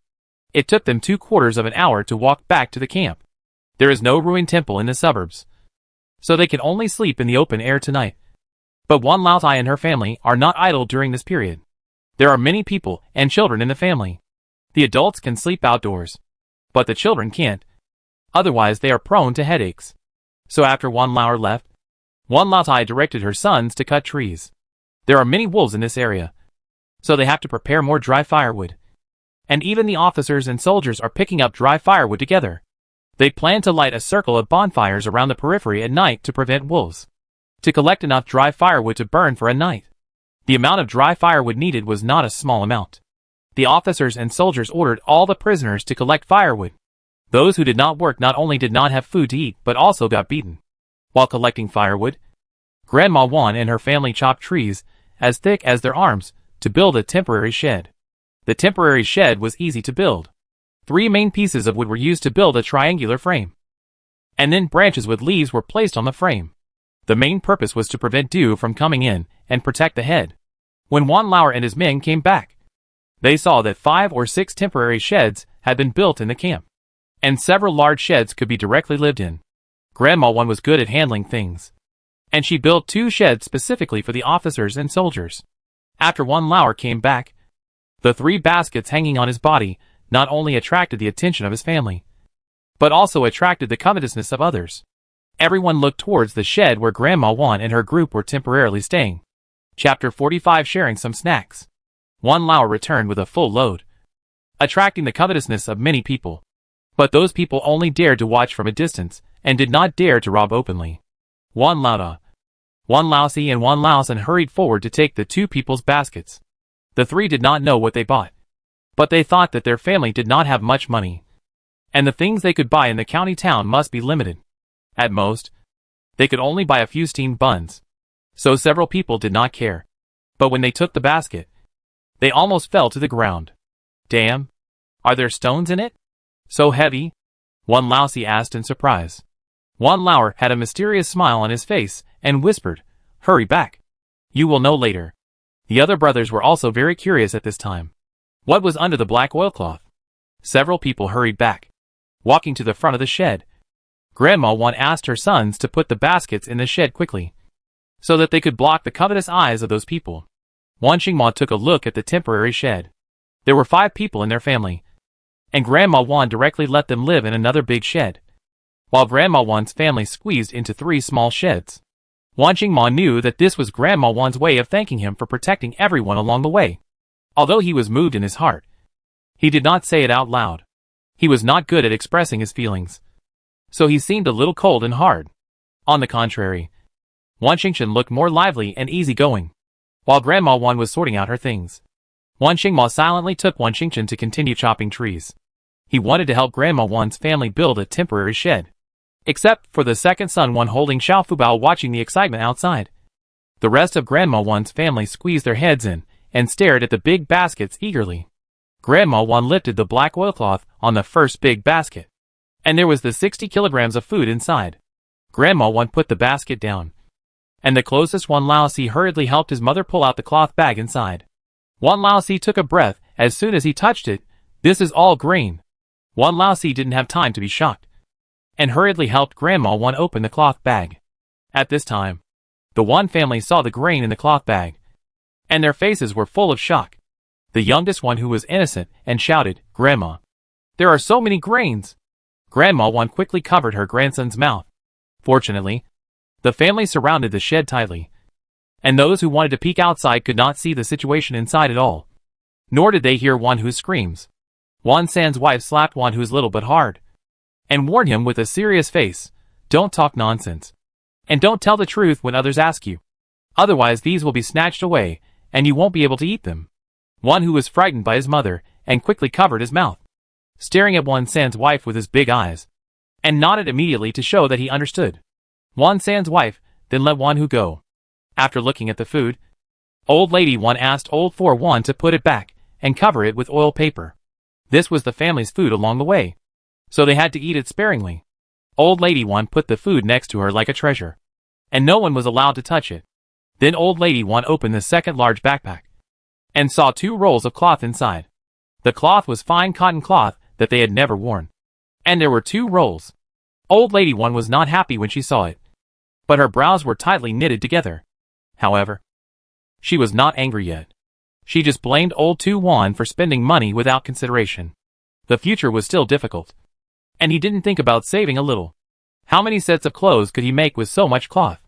Others were surprised immediately. But when they saw that Old Lady Wan was not happy, they quickly restrained their expressions.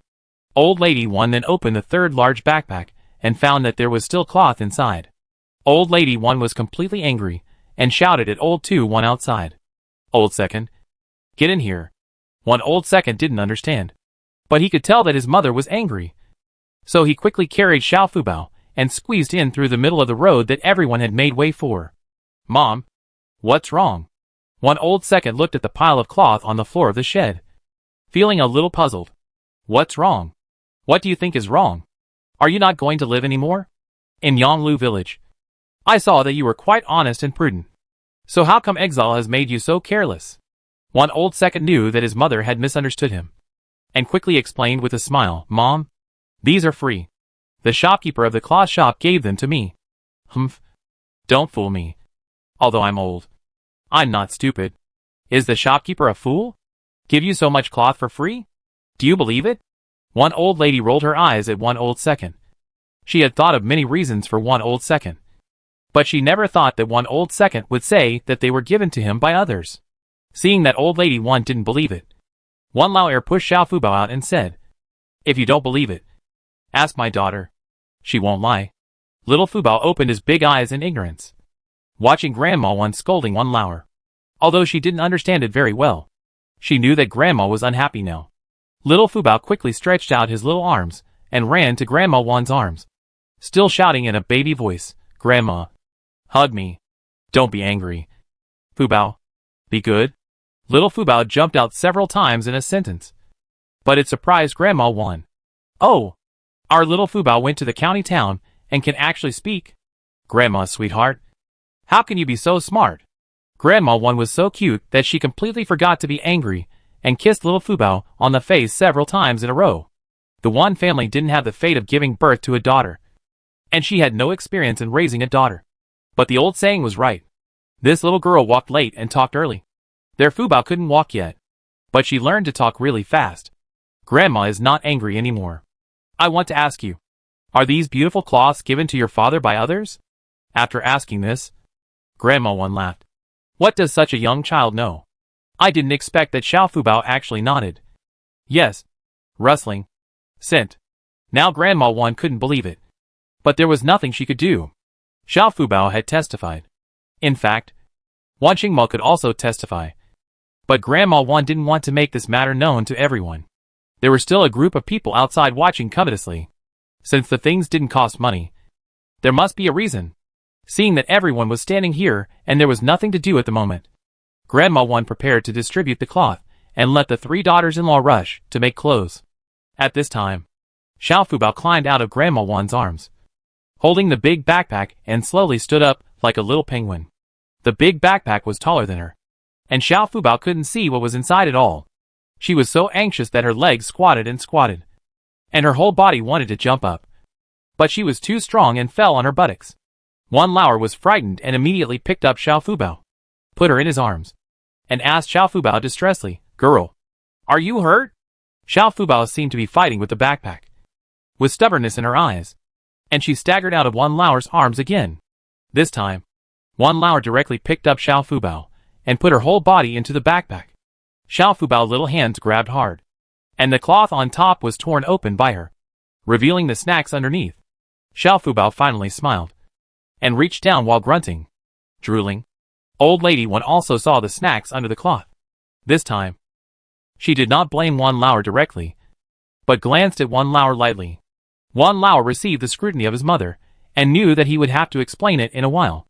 Lao Er helped Xiao Fubao take out the snacks.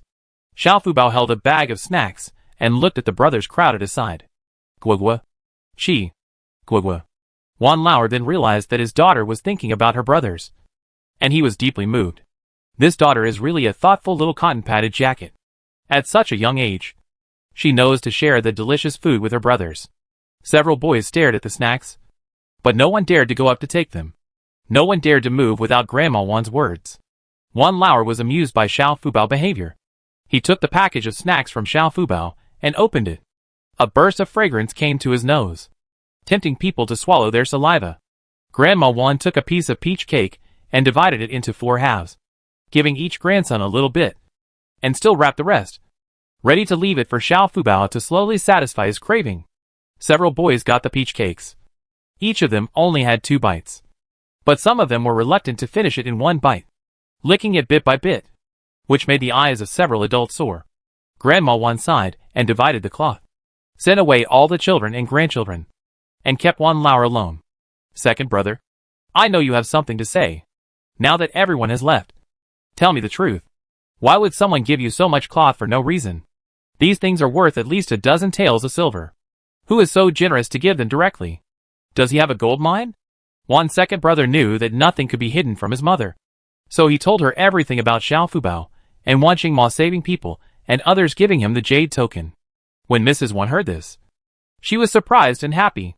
She quickly dug around in Xiao Fubao's neck and saw a red coil. She gently pulled it out and pulled out the jade token underneath. Mrs. Wan looked at it carefully for a long time, but she still couldn't bear to let it go. This is a good thing. It seems that their Xiao Fubao is blessed. After Mrs. Wan took a good look at it, she quickly stuffed the jade token into Xiao Fubao clothes and told Wan Lao in a hurry. Lao, this is our family's treasure. You must look carefully.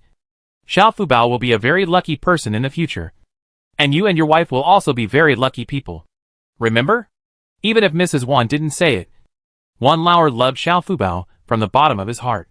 As soon as Wan Lao finished explaining, he heard Wan Hu crying loudly over there, and there were also the sounds of several women arguing. Chapter 46 Fight. Wan Hu was sitting on the ground crying loudly, while Wan Quan and Wan Shuang, 2 older children, were grabbing a child who was slightly younger than them and arguing with him. Hurry up and apologize to my brother. If you don't, I beat you to death. Wan Quan waved his fist and shook it in front of the child. The child was a child from the side branch of the Wan family in Beijing. His name was Wan Qingcheng, and he was 8 years old. At this time, Wan Qingcheng was waving his arms and scratching Wan Hu frantically. Wan Quan didn't intend to really teach this child a lesson, but he snatched Wan Hu's snacks and pushed Wan Hu down. Wan Hu happened to fall on the tip of a clod of earth and fell on his buttocks. He was in so much pain that he burst into tears and cried loudly. Wan Quan asked Wan Qingcheng to apologize to Wan Hu, but this guy was spoiled by his mother and grandmother and became a devil. He was not willing to apologize. Usually, all the delicious food and drinks in the family were given to him. He was the star of the family. Now he was asked to bow his head and admit his mistakes. Not to mention that there was no way. There was not even a crack in the door. Wan Qingcheng was only half a head shorter than Wan Quan, and when he started to flutter, Wan Quan had no way to stop him. Seeing this, Wan Shuang hugged Wan Qingcheng from behind. Wan Quan's face was scratched by Wan Qingcheng, and he felt a nameless anger in his heart. He punched Wan Qingcheng on the nose, and Wan Qingcheng covered his nose and screamed on the spot.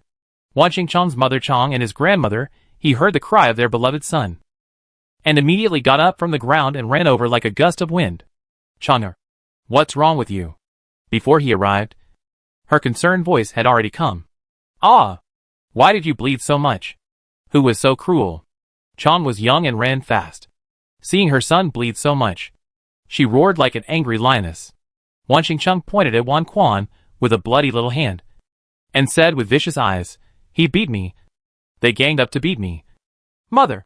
You have to avenge me. Chong rushed over immediately, grabbed Wan Quan's hair, and slammed him to the ground. Wan Quan was already a 12-year-old boy, and he had a lot of strength. But Chang's action was too sudden. Wan Quan didn't react for a while, and she succeeded. Wan Shuang shouted, brother. He waved his arms and pushed Chong. He and Wan Qingcheng stopped Wan Shuang directly, and the two of them pressed Wan Shuang to the ground. Wan Qingcheng even rode on Wan Shuang, with a hideous smile on his face, and his fists fell on Wan Shuang's face like raindrops. Wan Dasao and others were making clothes in the shed. When they heard the noise outside, they quickly put down their work and looked out. I saw that Wan Quan and Wan Shuang were being bullied. Wan Dasao's heart skipped a beat. She threw the work in her hands onto the quilt, and rushed over like a whirlwind. She raised both Wan Quan and Wan Shuang. In her heart, the two children were no different from her own sons. In addition, Wan Dasao was eaten by wolves again. So she felt even more pity for the two motherless children. Seeing the two being bullied, how could Wan Dasao hold back? You two bitches. Let go of my nephew. Shameless old bitches. You even bully children. You don't even look at your age where the wrinkles on your face can kill flies. You actually help bully children. Are your faces used to wipe your butts? Wan Dasao rolled up her sleeves while cursing and greeted Wan Xingcheng. Wan Sansao and Lu followed closely. But Wan Sansao was afraid of hurting Lu. So she just asked her to stand far away and watch. And take Wan Hu away. Wan San's wife usually works silently and never forces others to do things. She rushed to Chang's side, grabbed Chang's hair, and pulled her back. Chang's hand was in pain, so the force on her hand was a little less. But Wan Quan's head was indeed broken by her. The ground, which had not rained for more than a month, had already cracked, and the hard clods of earth knocked Wan Quan's head and made blood flow. Wan San's wife came closer and saw Wan Quan gritting his teeth and enduring it silently. Since Wan Da's wife went out and never came back, Wan Quan has been depressed and didn't talk much. Wan San's wife felt distressed when she saw it. Wan Quan, go back quickly and let your fourth aunt bandage your wound. Third aunt will avenge you and deal with this bad guy. Wan Quan listened to Wan San's wife's words, and the tears in his eyes flowed down like beads with broken strings. He hummed softly, covered his head and walked back. The blood flowed through his eyes, making him see the surrounding scenery all red. Lu hurried over and helped Wan Quan away. Although Wan San's wife was thin, she was a head taller than Chang. She grabbed Chang's hair and Chang couldn't resist. Ouch! Let me go! If I lose a hair, I will never let you go. Chang felt a burning pain in her heart. She raised her head and screamed. Wan San's wife smiled and raised her hand to slap Chang's face several times. You have put your face in front of me. It seems unreasonable for me not to hit him. How old is my eldest nephew? You can be so cruel. Look at what you have done to him. If I don't teach you a lesson today, you don't know that the Horse King has 3 eyes. Wan Sansao slapped him without any mercy. Her own hands were hurt, but she was still not satisfied. She took advantage of Chang's resistance and threw him to the ground. Wan Sansao rode on Chang's body, pulled off the shoe with a big hole from her feet, and slapped Chang's face. Chang's face immediately swelled up visibly, and several teeth in her mouth were knocked out. Her speech was also unclear. Wan Sansao slapped him more than 10 times in a row, and she felt refreshed. She shook her hair that was wet and stuck to her forehead by sweat, stood up coolly, and spat a mouthful of thick phlegm at Chang. Bah! You ragtag! If you dare to bully my nephew again, I will knock out your other teeth and make you fit to drink porridge for the rest of your life. Chang covered her face with one hand and pointed at Wan Sansao with the other hand, cursing, you country bumpkin. Wait for me. Wan Sansao hadn't left yet, and before Chang finished speaking, she kicked Chang's thigh and sneered condescendingly. What's wrong with country bumpkins? Eat your food and drink your food? Do you still look down on country bumpkins? And don't threaten me. I always take revenge immediately. If you have the guts, get up and fight again? What are you waiting for? You will be beaten if you wait any longer. Chang was so angry with Wan Sansao's words that she cried, covered her face with her hands, and lay on the ground crying loudly, saying that Wan Sansao bullied people. Wan Sansao ignored Chang and raised her head to take Wan Shuang back to see Wan Quan. Over there, Wan Dasao dealt with Wan Xingcheng and he alone. Wan Xingcheng was beaten to a pig's head by Wan Dasao, and he sure immediately refused to stand it, and rushed up to grab Wan Dasao's face with a howl. Wan Dasao did not give way to He Sure because she was an elder. It was useless to reason with such a person. She had to suffer a little so that she would remember the pain, and she had to be beaten hard. Otherwise she would only remember the pain and not the beating. Wan Dasao kicked He Sure down with one foot. The old lady had lived a life of luxury all her life, so she was no match for Wan Dasao. She was knocked down in one encounter. He Sure was kicked to the ground and did not get up for a long time. She cried out in pain, trying to attract the attention of the officers and soldiers. But the officers and soldiers did not care at all. Anyway, women fighting would not cause death, and they were happy to watch the show. After Wan Dasao dealt with the people, she grabbed Wan Xingcheng and was about to leave. She wanted the person who made the mistake to apologize. When she beat him just now, she already knew what happened. It was Wan Xingcheng who coveted Wan Hu's snacks, snatched them away, and pushed Wan Hu down. Wan Quan asked him to apologize, and a series of subsequent events happened. When he saw her grandson being taken away, she stopped lying on the ground. The old lady quickly got up and tried to pull Wan Xingcheng. "Grandma, help me." Wan Xingcheng's screams were heartbreaking, and those who didn't know would think he was going to be beheaded. He knew that she was no match for Wan Dasao. So she quickly shouted to her daughter-in-law Chong, who was lying on the ground not far away, "Why are you still lying there? My eldest grandson is about to be dragged away. Why don't you get up and help? We are so unlucky to marry a daughter-in-law like you. My mother-in-law doesn't serve me well. My son doesn't take care of me well. And my husband is killed by you. Oh, God. Why don't you take that bitch away?" Chang's face was swollen bigger than her son's, and she couldn't speak at all. When she heard her mother-in-law blame everything on her, she couldn't refute it at all, and she didn't dare to refute it.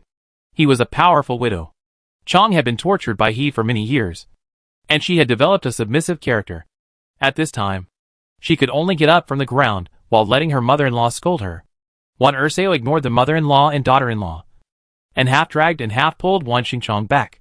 Wan Lao rushed over at this time. "Wife, what's wrong? A fight?"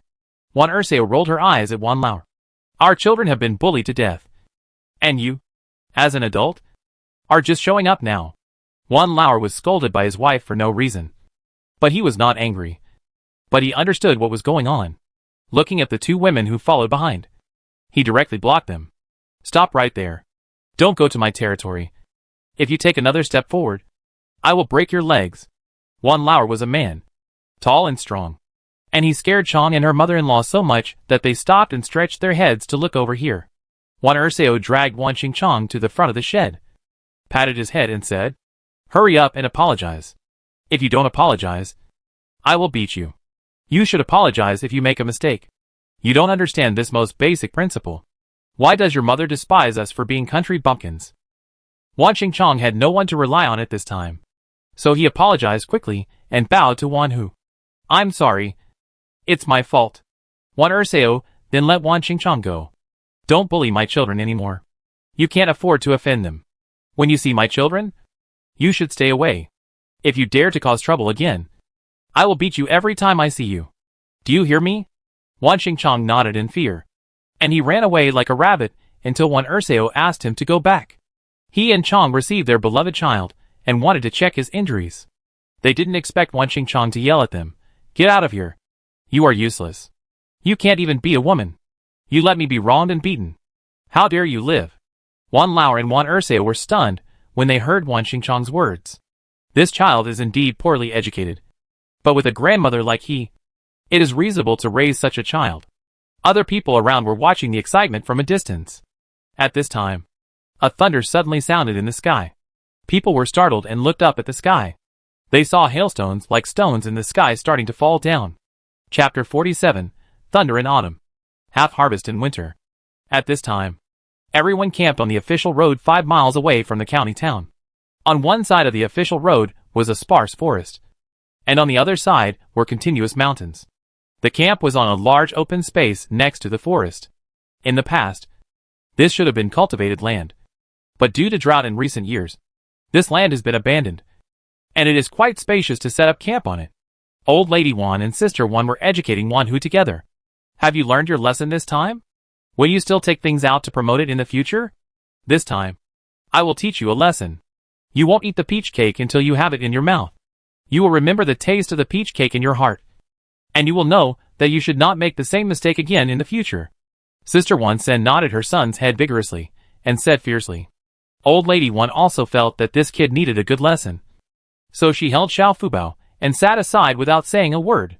Xiao Fubao waved his little paws and sent the peach cake in his hand to Wan Hu.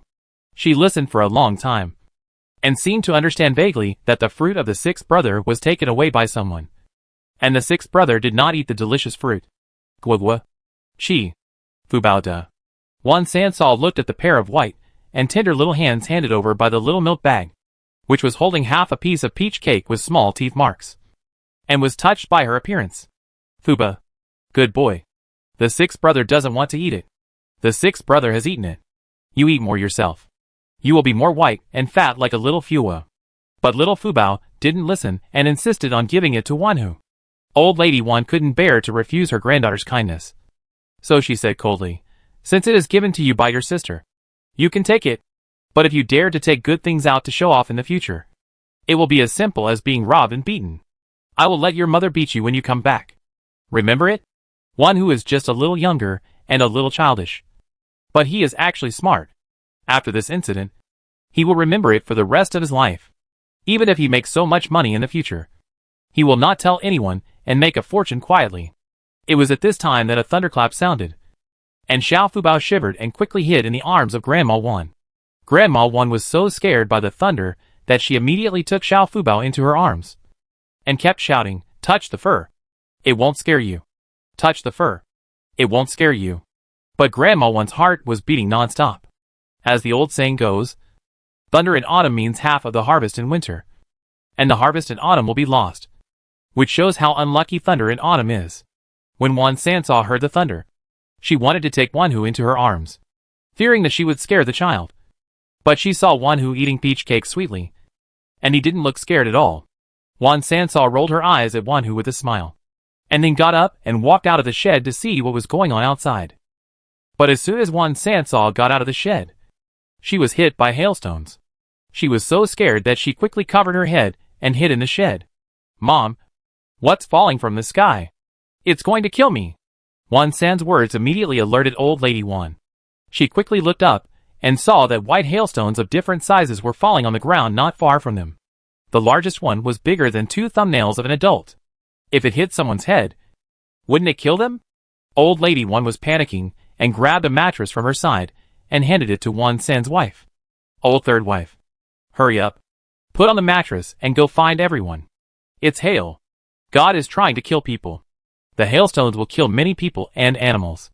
Wan San's wife took the mattress, put it on her head, and rushed out. At this time, the outside was in chaos.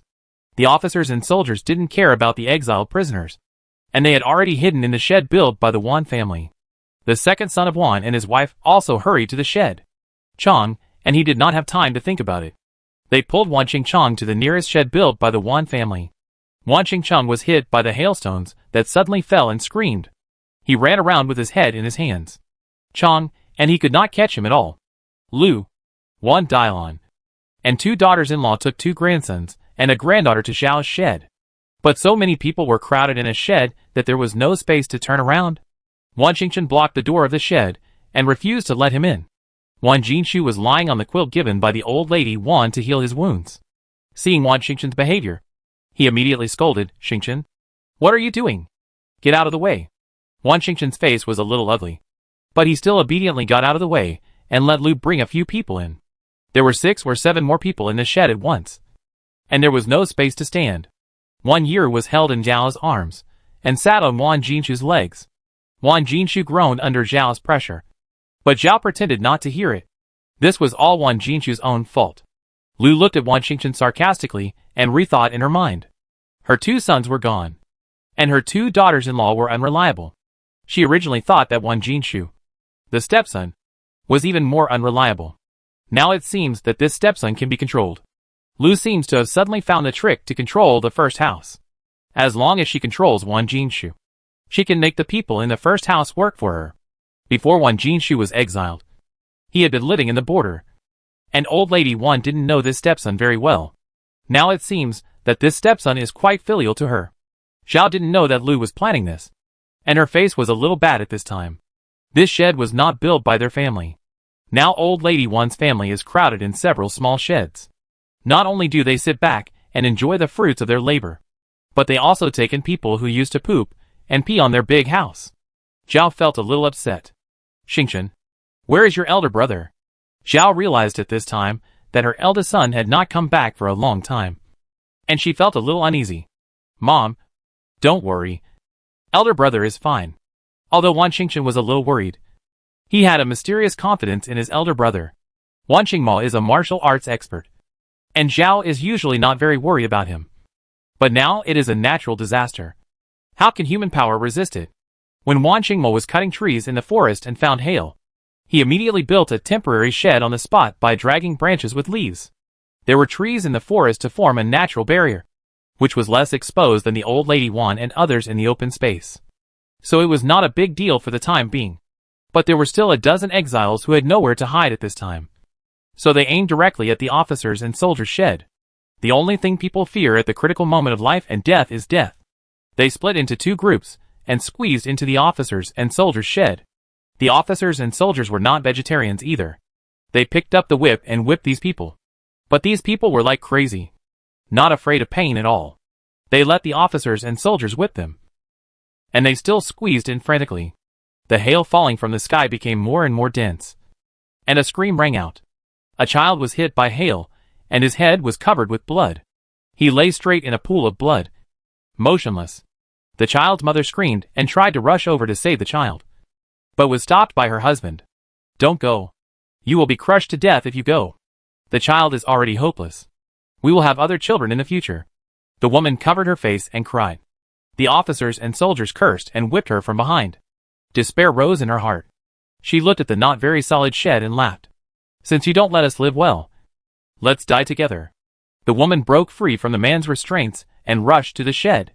The shed was not solid to begin with, and it collapsed with a loud bang after the woman pushed hard. The officers and soldiers inside were knocked to the ground by the shed, submerged in dead branches and fallen leaves. And hail hit the collapsed shed, making a crackling sound. The woman was covered in blood, and her head was broken by hail. She staggered to the child, hugged the child's cold body, and knelt quietly on the ground, without moving for a long time. The soldiers finally climbed out of the shed. The hail in the sky finally became smaller, and the particles were not so big. However, one soldier was unlucky, and was hit by the main support and fell into a coma. "Brotherly, Gongzi seems to be fainted. Where can we find a doctor in this dark sky? The city gates are closed." The shed where Wan Dasao stayed was next to the soldiers. She heard the soldiers talking, and she never forgot the half ginseng in the hands of old lady Wan. She had long been fed up with these country bumpkins. Why could they eat delicious food every day and get help from Waning Mo along the way? She was Waning Mo's aunt, but Waning Mo always ignored her. She hated these country bumpkins in her heart. Without these people, all the delicious food would belong to their family. In Wan Dasao's view, it was Waning Mo's credit that old lady Wan's family could eat delicious food and go to the city to buy things. Wan Dasao rolled her eyes and saw that the hail outside was gradually stopping. She quietly slipped out of the shed and walked towards the soldiers. Chapter 48 offered ginseng voluntarily. It had just hailed, and it was difficult for people to walk on it. It was all white, and it looked like a thin layer of snow. Wan Dasao walked forward carefully, but she slipped on the hail and fell flat on her face. Her movement also alarmed Wan Xingqian in the shed. Wan Xingqian turned his eyes and looked out in the direction where Wan Dasao fell, with a flash of doubt in his heart. What is the little ant going to do? Just now when it was hail, she was trying hard to get into their shed, and now she was sneaking out. Wan Xingqian was cautious and secretly inquired about Wan Dasao's whereabouts. Wan Dasao got up from the ground with her mouth broken, and blood was flowing down the corner of her mouth. But she rarely cried out in pain, but continued to tiptoe forward. Wan Xingqian saw Wan Dasao walking away, and immediately walked out of the shed and followed behind. The two sheds were not far apart. Wan Xingqian had just walked a few steps when he saw Wan Dasao talking to the soldiers. Several soldiers were surrounding the unconscious Gongzi with a sad face. After hearing Wan Dasao's words, they showed their determination to win. Wan Xingqian was not far away. He pretended to pick up hailstones on the ground and toss them in his hands for fun. But he listened carefully to the conversation between Wan Dasao and the soldiers. But he only heard a few words vaguely. Country bumpkin, ginseng, daring, and so on. But Wan Xingqian had already understood that he knew how the old lady Wan's family dug ginseng. Wan Xingqian glared at Wan Dasao's back fiercely, then turned around and ran towards the old lady Wan's shed. When Mrs. Wan saw that the hail outside had stopped, she poked her head out of the shed fearfully. Little Fubao was tightly wrapped in a blanket by Mrs. Wan and held in her arms, fearing that the hail would knock down the not-so-strong shed, so that she could protect little Fubao in the first place. But for some reason, although the three sheds looked sloppy, they withstood the fierce hail and allowed Mrs. Wan's family to escape the attack of the hail. Even Wan Xingqiang, his mother Chang and grandmother, he shamelessly squeezed into Mrs. Wan's shed. But because the shed was small, There was no room for so many people. Half of Chang's body was exposed outside because of his squeeze. Chang became a protective umbrella for he and Wan Xingcheng. And her arms and back were all bruised by hail. After the hail stopped, Mrs. Wan immediately drove the people away and kicked out the 3 shameless people.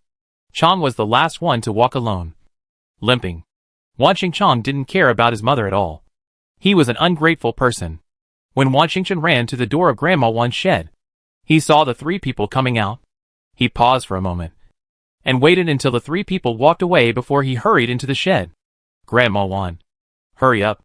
The soldiers are coming to rob your ginseng. My annoying little aunt seemed to have told the soldiers that there was ginseng in your family. One of the soldiers was hit by the shed and fainted. They wanted to save him, but had no way to do it. They are coming soon, Wan Xingcheng said anxiously, looking at the road he came from time to time. After the hail stopped, the sky was not so gloomy, and some vague shadows could be seen. After a moment of panic, Mrs. Wan immediately said to Wan Xingcheng, "Good boy. Thank you for coming to tell Grandma Wan the news. Don't worry. Grandma Wan has her own ideas about this matter. Wait first. Grandma Wan asked you to do something." Mrs. Wan quickly took out half a ginseng from her bag, broke off a piece from it, and hid the rest in the leaves on the shed. Then she sat down and said to Wan Xingcheng, "Child, take this to the soldiers and say that you asked Grandma Wan for it." Although Wan Xingcheng was young, he was very smart and immediately understood what Mrs. Wan meant. This was to let their family do this favor, and not let Wan Dasao take the credit. Wan Xingcheng was a little moved, but he did not refuse. He immediately took the ginseng and ran away. If the soldiers came later, the rest might not be saved. However, Mrs. Wan hid the remaining ginseng just in case. If the soldiers did not come to ask for it again, it would be the best. If they came to search, they would not think that she would hide the ginseng on the ceiling. Wan Xingcheng hurried over with the ginseng and bumped into Li Zue head-on. "Ouch! You little bastard! Are you blind? Where are you going?" The ground was too slippery, and Wan Xingcheng fell out carelessly, hitting Li Zue. They both fell straight to the ground, and Li Zue served as a human cushion for Wan Xingcheng. Wan Xingcheng quickly climbed up from Li Zue, and before Li Zue got angry, he helped him up and said, "Sir, I just saw that the official was injured, and I remembered that Grandma Wan's family had dug up a ginseng before. But it was a pity that Sister Wan stole most of it, and some was given to Grandma Wan to replenish her body. It just so happened that there was a small piece left. When Grandma Wan heard that the official was injured, she took out all the ginseng without hesitation. And it's all here." Wan Xingcheng explained his purpose before Li Zue got angry, and handed the ginseng in his hand to Li Zue. Li Zue looked at Wan Xingcheng with some suspicion. But he was thinking, how did this guy know that I needed ginseng? Wan Xingcheng seemed to guess Li Zue's doubts, and explained with his head down. When the official sheds collapsed, there was a lot of noise. The criminals heard it, so they stood in the distance and took a look. They found that an official had fainted, so they thought that the ginseng in Grandma Wan's house might be able to help. Li Zue took the ginseng in Wan Xingcheng's hand with half belief and half doubt, but thinking that the number of their officials had been reduced by half and no more deaths were allowed. He did not say much to Wan Xingcheng and went back directly with the ginseng. Wan Dasao was observing secretly. She wanted to see Grandma Wan's family make a fool of themselves, but she didn't expect that her good nephew would ruin her good deeds. Wan Dasao was so angry that her teeth itched. She returned to Lu angrily, and Lu was complaining to Wan Jinshu in tears at this time. Xiao saw that the hail outside had stopped and wondered if Lu should leave. Unexpectedly, not only did she not intend to leave, but she also wiped away tears in front of Wan Jinshu. "Jinshu, I watched you grow up. Although I didn't take care of you for a few years, and you followed your father to the border, I never owed you anything." Xiao turned her face away after hearing this, and snorted in her heart, "How can you owe me when I'm not around?" Lu continued to cry, "Now that your 2 brothers have passed away, you are my only son. Can't you ignore me?" The late emperor attached great importance to filial piety. Our Wan family followed the late emperor to fight for the country. Our Wan family's ancestral precepts also put loyalty and filial piety first. "Do you think what your mother said is right?" Lu looked at Wan Jinshu with red eyes. Wan Jinshu was lying on the ground with his brows tightly knitted together. Although he was not often in the capital, he could see that the relationship between Zhao and Lu was not very harmonious when he returned to Beijing occasionally. He always advised Zhao to respect her mother-in-law and not let people laugh at her. He never asked how much she was bullied by her mother-in-law at home. Now Zhao saw that Wan Jinshu was about to lose his temper again. So she stood up and kicked Wan Jinshu in the buttocks. Then angrily dragged her daughter out. This was not the general's mansion. She no longer had to look at Lu's face and bear Lu's anger. If Wan Jinshu really refused to repent and continued to respect this vicious woman as her own mother, she would just divorce her. Anyway, the children were grown up, and she believed that the children would understand her. Wan Jinshu was stepped on the wound on his buttocks by Zhao, and he gasped in pain. But Lu was only concerned with preaching and brainwashing Wan Jinshu, completely ignoring Wan Jinshu's feelings at the moment. Wan Jinshu endured the pain on his buttocks while listening to Lu's nagging, feeling a little annoyed. And he was also a little angry with Zhao. He said nothing, and didn't understand why his wife was angry, and took it out on him as a patient. Zhao's story of being tortured by Lu in the capital could not be told in 10 days and 10 nights. But in order not to affect Wan Jinshu's leading troops to fight at the border, she never told Wan Jinshu about what happened in the mansion. In addition, Wan Jinshu was a straight man with cement, and he didn't understand Zhao's feelings at all. As soon as Zhao left with her daughter, Wan Xingmo and Wan Xingchen came back at the same time. The two heard Lu crying in the shed from a distance. Wan Xingmo's eyes darkened, and he immediately strode into the shed. Chapter 49 today is different from the past. Lu sobbed and complained about her suffering, trying to impress Wan Jinshu and ask him to take care of her and her daughter in the future. Lu's two daughters-in-law listened to her without any intention of leaving. They thought that if Lu could successfully obtain Wan Jinshu's protection, they would have to curry favor with Lu. Wan Xingmo's face was gloomy, and Wan Xingchen followed closely behind. The two brothers walked to the front of the shed and scanned the shed, but did not find Zhao and Waniru. Wan Xingmo winked at Wan Xingchen and said in a deep voice, "Xingchen, go look for your mother and sister nearby. Just look for them nearby. Don't go too far. Although it has just hailed, the wolves will not appear at this time. But you still have to be careful." Wan Xingchen nodded, then trotted away. Wan Xingmo strode into the shed. Wan Jinshu was excited when he saw his son coming back. He finally didn't have to listen to Lu's crying anymore. In this life, what Wan Jinshu couldn't stand the most was women's tears. Fortunately, Zhao didn't cry in front of him like Lu did. Otherwise he would definitely get angry. However, Wan Jinshu didn't know that it was because Zhao understood him and had him in her heart. So she didn't complain or grumble in front of him. She silently endured all the grievances and swallowed her tears quietly. "Lingyun, you're back. I didn't see you just now. Dad and your mother are very worried about you. Are you okay?" Wan Xingmo glanced at Lu, and Lu immediately shut up. She was a little afraid of this grandson, who had a cold face all day long, just like a mouse seeing a cat. In fact, Lu was not afraid of Wan Xingmo from the beginning. When Wan Xingmo was a child, Lu often used her status to punish him and accused him of being unfilial. Later, Zhao was punished because of Lu. Wan Xingmo remembered the most clearly. When Zhao was serving Lu a meal, she accidentally spilled soup on Lu's hand. As a result, Lu scolded her and made her kneel in the hot sun for half an hour in front of many servants. In the end, Wan Xingmo made a big fuss, overturned the table, and sent Zhao to her yard, which saved Zhao. From then on, whenever Lu made things difficult for Zhao, Wan Xingmo went crazy. Once, she almost pushed Lu into the lake. From then on, Lu would hide from Wan Xingmo. She could punish those who valued rules and reason, but she could not deal with Wan Xingmo, who loved to go crazy. Now Lu was swept by Wan Xingmo's cold eyes, like a cold pond. She felt like she was falling into an ice cellar. Her back was cold, and she only wanted to escape from here. However, Wan Dailon sat behind her, like an insurmountable mountain, not giving her any chance to leave. "Amor, what do you mean by staring at your grandmother like that? Do you still have any manners? You were disrespectful to your grandmother when your father was often not around you. Now you dare to be so presumptuous in front of your father? Why don't you ask your father if he agrees?" Wan Dailon bumped Lu's shoulder hard, and Lu understood. She used to be afraid of Wan Xingmo because Wan Jinshu was not at home and no one could suppress this evil wolf. But now is different from the past. She now has a solid backing. "Oh, Jinshu, look at this. This is the good son raised by Zhao. When you were not in the capital, this little beast almost took my life. Why do you still keep such an ungrateful wolf? If you don't kill him, do you want to keep him to discredit our Wan family?" Lu said while wiping her tears hypocritically.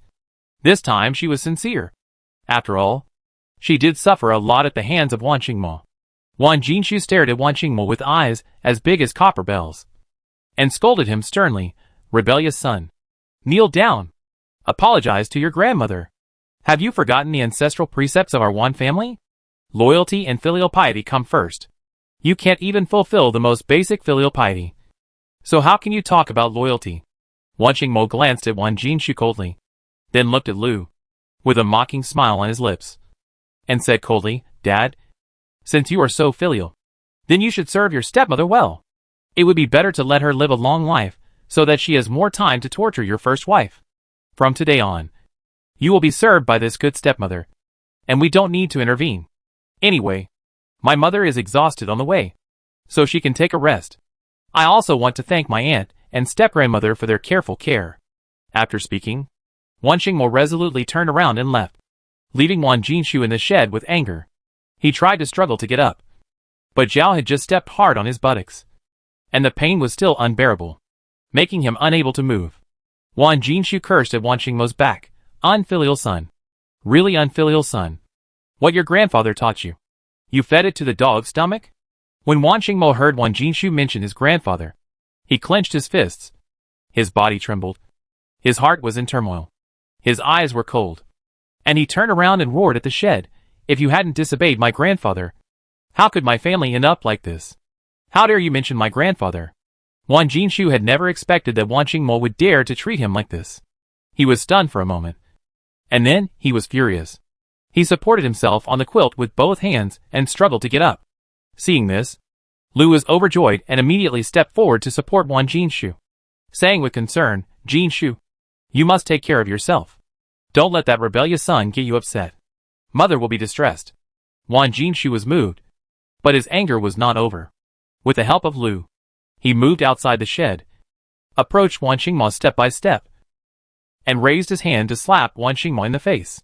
Rebellious son. Just as your grandmother said, you really lack discipline. Before you were 12 years old, you had been living in the general's mansion. If it weren't for your grandmother's help and careful care, how could your mother be so comfortable? Wan Mo took the slap, raised his head, stared at Wan Jinshu coldly, and said, since Dad has hit me, he should be relieved. So let's get back to business. Anyway, you don't need me and my mother now. Why don't you divorce my mother? We children are willing to go with her to avoid annoying you. Wan Jinshu never expected Wan Mo to say such a thing. Along the way, the family supported each other, and he felt unprecedented warmth. But how could it evolve to this point now? How could Wan Jinshu not know who accompanied him through all the hardships? Without Lu, the troublemaker, their family lived a hard life. But their hearts were closely connected. Now that Lu came to stir up trouble again, conflicts naturally arose.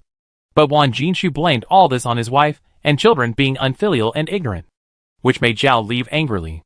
Wan Mo also took the initiative to propose a divorce on behalf of his mother. Wan Mo stopped arguing with Wan Jinshu and turned to leave. As soon as he turned around, he saw Zhao not far away, under the reflection of the fire. Zhao's eyes were full of crystal tears. She had just heard what Wan Mo said, and was deeply moved. Although she had planned to divorce, she did not expect that the child would take the initiative to follow her. Amor. You? Zhao's lips trembled slightly, and tears fell like a broken dam. Wan Mo slowly walked to Zhao's side, and gently wiped her tears. Zhao threw herself into Wan Mo's arms, and burst into tears. Unknowingly, her son had grown into a towering tree that could shelter her from wind and rain. Old Lady Wan's family also came. Seeing this scene, they were speechless. After all, this was someone else's family affair. Niece-in-law. How about you squeeze in with your aunt tonight? Zhao nodded gratefully. Thank you, aunt. Wan Mo supported Zhao. Zhao leaned on Wan Mo and walked towards the shed of Mrs. Wan together. Wan Jinshu was stunned. What did he do just now? At this time, Lu said coldly, what's the use of such a daughter-in-law? Ask around in the capital. Which daughter-in-law is like her? Dare to take the initiative to divorce? Jinshu, don't indulge her. If you have the ability, let her divorce. I don't believe you can't find a better one. Wan Jinshu was upset. And when he heard Lu's words, the anger in his heart erupted like a volcano. He shouted at Lu, Okay. Enough. Don't say it. Are you happy now? Lu didn't expect Wan Jinshu to be angry suddenly, and was a little confused. And then she used another trick. Oh! My life is miserable. My 2 biological sons did nothing. But they were implicated and exiled. And died on the road. Leaving me. An old and helpless woman. With no one to take care of me. The Wan family is a family of generals. And they pass on the family tradition of loyalty and filial piety. But they don't even care about their stepmother. How can I face my ancestors? Before she finished speaking, a hailstone hit her mouth like a bullet, and her front teeth fell out immediately. She squatted on the ground and wailed with her mouth covered. Wan Dasao looked around and did not find the murderer. Only Fubao blinked his eyes, clapped his hands and laughed loudly. Wan Xingchen, who was standing in a corner not far away, was holding a hailstone in his hand, ready to act according to the situation. Wan Dasao immediately noticed Fubao. As a daughter, she was already lonely and helpless like an orphan, while this little girl was spoiled like a baby by these country people every day. Wan Dasao felt that Fubao's smile was mocking Lu. The more she saw Fubao's smile, the more angry she became. She rolled her eyes, bent down, grabbed a handful of hailstones from the ground, and threw them at Fubao with all her strength. Wan Dasao grabbed 4 or 5 hailstones in one hand. If all of them hit the delicate Fubao would definitely be in trouble. Wan Dasao was holding Fubao at this time. When she saw the hailstones flying over, her heart suddenly tightened. Wan Lao Er and Wan Lao Tai were also frightened, and their eyes were wide open. Fubao. Girl. 2 exclamations sounded in Wan Dasao's ears at the same time. Chapter 50 Borrowing Medicine. The flying hailstones were in front of her eyes, like bullets. Wan Dasao hurriedly hugged Fubao and changed direction. The hailstones hit Wan Dasao's back like raindrops. Wan Dasao was still wearing the thin, patched gray coat with a slanted front. At this time, the hailstones hit Wan Dasao's body, like a collision of iron and stone. The piercing pain made Wan Dasao's face show a painful look. Fubao in her arms felt the pain of his mother. The little guy blinked his big eyes, and tears popped out of his eyes, like golden beans. The little fleshy hand touched Wan Dasao's brow, and kept muttering, "Cool. Huh. Huh." Wan Dasao saw her daughter crying, and quickly endured the burning pain in her back, and comforted the little girl with a forced smile. "My dear, mother is fine. Don't be afraid. My dear, don't cry. I feel more distressed when I see you cry." Little Fubao quickly raised his little hand to wipe away his tears, grinned and smiled at Wan Dasao. Wanwen, who was standing next to Wan Dasao, was unhappy, seeing his mother and sister being bullied for no reason. He, as a son and brother, should stand up and protect his mother and sister. Wanwen grabbed a handful of hail that had not yet melted from the ground and threw it at Wan Dasao. Wan Dasao was still immersed in regret, and was resenting Wan Dasao for hiding quickly and failing to hit the little girl. When she saw the white hail coming towards her, Wan Dasao was so frightened that her face turned pale. She had no time to run away, and could only step back in a panic. Fortunately, she escaped the attack of hailstones without any danger. Just when she was secretly thankful, she slipped and fell backwards involuntarily. It was really a coincidence that the back of her head hit a clod of earth. This was originally a deserted land with clods of earth everywhere. If you are not careful, you will trip. Wan Dasao's head hit the ground first. She felt a splitting headache, and her eyes went black. She fainted directly. Wanwen regretted it very much. He hated himself for not throwing harder just now. In the blink of an eye, he saw Wan Dasao falling down by herself. Wanwen clapped his hands and snorted coldly. "It's what you deserve. It's your own fault." The Wan family hurriedly took Wan Dasao back to check the injuries, but had no time to care about Wan Dasao. Lu and Wan Jinshu had already supported each other back to the shed, and the 2 daughters-in-law, Sun and Chiu, followed closely behind Lu. Lu had lost a front tooth and her speech was slurred. After helping Wan Jinshu lie down, Lu realized that her daughter had not come back yet.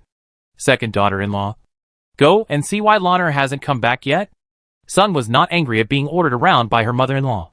She smiled and responded and went out. Sun has always been thick-skinned. She can bend and stretch for survival, and even sell her body. Sun found Wan Dasao, but found that her sister-in-law was lying on the ground motionless. Sun stepped forward and kicked Wan Dasao.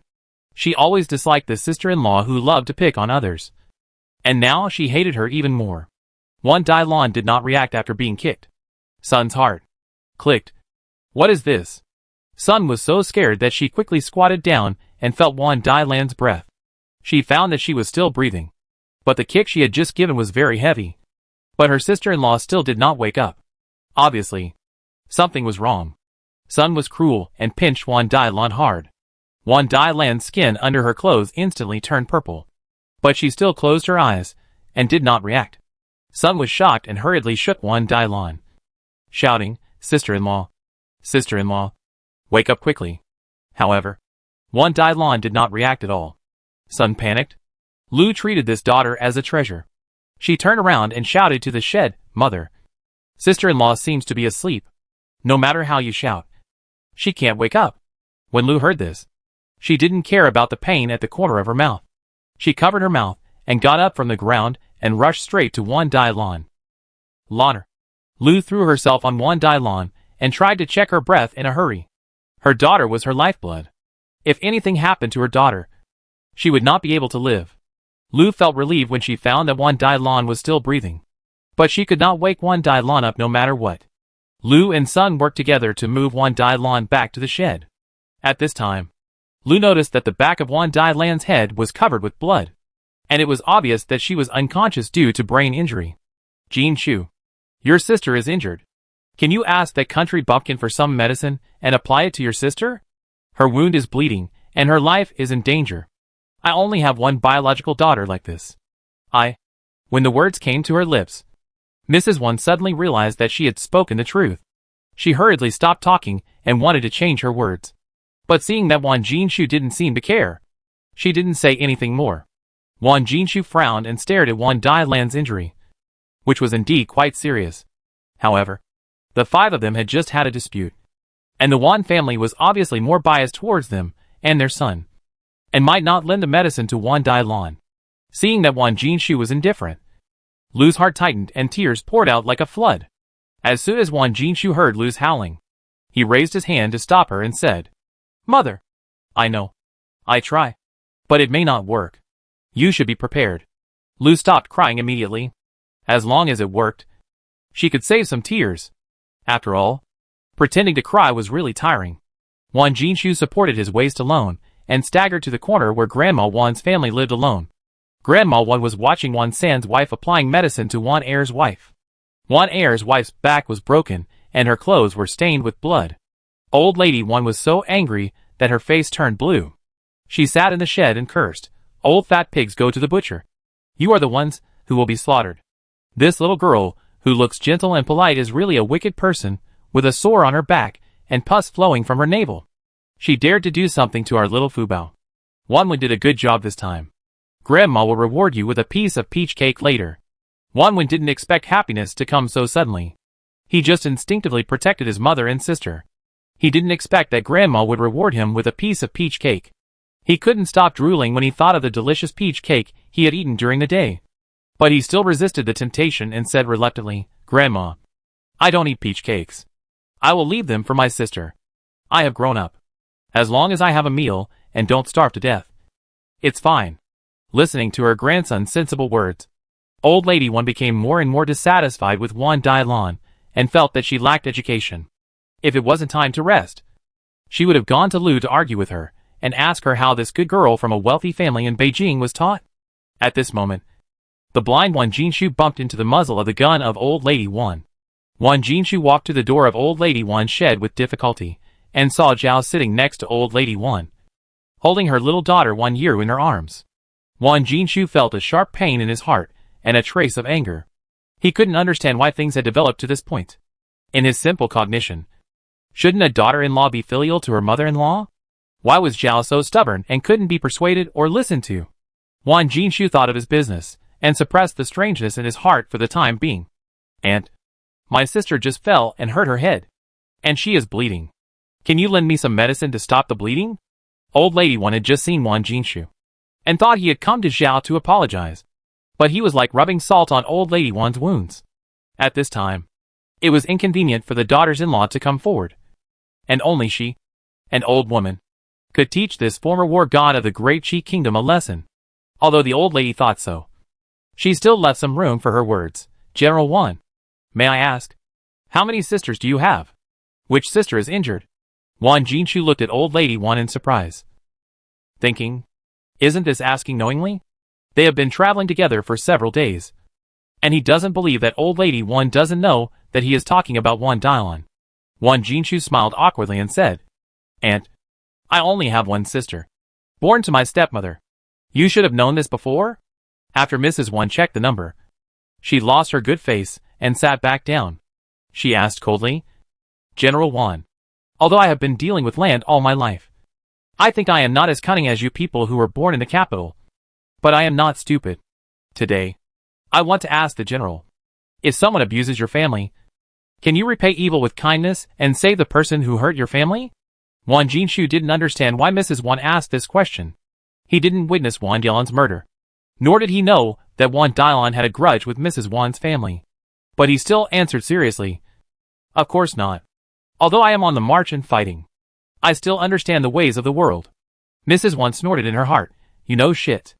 However, Mrs. Wan did not show it on her face, but said calmly, then please go back, General, and ask your good sister what she did to us just now.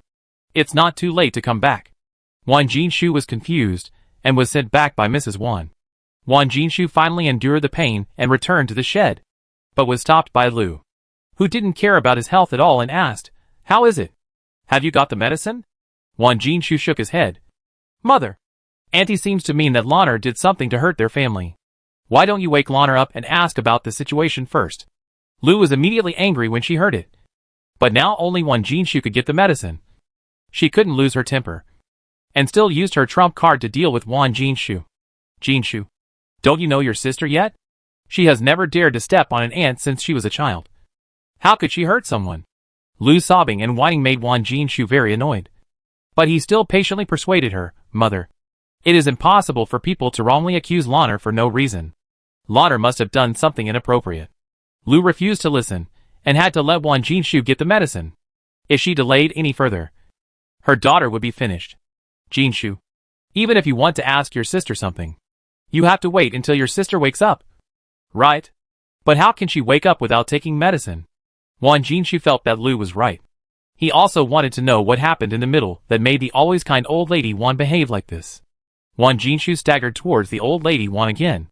Lu looked at Wan Jinshu's back, and a smug smile appeared on the corner of her mouth. Chapter 51 Wan Dalan wakes up, and becomes crazy. Wan Jinshu endured the pain, and came to old lady Wan again. Old lady Wan glanced at Wan Jinshu, moved her buttocks, turned around with Xiao Fubao in her arms, and didn't even look at Wan Jinshu. Wan Jinshu knew he was in the wrong, and forced a smile on his face, and asked, Aunt, I just went back to ask. Lanner hasn't woken up yet. But when Lanner was at home, she couldn't bear to step on an ant to death. Is there any misunderstanding? Otherwise, you can let your sister-in-law give Lanner medicine to treat her wounds first. And when she wakes up, if she really did something to let your family down, I will personally bring her to apologize to you. Is that okay? Xiao, who was sitting opposite old lady Wan, couldn't bear it anymore when she heard this. She snorted coldly. Why do I feel that the person you are talking about is very different from Wan Dalan? Don't mention the aunt. She has killed several of her servants in the mansion by accident. Do you still think she is such a kind person? Wan Jinshu was completely unaware of this. And now when he heard Zhao tell the truth, his first reaction was disbelief. It's impossible. Lanner has always been well behaved in front of me. How could she do such a thing of taking human life lightly? There must be someone framing Lanner. Maybe those servants in the mansion deliberately smeared Lanner's reputation. Zhao rolled her eyes at Wan Jinshu, turned her face away, and sighed secretly in her heart. Before the two of them were separated, she didn't think Wan Jinshu was so stupid. But now he is just like a fool. Wan Jinshu was a little angry when he saw his wife slap him on the back of his head. What happened to his wife? Why is she so easily angry now? However, he still said to old lady Wan, Aunt, can you take a look at this medicine? Old lady Wan was too lazy to deal with Wan Jinshu. But for Zhao's sake, she wanted to help her. So she said, look at the wound on your sister-in-law. There is a large piece of blood on her back through her clothes. Can you see that this is a serious injury as you are marching and fighting? Wan Jinshu took a look at the blood on the back of Wan Dasao. And then he realized that Wan Dasao had really done something excessive. Old Lady Wan did not intend to give up, but continued, "Do you know who your good sister was originally targeting? She was targeting my little granddaughter. Look at my little granddaughter yourself. She is so cute. Just a delicate little baby. How could she, a little kid who can't even speak clearly, offend your sister? She was so cruel to a child. If it wasn't for my second daughter-in-law blocking her, the injury would have been on my little granddaughter. She wanted to kill me. You say she has a good heart. Do you believe it?" Wan Jinshu was completely dumbfounded. He never thought that Wan Dasao would actually attack Fubao. Here he went. He also loved this little baby very much. And he knew that Fubao was the sweetheart of this family. Especially the old lady, who regarded her as a treasure. Wan Jinshu was ashamed. And old lady Wan decided to let him see the true face of those people, and not be disturbed by them again. "You are soft-hearted. Listen to your stepmother's instigation. And ignore your family. You fought outside, and never cared about your wife and children at home. You don't know how hard it is for women to run a household. You just come back to sow seeds when you have time. As for how the children are born and how they grow up, you don't care at all. Ask yourself, do you think you are worthy of being a father? You are worthy of the people of Dachi and the court of Dachi. But are you worthy of your wife? As a mother-in-law, I know the difficulties of the relationship between mother-in-law and daughter-in-law. She is a sweetheart of her parents, but she married into your family. She is unfamiliar with the place, and the closest person to her is her husband. And what about you? Look at what you have done. You drove your wife and son out of the house, without your wife's silent support behind you. How could you have been at ease, and made meritorious deeds at the border all these years? I can't say much about your stepmother. You can experience it yourself. Don't be suffocated by the so-called filial piety. True filial piety comes from the heart. How can it be achieved by crying? As the saying goes, a loving mother makes a filial son. If the mother is not loving, how can the son be filial? The situation in your family is not uncommon in our village. Go back and think about it carefully. Don't listen to others' instigation, and tear your family apart without knowing it." The words of Mrs. Wan were like a loud slap in the face, slapping Wan Jinshu hard, and also overturning his traditional understanding of filial piety. At this time, Wan Jinshu went back dejectedly, like an eggplant hit by frost. All the way, he was thinking whether he had really been wrong all these years. However, he couldn't figure it out no matter how hard he tried. At this time, Lu, who was coming towards him, grabbed Wan Jinshu's arm and asked, "Jinshu, where is the medicine?" Wan Jinshu subconsciously broke free from Lu's hand, as if Zhao had never shed tears in front of him. However, Lu knew that he hated women crying, but she always cried in front of him from time to time. After being reminded by old lady Wan Jinshu began to pay attention to Lu's actions. His face was as cold as ice, and he said coldly, "There is no medicine. Lana hurt someone, so she must go and apologize to him." Lu noticed Wan Jinshu's abnormality, and his attitude had changed drastically, which made her feel flustered. "Jinshu, but your sister..." Before Lu finished speaking, she was interrupted by Wan Jinshu. "When your sister wakes up, she will apologize. If she doesn't wake up, it's her own fault." What Wan Jinshu hated most was being deceived. Now he could still talk to Lu because she was his elder. But if Lu continued to wear down his patience, he couldn't guarantee that he could still be so good-tempered. Lu was shocked by Wan Jinshu's momentum. You know, Wan Jinshu is a military general who has fought on the battlefield for a long time. And he naturally has a sense of hostility, especially when he said nothing and had a stern face. The hostility was even more frightening. Lu didn't dare to pester him anymore. She glanced at Wan Jinshu's back, and a trace of malice flashed in her eyes. Wan Jinshu had been running back and forth, and was already sweating profusely. At this time, he was exhausted, and his body and mind were tortured. As soon as he lay down, he heard Lu's exclamation, "Loner? Are you awake?" Wan Dialan's eyelids moved, and her fingers were slightly raised. Lu had been staring at Wan Dialan and noticed her daughter's abnormality at the first time. Wan Dialan was a little dizzy after being shaken by Lu, and she slowly opened her eyes, because there were piles of bonfires burning around the shed. It was not dark in the shed. Wan Dialan saw an old woman crying in front of her and kept pushing her. She hugged Lu's arm with both hands and put it into her mouth. "Ah!" Lu's screams echoed in the night sky. Wan Jinshu had just laid down when Lu's continuous screams made his eardrums swell. Sun and Chiu had already hidden far away. They had never thought of going up to help. Wan Dalan's life or death was irrelevant to them. Wan Dalan bit Lu's hand tightly and refused to let go. Lu was sweating in pain and slapped Wan Dalan's face fiercely. However, even so, Wan Dalan still tore Lu's arm desperately. And Lu's arm had been bitten with a bloody mark. The madness in Wan Dalan's eyes was like a hungry beast, full of primitive wildness, as if she didn't recognize anyone, and only the most instinctive cruelty was left. Lu felt that her flesh was about to be torn off by Wan Dalan. She suddenly shouted at her two daughters-in-law, "Are you two going to die? Why don't you come to help?" Sun and Chiu were watching the excitement on the sidelines. Suddenly, they were scolded by Lu, so they came forward reluctantly. They still hoped that Lu could control Wan Jinshu. The three of them worked together to tear Wan Dalan off Lu's arm. But Wan Dalan tore a piece of flesh off Lu's arm. Lu held her arm and screamed in pain. But she still didn't have the heart to beat Wan Dalan to death. After Wan Dalan lost its target, it bit whoever it caught.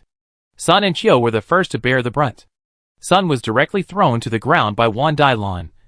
And Wan Dalan held Sun's face and directly put her mouth on it. Sun screamed and wailed after being bitten by Wan Dalan. She flapped her arms and legs, trying to knock Wan Dalan off her body and onto the ground. However, Wan Dalan seemed to have taken a powerful pill. She was usually weak, but now she was extremely powerful. No matter how Sun flapped, she firmly pressed Sun under her body. Seeing Wan Dalan's crazy appearance, Chiu was frightened and quickly retreated to her daughter's side. She carried the child out of the shed. She had already discovered that Wan Dalan seemed to be mentally unstable. Lu wanted to help, but the wound on her hand was still burning, and she was also in fear. "Jinshu, please help your sister quickly. What happened to your sister?" Lu had no choice but to ask Wan Jinshu for help again. Wan Jinshu also found that Wan Dalan was not right. He struggled to get up from the ground and wanted to pull Wan Dalan. Sun's face was already covered in blood from Wan Dalan's bites. Wan Jinshu staggered forward. After all, he was a military commander. He gritted his teeth and pulled Wan Dalan off Sun's body and threw her out. After being thrown out, Wan Dalan got up from the ground and sat there, giggling. Lu really cried this time, and her tears kept flowing down. Wan Jinshu had seen many wounded people. Seeing Wan Dalan's condition, he thought that she had injured her brain. So he sighed and said to Lu, "My sister may have injured her brain, and she has gone crazy." "Crazy? What do you mean?" Lu couldn't accept this result at all. How could a person suddenly go crazy? Yes, it must be those country bumpkins who did it. They must have made my daughter look like this. I'm going to find them to argue. They must give me an explanation. Otherwise I will never let them go. Lu ran towards Old Lady Wan with a ferocious face. Chapter 52. Grandma Wan teaches Lu a lesson. The hail on the ground gradually melted away. The soil that had not seen rain for several months was like a thirsty child, greedily sucking the melted hail water. And the dust on the surface became sticky. When she stepped on it, it was as if she was stuck by glue, and the soles of her shoes were instantly wrapped in mud. Lu dragged her heavy steps and walked towards Grandma Wan's shed. Grandma Wan's family had all rested, because Wan Mo had built a new shed. Xiao took her 3 children to live in the new shed, but there were not enough beddings, so they could only make do with one bed for several people, and the ground was covered with thick fallen leaves. Before Lu approached Grandma Wan's shed, a sharp voice had already come in. "Get out of here, you country bumpkin. You killed my daughter. Come out and pay for her life, or I burn your shed down." As Lu said this, she really went to the nearest bonfire, reached out to pick up a fire stick from the fire, and walked towards the shed with the fire stick in her hand. Old Lady Wan was awakened by Lu's sharp voice, and she was a little annoyed. She hadn't rested well these days, and according to the intensity of tomorrow's journey, it would take a day to cross the forest, which was no joke. They were carrying a lot more things now, and no one could predict what the situation would be like by then. The only thing they could do now was to rest more and save their energy. But just as Old Lady Wan and Xiao Fubao fell into a deep sleep, they were awakened by Lu's shout. Old Lady Wan was very angry. She put Xiao Fubao down, climbed up from the mattress, and went to meet Lu. Although Old Lady Wan was older than Lu, she often did farm work, which made her strong. At this time, She was furious and had long been fed up with Lu's behavior. At that time, she did not expose Lu's evil deeds for Wan Jinshu's sake. Now that Lu took the initiative to come to her house to make trouble, how could she miss such a good opportunity? If she didn't teach this shameless mother-in-law a lesson for her niece, she would be sorry for Wan Qingmo's protection along the way. When the two met, Old Lady Wan didn't give Lu any time to react. She grabbed Lu's hair and threw her to the ground. The torch in Lu's hand was also thrown out, and she was ridden by Old Lady Wan and rolled in the mud.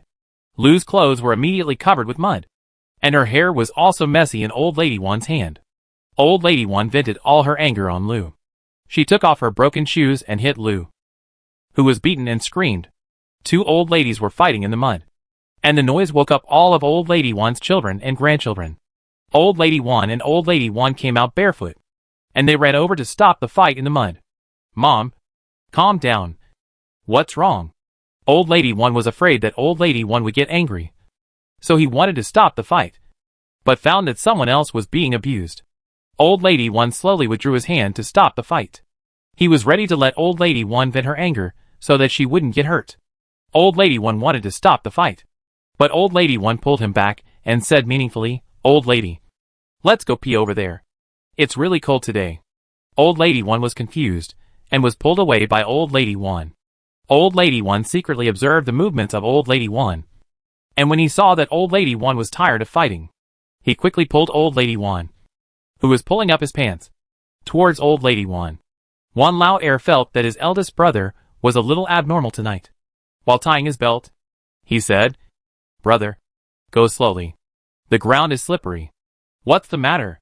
Wan Lao De hurriedly replied, "Mom is tired. Let's take her away quickly and throw that old woman away. Don't make her angry." At this time, Lu's face had been swollen like a pig's head by Wan Lao Tai. Her head and body were covered with mud. Half of her teeth had fallen out. She was whimpering with blood in her mouth. It was impossible to hear clearly, and no one cared what she said. After Wan Lao Er and Wan Lao De helped Wan Lao Tai into the shed, the two brothers comforted Wan Lao Tai. After Wan Lao Tai's anger subsided, she lay down again.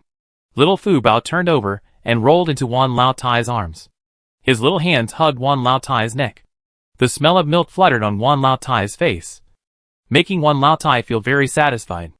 Wan Lao Tai hugged little Fubao, and soon she began to snore softly. Lu screamed and was carried away by Wan Lao De and Wan Lao Er like a dead pig. The two threw Lu into the shed where Wan Jinshu was. Wan Jinshu had just dozed off when he was awakened by the noise. When he opened his eyes, he saw Lu with blood all over her face. Wan Lao De and Wan Lao Er put Lu down and ran away without saying hello. Such a big commotion happened here, but the officers and soldiers ignored it. Nothing else happened that night. When the sky was slightly white, Lizwa called everyone to get up. After a night of fermentation, Lu's face had swollen like a pig's head. Her upper and lower lips were like two sausages hanging on her mouth. Her face was swollen like a steamed bun with dried blood. No one cared for Wan Dai Lan at night. She sat outside in the mud all night. When she got up in the morning, she was soaked and shivering with cold. She hugged her arms, hunched her head, and looked pitiful with bare feet. After Lizwa distributed 2 steamed buns to each person, he urged everyone to get on the road. The Wan family suddenly had 3 more large backpacks, which was particularly eye-catching. Wan Erseo, Wan Sansa, and Lu worked overnight last night, but they only made clothes for a few children. It was a bit cold in the morning, and the children were shivering with cold, but they were reluctant to wear new clothes. Everyone would wear the forest later, and the new clothes would definitely be scratched. So everyone still wore old clothes, and they would naturally get warm when walking later. This time, the Wan family also got steamed buns. Because of the previous steamed bun poisoning incident, the Wan family had a shadow in their heart and dared not eat it.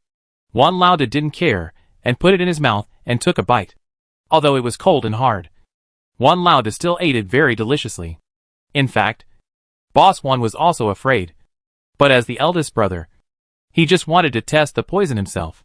He pretended to be carefree and indifferent, but he was very nervous in his heart. "I'm done. Everyone hurry up and eat."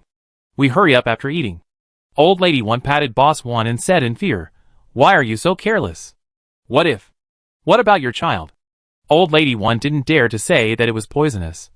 But she knew that Boss Wan understood what she wanted to say. Boss Wan smiled and said, "Mom, I'm fine. Don't I still have you?" Others also took the steamed buns and started eating. Although they were not as fragrant as dried meat.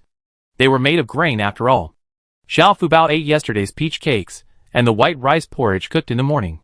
The water was hard to come by, and everyone used it sparingly. It was just enough to cook a pot of mixed grain porridge, and everyone shared it. Just as they cleaned up here, Wan Dasao went crazy again. She wanted to snatch the food from Sun's son, but was pushed down by Sun, and the two started fighting. This time, the officers whipped them directly, and no one could delay the departure time. Sun was a normal person, afraid of pain, and was whipped twice by the officers and soldiers. So she immediately dodged far away. However, Wan Dasao grabbed the whip and took it away, and whipped the officers and soldiers. The officers and soldiers drew out their long swords and directly cut off Wan Dasao's hand. Wan Dasao rolled on the ground holding her broken arm, and instantly became a mud man. "Hurry up," said off quickly. "Don't dawdle. If you delay crossing the forest today, I will chop him." Lizwa raised the long sword in his hand, and everyone looked at Wan Dasao with a broken hand on the ground, feeling uneasy. A quarter of an hour later, they finally started on the road. This was another difficult day, even more difficult than the previous crossing of the forest, because it had hailed last night, and the forest must be slippery and difficult to walk. The originally planned day had passed, but now it seemed a little uncertain. Chapter 53. Arriving outside the pass. The soldier shouted at the back and kept urging everyone forward.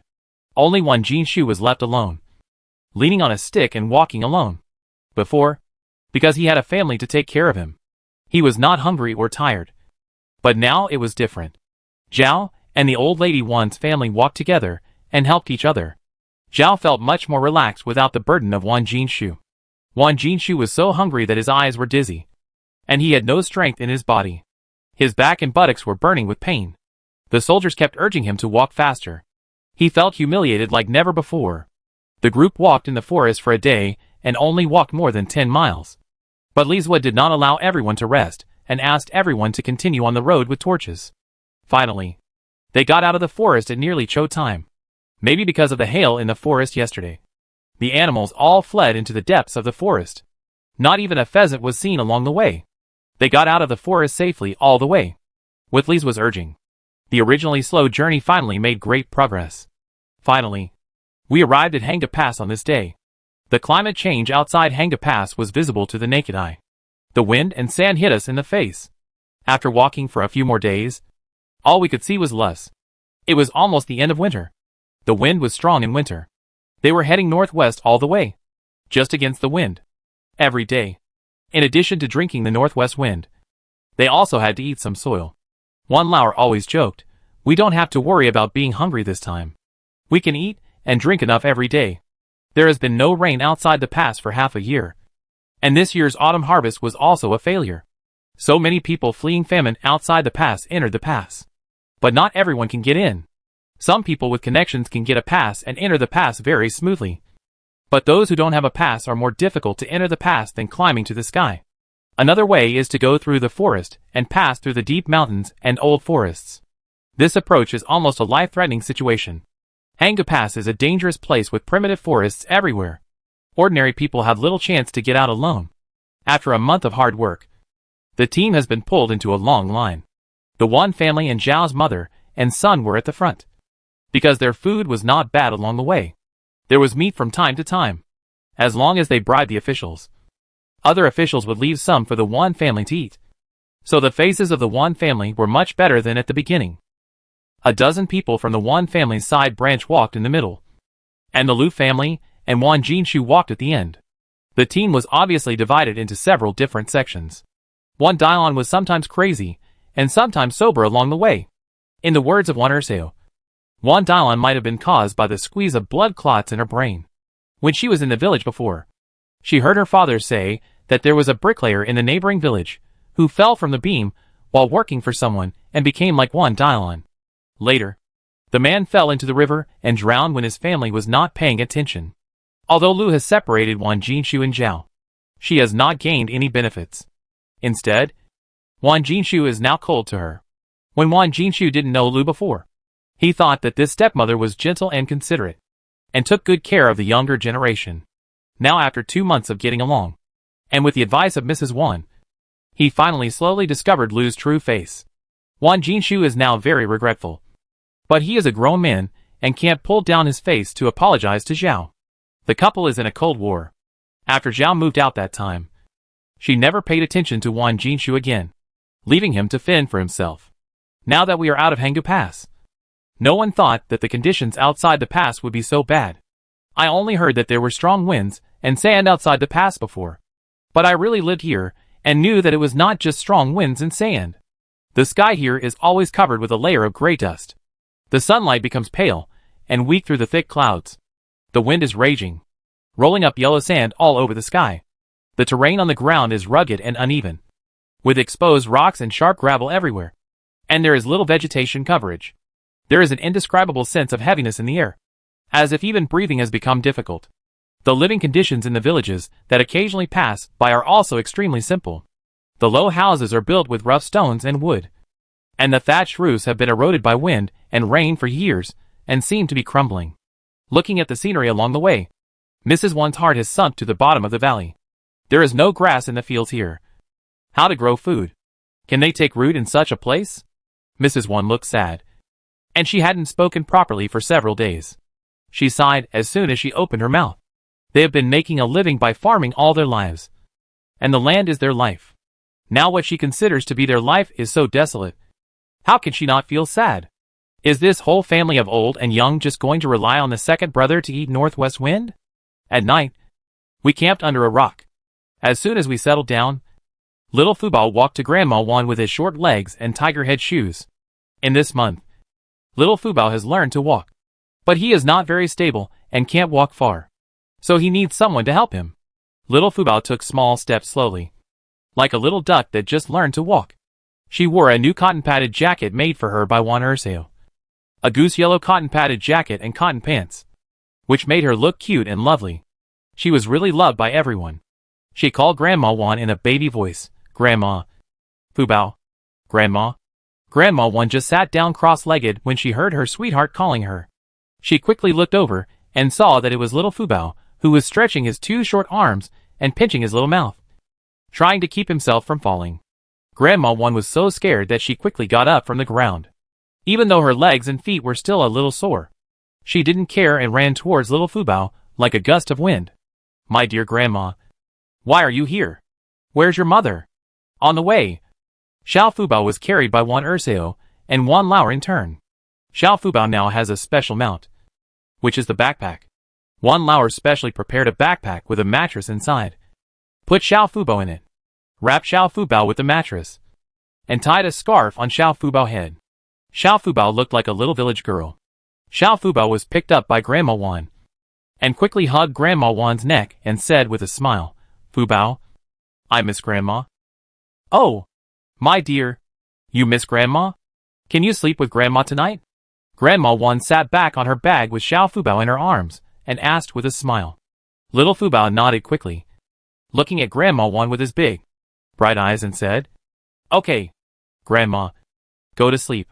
Grandma Wan smiled, and the depression in her heart seemed to have dissipated a lot. Then she thought it through. She started to worry about the future before she even got to the place. Wasn't it a bit too early? Maybe the situation will change after she gets to the place? Didn't she still have little Fubao? She believed that the fate of their family would definitely be better than those exiles. With little Fubao interruption, Grandma Wan's frown, which had been on for several days, finally relaxed, and she felt relieved. The other people in the Wan family were surprised to see that little Fubao made Grandma Wan happy with just a few words. Old Lady Wan was in a good mood and waved her hand and said, "The weather is getting colder and colder. You should take out all the cotton-padded clothes we made tonight and wear them. You can't leave the clothes and freeze. People have everything. You must not get sick at this critical moment. If you get sick, you will die. We are about to reach the destination. Everyone must hold on at this time." The whole family was very happy. Although they wanted to wear thick clothes, they all thought that they would sweat all over once they walked. When they rested at night, they had quilts, and it was not very cold. But after leaving the customs, the temperature at night was much lower than that in the customs. It was dry and cold at night, and people could wake up with the cold even if they rolled up the quilt. Now that they have new cotton-padded clothes, they won't feel cold when they sleep at night. Wan Dasao also made new cotton-padded clothes for Zhao's mother and son. But Zhao saw that old lady Wan's family didn't wear them, so they were embarrassed to wear them. Now old lady Wan waved her hand. Everyone put on clothes, and Zhao put on new cotton-padded clothes for the children. Wan Yuri touched the yellow fabric on her body. As soon as she put on the fluffy new cotton-padded jacket, her thin body immediately felt warm. Wan Yuri whispered to Zhao, "Mother, Grandma Wan's family is so nice. When Roa grows up, she must thank Grandma Wan's family." Zhao touched her daughter's head with relief. Fortunately, her rower did not grow crooked. People who know how to be grateful will always be respected. Grandma Wan put on new clothes. The clothes she originally made for Wan Jinshu were given to Zhao in the morning. But Zhao did not send them to Wan Jinshu, but directly covered herself with a quilt. Lu always paid attention to the movements of Grandma Wan and others. She wanted to avenge the fact that she turned into a pig head. It was not only her own revenge, but also her daughter's revenge. Along the way, Wan Dasao was tied with ropes and driven forward like a livestock. Lu was distressed, and she kept remembering all this on Grandma Wan's family. But she hadn't found an opportunity along the way. But this time she finally found one. The people in the Wan family had new clothes, but the officials didn't have new clothes. So why could the Wan family wear new clothes? Lu stood on tiptoe and ran to Li's wood to stir up trouble. Chapter 54. Snow falls in the midnight. Lu kept talking in front of Li's wood for a long time. And then Li's wood lazily looked up at the Wan family. In the past month, Li's wood and his friends have benefited from the Wan family. Their luck is so good that they either catch rabbits or stupid roe deer. And every time they never miss out on their group of officials. So Li's wood's attitude towards the Wan family has changed 180 degrees. In addition, they will be able to reach the Exile place in advance in 10 days, or half a month. Li's wood doesn't want to cause trouble. He just wants to send people to complete the handover and rush back to the capital. In addition, the size of this cotton coat is not suitable. They carry their own cotton coats when they go out. And they don't need this coat. So they don't take Lu's provocation seriously. On the contrary, Xiangyang, who was standing aside, heard Lu's provocation, and took the whip in his hand without saying a word, and whipped Lu hard. "You are the one who loves to gossip the most. Can't you live without stirring up trouble? Go back and stay here honestly. If you keep gossiping, be careful that my whip will not recognize you." Lu was whipped twice, and was so scared that she immediately shut her mouth, like a frightened mouse. She returned to Wan Jinshu, and sat down with her neck shrunk. Wan Jinshu leaned against the rock, closed his eyes, and pretended to sleep. Hearing Lu's footsteps coming back, he was too lazy to even open his eyelids. Lu glanced at Wan Jinshu, and felt a little angry. This stepson ignored her all the way, and she tried her best, but it was useless. However, Wan Jinshu himself could not protect himself, and he did not help her at all. Lu felt that she had really picked up a burden.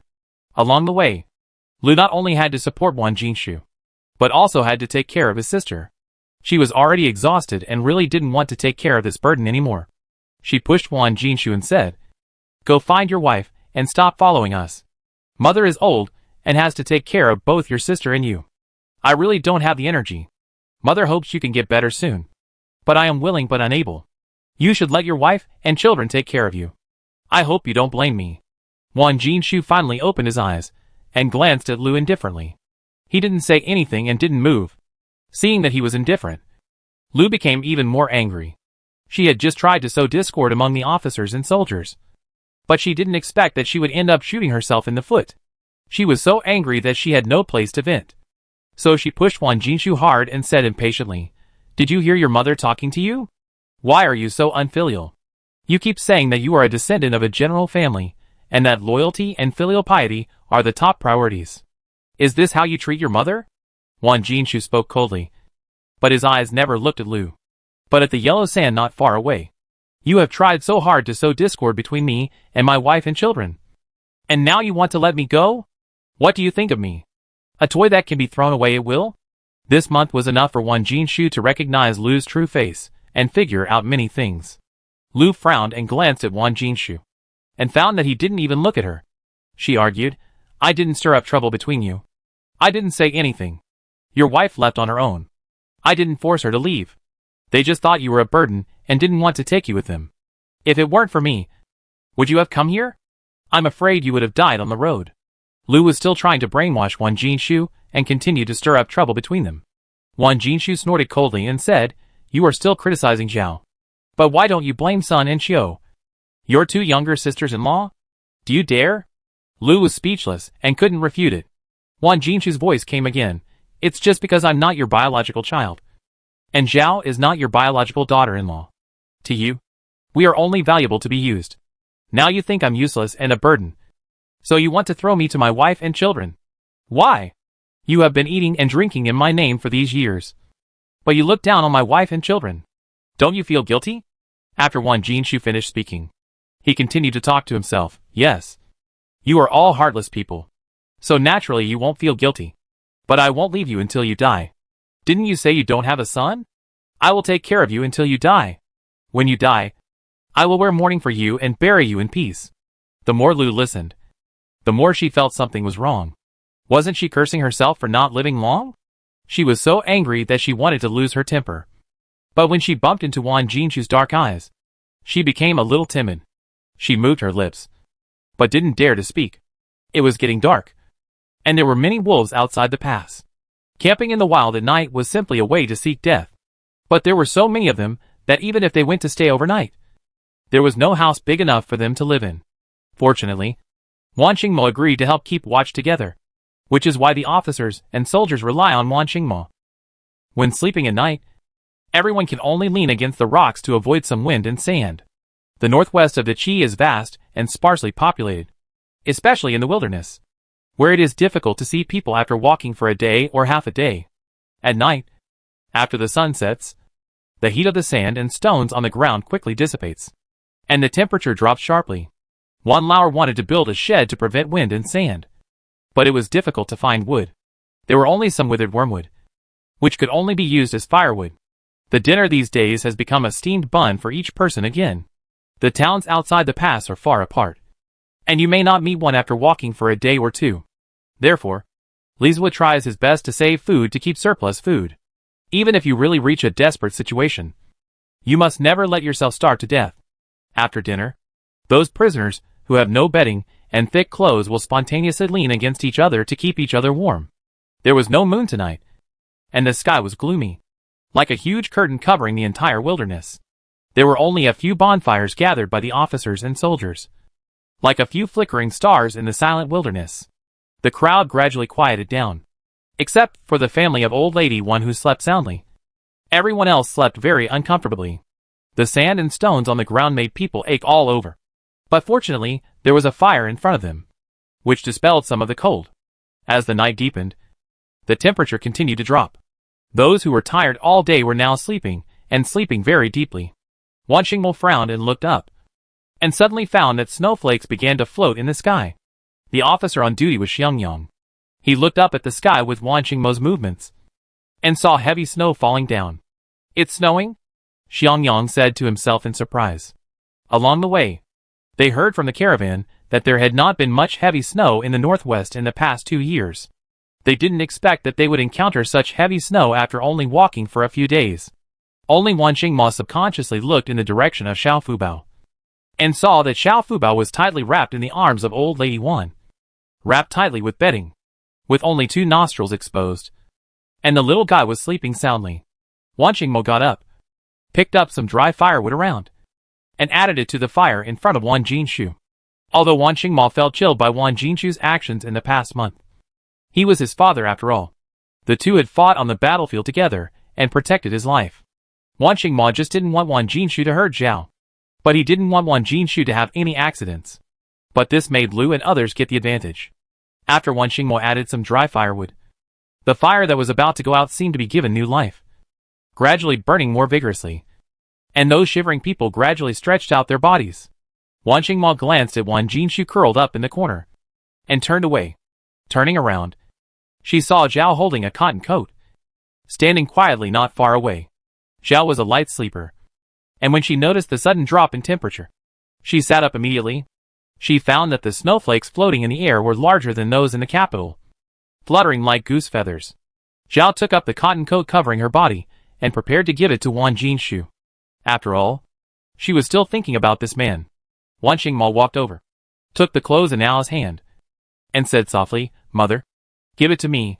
You go to rest. But the snow is so fierce. It is estimated that it will not stop for a while. I will give it to you later. Grandma Wan and everyone will light a fire."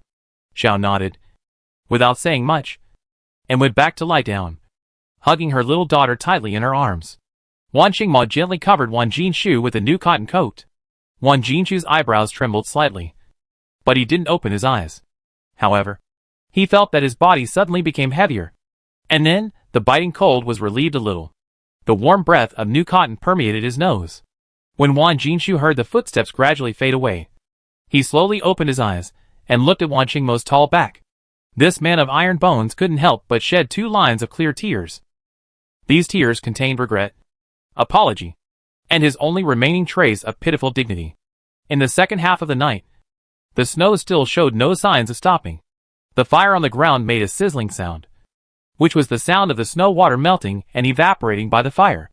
At this time, the snow had already covered the soles of the feet. Wan Mo hurriedly woke everyone up. Xiangyang also went to call the officers and soldiers. Zhao had just laid down in a daze when she was awakened by Wan Mo. She knew that the snow must be getting heavier. The Wan family woke up from their sleep and found that it was snowing outside. The light of the snow illuminated the originally dark night. "Mom, why is it snowing so heavily?" The Wan family used to build a small shed above their heads when they slept, and covered it with rags to prevent dew, so they didn't notice the snow at all. At this time, something unexpected happened in Xiangyang. Chapter 55: Discovering the Village. Wan Jinshu, Lu and others were originally huddled behind a tilted rock. This rock was like a safe haven, not only shielding the wind and sand that roared like evil spirits, but also withstanding some wind and rain. However, Lu was kicked out by Wan Jinshu in the middle of the night. His tall body would unconsciously stretch in his sleep, and Lu was kicked out little by Wan Jinshu, slowly moving out of the shelter of the rock. When Xiangyang called for everyone to get up quickly, he found that Lu could not be woken up no matter how he shouted. Xiangyang kicked Lu's body heavily with his foot, but it felt like kicking on a piece of ice. He felt something was wrong, and immediately squatted down and stretched his hand to Lu's breath. "Dead?" Xiangyang stood up with a solemn face, slowly straightened up, and immediately walked towards Lizua. "Brother Li, that old woman seems to be dead. Her body is as hard as a stone." Xiangyang frowned, his eyes like an eagle scanning the prisoners, who had not yet gotten up not far away, as if a heavy burden was weighing on his heart. "Hurry up and check the other prisoners to see how many are still alive," Lizua said with a chill in his voice. After that, he and Xiangyang immediately split up. After a while, everyone was checked. The officers and soldiers carried the people who were no longer breathing together like cargo. "Brother Li, 10 people froze to death last night. We only have 20 to 30 prisoners now. There were 50 to 60 people when they came out, plus a dozen who joined in halfway. A total of nearly 70 people. What should we do? How can we report to the higher-ups?" Xiangyang was full of worry, and his words were as heavy as lead. "What else can we do? We can't just grab someone on the way to fill in the gaps. Can we? That's it. When the time comes, we can put all the blame on Zhou Qiang. Anyway, he has turned into dry bones, and there is no evidence. We should speak with one voice and say that Zhou Qiang was a poor leader and encountered wolves and tigers. Those people became food for the tigers.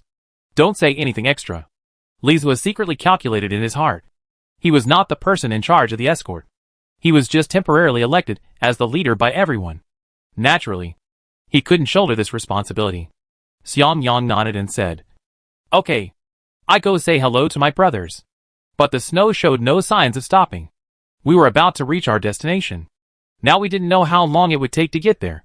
Alas! Xiangyang sighed and walked away to tell other Yamen runners. Since so many people died at once, the atmosphere in the camp was extremely heavy. Wan Jinshu looked at Lu's body with mixed feelings. He didn't expect Lu to die so soon. He just said that to piss her off last night. But Lu froze to death in the middle of the night. Wan Jinshu kept his promise and buried old lady Wan. Wan Dasao became a fool and froze to death with Lu last night. Wan Jinshu buried the mother and daughter together so that they could be a companion.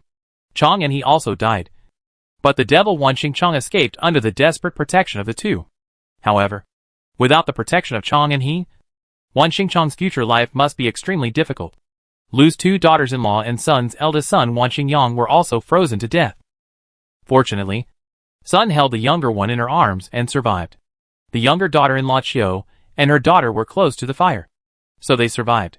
Now in the whole team, only old lady Wan's family is missing sister Wan. The rest are safe and sound. And Zhao's family is also safe and sound. In the endless suffering, the sky finally brightened. But the wind in the wilderness was particularly fierce. The biting northwest wind was like a sharp knife, ruthlessly passing through the face, making people feel stinging. The snowflakes mixed in the cold wind were like a group of frightened butterflies, making it difficult for people to open their eyes. And the road under their feet became difficult to walk. The snow that had been suppressed for 3 years seemed to want to poke a big hole in the sky. And it fell continuously. In the evening, the snow had already covered the calves. Walking in the snow, if you were not careful, you would fall into the snow pit, and people would disappear without a trace in an instant, leaving only a human-shaped cave. At this time, the wind and snow became more violent, and the visible range was only 10 feet away. The surroundings were vast, and it was impossible to distinguish the direction, and it was difficult to see the road clearly. Wan Xingmao borrowed a rope from Wan Laoda, handed it to Li Zue, and said, "Sir, the snow is too strong. We must try to connect with each other. Otherwise it is very easy to get separated. And once separated it will be difficult to survive." As soon as Wan Xingmao opened his mouth, the strong wind blew the snowflake straight into his mouth, and his voice was immediately swept away by the strong wind and the snowflakes. Li Zue couldn't hear Wan Xingmao's words clearly, so he could only shout back, "What did you say? I can't hear clearly." Wan Xingmao approached Li Zue again and repeated what he had just said loudly. And Li Zue heard it clearly. "Yes. Let everyone hold the rope and walk slowly." Li Zue responded loudly. He picked up the rope with difficulty, tried hard to catch up with Xiangyang, grabbed the corner of his clothes, and shouted in his ear, "Xiangyang, let everyone stop and walk forward holding the rope." Xiangyang looked at the rope tightly held in Li Zue's hand and nodded. At this time, Sun suddenly fell to the ground and never got up again. "Mother!"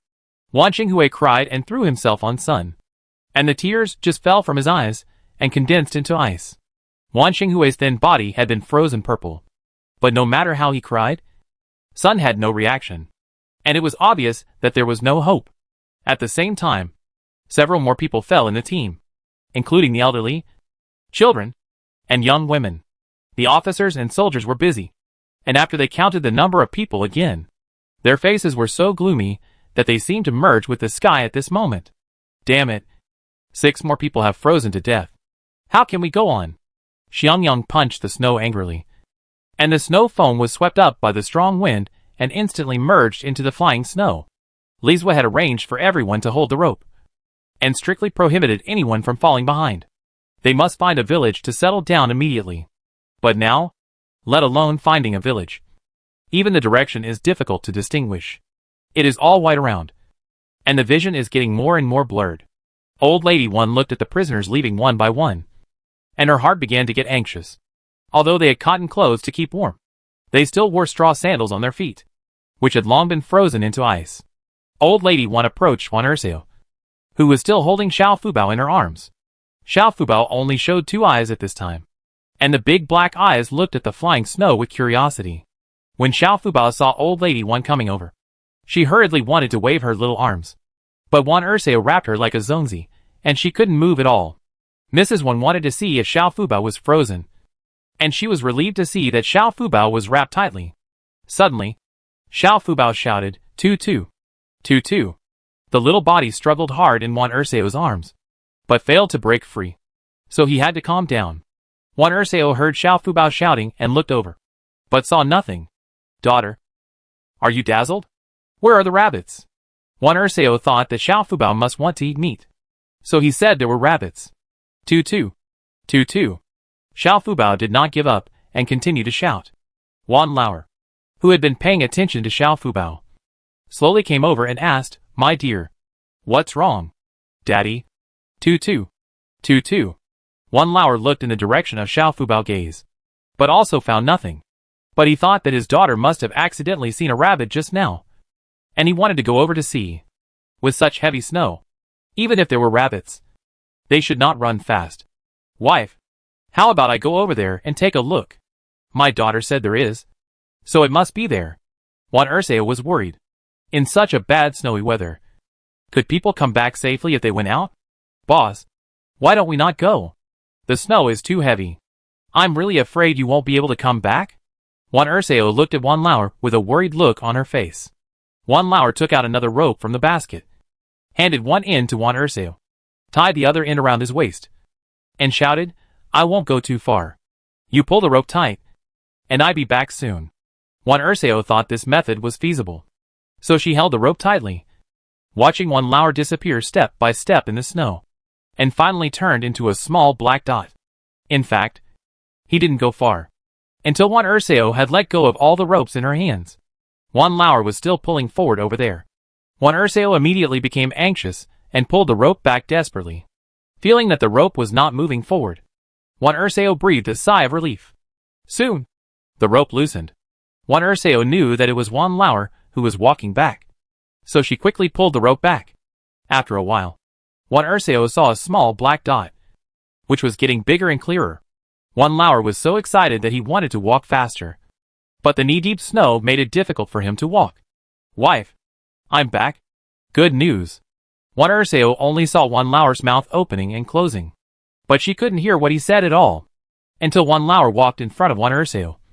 The excited expression on his face made Wan Dasao realize that there must be good news. Wan Dasao was full of expectation and nervousness, and looked at Wan Lao, who was still holding two big fat rabbits in his hands. Mrs. Wan said with joy, Are there really rabbits? Wan Lao shook the rabbit in his hand to show Fubao, and Fubao's eyes narrowed with laughter. Unexpectedly, Wan Lao's next words were a huge surprise. Mom, I just saw that there seemed to be a village over there. Chapter 56 Arrival at the Village. Wan Lao's words were like a thunderbolt, which shocked Wan Er's wife and Wan Lao Tai. This was more surprising than pie in the sky, and more exciting than picking up 100 rabbits. Lao, are you seeing things? I can't see anything here. How can you be sure that there is a village over there? Wan Lao was afraid that her son had made a mistake, which would not only make everyone happy for nothing, but also lead them in the wrong direction. No, mother. Although I can't see clearly, I can be sure that there is definitely a house over there. Wan Lao saw that Wan Lao didn't seem to be lying, and hurriedly said to him, Lao, go tell the official. It will be dark soon, and if we delay any longer, we will all be buried here. Wan Lao responded excitedly, and hurriedly moved towards Li Zhuo with difficulty. Sir, there is a village over there. Should we go take a look? Li Zhuo and Xiangyang were discussing which direction to go next, when they heard Wan Lao shouting loudly. His face was frozen purple, but he was excited. Li Zhuo and Xiangyang decided that the safest way now was to find a place to rest temporarily, and make plans after the snow stopped. After all, such heavy snow not only made it difficult to identify the direction, but also posed many greater dangers. The news brought by Wan Lao undoubtedly saved everyone's lives. Really? Where? How did you find it? Wan Lao told them everything about the rabbit he had just seen, and then recounted how he accidentally discovered the village. In fact, if there was no influence of the wind and snow, they should be on the road outside the village. It was a pity that the slight obstruction caused by the wind and snow almost made them pass by the village. Lead the way, Li Zhuo shouted to Wan Lao in a hoarse voice. Then, he turned to Xiangyang and shouted at the top of his lungs, Hurry up and inform everyone that everyone must hold the rope and move forward one by one. If anyone falls behind, no one will come back to find them. Xiangyang nodded excitedly.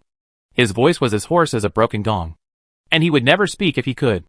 Wan Lao returned to Fubao, carefully stretched out his hand, and gently took Fubao. Wife, I will hold him for a while. You help take care of the children. Don't fall behind. I will go to the front to lead the way. Wan Dasao nodded hurriedly and told Wan Lao loudly, You have to be careful. Got it. Wan Lao responded loudly. A group of people followed Wan Lao. Wan Lao had a rope tied to his body, and the other end of the rope was tightly held in Wan Qingma's hand. Li Zhuo followed closely behind Wan Qingma. Behind Li Zhuo came the mother and son of the Zhao family, followed by the boys of Wan Lao Tai. Then Wan Lao and her daughters-in-law, Wan Jinshu and Wan Lao Da and others walked in the middle of the team. And finally the officers led the way. The group formed a long line, and the ropes were not enough. So even the whips of the officers were used. After walking for about a quarter of an hour, Wan Dasao finally saw the vague outline again. Found it! Wan Dasao shouted excitedly, but his voice was swallowed up by the strong wind. Waning Mo also saw the direction that Wan Dasao pointed to, and it was indeed a village. The crowd walked for another quarter of an hour before entering the village entrance. Standing at the entrance of the village, Wan Dasao realized that something was wrong. It seemed like an abandoned village. As far as the eye could see, the roofs of the village were piled with a foot of snow, and some houses were overwhelmed and collapsed. Those houses that have not collapsed are all built with stones. They look very solid, but how long the roofs can hold up is unknown. The roads in the village are covered with thick snow, and there is not even a footprint, because the site is blocked by layers. It is impossible to see the true appearance of the whole village. People can't help but wonder how big this village is, how many people it can accommodate, and how many houses are still intact. Lizwa said decisively, all of us should enter the houses that have not collapsed now, and then explore whether there are still habitable houses in this village. Everyone followed Lizwa closely, and walked into a low stone house closest to the village entrance. There is no yard around this house. The door should have been an open space, but now it is covered with snow, and its original purpose cannot be seen at all. The door of the house is closed, and it is pinned from the outside with a long stick, which shows the owner's care and cherishment of this house. If it weren't for the support of this long stick, the door would have been blown open in such a fierce snowstorm. Lizwa carefully took away the long stick and gently pushed the door open. He didn't dare to use too much force, fearing that the pressure of the snow would cause the door frame to lose its support and cause the door panel to hit him directly. Fortunately, the house was built solidly, and no unexpected situation occurred. However, as soon as the door was opened, a cloud of dust came in. The house was full of thick dust, as if everything was covered with a mysterious veil.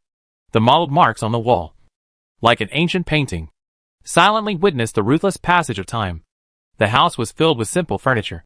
Although they were all in tatters, there was a hole in the table, and a leg was missing from the chair. But even so, there were not many such furniture, because no one had lived in it for a long time. The furniture was covered with a thick layer of dust.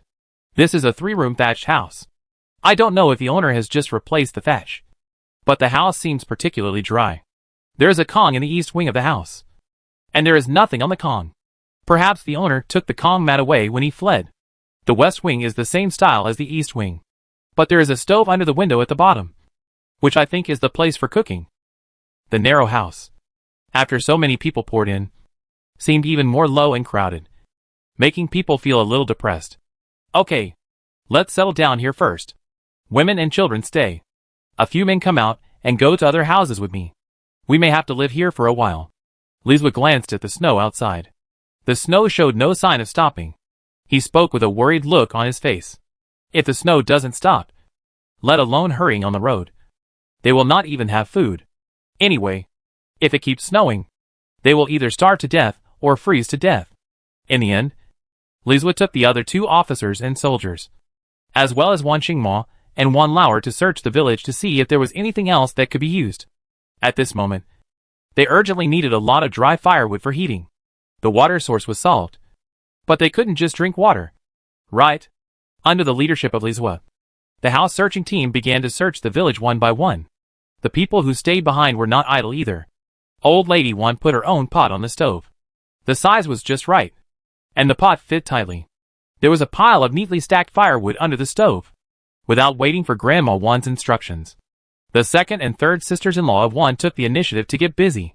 Lu's belly was now showing, although it didn't look very big, but it was still different from the slender appearance a month ago.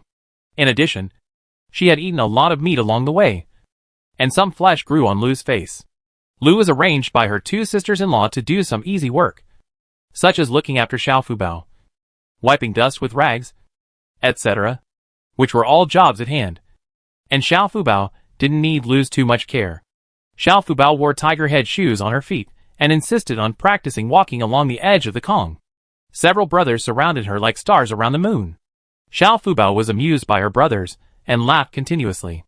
She accidentally fell to the ground without standing firmly. Fortunately, she was dressed thickly and was not injured. Not only did she not cry, she also sat on the ground and laughed foolishly. Her two little hands imitated old lady Wan by patting her short legs. And the room was filled with the sweet laughter of little Fubao. Like a silver bell, Wan was quick to pick up little Fubao and gently pat the dust off her buttocks. Little Fubao thought her brother was playing with her and giggled non-stop. Seeing that the children were having fun, Lu went to wipe the dust with confidence.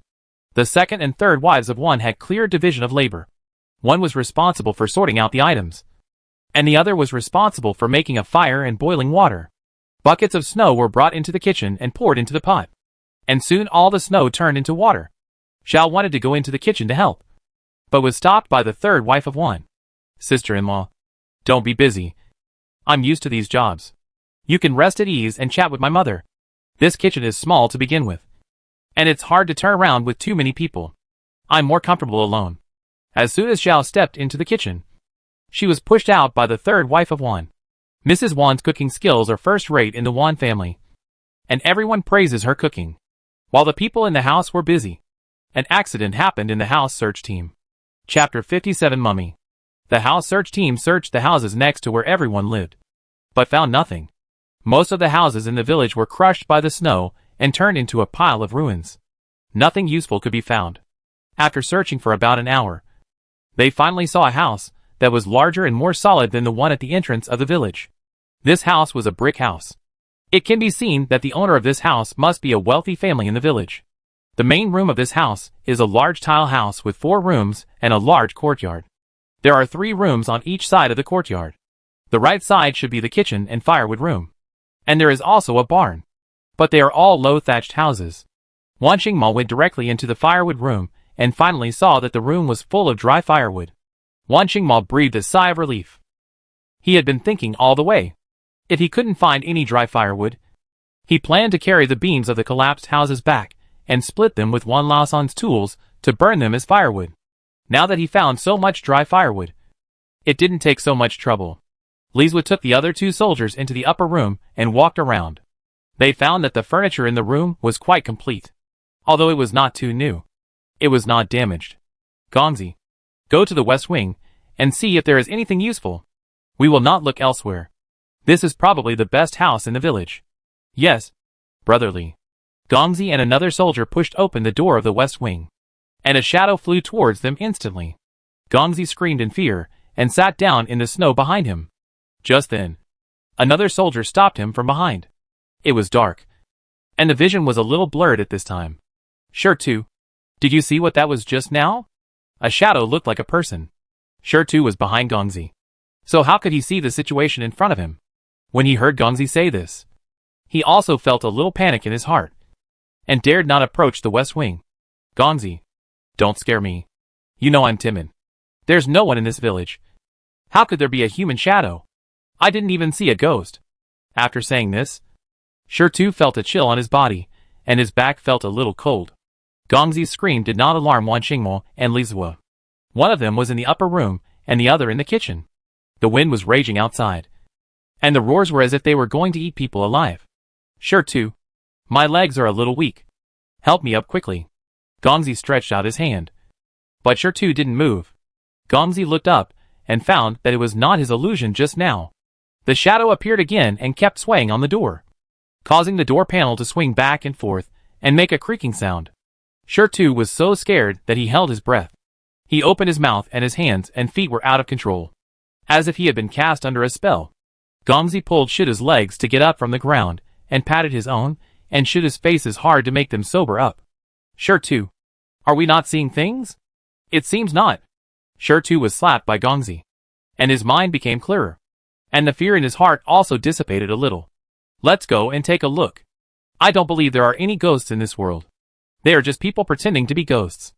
Gongzi swallowed his saliva and drew his sword and held it in front of him. Sure too followed closely behind, one step away from Gongzi. He was a well-known coward among Gongzi and his friends. Gongzi tightly grasped the long sword in his hand and moved towards the door step by step. The door panel was swaying in the wind, and the shadow also appeared and disappeared with the shaking of the door panel. Are you a human or a ghost? Get out of here. Don't pretend to be ghosts in front of me. I'm not afraid of you. Gongzi felt that his legs were shaking, but his threatening voice was instantly swallowed by the wind and had no effect at all. Gongzi was furious in his heart. shouted, and kicked the door panel open. The door panel was not very strong to begin with, and Gongzi kicked it to the ground. "Come out!" Gongzi still pointed his knife at the shadow behind the door panel and shouted loudly. But the only answer he got was the howling north wind. "Gongzi, is that not a human? Should we go call Brotherly to come and have a look?" Shirtu grabbed Gongzi's clothes tightly, glanced away, and dared not open his eyes to look at the ground. "You coward!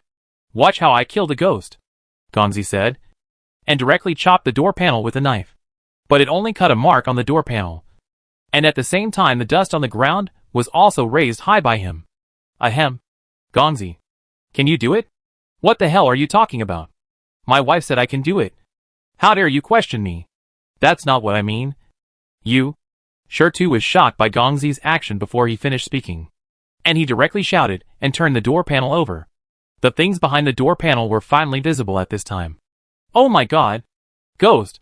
Shirtu took only one look and screamed as he rolled out of the west wing and ran to the upper room. Gongzi also saw clearly what was behind the door. There was a mummy hanging on the door, and it looked like it had been dead for several months.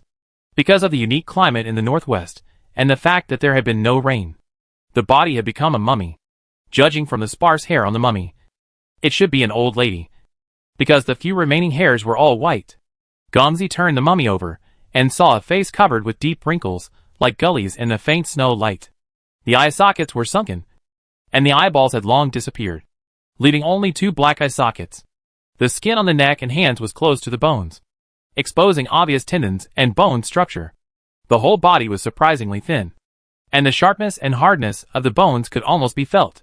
Gongzi looked at this terrifying mummy, and although he felt a little cold in his heart, he was much calmer than when he didn't know what the other party was just now. At this time, Li Zua and Waning Mo all gathered here. As soon as they entered the door, they saw Gongzi facing a mummy, holding his chin with two fingers, and thinking. Waning Mo entered the house first, turned the clothes of the mummy with a sword in his hand, and said, "This should be the owner of this house." Because he was reluctant to leave his hometown, he chose to hang himself. Because the wind and sand here are strong, he became a mummy. "Yes, I think so too." Gongzi stood up from the ground and glanced at Waning Mo.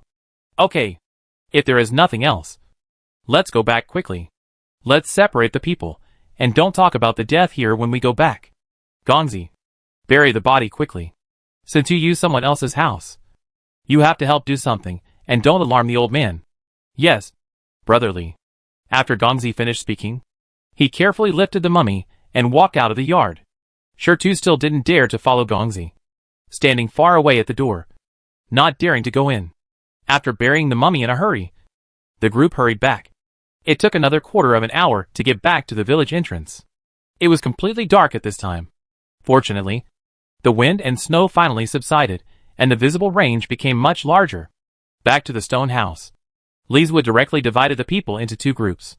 One group was Li Zua and all the men to live in the big tile house over there, and the other group was Xiangyang and Waning Mo to protect the women and children in the stone house. When they came back, Waning Mo and his group brought a lot of firewood, so they could light the Kong tonight. After 2 months of long journey, they can finally sleep on the Kong, and everyone is excited. But tonight is destined to be an uneasy night. Chapter 58 Night Fight with Wolves. After everyone was lying on the warm Kong, Waning Mo stood up and left the stone house alone. When he came to the door, he looked up at the snow on the roof, and a trace of worry flashed across his face. After standing quietly for a while, he heard the even breathing and snoring coming from the house. And then he flew up and landed on the roof in an instant. Waning Mo seemed to have turned into a feather. His feet did not collapse at all, and the whole person stood directly on the thick snow on the roof. He glanced at the roof and found that the snow on the back of the ridge was relatively thinner, while the sunny side was half a foot higher than the back. Waning Mo's eyes were deep, and the sword in his hand moved at this time. I saw a handsome young man, wearing a green cotton coat, waving his long sword fiercely on the roof alone in the vast snowy night. Every time the long sword passed through the roof, a thick layer of snow would be cut off, and soon the snow on the entire roof became visibly thinner. Only when the yellow-brown thatch inside was exposed did Waning Mo barely stop. At this time, a bright moon had climbed up in the sky without knowing when. The originally chaotic vision was now unusually clear because of the rising moon. Just as Wan Mo was about to come down from the roof, he suddenly caught a glimpse of a group of black shadows rushing from the horizon on the snow. The speed of these things was not hindered by the snow at all, and wherever they passed, a white snow foam was raised behind them. Wan Mo's eyes were deep, and he moved his body, and the whole person went up and down in the village, like a ghost in the dark night, and soon came to the house where Li Zue and others were resting. Knock, knock. Wan Mo knocked heavily on the door, making a crisp sound. The people who had just fallen asleep inside did not hear Wan Mo's knocking at all. Wan Mo slapped the door again. Papa! Papa! Who? A vigilant and low voice came from inside. Sir! It's me. Wan Mo. Open the door quickly. The wolf is coming. Wan Mo spoke briefly and to the point. And soon there was a sound of footsteps coming from inside, and the door was opened from the inside. Li Zue looked at Wan Mo with horror. What did you say? The wolf is coming? Where? Li Zue had been scared by the wolves along the way, and his scalp tingled when he heard the wolf. We are about to enter the village. I am here to inform you. This house is quite solid. You should quickly send more firewood to the upper room. Light a fire in the house, and then close the doors and windows. I will go over there to protect them. After Wan Mo reported the news to Li Zue, he turned around and left immediately without staying any longer. Li Zue wanted to follow Wan Mo to the house at the entrance of the village, but he gave up immediately after seeing Wan Mo's rapidly disappearing back. He couldn't catch up even if he was exhausted. Li Zue immediately turned around and walked towards the house. Get up, everyone. The wolf is coming. Get up quickly and seal the doors and windows. Wan Mo's knocking on the door just now had already woken everyone up. When they heard Li Zue say there was a wolf, everyone woke up instantly. Several men in the Wan family immediately wanted to go back to protect their wives and children. They were stopped by Li Zue. No. If you go out now, are there any wolves that can run faster than you? Or are you going out to have supper for the wolves? Wan Lao was stunned for a moment, and Wan Lao stepped forward and said, Second brother, let's listen to the arrangements of the official. Besides, isn't Master Mo still there? Don't worry too much. We will be a drag if we go there. The wolves in the northwest are much more powerful than the wolves we met in the interior. Wan Lao lowered his head and said nothing, but he was worried in his heart. There were only Wan Mo and Xiang Yang, and an injured Wan Jinshu. Estimating that these two people could not help much, Wan Lao started to seal the doors and windows with everyone in a heavy heart. Wan Mo had just arrived at the house at the entrance of the village when he saw the wolf pack approaching. At first glance, there were more than 20 wolves. These wolves were indeed different from the wolves in the interior. Their hair seemed to be more shiny and thick, although the difference in body size and hair was big. The most important thing was wildness. Wan Mo could already feel the determination of these wolves to win. Wan Mo raised his sword and stood at the door. Fortunately, the doors and windows of this room were closed well. Otherwise there might be trouble in a while. These wolves are very cunning and can get into any gap. The wolves saw Wan Mo standing alone in the yard with a sword, and they were ready to move. But they did not move immediately, as if they were waiting for a signal. At this moment, a loud wolf howl suddenly came from behind the wolf pack. A woo! Wan Mo looked up, and the white snow against the bright moonlight was more brilliant, and the vision was wider. He saw a snow-white wolf standing with its head held high behind the wolf pack, howling at the moon. At this time, the people in the house were suddenly awakened by the wolf howling, and soon the panicked voices of the people inside were heard. Mother! Did you hear the wolf howling? Wan Erseo sat up in a panic, looking out the window with horror. The window was very small, and it was nailed into a grid with wooden sticks, and only a faint light came through the window. I heard it. Hurry up and take care of the children, and lock the doors and windows. Old Mrs. Wan sat on the Kong and ordered several daughters-in-law to check quickly to see if there was anything missing. At this time, Wan Jinshu's questioning voice came from the west wing. Aunt, are you okay over there? Old Mrs. Wan quickly responded, It's okay. I just heard the wolf howling, and I guess there are wolves nearby. And the children were all awakened. It's okay. Ling Yun has gone out. You just stay in the house. Don't be afraid. There are still police to protect you.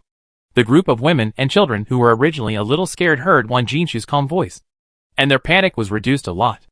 Only Zhao was a little worried about Wan Mo. Just then, everyone heard the sound of the door opening and closing quickly. Wan Dasao hurriedly groped out. And with her memory, she groped to the door. She found that the door was not locked. So she quickly locked it. Wan Jinshu came out of the room with the black gold spear in his hand. Slowly walked to Wan Qingmo's side. And stood shoulder to shoulder with Wan Qingmo. Wan Qingmo glanced at Wan Jinshu from the side. Frowned slightly. And then quickly opened his eyebrows. As if everything was unexpected and reasonable. Lingyun, we father and son are going to fight together again. Are you ready? Wan Qingmo did not respond. Wan Jinshu was a little embarrassed. Touched his nose. Knowing that his son had not let go of his prejudice against him. But he wanted to prove himself through time to make up for his debt to them. Be careful, Wan Qingmo exclaimed. The sword moved with him. The whole person had already flown out. The silver light in his hand flashed. And he stabbed straight at the hungry wolf that was rushing over. But the wolf jumped over Wan Jinshu's head with a bounce on Wan Qingmo's sword and landed on the other side of the two. Before the father and son could attack again, another wolf followed closely behind, pressing forward step by step, kicking its hind legs on the snow, trying to jump up. But the snow was soft and it couldn't jump up. Wan Qingmo took the opportunity to fly into the air, stabbing the unlucky wolf from top to bottom with his sword, piercing the wolf from the back of the neck with a sword. And the wolf died directly. At the same time, the black gold spear in Wan Jinshu's hand was also dancing vigorously. The wolf that had just waited for an opportunity to attack was pierced in the stomach by Wan Jinshu's black gold spear, and was held high in the air by Wan Jinshu like a trophy. The blood gushing from the spear head flowed down along the spear shaft. Wan Jinshu seemed to be demonstrating to the wolf pack, or provoking it.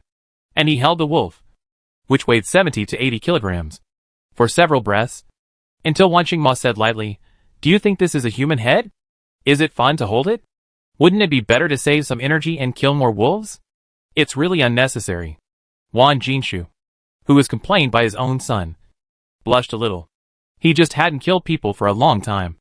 At this time, he actually felt a sense of heroism. This kind of heroism was as refreshing as the one in the past, when he held the head of the enemy general and galloped on the battlefield, chasing the enemy army to flee everywhere. Wan Jinshu threw the already stiff wolf on the ground, and thrust a golden spear into the snow. The evil spirit and hostility on his body made the nearby wolves retreat faintly.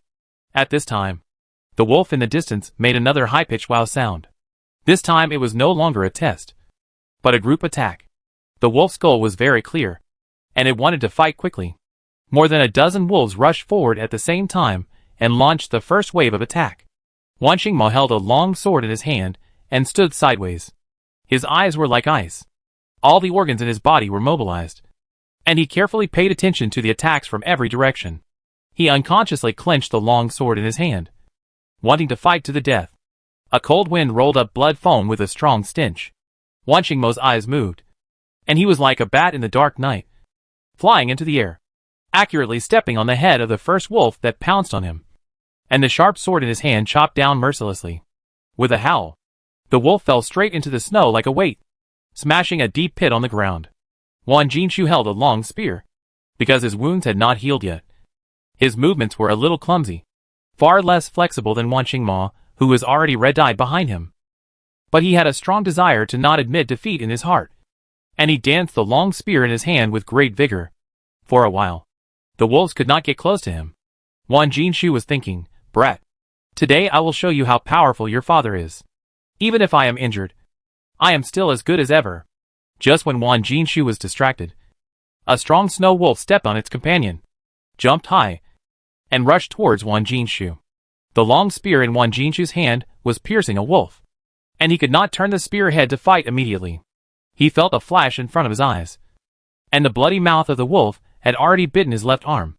"Dad, get out of here, you beast!" Wan Qingmo shouted angrily, and the whole person rushed towards Wan Jinshu like an arrow.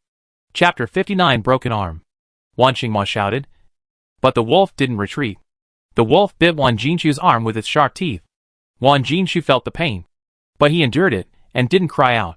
His wife and children were in the house, and he couldn't let them worry. Wan Jinshu was bitten on the left arm by the wolf, and the whole person was dragged to the ground by the wolf, and instantly submerged in the snow.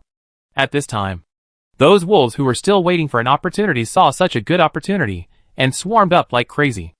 but were blocked by Wan Qingmo's sword. Wan Jinshu's face was twisted with pain at this time. He clenched his teeth and held the spear in one hand. But he couldn't use it at all. If there was a dagger at this time, it might be able to solve the urgent problem. The wolf tore Wan Jinshu's arm apart. Wan Jinshu's pain reached the extreme. He screamed with his face up, and blood sprayed on the white snow, like red plum blossoms blooming on the ground. So dazzling. Wan Qingmo was besieged by several wolves at this time. He was also injured, but he was still waving his sword tenaciously. The wolves did not gain any advantage. When Wan Qingmo heard his father scream, his heart trembled. He turned back suddenly, and saw that the wolf had torn his father's arm off, and was now biting Wan Jinshu's neck with its bloody mouth. Wan Qingmo was so scared that his liver and gallbladder broke. He had no time to deal with the wolves in front of him. He turned around quickly. The moment before the wolf bit Wan Jinshu's neck, the long sword in his hand flew out of his hand, flashed a silver light in the air, and pierced the wolf's neck directly. And the wolf fell softly on Wan Jinshu's body. Before Wan Qingmo had time to breathe a sigh of relief, a wolf took the opportunity to come up and pounced on Wan Qingmo's back at the same time he turned around.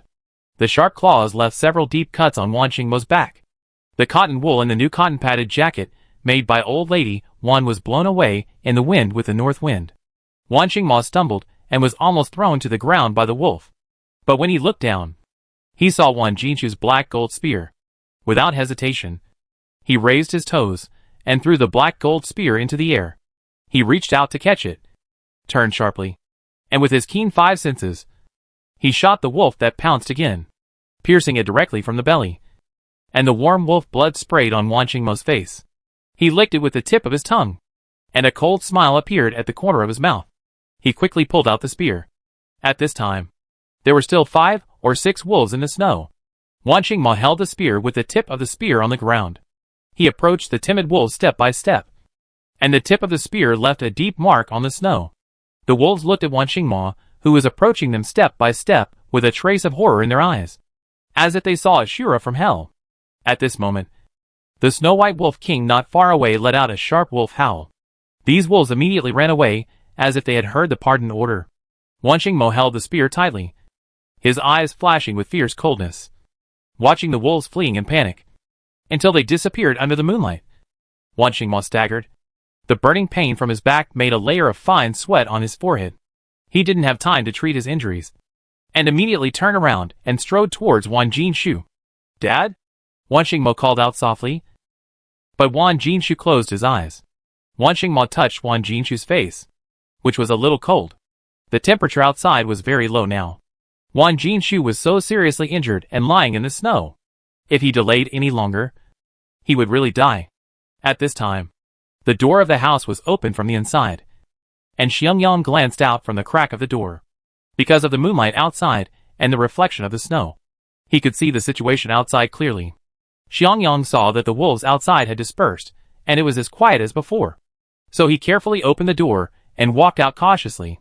In the open space not far from the door, Wan Qingmo was holding Wan Jinshu and staggering to his feet. What happened? Xiangyang hurried over and helped Wan Qingmo lift Wan Jinshu up. The people in the east wing had been listening to the noise outside. Their hearts were hanging high when they heard Wan Jinshu's shrill scream just now. Xiao had been frightened and collapsed on the Kong. Her heart was beating so fast that she felt it was about to leave her chest. If it weren't for old lady Wan holding her hand to comfort her, she would have really fainted at this time. At this time, she heard the sound of the door opening and the voices coming from outside the door. And Zhao immediately got down from the Kong. The other women and children rushed into the main room. Wan Qingmo and Xiangyang were carrying Wan Jinshu, who was covered in blood. Zhao almost fainted from fear. Fortunately, Wan Xingchen, who had been standing beside her, was quick to help her from behind. "Mom, are you okay?" Wan Xingchen's face was also solemn at this time, and his heart was beating nervously. After Zhao took a break, she staggered to the west wing. Old lady Wan also quickly instructed her daughters-in-law. Third wife, go and boil a pot of water for later use. Second wife, go and grind the hemostatic herbs you picked in the forest to stop the general's bleeding. Fourth wife, go and get the ginseng in my bag and cut it into slices for the general to hold in his mouth. After Mrs. Wan gave a series of orderly instructions, the women in the room immediately got busy. Mrs. Chiu stood aside with her little daughter, somewhat at a loss. She also wanted to help, but she didn't know what to do. The room was a little dark without a light on, and everyone relied on the moonlight coming in from the door to prevent themselves from tripping over things. Chiyo looked at the fire pit on the floor of the main hall, which should have been dug by the family for heating. She took her youngest daughter Wan Dasao to the front of Grandma Wan and said with a shy smile, "Aunt, I also want to help. Why don't I make a fire in this fire pit? So that the house can be brighter, and it will be more convenient for everyone to do things." "Right." Grandma Wan looked at Chiyo, who came forward. This person's presence has always been weak, but she can follow them all the way here, which shows that she is also capable. She nodded and said, "Okay. Then I trouble you." Chiyo was flattered and waved her hand quickly. "No trouble. No trouble. Aunt, I hope you don't mind my clumsiness." Chiyo just felt that if she could work with everyone, she could better integrate into everyone's circle. After all, she was only familiar with Zhao among the survivors, and she was not familiar with others.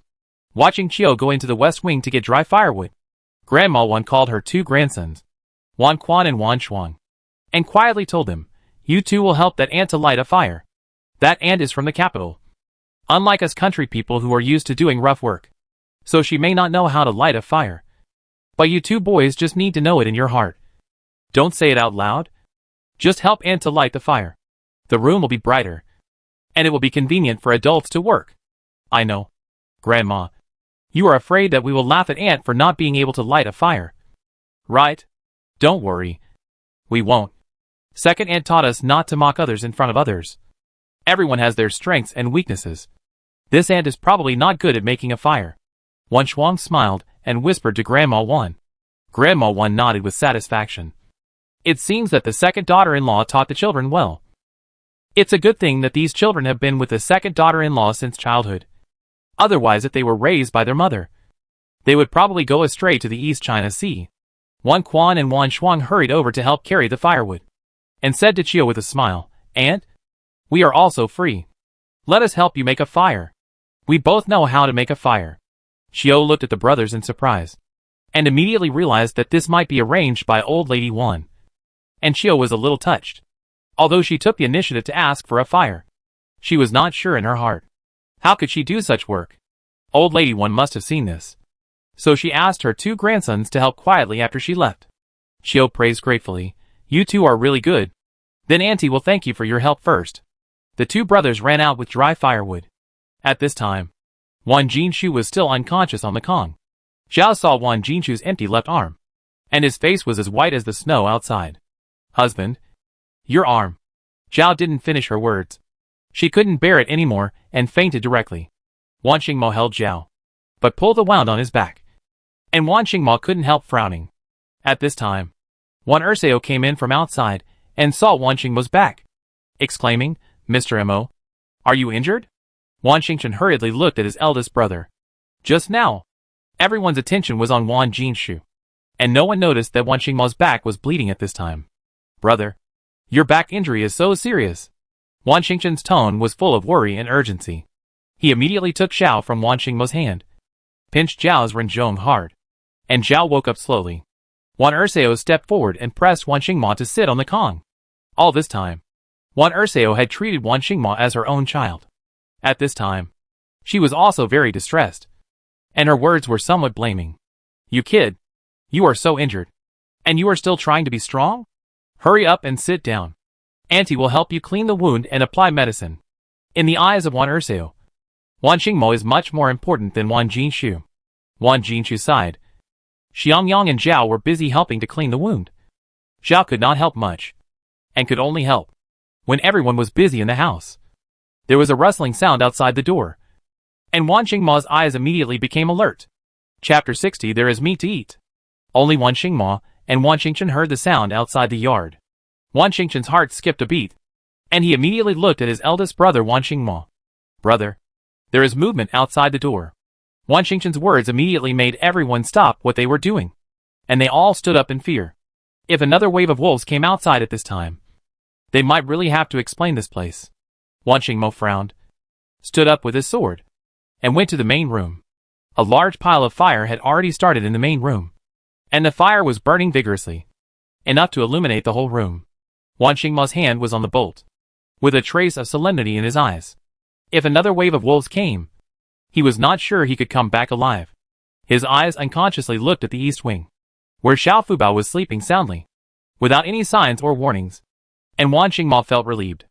Just then, there was a knock on the door that had not been opened yet. "Mother, are you in there? The head of the family is back." Sister-in-law Wan ran over from behind Wan Mo in surprise. Wan Mo's hand on the bolt was obviously not so stiff, and his tense body softened. He quickly pulled the bolt open and saw Wan Lao's anxious face. It was so cold outside, but Wan Mo actually saw a sweat on Wan Lao's forehead. "Mr. Mo, wife, you are all here. So good. I was almost worried about you." Wan Lao was so excited that he ignored the distant respect he usually had for Wan Mo, and slapped Wan Mo on the shoulder. Sister-in-law Wan quickly pulled away Wan Lao's claws. "Mr. Mo is injured. Don't mess around. Come in quickly. Where are the others? Are you the only one who came here?" Sister-in-law Wan looked at Wan Lao, half reprimanding and half worried. At this time, a surprised shout came from outside the door. "So many dead wolves?" When Mrs. Wan heard the voice of Mr. Wan Si, she couldn't help but feel relieved. It seemed that they all came back together. Mrs. Wan nervously withdrew his hand and quickly helped Wan Mo into the west wing. The children saw that the adults had returned and the danger was lifted, so they all ran out of the house excitedly, wanting to see the snow wolves that frightened them. Mrs. Wan followed Wan Mo into the west wing, and the medicine in her hand had not been applied yet. At this time, there were scattered wolf corpses lying on the snow outside the door, and their bodies had been frozen stiff. The snow on the ground was also trampled into a mess, and there were bloodstains everywhere. It was obvious at a glance that there had been a cruel battle here. Lizwa, with several Yamen runners and the men of the Wan family, carried all the wolves into the house. The room was a little crowded for a while. Everyone went to check on the injuries of Wan Jinshu and Wan Mo. Lizwa asked for the first time with concern, "Are they okay?" Wan Erseo quickly replied, "The medicine should be able to stop the bleeding. But Brother Wan broke an arm, and the wound is a bit serious. Whether he can survive depends on his luck. I have some ordinary medicinal materials in my hand."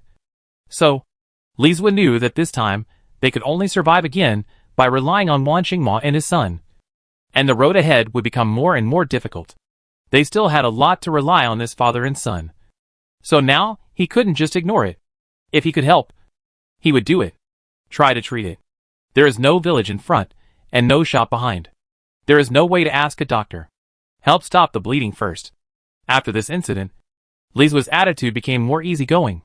In the face of life and death, everything is nonsense. Strength is the key.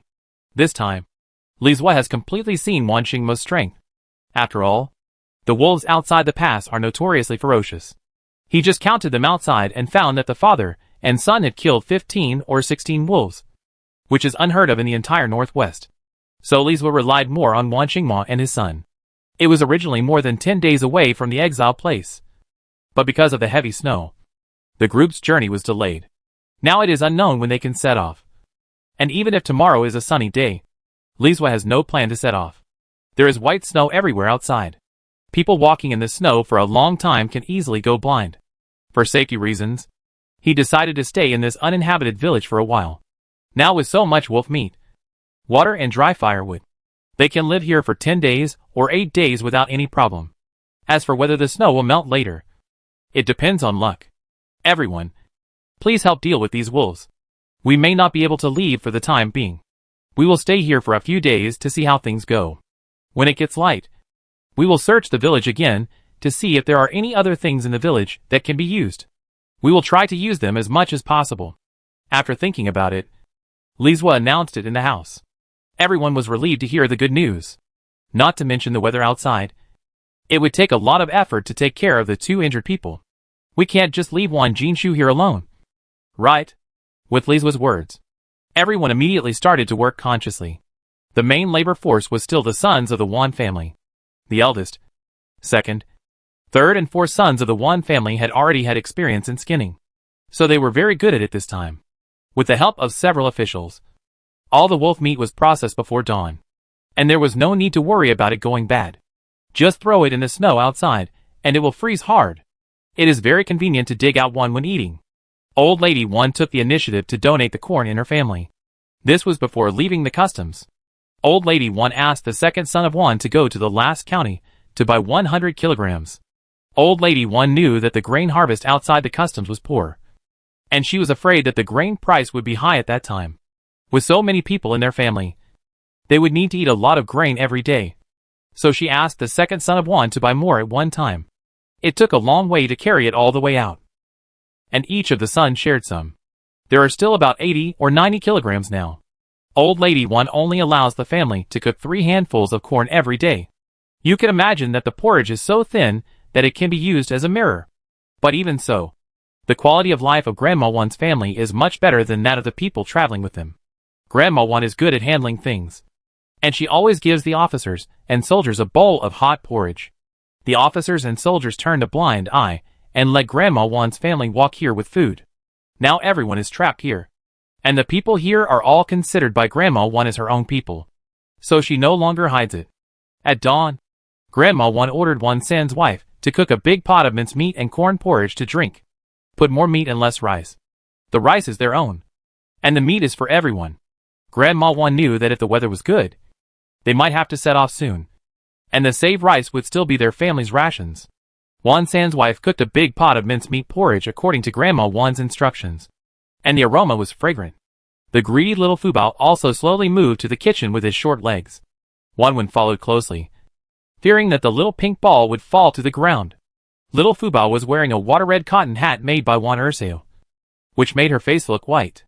With her big black eyes, she looked cute and tender, which made people want to hug her and give her a big kiss. Little Fubao clung to the door frame of the west wing and called out to Wan Sansaw, "Ah! Ah!" twice, which was considered a greeting to Wan Sansaw. She didn't know how to call Aunt San yet, so she could only use her unique way of greeting to attract Wan Sansao's attention. Wan Sansaw was adding firewood to the stove. When she heard the words, she turned her head and looked back, and saw that little Fubao was looking at the big iron pot with white steam. "Row, row, row, row." Little Fubao called out twice in a baby voice, with expectation on his little face, and his tender white little fingers pointed in the direction of the big iron pot.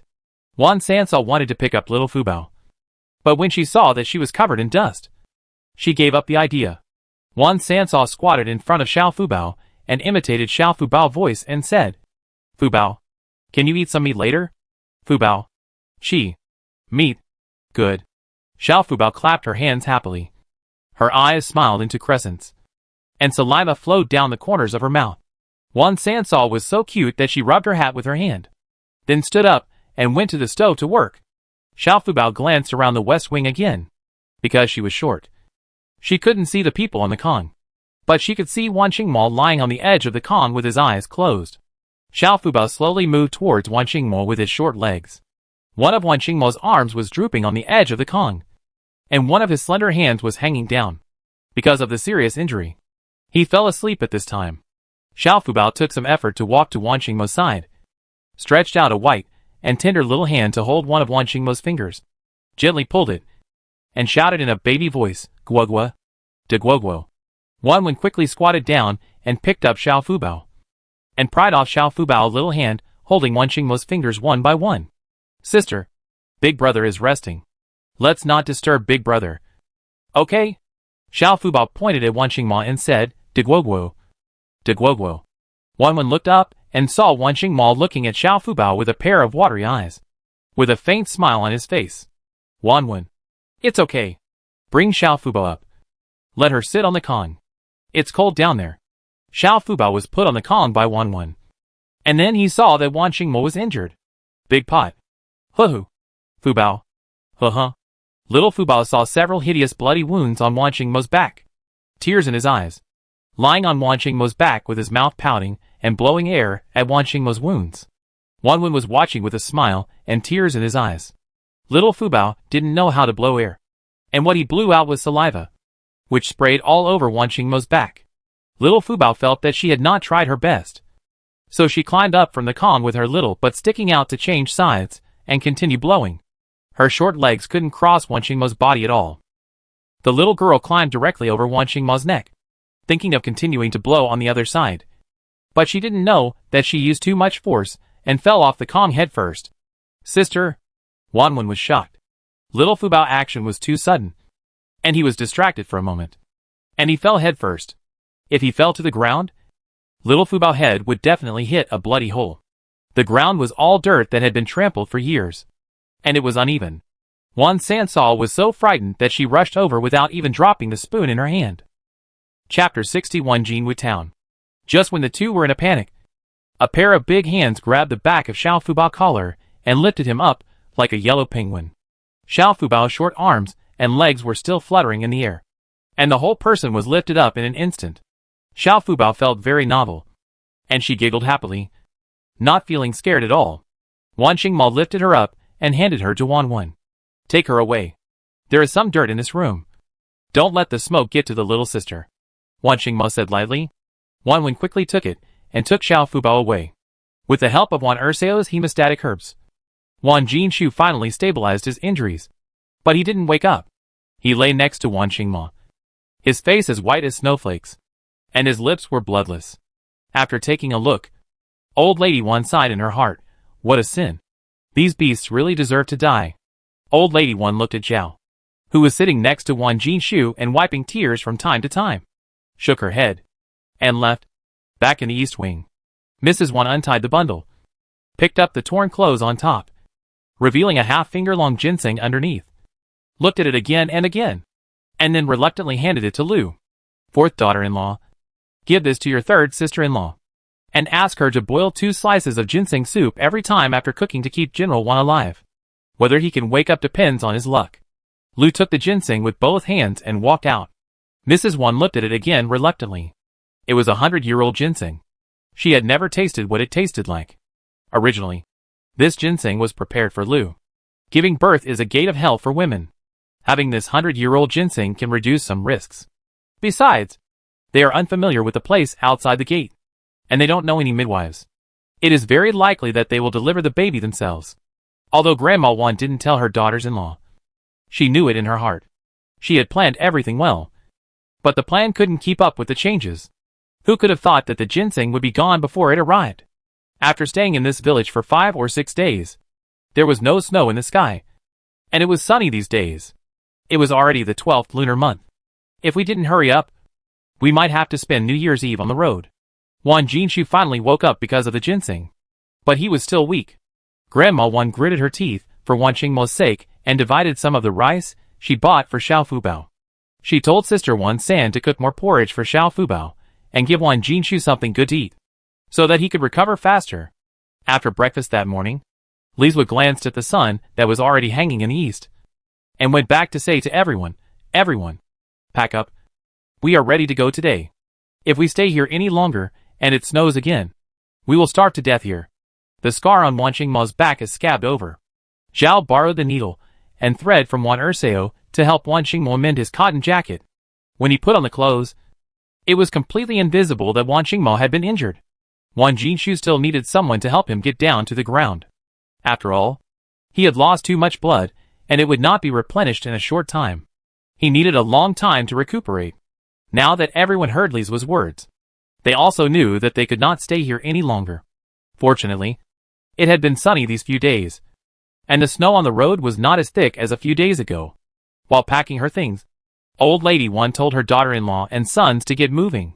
After an hour of tossing, they finally packed their things. These 5 or 6 days were enough for them to rest, and everyone in the Wan family felt full of strength again. These days, I just eat and sleep, and I eat meat. How can I not have strength? The only difficulty is that Wan Jinshu needs someone to help him walk. Although his legs are not injured, he has a broken arm, and his body is a little weak. Wanqing Mo still has a wound on his back, and cannot overwork. The task of supporting Wan Jinshu is handed over to several brothers of the Wan family. It was half an hour after I finally got out of the house. The sun in the sky is very big, but everyone can't feel a trace of warmth. As soon as I left the house, the biting north wind went straight into the collar of people's clothes. Xiao was the thinnest, and she was followed by Wan Yiqin and Wan Qinghui. After Wan Qinghui's mother's son died, Wan Qinghui followed Xiao and survived these days. Chang's son Wan Qingcheng also froze to death in the last snowstorm. A large group of people stood at the entrance of the village, and the oncoming north wind made people shiver. Before they had walked far, Chiyo and the two children were already freezing and could hardly move in the snow and ice. They were only wearing a thin coat. Seeing how pitifully cold they were, Old Lady Wan asked second sister Wan to put the children's old clothes on the three of them. Although they were a little worn out, they were still cotton-padded clothes. Chiyo hurriedly wanted to kneel down in the snow and kowtow to Old Lady Wan. But Old Lady Wan stopped her. Just think of me as an old woman accumulating blessings for my descendants. Hurry up and put them on the two children. If you don't mind, I have an old cotton-padded jacket with patches on it. I give it to you first. How could Chiyo dislike it? She quickly shook her head. Her little face was blue from the cold. Her lips were dark purple. And her brain was a little slow to react from the cold. After this little episode, everyone was on the road again. Fortunately, the weather was good. It was sunny all the way. And there was a village to stay overnight. Everything went so smoothly.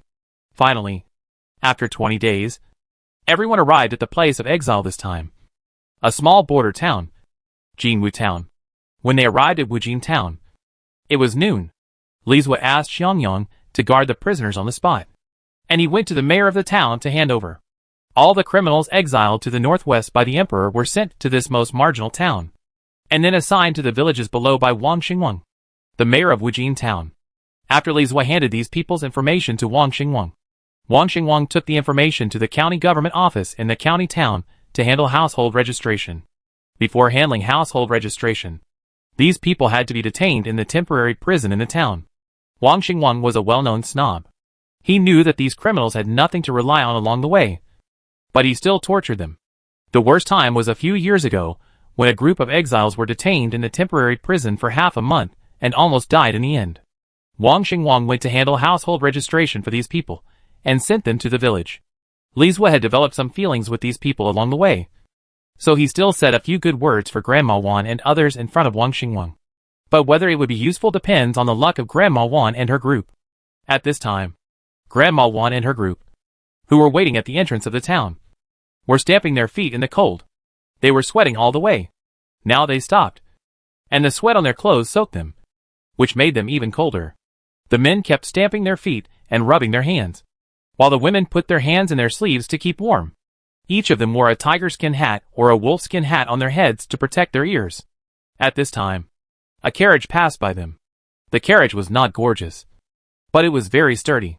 The shed was made of green cloth and fur, which looked very warm. When the carriage passed by the group of people, Fubao took a look at the carriage. At this time, a gust of wind blew the curtain open. Fubao saw a child with his hands and feet tied up and a rag stuffed in his mouth, huddled in a corner of the carriage in fear. Guogua, Guogua, I'm afraid. Fubao little hand subconsciously wanted to grab the slowly passing carriage. But Wan Dasao quickly hugged Fubao. My dear, don't be afraid. Brother is here. We will have a new home tonight. Fubao, be good. Wan Dasao coaxed softly. Wan Xingma, who was standing aside, sensed something was wrong. His five senses were very sensitive. When the carriage passed by him just now, he clearly smelled a faint fragrance that seemed familiar. Chapter 62 Retribution. Wan Xingma glanced at the carriage going farther and farther away, leaned over, and asked Fubao. Fubao, did you see anything just now? When Wan Dasao saw Wan Xingma asking this, she felt a little strange in her heart. Fubao seemed to be talking nonsense every time, but he always gave key information. Wan Dasao did not dare to be careless, and held Fubao without interrupting. Fubao nodded, and said seriously, yes. Guogua, Papa. Wan Dasao thought about it, but still did not connect these words into useful information. Wan Xingma is knowledgeable, smart and calm. He continued to ask calmly, are you saying that there is a brother in the carriage? Is the brother very scared? Yes. Fubao nodded again. Wan Xingma quickly said to Xiangyang, Sir, if I guess correctly, that carriage should be the carriage of human traffickers. Do you want to stop them? Because the ground was covered with unmelted snow. The carriage was moving slowly, so it didn't go far. Xiangyang didn't want to meddle in other people's business. Besides, although this border was poor, various forces were intertwined. On the surface, it was calm, but secretly it was in chaos. If you were not careful, you wouldn't know how you died. I think we should not meddle in other people's business. After all, You have just entered Wujin town, and don't know much about this place. If you offend someone you shouldn't offend, I'm afraid you will be worried about your life. Xiangyang didn't want these people to die here so soon, so he kindly reminded them.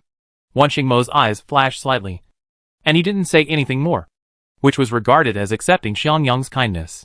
Fubao kept staring at the back of the carriage that was getting farther and farther away, and the little brother's frightened eyes lingered in her mind. At this time, two thin men were sitting in the carriage, with a scimitar slung across their waists. A little boy about 5 or 6 years old was curled up opposite them. The little boy had a pair of very clear eyes, deep eyes, long and curly eyelashes, a high nose bridge, and round cheeks. He looked very cute. He wore a round felt hat on his head and a gorgeous cotton coat. There was a circle of snow-white rabbit hair around his neck, which made the little boy's face pink and white.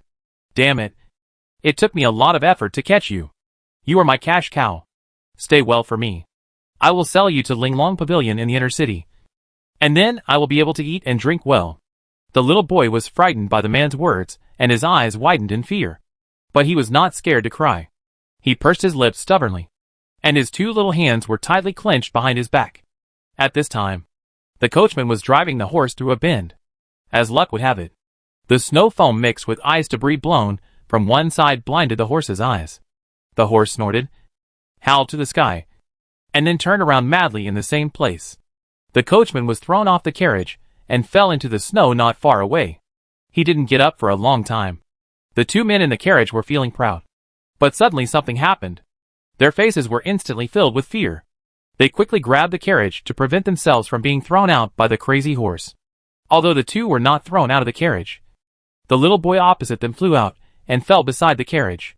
When the man saw Xian Chuanzi flying, he was ready to fly out of the carriage to find someone. However, at this time, the horse that was turning around in the same place went crazy again and ran around without direction. It was obviously frightened. Soon the horse rushed down a steep slope with the carriage, and the carriage turned over. Grandma Wan and her group watched a baby fly out of the carriage and then stopped moving. Hurry up and save the people. Why are you still standing there? Grandma Wan kicked Wan Lao San, who was closest to her. Wan Lao San responded and rushed forward, but a figure was faster than him. Waning Mo tapped his toes and was already 10 feet away. Wan Lao San barely stopped his steps and turned back. It was unnecessary for him to go. Waning Mo came back soon with the little boy in his arms. Xiangyang shook his head and said nothing. It seemed that everything was God's will. This child was lucky and would not die. The ropes on the little boy had been untied, and he was curiously looking at the strange faces. He was a little timid and didn't dare to speak, but he still whispered to Waning Mo, "Thank you for saving my life. My father will repay you." After Waning Mo rescued the man, he stopped meddling in other people's affairs. Old Mrs. Wan stepped forward and took a look at the little boy. She couldn't help but exclaimed, "This child is really good. He is a child from a wealthy family. He is chubby and looks festive. He is blessed." Xiao also asked, "Child, do you know where you live? Now that you are free, go back and tell your parents that you are safe. Don't let your parents worry about you." As soon as Xiao finished speaking, a group of people dressed like servants came out of the town, and Li Zuo was in the front.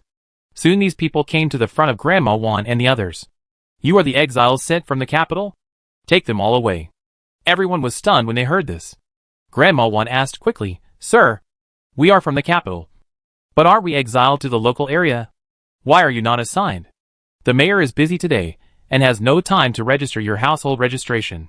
You should stay in the temporary prison first. When the mayor has completed the household registration, you can leave." "Okay. Stop talking nonsense and follow me." A leader took all the people away without saying anything. Li Zuo looked at the people who were driven away helplessly. He helped all he could. What will happen in the future depends on him. But this... Grandma Wan was interrupted by the servant before she finished speaking. "But what? Be quiet, or you will be locked up for life." What Grandma Wan wanted to say was that the little boy was not theirs. But the other party did not let her finish and interrupted directly.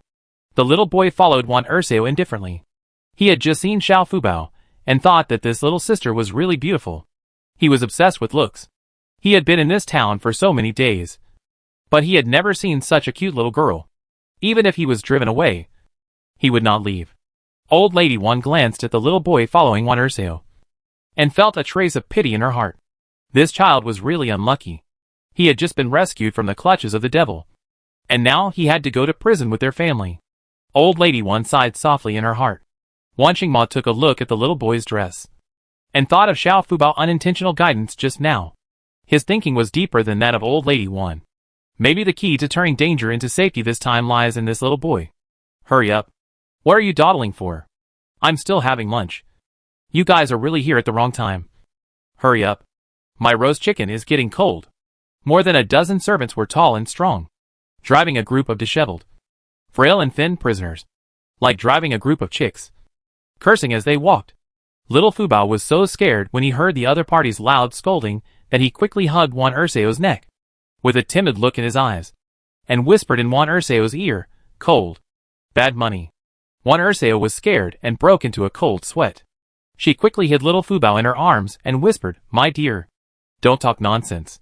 After giving the instructions, Wan Dasao quickly looked up and looked around at the servants around her. Seeing that they were normal, she breathed a sigh of relief.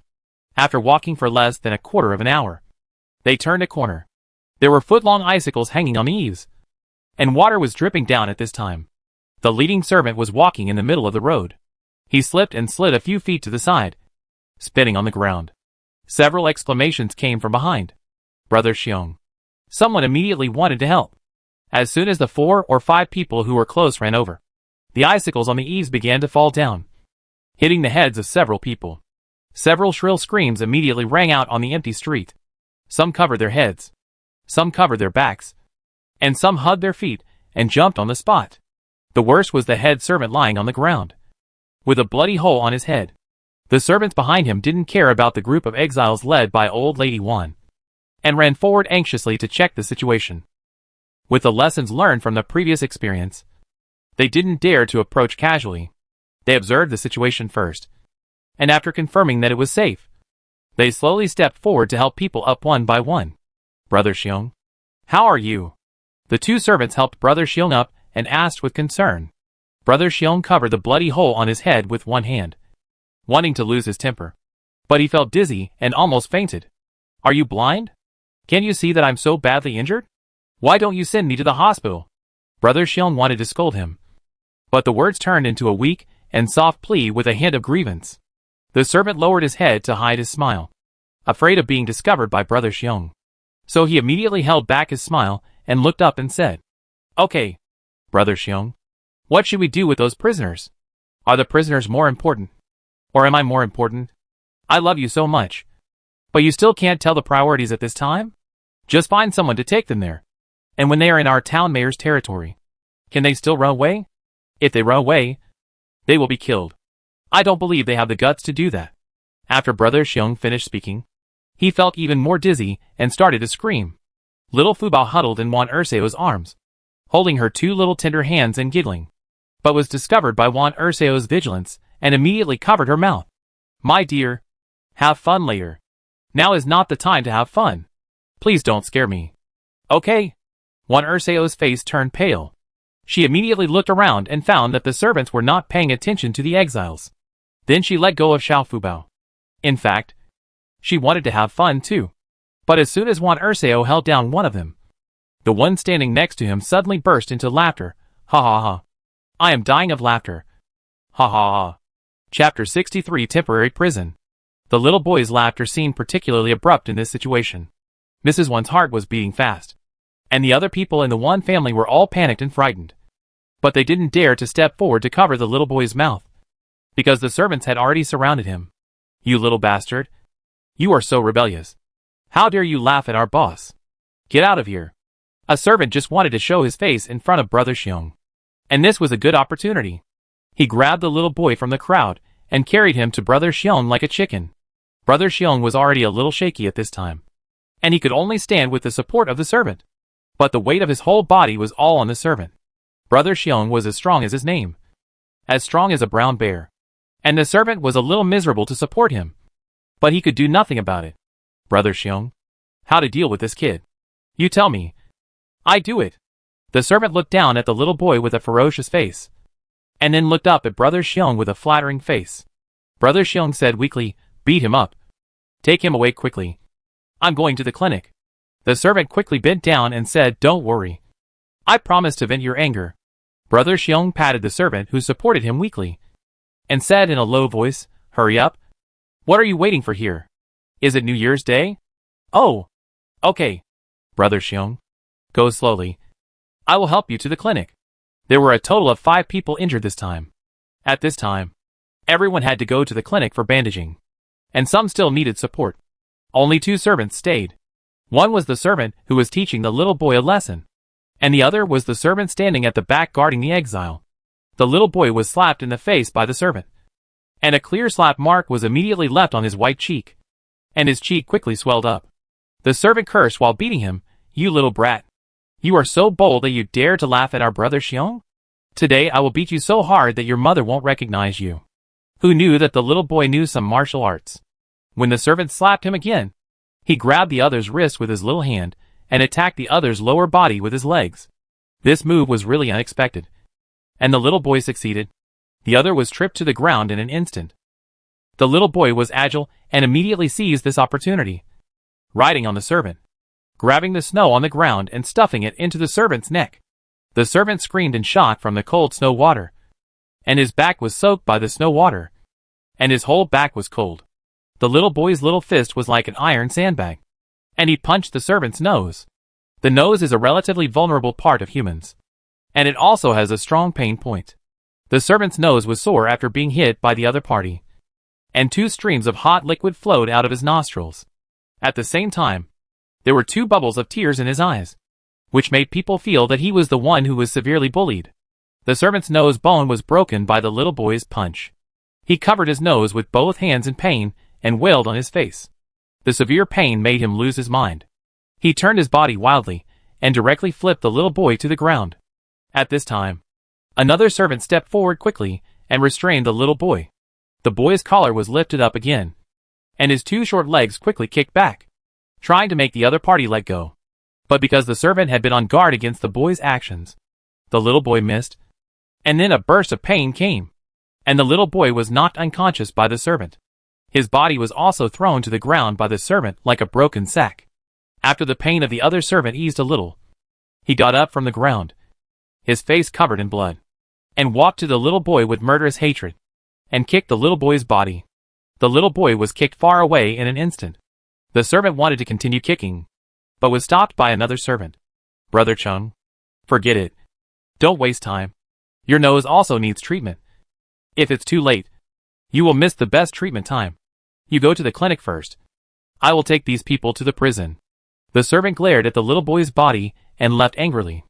Wan Dasao hurried over to pick up the little boy and went to the temporary prison with the crowd. It's called a temporary prison, but it's actually a low stone house that is dark and damp. There are no windows in the house, and the only light source is the sunlight at the door. After the servants drove Mrs. Wan and others in, the wooden door was also locked from the outside, and it was pitch dark inside. Mom, it stinks. Wan Yichin timidly held Chio's hand and walked at the end of the team, saying in a low voice, Sheener, be patient. It's better here than outside. At least it can shelter us from the wind and rain. Maybe we can go out tomorrow, and then we will have a new home. Wan Yichin hummed softly. Wan Yichin was not the only one who disliked the stench. Everyone felt that the stench here was a little abnormal. Normal feces and urine smelled like manure at most, but the smell here was very strange, like the smell of a dead mouse. Lingyun, do you think this stench is familiar? Wan Jinshu, who was walking in the middle, looked pale at this time, frowning and whispering to Wan Qingmo. Wan Qingmo nodded, and then said solemnly, Of course it is familiar. This is the smell of a rotting corpse, and it should have been 1 or 2 months. Wan Qingmo's words were unusually clear in such an environment, and everyone could hear them. What? Corpse. Old Lady Wan and other female relatives were frightened and hurriedly huddled together, especially Wan Erseo, who subconsciously hugged Xiao Fubao tightly in her arms, as if there were some invisible dirty things around that wanted to murder Xiao Fubao. Xiao and Wan Yichin, mother and daughter, were even more frightened and hugged each other tightly, and Wan Qingchong burst into tears. Without the protection of his mother and grandmother along the way, Wan Qingchong had been silent all the time, and at this time his emotions finally broke out. Others were protected by their relatives. But he was alone. At this time, the despair and terror made his little heart unable to bear it, and he broke down and cried. This kind of crying immediately spread in the dark room, and the children began to pull the hands of adults and sob softly. Uncle Wan, did you bring a fire starter? Wan Mo remembered that he seemed to have seen Wan Lao using a fire starter before. I brought it. Do you want to use it? When Wan Lao heard Wan Mo's words, he remembered that he still had a fire starter on him. He quickly took it out from his arms and blew it. The weak sparks gradually became brighter and brighter, until a cluster of flames came out, and there was finally a ray of light in the dark room. Mr. Mo. Here. Wan Lao quickly handed the fire starter in his hand to Wan Mo. Since everyone was driven in, everyone stood in place and dared not move a step. The thick darkness in front of them stopped everyone from moving forward. There were several rooms in this temporary prison, and there were several rows of such low houses next to it. But the servant brought Wan Lao Tai and her group into this room. What happened in between was hard to say. Wan Mo held up the fire starter and walked to the front. He took a look at the outline of the house. There was nothing extra in the whole house. It was empty. Even the ground under his feet was yellow mud. It was just a little black, dark, uneven, and there were water drops on the wall. No wonder the house was so damp. At this time, everyone was at the main entrance of the house. But the stench was floating in the whole house, and it was impossible to tell the direction of the stench. The light of the fire starter could only illuminate the area in front of him. The farther away, it was like thick ink, and no light could be illuminated. Everyone stand still. I go and find out the situation first. Wan Mo's voice was low, but everyone in the room was worried about Wan Mo, as if there was an evil ghost waiting for Wan Mo to approach in the dark. Mo, be careful, Zhao said worriedly. After Wan Mo responded softly, he walked to the left side of the house. As Wan Mo moved, the outline of the house gradually became clear in his mind. The further he walked in, the stronger the stench became. The fire starter in his hand flickered as he walked, and suddenly a black shadow rushed into his sight without any psychological preparation. Even a man with extraordinary perseverance, like Wan Mo, was frightened by the black shadow that suddenly appeared in front of him, and the fire starter in his hand almost fell to the ground. Chapter 64 Female Corpse. Wan Mo almost dropped the fire starter in his hand. After calming down for a moment, he walked forward slowly. The closer he got, the clearer his vision became, and he finally took in the situation in front of him. On the wall in front of him, a female corpse was nailed with long nails. The head of the female corpse was slightly raised, and her eyes were still round, but there were no eyeballs in her eye sockets. The two black holes looked extremely creepy. Her cheeks were rotten and maggots were infested. Her clothes were tattered, and her legs were spread apart, with her entire lower body exposed. The female corpse's forehead was nailed through by a long nail, and her two arms were pulled straight and nailed to both sides of her body. Judging from the state of the corpse at this time, the female corpse must have suffered inhuman torture before she died. The female corpse was covered with maggots. Because of the cold weather, these originally active maggots were all frozen to death and turned into black balls, either falling to the ground or embedded in the female corpse. Wan Mo had seen many such corpses, so there was nothing unusual in his heart, except for the physical fear brought by the visual shock at the beginning. At this moment, Wan Mo began to ponder. The servant definitely knew that there was a female corpse here, and deliberately brought them here, with the purpose of scaring them to avenge his companions. But there was a female corpse openly here, which looked at least 2 months ago, and no one dealt with it. This shows that the water here is more unfathomable than he thought. Wan Mo noticed that the fire was gradually getting smaller, and it seemed that the fire was about to go out. So he immediately turned back. Amor, how is it? Have you found any clues over there? Zhao stepped forward anxiously, and grabbed Wan Mo's arm, her face full of worry. Wan Mo looked at the place, and saw that most of them were women and children. So he didn't want to scare them. Mom, there are a bunch of stinking rat corpses over there. Let's go to the other side to rest. When Wan Mo said this, no one refuted it. Instead, Wan Lao suddenly said, I was wondering why the stench is so much like the smell of dead rats. It turns out that it is really dead rats? We should stay away from it. Otherwise, what should we do if there is plague? Wan Lao's words made everyone unconsciously want to stay away from the place where the female corpse was, and collectively move to the right. The fire was finally extinguished at this time. At this time, The little boy in Wan Dasao's arms finally woke up. But when he opened his eyes were dark, and he couldn't see anything. He could only feel like he was held in someone's arms. The little boy moved, and Wan Dasao immediately noticed it. He lowered his head and asked in his arms, "Boy, are you awake?" The little boy struggled and stood on the ground from Wan Dasao's arms. "Where is this? Why is it so dark? Why does my neck hurt so much?" The little boy had too many questions in his mind. He rubbed his sore neck with one hand and asked with a confused look on his face, "Boy, we don't know your name yet. We are in prison now. The conditions in the prison are not good. There are no windows, and you can't see anything." The little boy realized that he was already in prison. But he couldn't help but frown when he smelled the stench in the air. "My name is Lu Jingyu. I came here to visit relatives.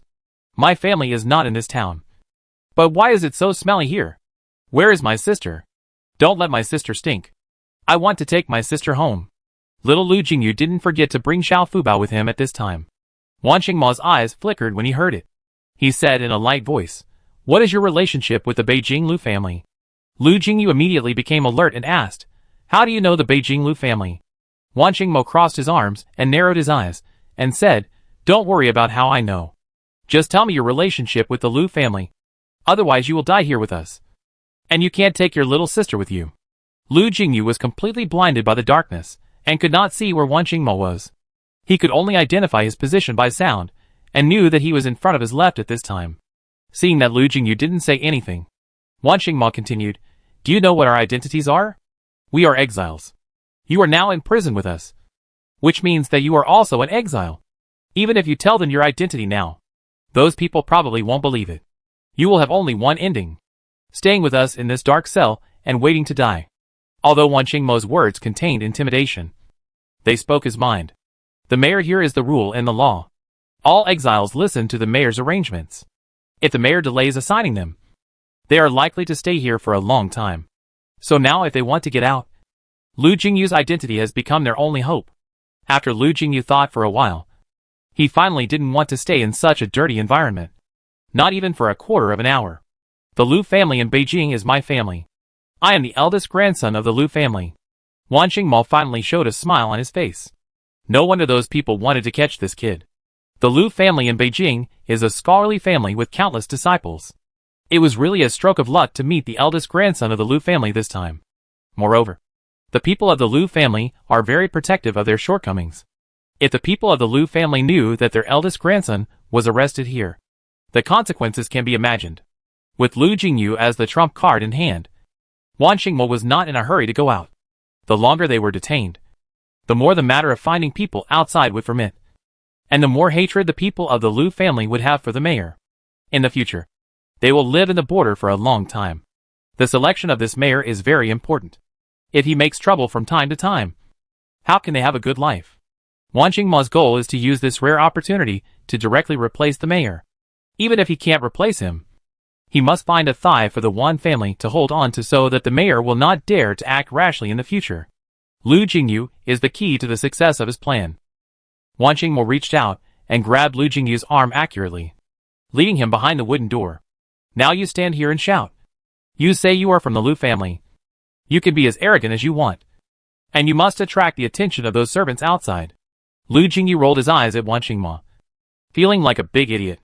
Although the room was dark and no one could see him, the people in the room were not deaf, so he was a little embarrassed to speak.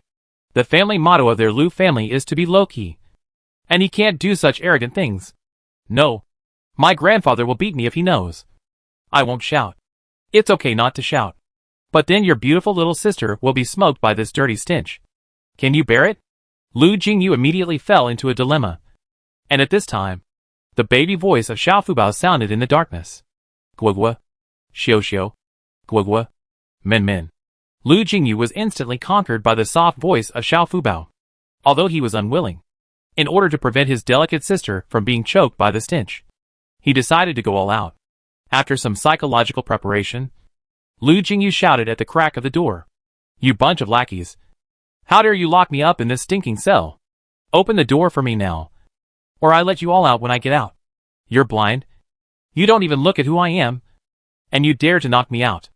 I'm the eldest grandson of the Lu family. Open the door now."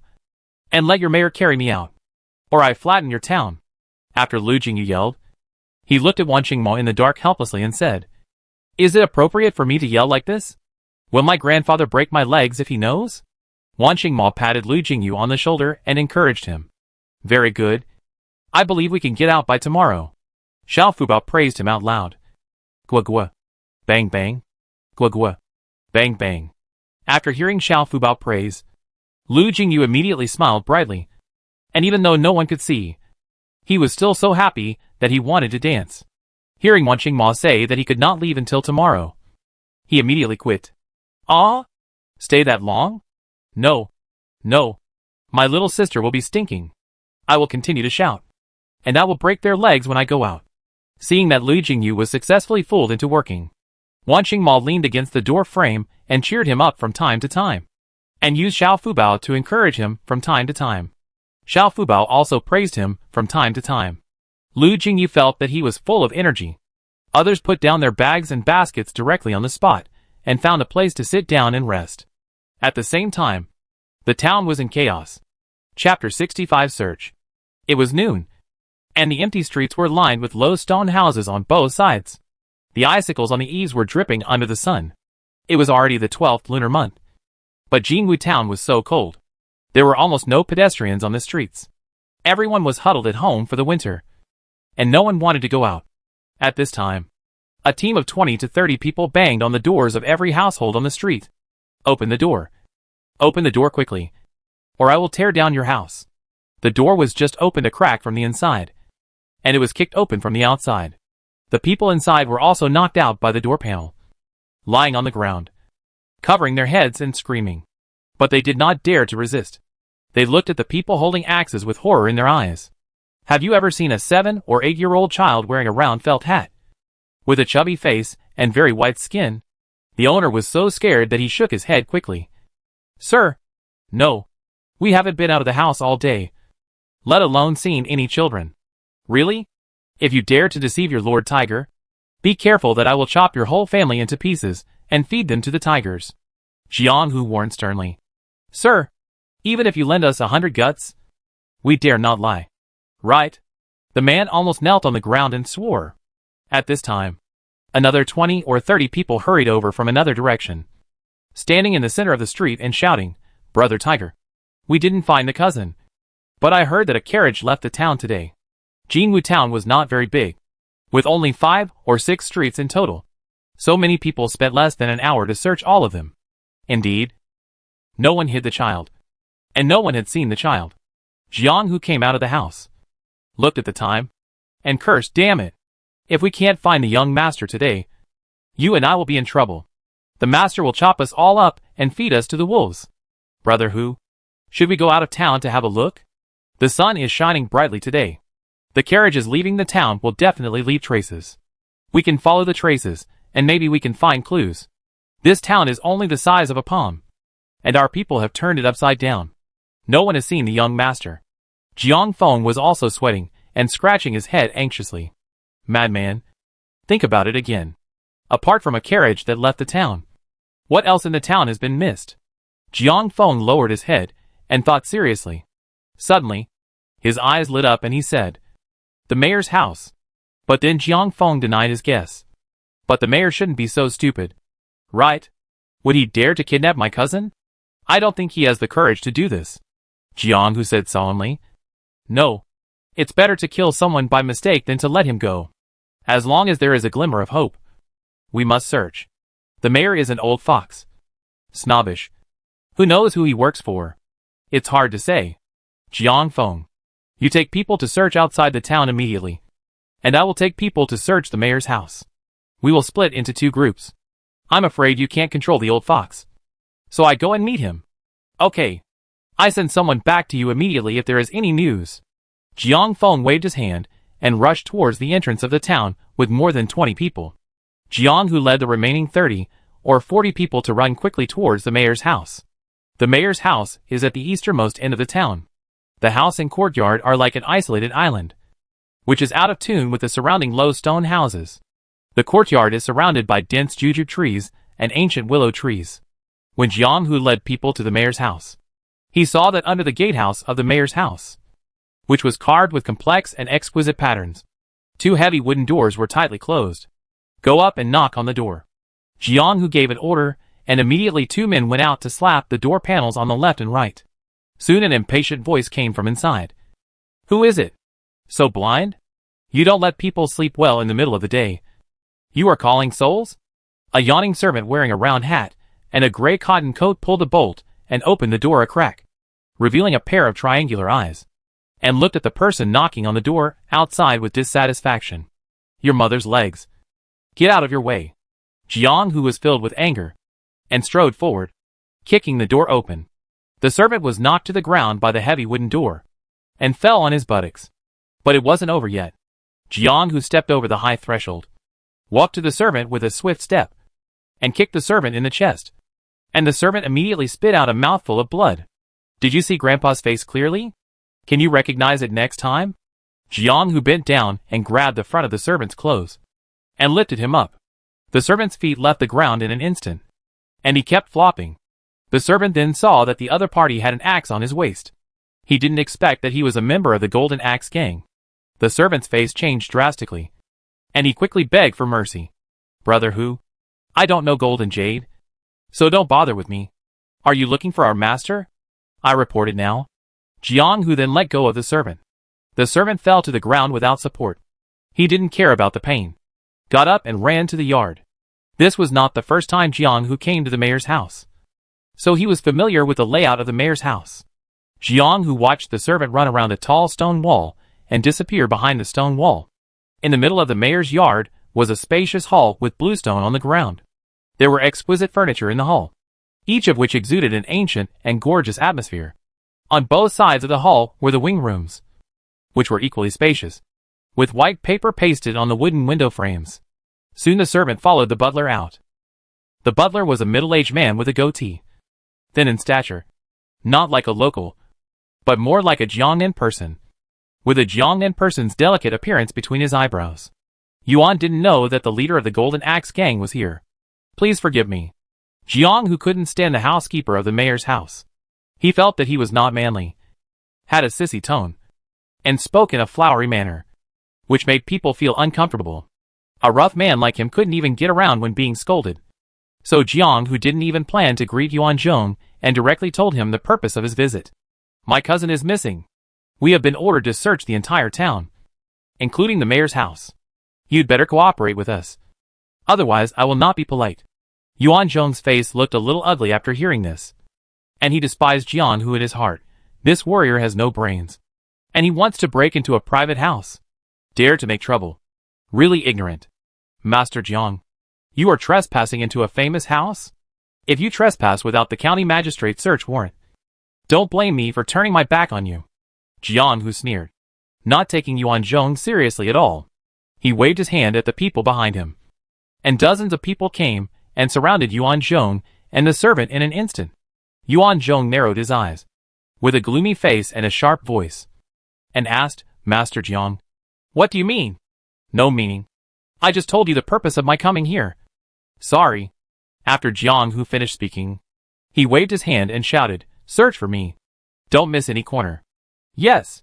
A group of people dispersed, and soon dispersed in the mayor's house. Yuan Zhong looked at Jiang Hu fiercely, and he wanted to tear Jiang Hu into pieces. The anger in his heart surged up, and his hands hanging on both sides clenched into fists. He gritted his teeth and said word by word, Jiang Hu, you better keep being arrogant. Jiang Hu raised the corners of his lips and laughed sarcastically, and did not respond at all. That expression hurt Yuan Zhong badly. Jiang Hu belongs to the Golden Axe Gang, which is in charge of all fur trades in this border. The leader of the Golden Axe Gang is the cousin of the prefect, and the wife of the prefect and Lu Jingyu's mother are sisters. This time Lu Jingyu came to the border with his uncle to study, because the forces at the border were chaotic. Lu Jingyu's mother wrote a letter to her sister asking her to take care of him. After the cousin of the prefect knew about this, he took the responsibility and promised that no one in the border area would dare to touch the young master. The Golden Axe Gang has such a strong backing as the prefect, so of course they will not take the mayor seriously. Just as Jiang Hu and Yuan Zhong were secretly competing, the mayor came hurriedly from the backyard. He was just taking a nap with his 18th concubine, and he didn't expect a group of people to rush into his house, do whatever they wanted, and deliberately break a lot of his good things. Mayor Wang Xingwang tied his belt while walking out angrily. Chapter 66 Finding Clues. Jiang Hu. What do you mean? Can you just enter my house? Get out of here with your people, and I will forgive you. Otherwise, I will make you, the Golden Axe Gang, pay for it. Wang Xingwang is already over 50 years old, with a big belly, sparse hair, and very little hair left. He barely tied a small tuft on his head. His face is ruddy, and his nose is a little red. He looks a little funny. Jiang Hu sneered at Wang Xingwang. Mayor, be careful not to get your tongue caught in the wind. In Jinwu Town, I, Jiang Hu, have never heard of anyone who can make our Golden Axe Gang pay for it. Today, I want to see who is so capable of touching our people. After Jiang Hu finished speaking, he pulled out a long bench from the servant's room on the side and sat on it, with his right leg still on the bench and his right hand on the knee of his right leg, looking nonchalant. Wang Xingwang was so angry that he almost yelled. But soon Jiang Hu's people came back from all the courtyards. Brother Hu, we didn't find him. Brother Hu, we didn't see any suspicious people. Brother Hu, we didn't find any children. Jiang Hu frowned, and his expression became more serious. Let's go and look somewhere else. Jiang Hu took the lead and walked out of the mayor's house. The mayor was so angry that he jumped up and down behind him. But he couldn't do anything about Jiang Hu. He threatened Jiang Hu just now, but he couldn't really do it. Even if he sued Jiang Hu, the county magistrate would not dare to intervene. After all, the county magistrate had the prefectural governor as his backer. Butler, do you know why these people came to search? Yuan Zhong said respectfully. Master, I heard they are looking for a child. Child? What kind of child? The mayor frowned, puzzled. When did such a large number of children come to their town? How could he, the mayor, not know? Yuan Zhong shook his head and said, this servant doesn't know either. I just heard that a child was lost, and it seems that the whole town has been searched. Butler, go check immediately. What kind of child is Jiang Hu looking for? It is a time of trouble recently. We can't offend people who shouldn't be offended at this critical moment. Wang Xingwang's eyelids twitched, and he was a little panicked. His intuition told him that something might happen. Yuan Zhong felt that the mayor was being overly futile. Even if the child was lost, it had nothing to do with the mayor's family. Why bother to get involved? But since the mayor had spoken, he dared not disobey. So he bowed and said, I know. I do it right away. Wang Xingwang narrowed his eyes and watched the backs of Jiang Hu and others leaving, clenching his fists and then loosening them. When Jiang Hu led his men to the main street of the town, he met the man who came back to report the news. Brother Hu? Brother Feng asked me to come back to report the news. We followed the ruts of the carriage out of the town and tracked it all the way down. We found an overturned carriage with 2 people on the carriage, but they were dead. But we caught a driver. Where are the people? Jiang Hu immediately asked in a deep voice. On the way back. Brother Feng was afraid that you would be anxious, so he asked me to come back to report the news first. And the people will be back soon. How could Jiang Hu wait any longer? He immediately went to the entrance of the town to meet them. As soon as they arrived at the entrance of the town, they saw from a distance that Jiang Feng was holding a man with shifty eyes. The man seemed to have a lame leg and walked with a limp. Jiang Feng half dragged him on the snow. Madman, how is the progress? Jiang Hu shouted to Jiang Feng from a distance. Jiang Feng quickly waved to Jiang Hu. Brother Hu, I found a suspect. He said he had seen the cousin. When Jiang Hu heard this, a flash of surprise flashed across his face, and his steps became faster. After the two met, Jiang Feng immediately handed the driver to Jiang Hu. Brother Hu, this is the man. He is not honest. I think some special means may be needed to make him tell the truth. The driver had suffered a lot along the way. Now that he heard that he was going to be punished, he immediately knelt down and begged for mercy. My dear gentlemen, my good men, I confess everything. I will tell you everything you want to know. Please don't torture me. I am just a coachman. Someone rented my carriage, and something happened. I still feel very wronged. Jiang Hu grabbed the coachman's hair. The coachman was forced to raise his head and look at Jiang Hu. Tell me, is there a little boy of 7 or 8 years old in your carriage? With a chubby face, rich clothes, and fair skin. The coachman didn't dare to lie, and immediately responded, yes, there is indeed a child, who was caught by the two people from the interior. They wanted to take the child to the interior to sell it, but the horses were frightened. The child was thrown out of the carriage, and the two people also rushed down the steep slope with the carriage and died. My carriage was fine. Shut up. Don't say anything if you don't ask. Jiang Hu saw that the coachman was crying and wanted to complain again, so he interrupted him immediately. I'm asking you, where did the child go? Have you seen the child? Jiang Hu continued to ask in a stern voice. The driver wiped his tears and said, I saw him, and it seems that he was rescued by a young man. As for where he went, I really don't know. Please forgive me. Sir? Jiang Hu glanced at the driver and made sure that he was not lying. He loosened his hand, and the driver fell into the snow water. Crazy man. Go to the whole town to check if there was a young man in our town today. Jinwu town is already in the most remote place in Dachi. It is not only poor and backward, but also rarely visited. If a strange face came to the town, someone would definitely remember it. After Jiang Feng left, Jiang Hu ordered his men, take this driver back and lock him up first. No one is allowed to approach him before the cousin is found. I will interrogate him later. The driver begged for mercy while being dragged on the ground, leaving 2 deep marks in the snow below. Jiang Feng led his men around the town again, but did not find any young man with a child. And today was not a market day, so there were few people on the street, and it was not certain that they would meet. At this point, the matter was deadlocked again. Jiang Feng came back to report to Jiang Hu. Brother Hu? I asked. And no one saw a young man with a child. If someone had seen it, it would be impossible not to tell the truth. Besides, a young man with a child is already quite eye-catching. Jiang Hu was so angry that he punched a wooden pillar on the street. Is the young master really missing? How can I go back and explain to the master and Mr. Liu? Jiang Hu scratched his hair until it was bald, and he couldn't think of a solution for a while. Why don't we go back and interrogate the driver? Maybe he missed some important clues, which made it impossible for us to start.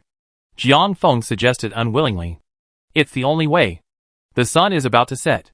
If we can't find him, my cousin may not be alive tomorrow.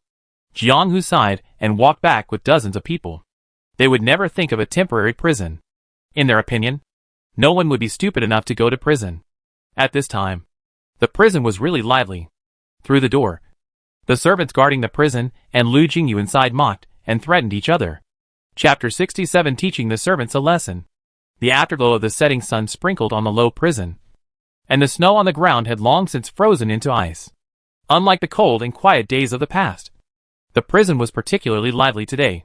Lu Jingyu stood behind the door of the prison, banging on the door and shouting loudly. His voice had long been hoarse, but he still did not give up. You bunch of dog slaves. I am from the Lu family in the capital. How dare you lock me up in such a lowly and dirty place? When I get out, I will not be named Lu unless I break your neck. The servants outside were bored in winter. They had never heard of such an arrogant prisoner coming to the prison today. In the past, when the prisoners came here, which one did not let them flatten and round? I didn't expect that there would be a thorn this time. The servants laughed loudly after hearing what Lu Jingyu said. The Lu family in the capital? I am from the Lu family in Jinwu town? Who is the Lu family? We haven't heard of it either? Ha ha ha. This kid is quite arrogant. He wants to break our necks. He seems to be dishonest? Brothers? How about it? How about taking that kid out and having some fun? Waning Mo heard their conversation clearly. These people were servants of the mayor's family. The temporary prison set up by the mayor privately was just to satisfy his selfishness. The people above didn't even know there was such a place as a temporary prison. According to the procedure, prisoners should be immediately sent to the village when they are exiled to the border. But now there is a temporary prison. Waning Mo patted Lu Jingyu's shoulder, and a hint of darkness flashed in his eyes. He wanted to use Lu Jingyu's identity to take everyone out, but he didn't want the eldest grandson of the Lu family to be harmed. How could these servants have heard of the Lu family in the capital with their low status? Waning Mo estimated that even the mayor might not have heard of the Lu family in the capital, because the reputation of the Lu family is well known among scholars. It is hard to say whether this mayor has read books or not. Jingyu, you can take a break. Lu Jingyu also heard the words of the servant outside. Although he was full of anger, he knew that this was not the time to hit the stone with the egg, so he chose to endure it. Wan Mo's dark eyes flashed with praise. This child is worthy of being a child of the Lu family. He knows how to judge the situation. If he were an ordinary 7 or 8-year-old child from aristocratic family, he should have exploded at this time. And the result would be asking for trouble. Lu Jingyu was led by Wan Mo to sit in the crowd. Wan Mo has adapted to the darkness. Although he can't see clearly, the tiny light that comes through the crack of the door can still let Wan Mo see the situation of everyone in the room clearly.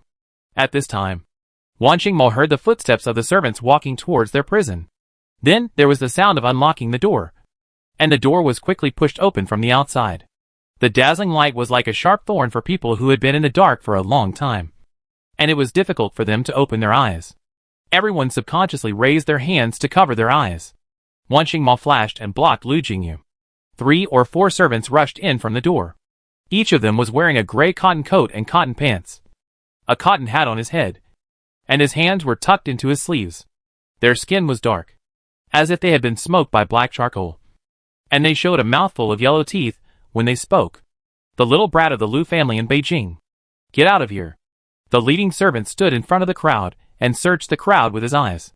Several people talked to Lu Jingyu outside through the door, but they did not see Lu Jingyu himself, and did not know how tall, short, fat, thin, and what he looked like. No one answered the servant's question, and everyone subconsciously lowered their heads to avoid the question. Little Fubao looked at the servant with sparkling eyes, calm and composed. She could feel that the atmosphere was not right, but she didn't understand what was going on. She only knew that these people were too smelly, even more smelly than the smell in the house, which made her want to go out. Little Fubao blinked her eyes and raised her head in Wan Dashao's arms. She wanted to stand up to see clearly. She was locked in the dark just now, and was not used to it. Now that there was light, she wanted to go out. One of her little hands was still holding Wan Dashao's clothes, and she said in a baby voice, "It's cool. The door is open. Go." What little Fubao meant was that the door was open. So why didn't everyone go out? The servants immediately looked at the little Fubao who was speaking, and the leading servant's eyes lit up. "Oh, this little girl is so pretty. Brothers, there's money." The other servants immediately stepped forward and looked at little Fubao. Wan Dasao was so frightened that her body was shaking. It was too late to hide little Fubao. Wan Dasao held little Fubao tightly and kept moving backwards. She was sitting on the ground at first, but now her legs were bent, and as her but moved backwards, her feet drew 2 winding lines on the ground and kept moving backwards. "Still want to run? Now that you're in my territory, do you think you can run?" The servant said this with a determined smile on his face, and looked at Xiao Fubao with a sinister look. "Brothers, come on. This woman is not bad. Take her away together." After the servant said this, they all pounced on Wan Dasao like devils. "Wife. Old second wife. Second sister-in-law." Several voices sounded at the same time, and people followed closely. Several figures blocked Wan Dasao and Xiao Fubao behind them. The servant pounced on nothing, and even hugged Wan Lao's neck and kissed Wan Lao's face. Wan Lao was disgusted and had goosebumps all over his body. He pushed the servant away and quickly slapped his body with his hands, as if there was some invisible dirt on his body. The servant pounced on the wrong person, and he was angry and wanted to beat and scold everyone. The leading servant was suddenly kicked out by Wan Mo. Then came the sound of several bodies being kicked and falling to the ground. These servants were not kicked out of the door by Wan Mo, but were deliberately kicked into the side where the female corpse was. As soon as they landed and had not yet gotten up from the ground, they heard a snap and something fell down, followed by a terrifying scream of ghosts and wolves. In the darkness, the female corpse was hit against the wall by these people, and the iron nails on her body fell off due to the softness of the wall and the vibration. Without the restraint of the iron nails, the female corpse directly fell from the wall to the servants, who fell in front of her. The body of the female corpse is now in a semi-rotten state, and many bones are exposed. When the corpse fell on these servants, the bones happened to hang on the clothes of these servants. The servants knew that there was a female corpse here. After they recovered, a layer of cold sweat flowed down their backs. It happened that the female corpse fell at this time, and they were pounced by the female corpse. The terrifying scream made the top of the head numb. Wan Jinshu leaned against the wall, glanced at the direction where the servant's voice came from, and then looked at Wan Mo. Wan Xingma's mouth curled up coldly, looking at the servant in the dark, his eyes flashing coldly. Wan Jinshu sighed lightly. Without saying anything, he probably guessed that there must be something else behind the stench of corpses over there. The servant finally got up from the ground in a mess. But he couldn't pull the female corpse off. The female corpse was tightly hooked to his servant. And no matter what the servant did, he couldn't get rid of it. The other servants had already wet their pants in fear in the dark. And they didn't care about the life or death of this servant. They rolled and crawled out of the darkness towards the light with their hands and feet. They no longer had the heart to find fault. As if there was an evil ghost chasing them over there. Little Fubao clapped his hands and giggled. Wan Dasao was relieved at this time. Seeing those people in such a miserable state, Wan Dasao felt very relieved and cursed in her heart. You deserve it. You even wanted to sell my daughter. It was really retribution. You were oppressed by ghosts at night. You bad guys. What Wan Dasao didn't know was that those people were really right. They were oppressed by ghosts in the middle of the night. The next day, they all had a high fever for no reason. The servant inside struggled for a long time and took off his cotton jacket and trousers before he freed himself from the female corpse. He ran out screaming in his patched undershirt. Lu Jingyu laughed at him. The servant was in no mood to trouble Lu Jingyu anymore. His steps were weak, and he fell down 3 times in a step as he crawled out. He even forgot to lock the door. But everyone finally saw the daylight. Wan Xingma took the opportunity to go out and brought a lot of dry firewood from the firewood room. And also brought a fire starter. Wan Lauer quickly helped to light 2 fires. The fire lit up, and the cold air was immediately dispelled. Everyone sat cross-legged around the fire. Lu Jingyu looked at Xiao Fubao, and saw that Xiao Fubao was playing with his hands in Wan Dasao's arms.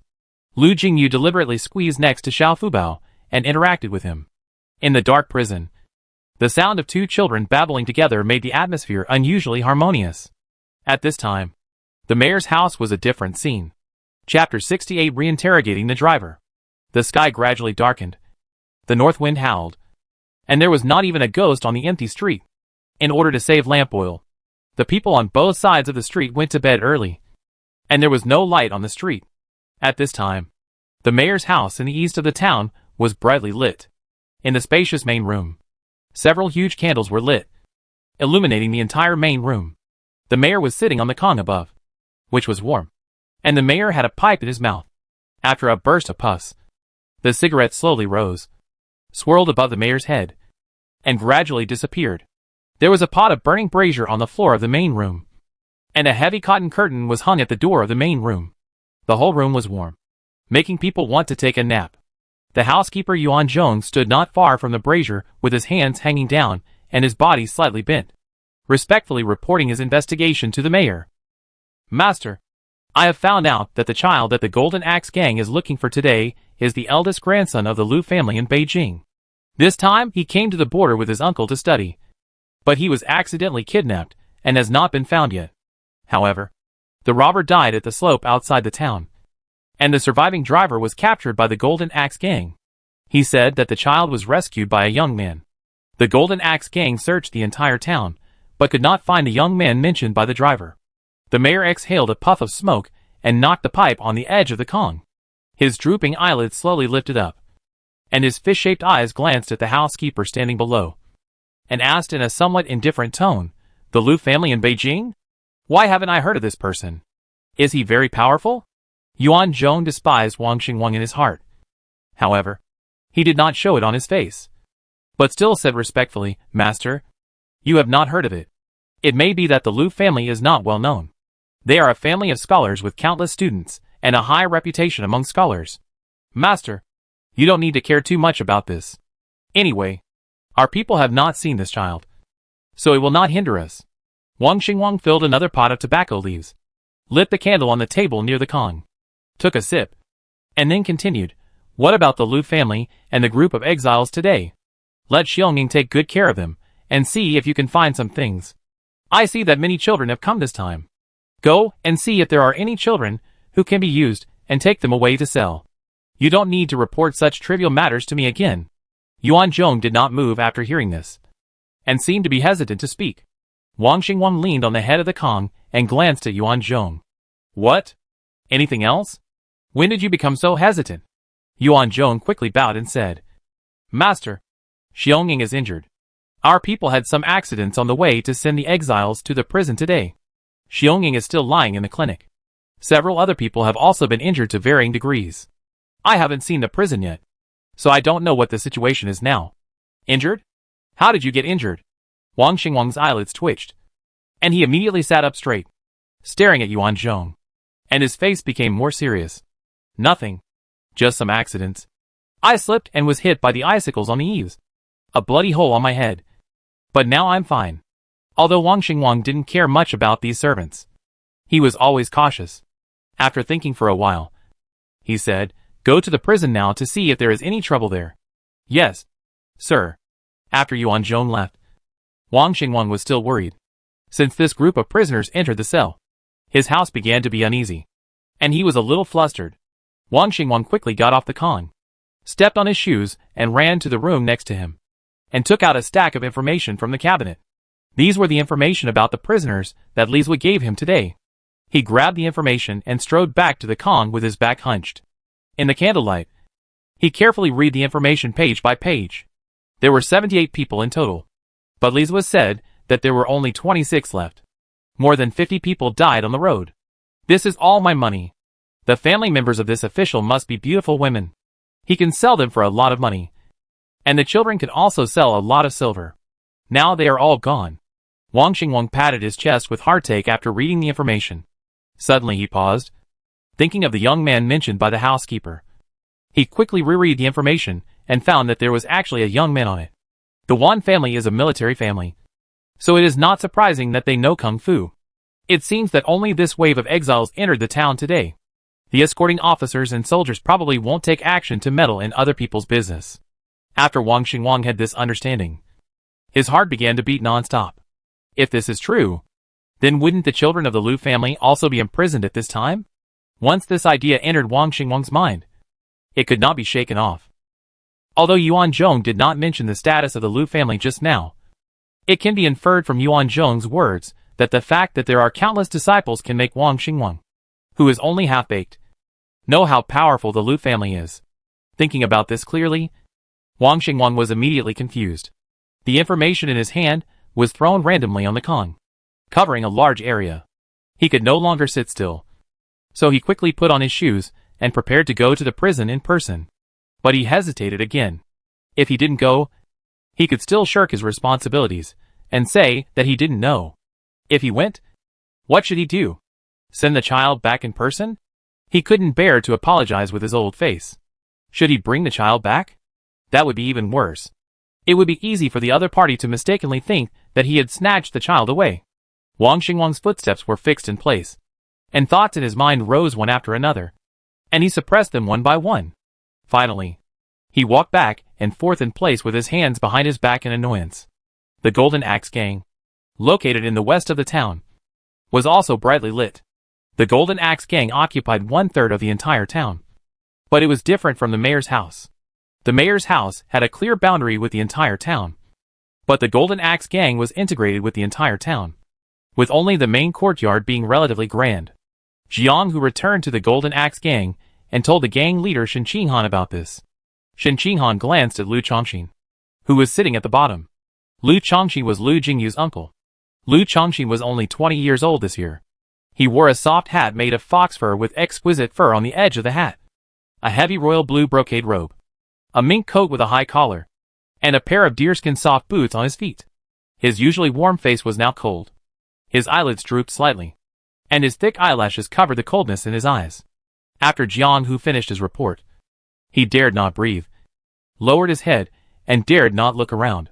Lu Chongqing, who had heard the whole story, was leaning on the mink-covered seat, playing with the jade ring on his thumb with one hand and supporting his temple with a half-clenched fist with the other hand. He said lightly, "Bring the driver up." Jiang Hu did not dare to hesitate at all, and immediately said yes, then bowed and retreated. Soon the heavy cotton curtain was lifted, and a chill went straight in. "Kneel down!" Jiang Hu held the driver in his hand and kicked the driver's knee hard.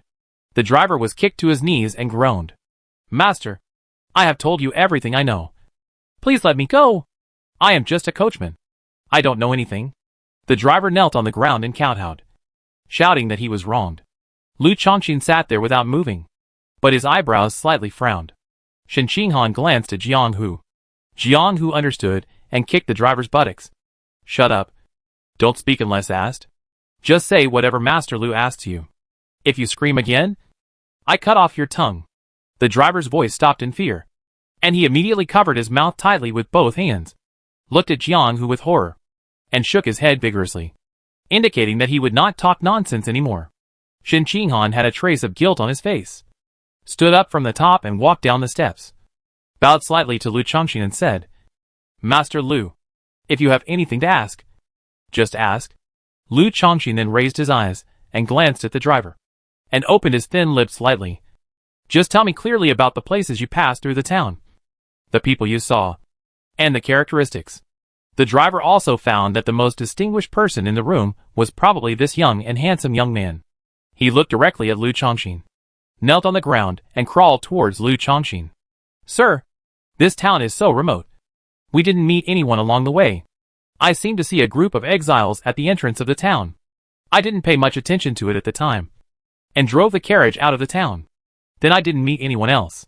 Oh, I remember that young man seemed to be one of those exiles.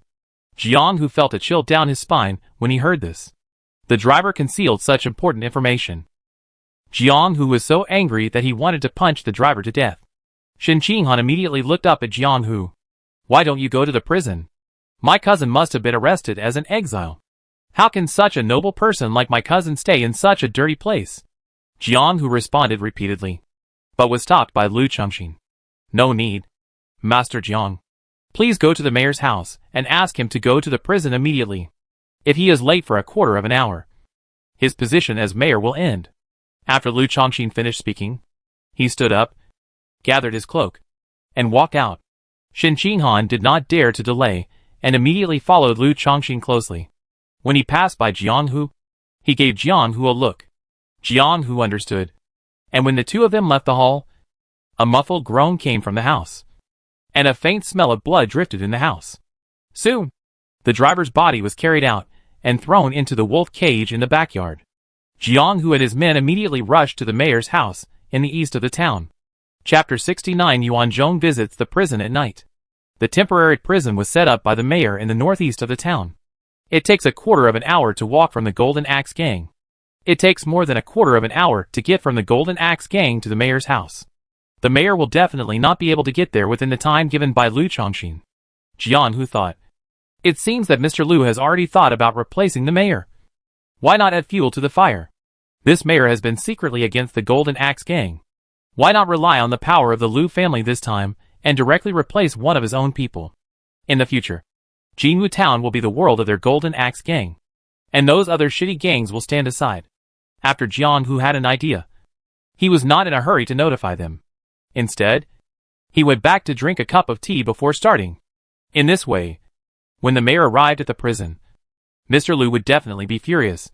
At this time in the temporary prison, the servants had experienced a heavy blow physically and mentally, and the whole person was a little confused and had some paranoia. He shivered with fear when he heard a little noise outside the window. In fact, it was just the rustling sound of the north wind blowing through the window paper. Xiao Fubao and his friends were roasting sweet potatoes in the fire. Grandma Wan was reluctant to eat these sweet potatoes all the way, so she carried them all the way to the border to prepare them as seeds. However, they had not eaten a hot bite of sweet potatoes for a day. Now everyone was hungry.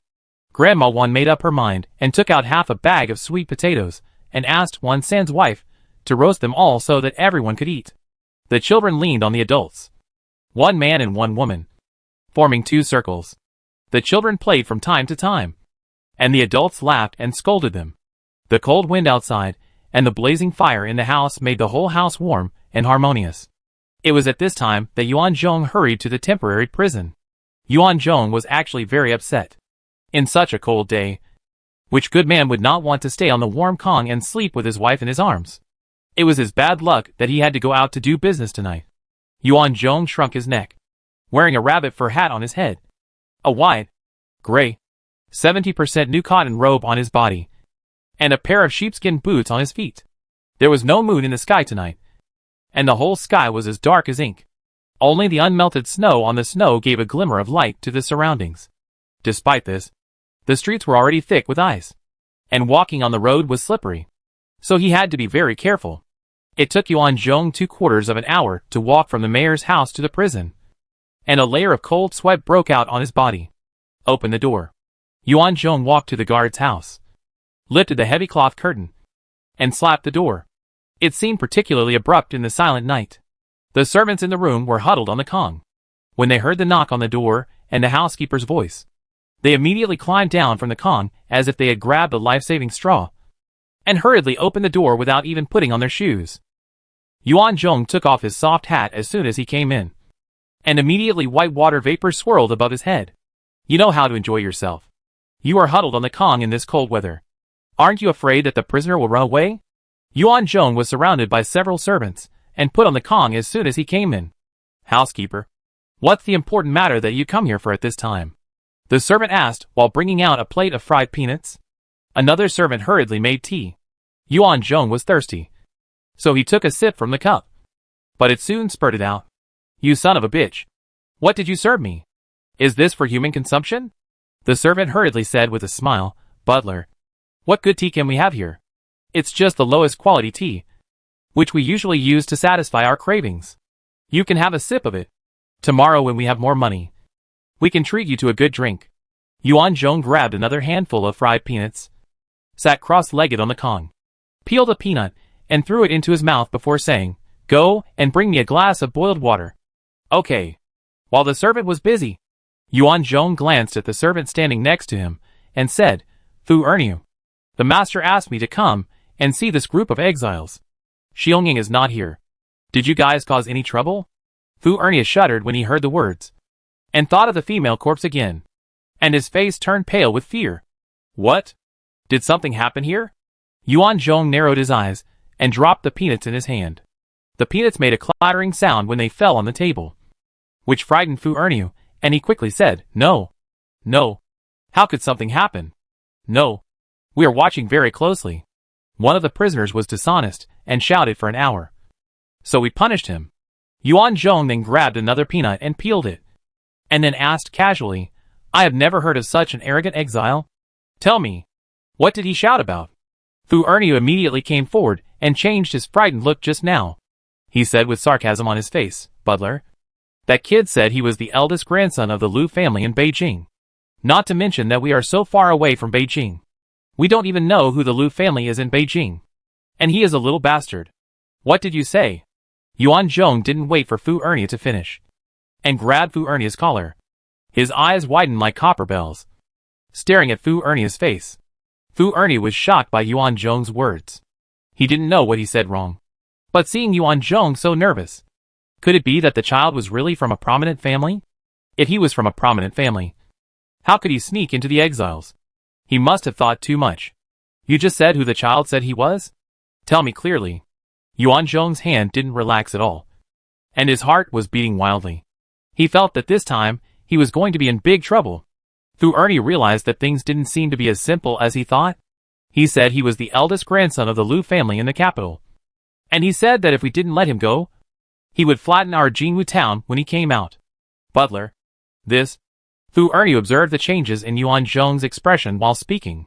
He found that Yuan Zhong's face was getting worse and worse, from the original ruddy to pale. Did he really say that? He wants to destroy Jinwu town? Yuan Zhong's eyes darkened, and his heart skipped a beat. Yes, that's what he said. I was so angry at the time that I opened the door and went in to teach him a lesson, but I was beaten up by the prisoner. Yuan Zhong couldn't hear the other words Fu Erniu said at this time. His mind was full of how to solve the current problem.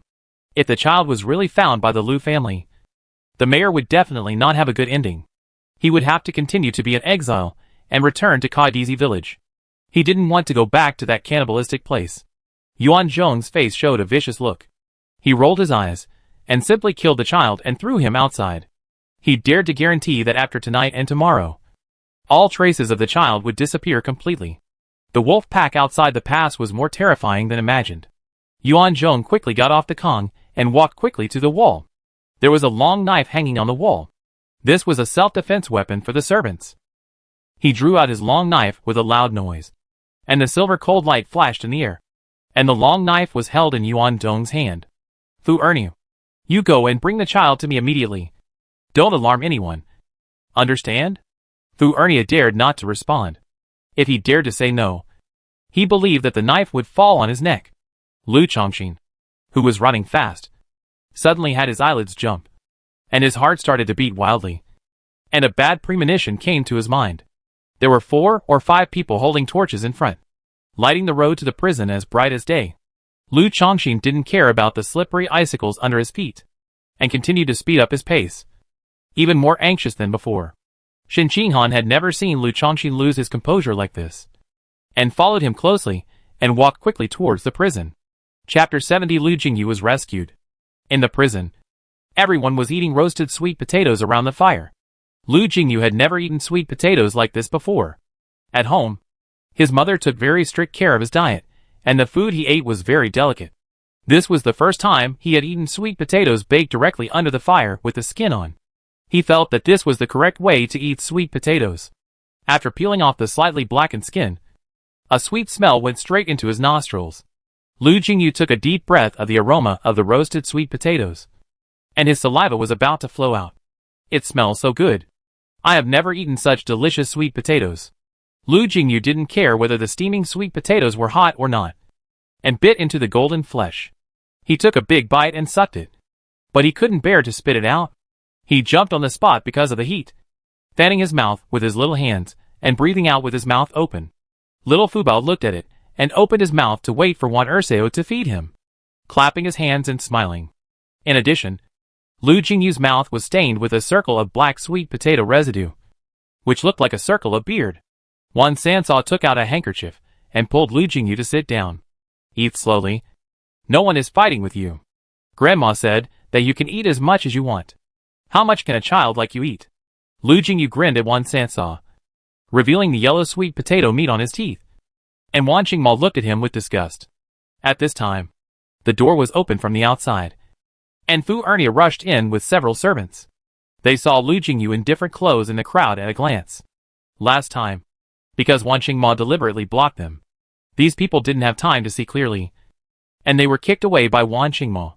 This time, there was no blocking, and they noticed the difference of this child at a glance. Fu Ernia grabbed Lu Jingyu and took him out without saying anything. What are you doing? Let me go! I tell you, I am the eldest grandson of the Lu family. If you dare to touch me, my grandfather will not let you go. Lu Jingyu was trained by Wan Qingmo in the afternoon, and now he can speak fluently. Humph. Thanks to you for introducing yourself. Otherwise, I would be afraid of arresting the wrong person. Fu Ernia dragged Lu Jingyu out, and Wan Qingmo flashed and blocked the way of several people. Why did you arrest him? If you don't explain clearly, don't think about leaving this door today. Fu Ernia was a little afraid of Wan Qingmo, because it was this kid who kicked them onto the female corpse in the afternoon. Seeing Wan Qingmo's tall figure at this time, he couldn't help swallowing his saliva. What do you want to do?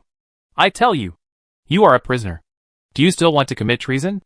Get out of my way if you know what's good for you, or I sell you all out. Wan Qingmo was unmoved and asked coldly, why did you arrest him? Why should you care? Don't forget your identity. You are just an exile. I warn you, don't meddle in other people's business. Fu Ernia wanted to bypass Wan Qingmo and leave, but the long sword in Wan Qingmo's hand flashed and stopped Fu Ernia's steps. You took him away without a reason. Ask if the sword in my hand agrees? Fu Ernia's forward steps were stopped by the sword. You too. Hurry up and inform the housekeeper, and say that someone is making trouble. The other two took the opportunity to slip away from one side. Wan Qingmo didn't even look at them. He only needed to keep an eye on Lu Jingyu. Soon, Yuan Zhong strode out of the guard room with a long sword in hand.